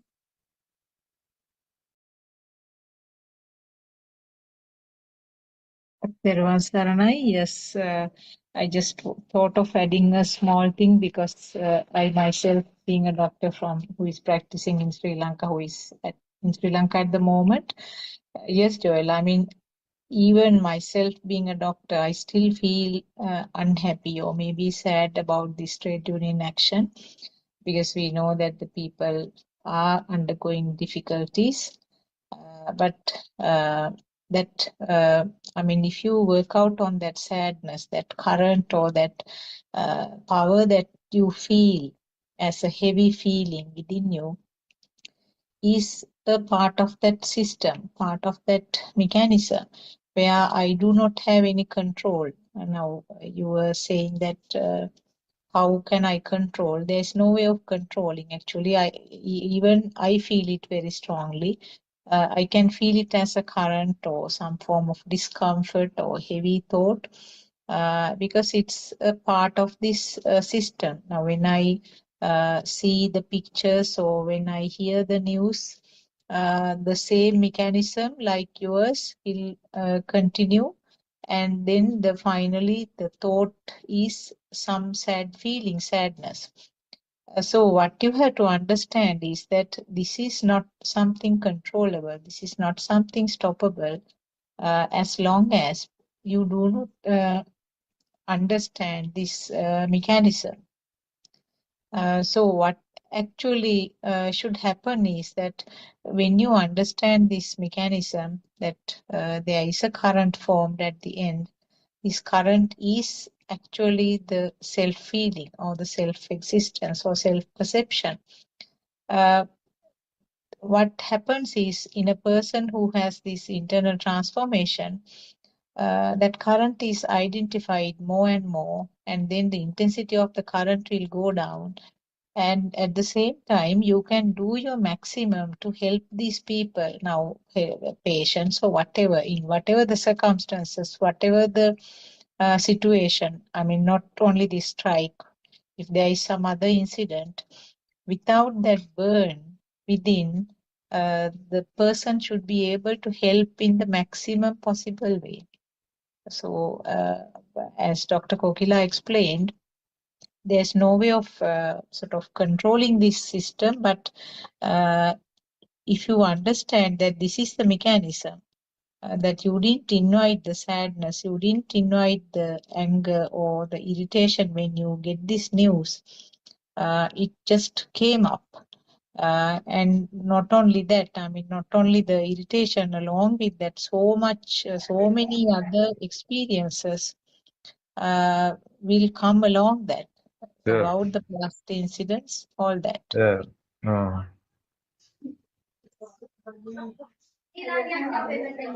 Okay. Thanks, Doctor, for that So, explanation. Thank you. I mean, I okay. was like a bit upset about what's happening because we listen to this and we see Yeah. these things happening, and something in the mind gets disturbed when you see these things. So I was thinking, in what kind of thing are they doing this, and what are they following up? No. Being a doctor doing this kind of thing is something hurtful because so many patients are just dying outside there, and these people are like, let anything happen, we need what we want, and that doesn't make any sense. So that's why I asked that question, why it happened like that. So I think as a normal person, I don't know how to help, but as doctors, if someone could help them, it would be great. Thank you, doc. Thanks. Okay. Okay. Thank you.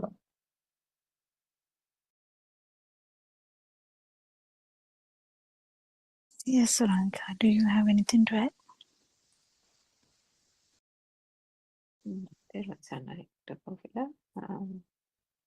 Yeah, I think the main thing is understanding now the agitation of seeing that scenario and the event and how that agitation arises is, I think, when we try to look at it through the true Dhamma or the truth, that is what is trying to be addressed in this. Because, I mean, if we think about it, there can be so many injustices happening, isn't it, all over the world. There are so many instances where children are dying in remote villages or even in African villages, wherever.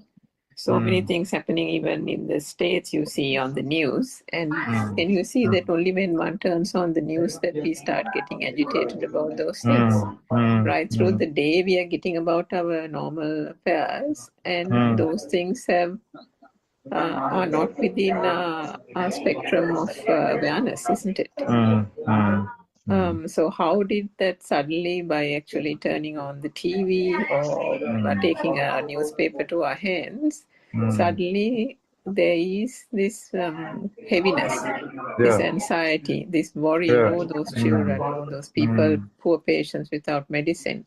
Now, what has to be understood there is when we have understood the way the five senses worked well, we know that what is being sensed, all these things are just occurrences through perceptions, right? So if you read the paper and you come across that piece of news, all you see is a bunch of black and white or colors.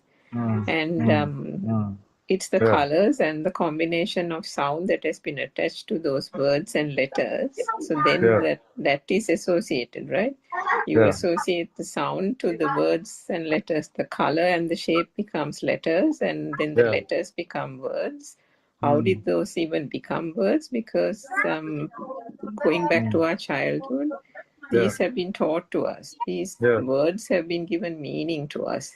And the words about suffering and patient, illness, death, each of those have been given various connotations, isn't it? And then all these have been given values. So if we think about conventional society, then our parents will teach us to become good people with good values. And to say, wherever you are, lend a helping hand to poor people or lend a helping hand to an old lady on the road. So these things have then gradually taken on a weight and a value of its own. And with that weight and the value attached to it, there has been an identification to that. So we identify ourselves as a person who has good values. We have identify ourselves as a person who is a good worker, who will never allow a patient to go unwatched or ill-treated and so on. But ultimately, these are all perceptions. And I mean, the truth is the thing that one cannot change the world order because what gets manifested to the senses continues to manifest. Yeah. That until the last breath is drawn in this human physical body, the senses that have that sense faculties will continue to function. And as long as the sense faculties continue to function, the vibration will happen, the sensations will occur, Joel.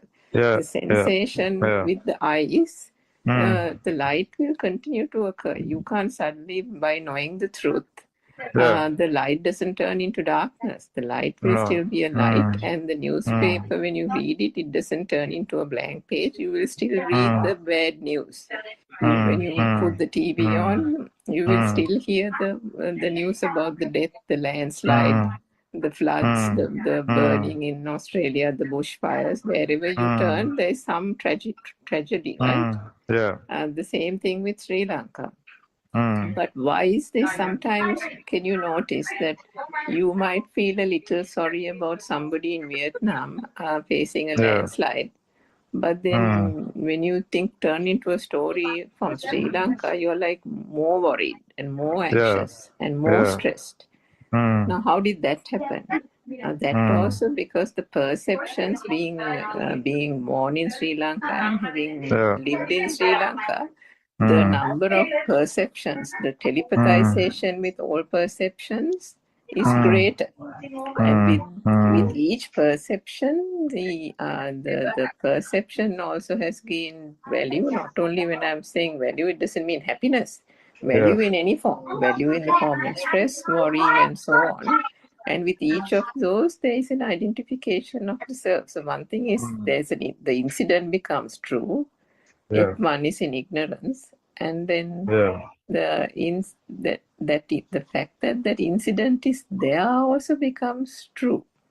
Now, Aaron once explained yesterday this feel of existence, the sense of existence, isn't it? Now there is a hospital, there is a trade union, there is a strike. Now all these are existing, isn't it? Now, take for example, you go to bed tonight or last night, and you slept for roughly 5 hours. So during that 5 hours, were you worried? Was there a jewel? No. No. And nothing That's happened, true. right? It was fine. And then you wake up this morning, and then immediately perceptions flood into the mind. Yes. So can we see that these are all coming through the form of perceptions and becoming real? The more we think about them as real, and then the moment you notice it, that the heaviness starts with the thoughts. The moment the thoughts start flowing little by little as you wake up, for example, when I wake up, the first thing I do is I make a beeline to the bathroom. So even before you get off from the bed onto and go to the bathroom, the thoughts are flooding in, right? So and then can you see slowly this kind of machinery, this flow or the mechanics of the mind starts. But the beauty of the Dhamma, Joel, is that each of the functions of these faculties are considered just functions. There is no one doing it. The trauma, the stress, and the worry comes when one considers those perceptions as real. And if the perceptions become real, the hospital, the trade union, the strike, the poor patients in Sri Lanka, the more they are real, the more there is a person here. Those are existing, and then a person here called Joel who knows about the suffering, who knows about how caring for patients really is such a good thing. And you know what happens to patients when they are not given medicine on time. All that becomes real, isn't it? So it is a process. If the perception and the light formation, the sound formation are not understood, as mechanics of this vibration that Aryan Mahasavi beautifully explained yesterday, that this is just a wave. No one's doing anything. No one's getting about it. There is no jewel here. It's just a process. What happens in this human body is just a process. And if in the night it wasn't there, then it is very, very clear, isn't it? That it is just the thoughts that are bringing the anger, the craving, the worry, and everything. And it is that perception. And the more you shine the light on the fact that these are just a flow of thoughts, and the more you give weight to one thought, can you see that another heap of thoughts come like a tsunami, adding and multiplying and multiplying and multiplying? If one doesn't see the truth in one perception, the happening of this multiplication of thoughts flowing from one to the other at a fast speed, all bringing worry, all bringing stress. You have to stem the flow, and to stem the flow, there is no doer stemming the flow here. All that is seen here is see the perception as to what it is. See that it is a construct of the mind. And when one sees that it is a construct, a combination of those old perceptions arising and becoming a new perception, it is just a flitting of a thought. And if one considers and understands that it's just a flitting of a thought, the ability for it to continue to multiply, continue to hit you one after the other diminishes.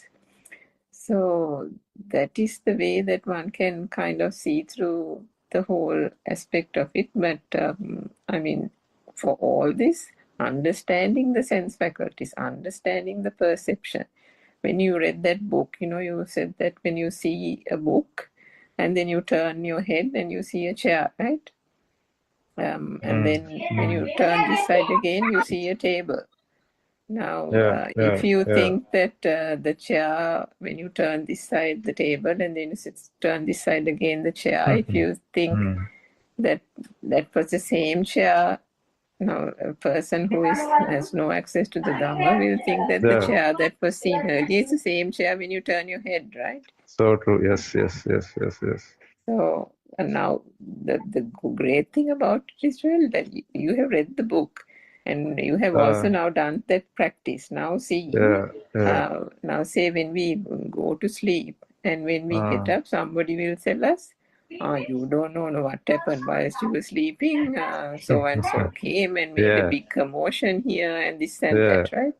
Now, none of that was true. The world gets constructed only from moment to moment, but the ignorance is such that each living being is in ignorance. So each living being is constructing all this in this false way of the perceptions becoming real. The external world is a reality, and so on and so forth. So then what happens is the 8 hours of blankness where no world was constructed is automatically filled the following morning by different people coming and telling you, maybe family members saying, in that 8 hours you slept, this thing happened, that thing happened, and so on. So if one doesn't know the truth, then you believe, as I think Dr. Pokila said, that there is a continuing world outside. That these things are happening. As you speak, these things are happening. Now, isn't that like such a real feeling that no wonder people kind of get caught into it, isn't it? That is why it's so difficult to be able to see through that. And that is why, noble teacher and all these people are so valuable. Because however much it is being taught to us, however much it is being explained, there are people who are listening to it for 3-4 years, Joel. But it is difficult.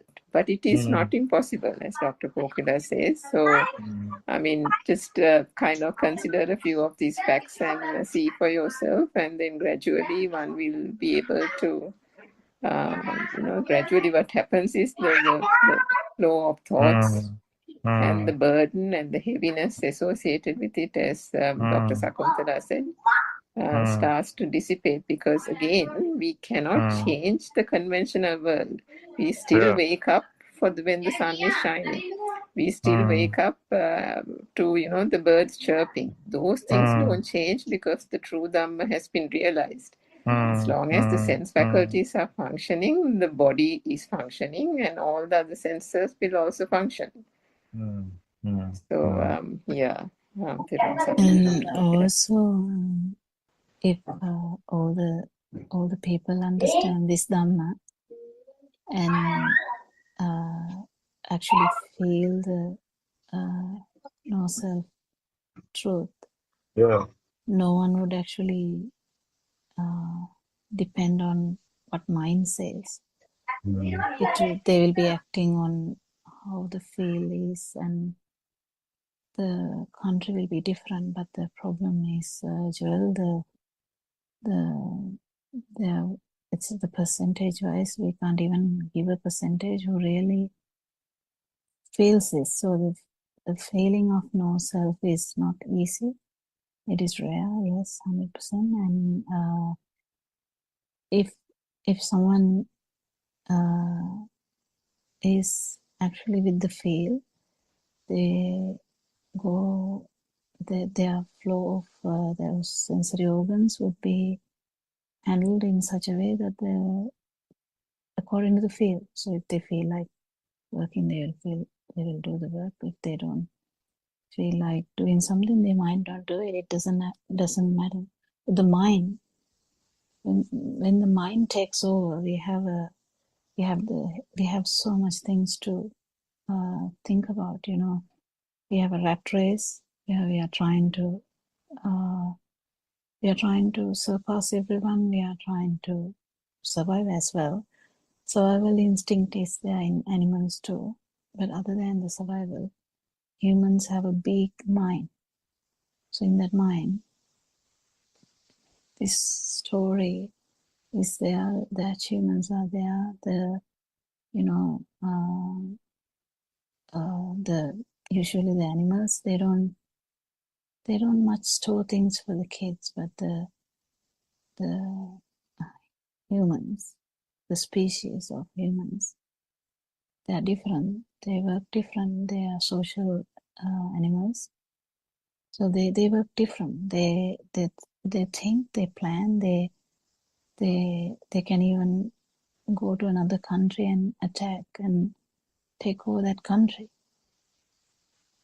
They go on sailing and try to find other empty lands so that they can build and they can expand their monarchy. So the thing is, this thing, if you learn about the past, the human past, if you read about it, the so-called history, you can understand this is a cycle of things happening. The great kings, the great queens, and then after that, the presidents or whatever. It doesn't matter. The story is repeating. Story is ongoing, and things are happening. Things that the beyond humanity. So at one moment, the human body is there, but even though the human body is there, the actual mind vibration is like an animal. How come? Usually humans are not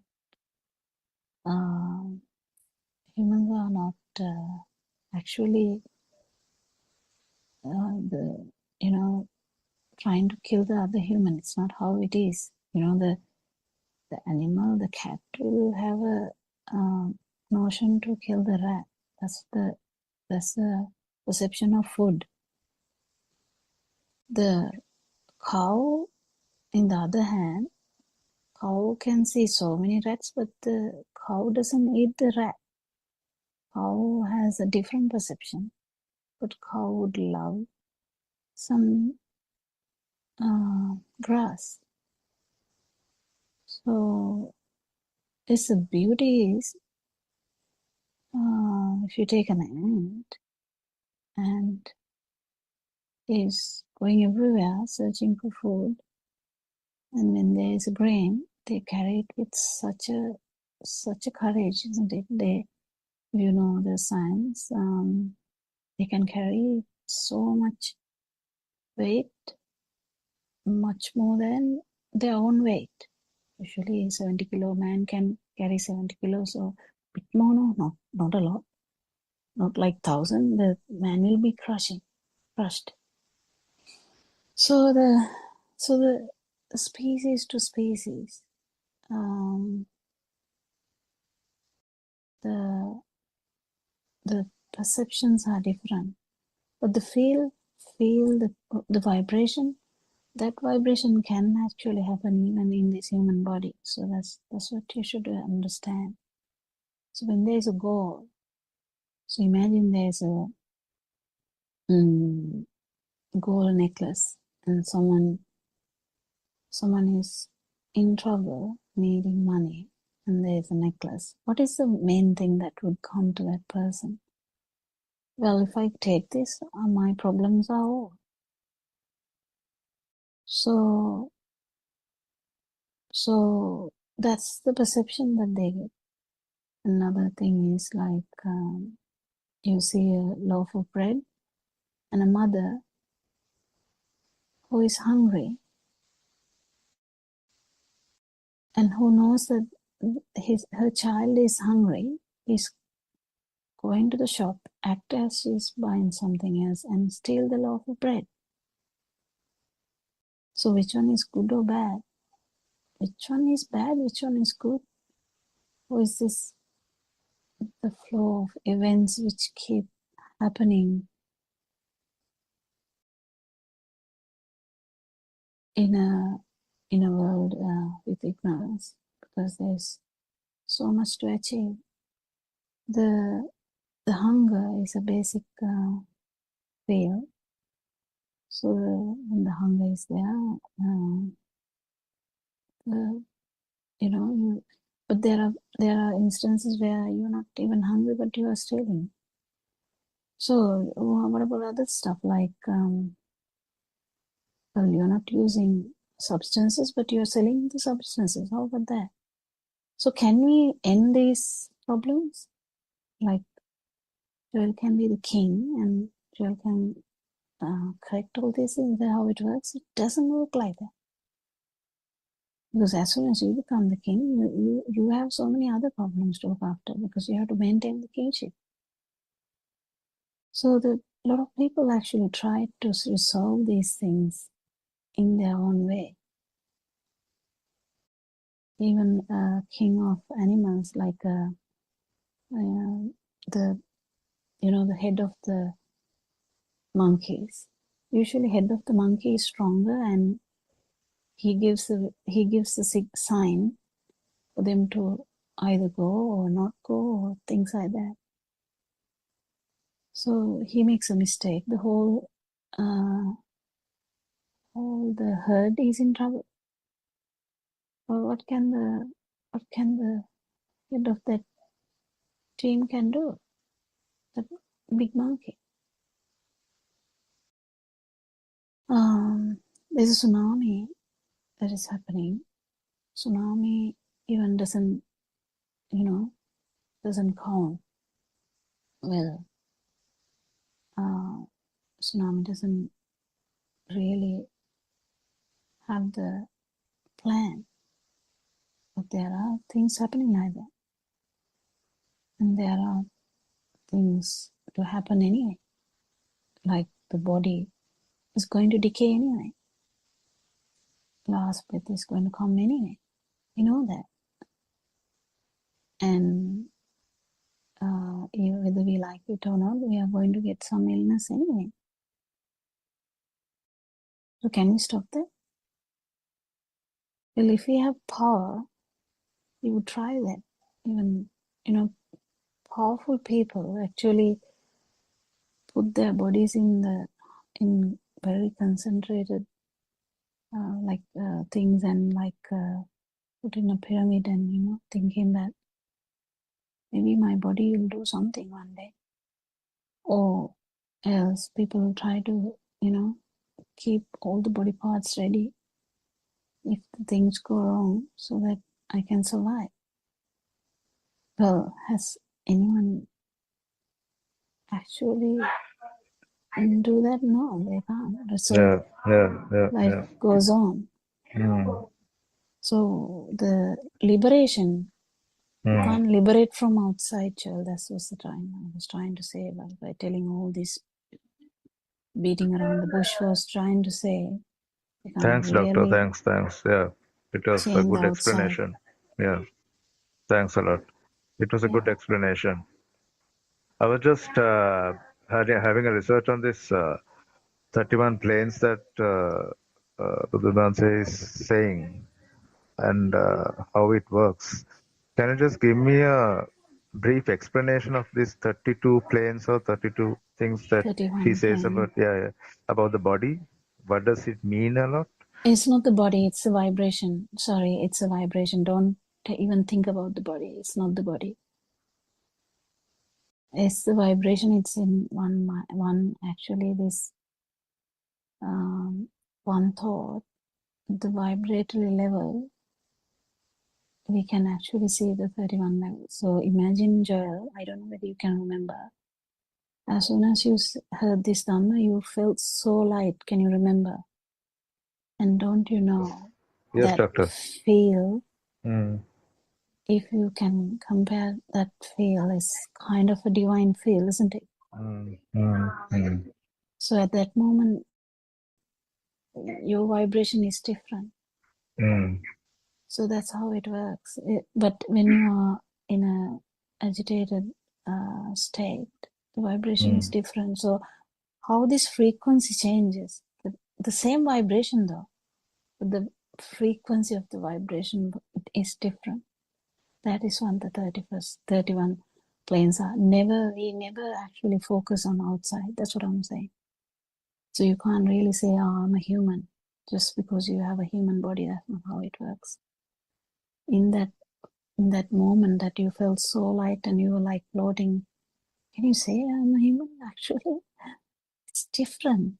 It's different. So you already have felt that difference. So these vibration levels are actually in one thought as well. This may be too much for you, but it's hard to tell that because you can't misunderstand this, putting that to outside. So as Aramansi said, when someone asks Lord Buddha, who are you? Are you a God? Are you a Brahma? Are you a man? Who are you? He didn't have any explanation because there's no vibration there. So he said Buddha. So that's how he used that word to say that, because that word was there to use when there is liberation. They used that before. So he used that word. But the meaning is that vibration we talk about is your vibration forever. That vibration, when it is not going to have that power, there is no way that it will vibrate again into any vibration after respiration stops. So that's how it is. But the beauty is, if you want to really see the 31 planes, you see through you. You actually experience that. It's a beauty, but the non-vibration is different. So the non-vibration is not that.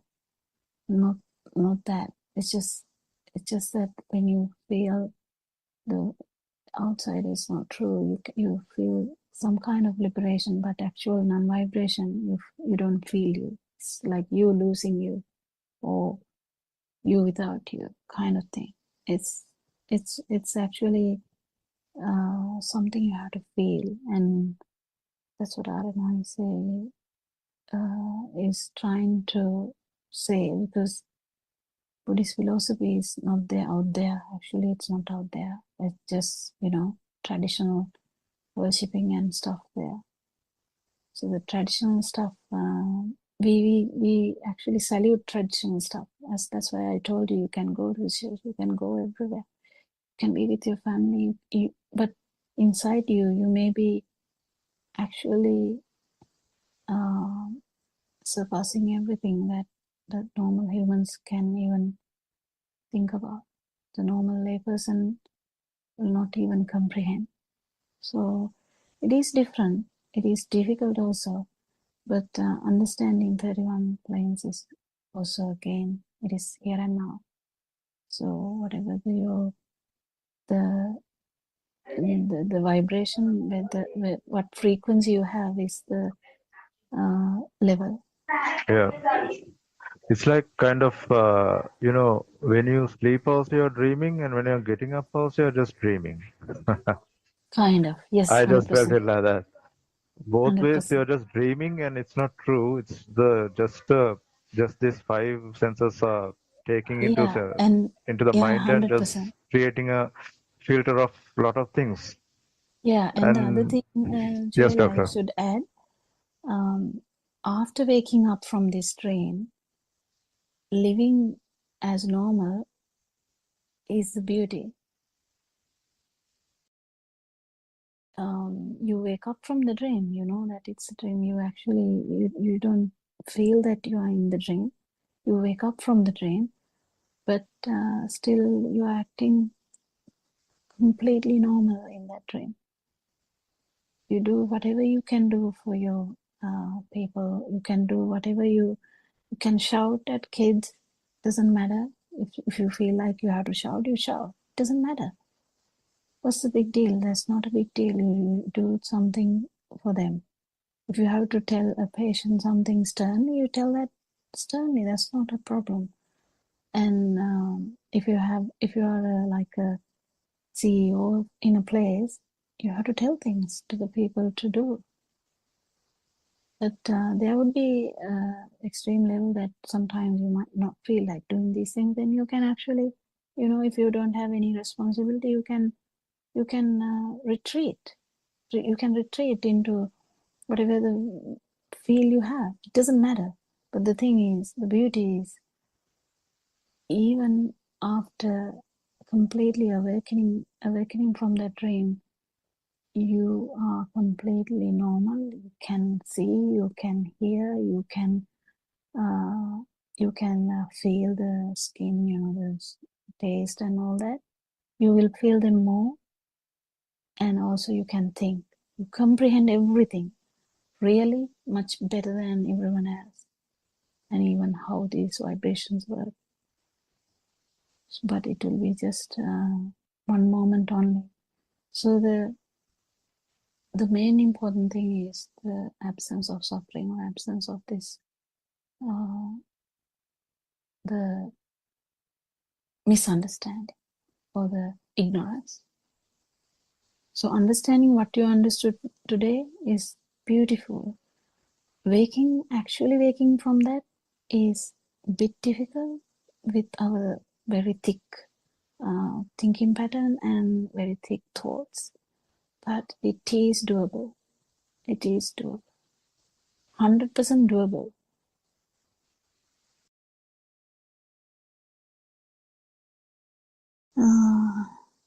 Yeah, what do you think?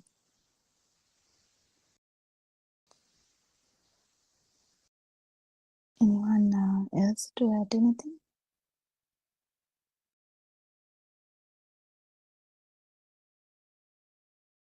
Yes, Surang.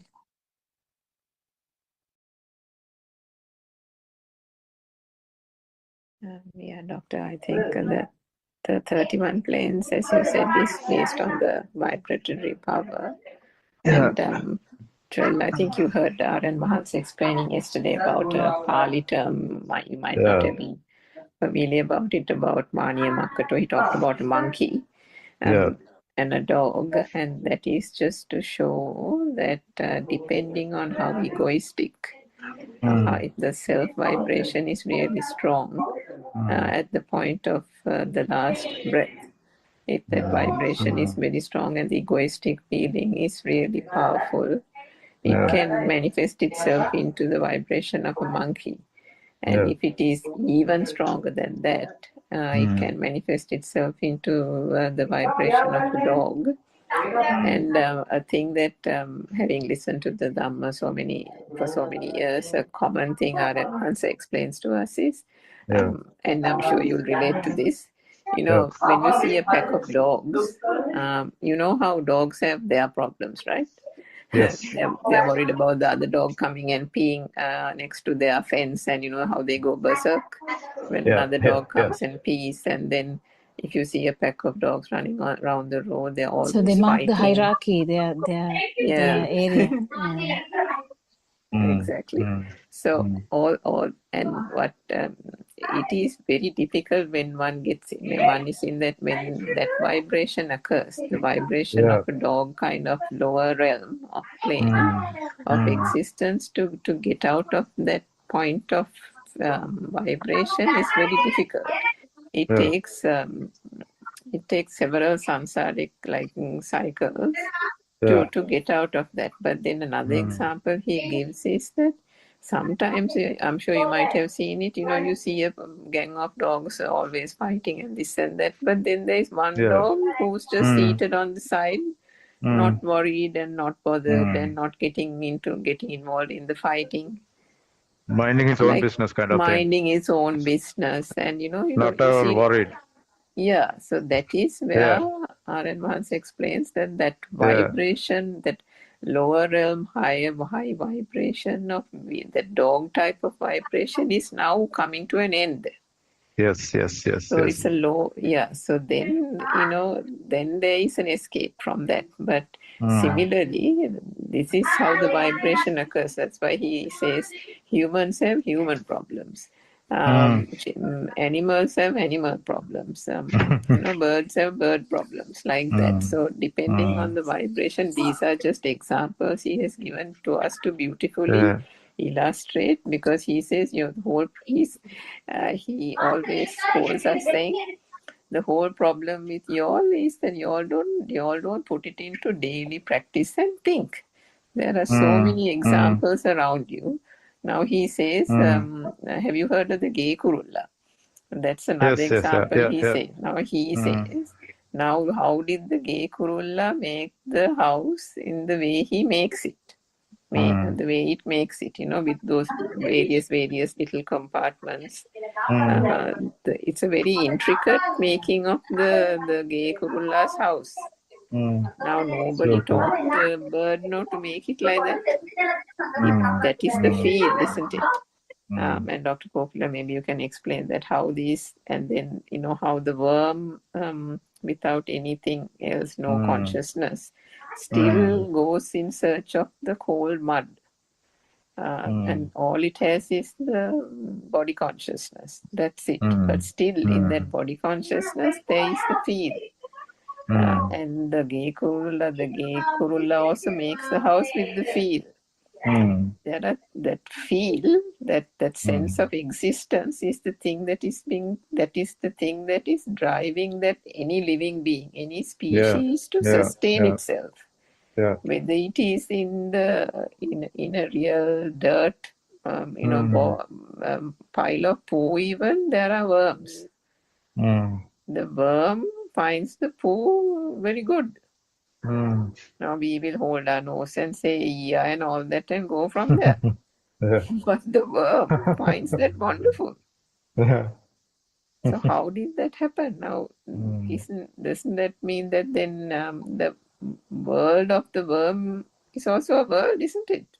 Yes. Yes. Yes. And now we Mm. think what is manifesting to these senses is the world. Mm. Yeah. So that is what our advances says. Look at, take examples of animals. The Mm. example that Dr. Kokla gave about a cow. Now the cow doesn't want worms. The cow wants grass. Yes. But the Yeah. bird is praying for a worm. Yeah. So like that. And then with regard to and then animals have very basic consciousnesses, and therefore Mm. is just worried about the survival instinct and Yeah. basic food only, and that's it. Yeah. But humans have this big consciousness, big mind, Yeah. and goes off or at a tangent on unwanted things because the mind is so big. Yeah. So true. Mm. And it gets itself into knots and manifests all kinds of things, and in that manifestation is not, capable of going into the lower realms of vibration. Now, you have seen so many times, and we've experienced these ourselves, that, you know, even the kindest of person sometimes, and he has a beautiful, loving wife, but if that person has come home after a terrible day of work and the wife is continuing to ask questions or nagging or something, that kind-hearted gentleman also will turn around and snap at the wife, right? In that moment of snapping, there is a rage that has built in that person. And can you imagine at that point of the rage and the snapping, what is the realm of what is the plane? It's a high vibratory lower plane, isn't it? So what is the thing, what is the impulse that causes people to take a knife and kill, to take a gun and shoot, to you know, hack people to death? So aren't these also so-called human beings? But then what is the level of vibration? And I think what Dr. Kokila was trying to say was all these arises in this moment, in this thought. In that thought, all 31 planes can exist at any given time. Yeah. Thanks, man. Thank you. Thank you so much.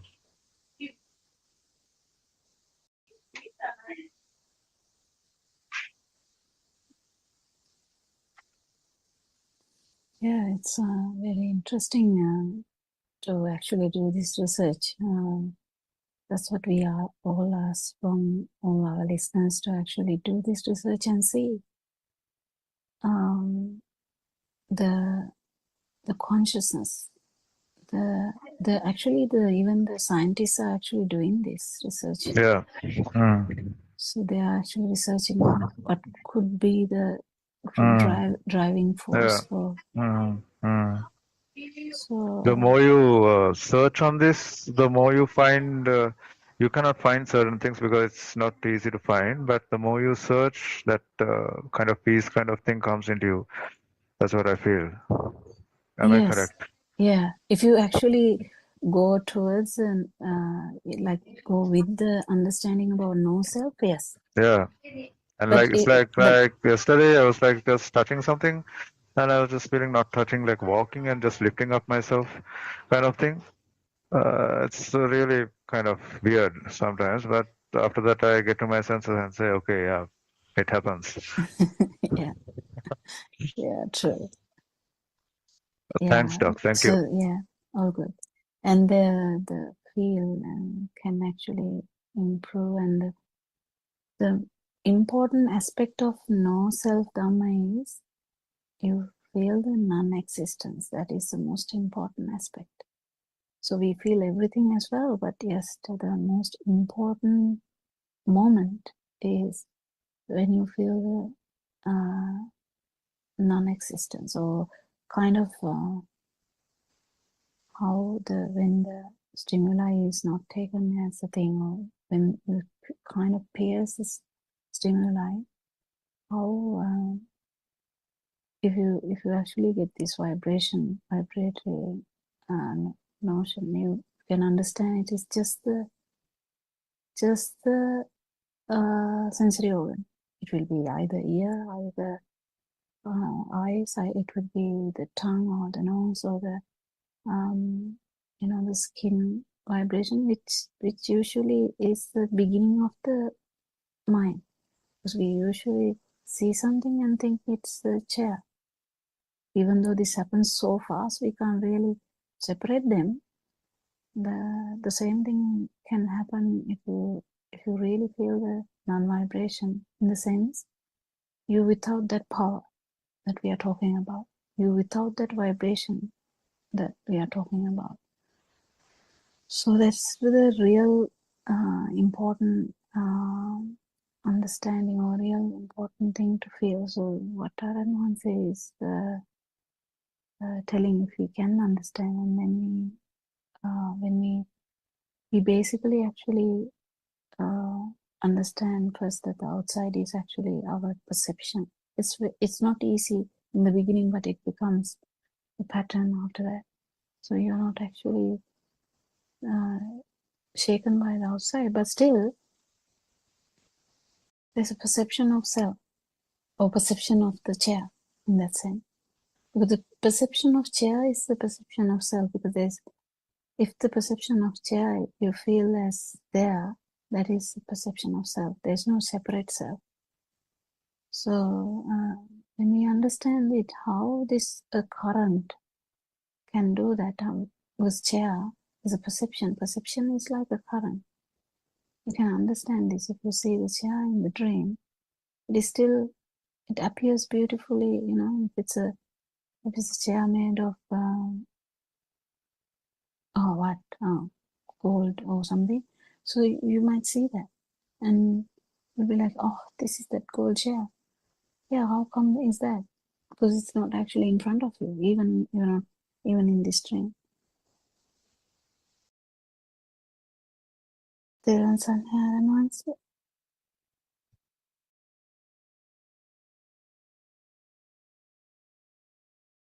YouTube, page number 60. You cannot become a sovan unless you realize the pure truth using both awareness and wisdom. When you become a sovan, you begin to see that the outside is not true, and that realization comes with the development in awareness and wisdom. Darshana avabodha, not by concentration meditation or samatha meditation. After you have attained the wisdom of a sotapanna, at the time of your death, you will die with the realization that this world is a lie and that this is an illusion. It won't be possible for you to attain nirvana if you believe that this mundane world is true. You have to apply an effort and awaken your wisdom so that you could attain all 4 stages of awakening in the supramundane plane, Lokottara Bhumi. Once you attain the wisdom of a Sotapanna, you realize that all the heavens and hell are all lies. You would also realize that all these realms of the animals, hungry ghosts, hells, human, and realms of gods are formed only in just one thought. Any of these realms are created like a film within one thought.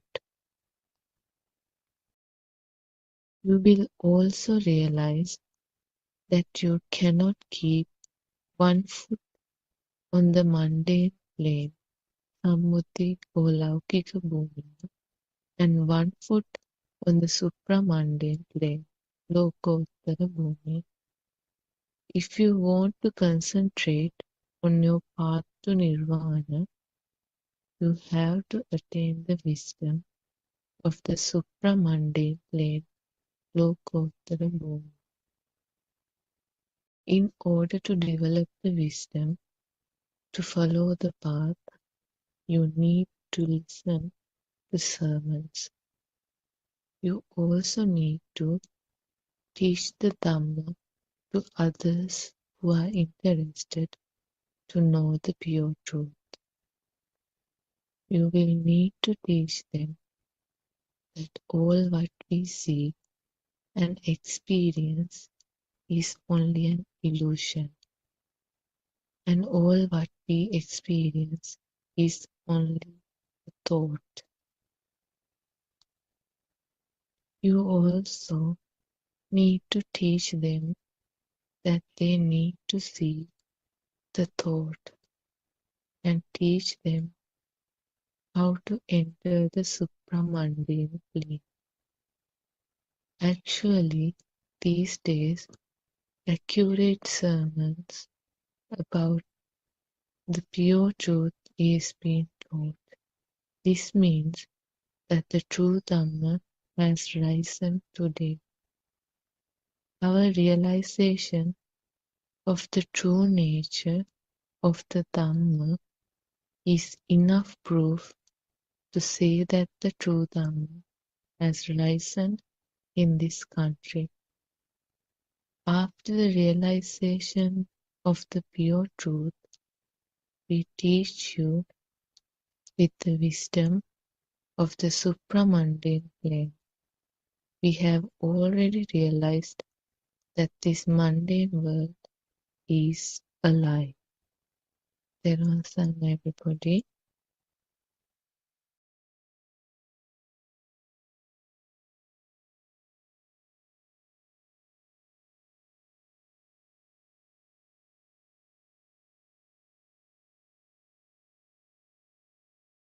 May Triple bless you. We worship our Envanse. And we'll start the discussion. I think we were talking about the kind of what happens when we go in this path. So first stage would be the stage where we would not feel the outside as real. Even this stage is so good, it will actually make you so much lighter, so much I can't really call happy, because happy word has this several meanings, because there's someone to be happy, but you can't really call it. It's again the minus the burden, like that feeling. So mundane levels, supramundane levels, actually we can't talk about these things without Dhamma. So knowing the truth about this consciousness, about how we feel alive, is the actual key to this super awareness and the wisdom, and then to cessation of suffering. So we'll start the discussion today. Do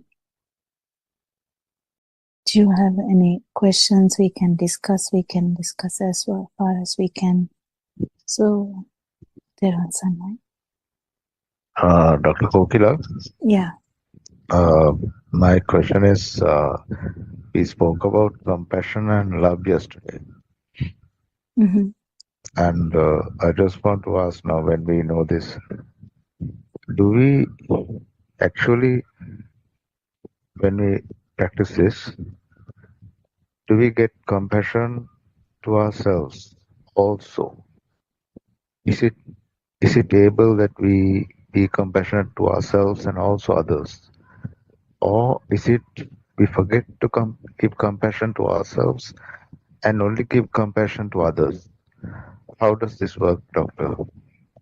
Yeah, that question itself is a bit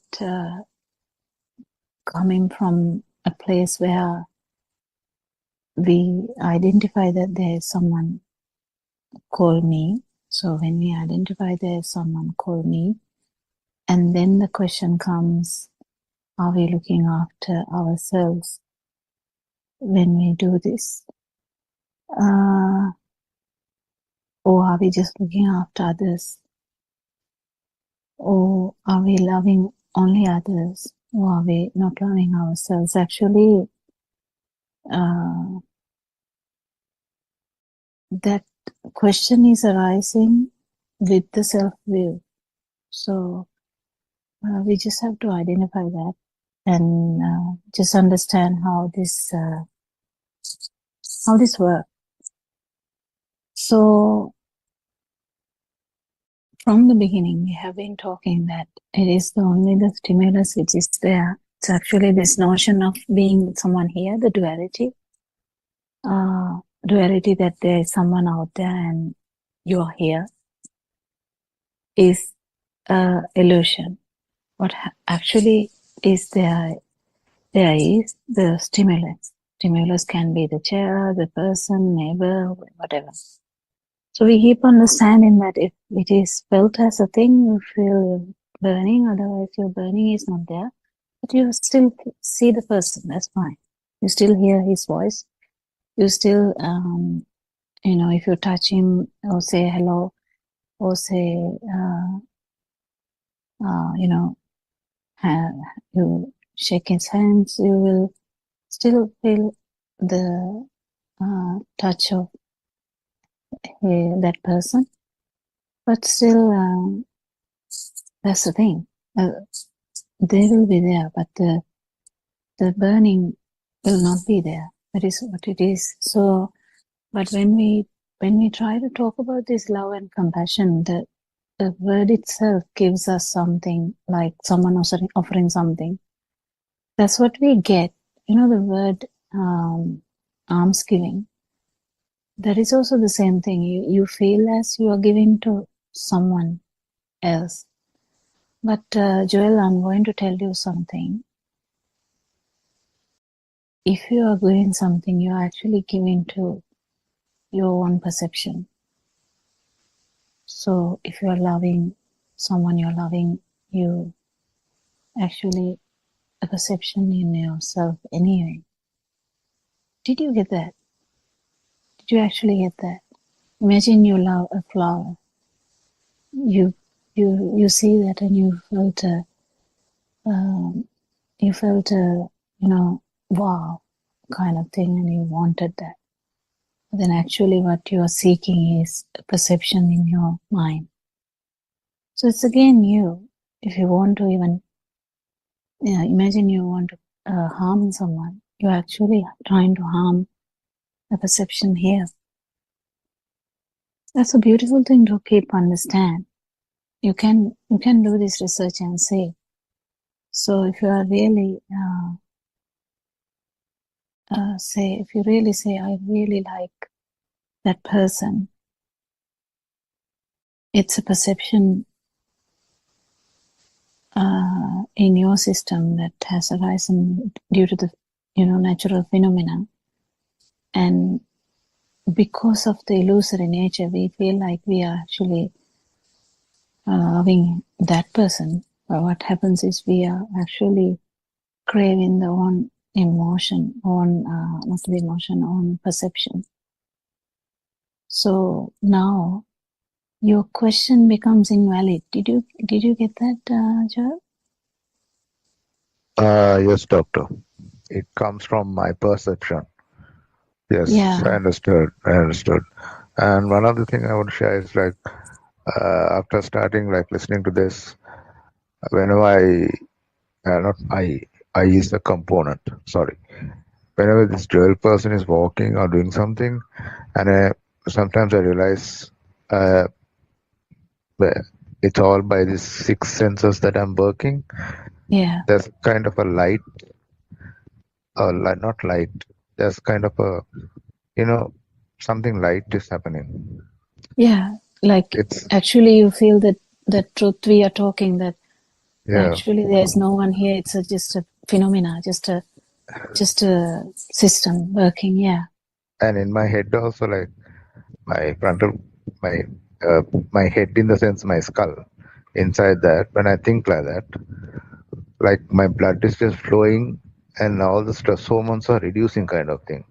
Yeah. When I realize that these kind of things are happening these days, and I do see differences when people say, Joel, you have changed a lot. Something has changed you, but I don't tell the secret. But I just enjoy this, man. Thank you so much for Yeah. patiently guiding me. Thank you. Yeah. Actually, one day, if you actually tell me, it will take time. If you tell me, like I actually went, if you start telling me that I actually went to a place that I despised, or I actually met everyone that I didn't like, or I went to a party where I met everyone who used to criticize me, and they even started to talk to me all about that. But I even answered without any judgment or without any grudge. And that would be the real day, Joel, and I think that's not far away. And just keep researching. That's all you can do. That's all you can do. And you will just feel this lightness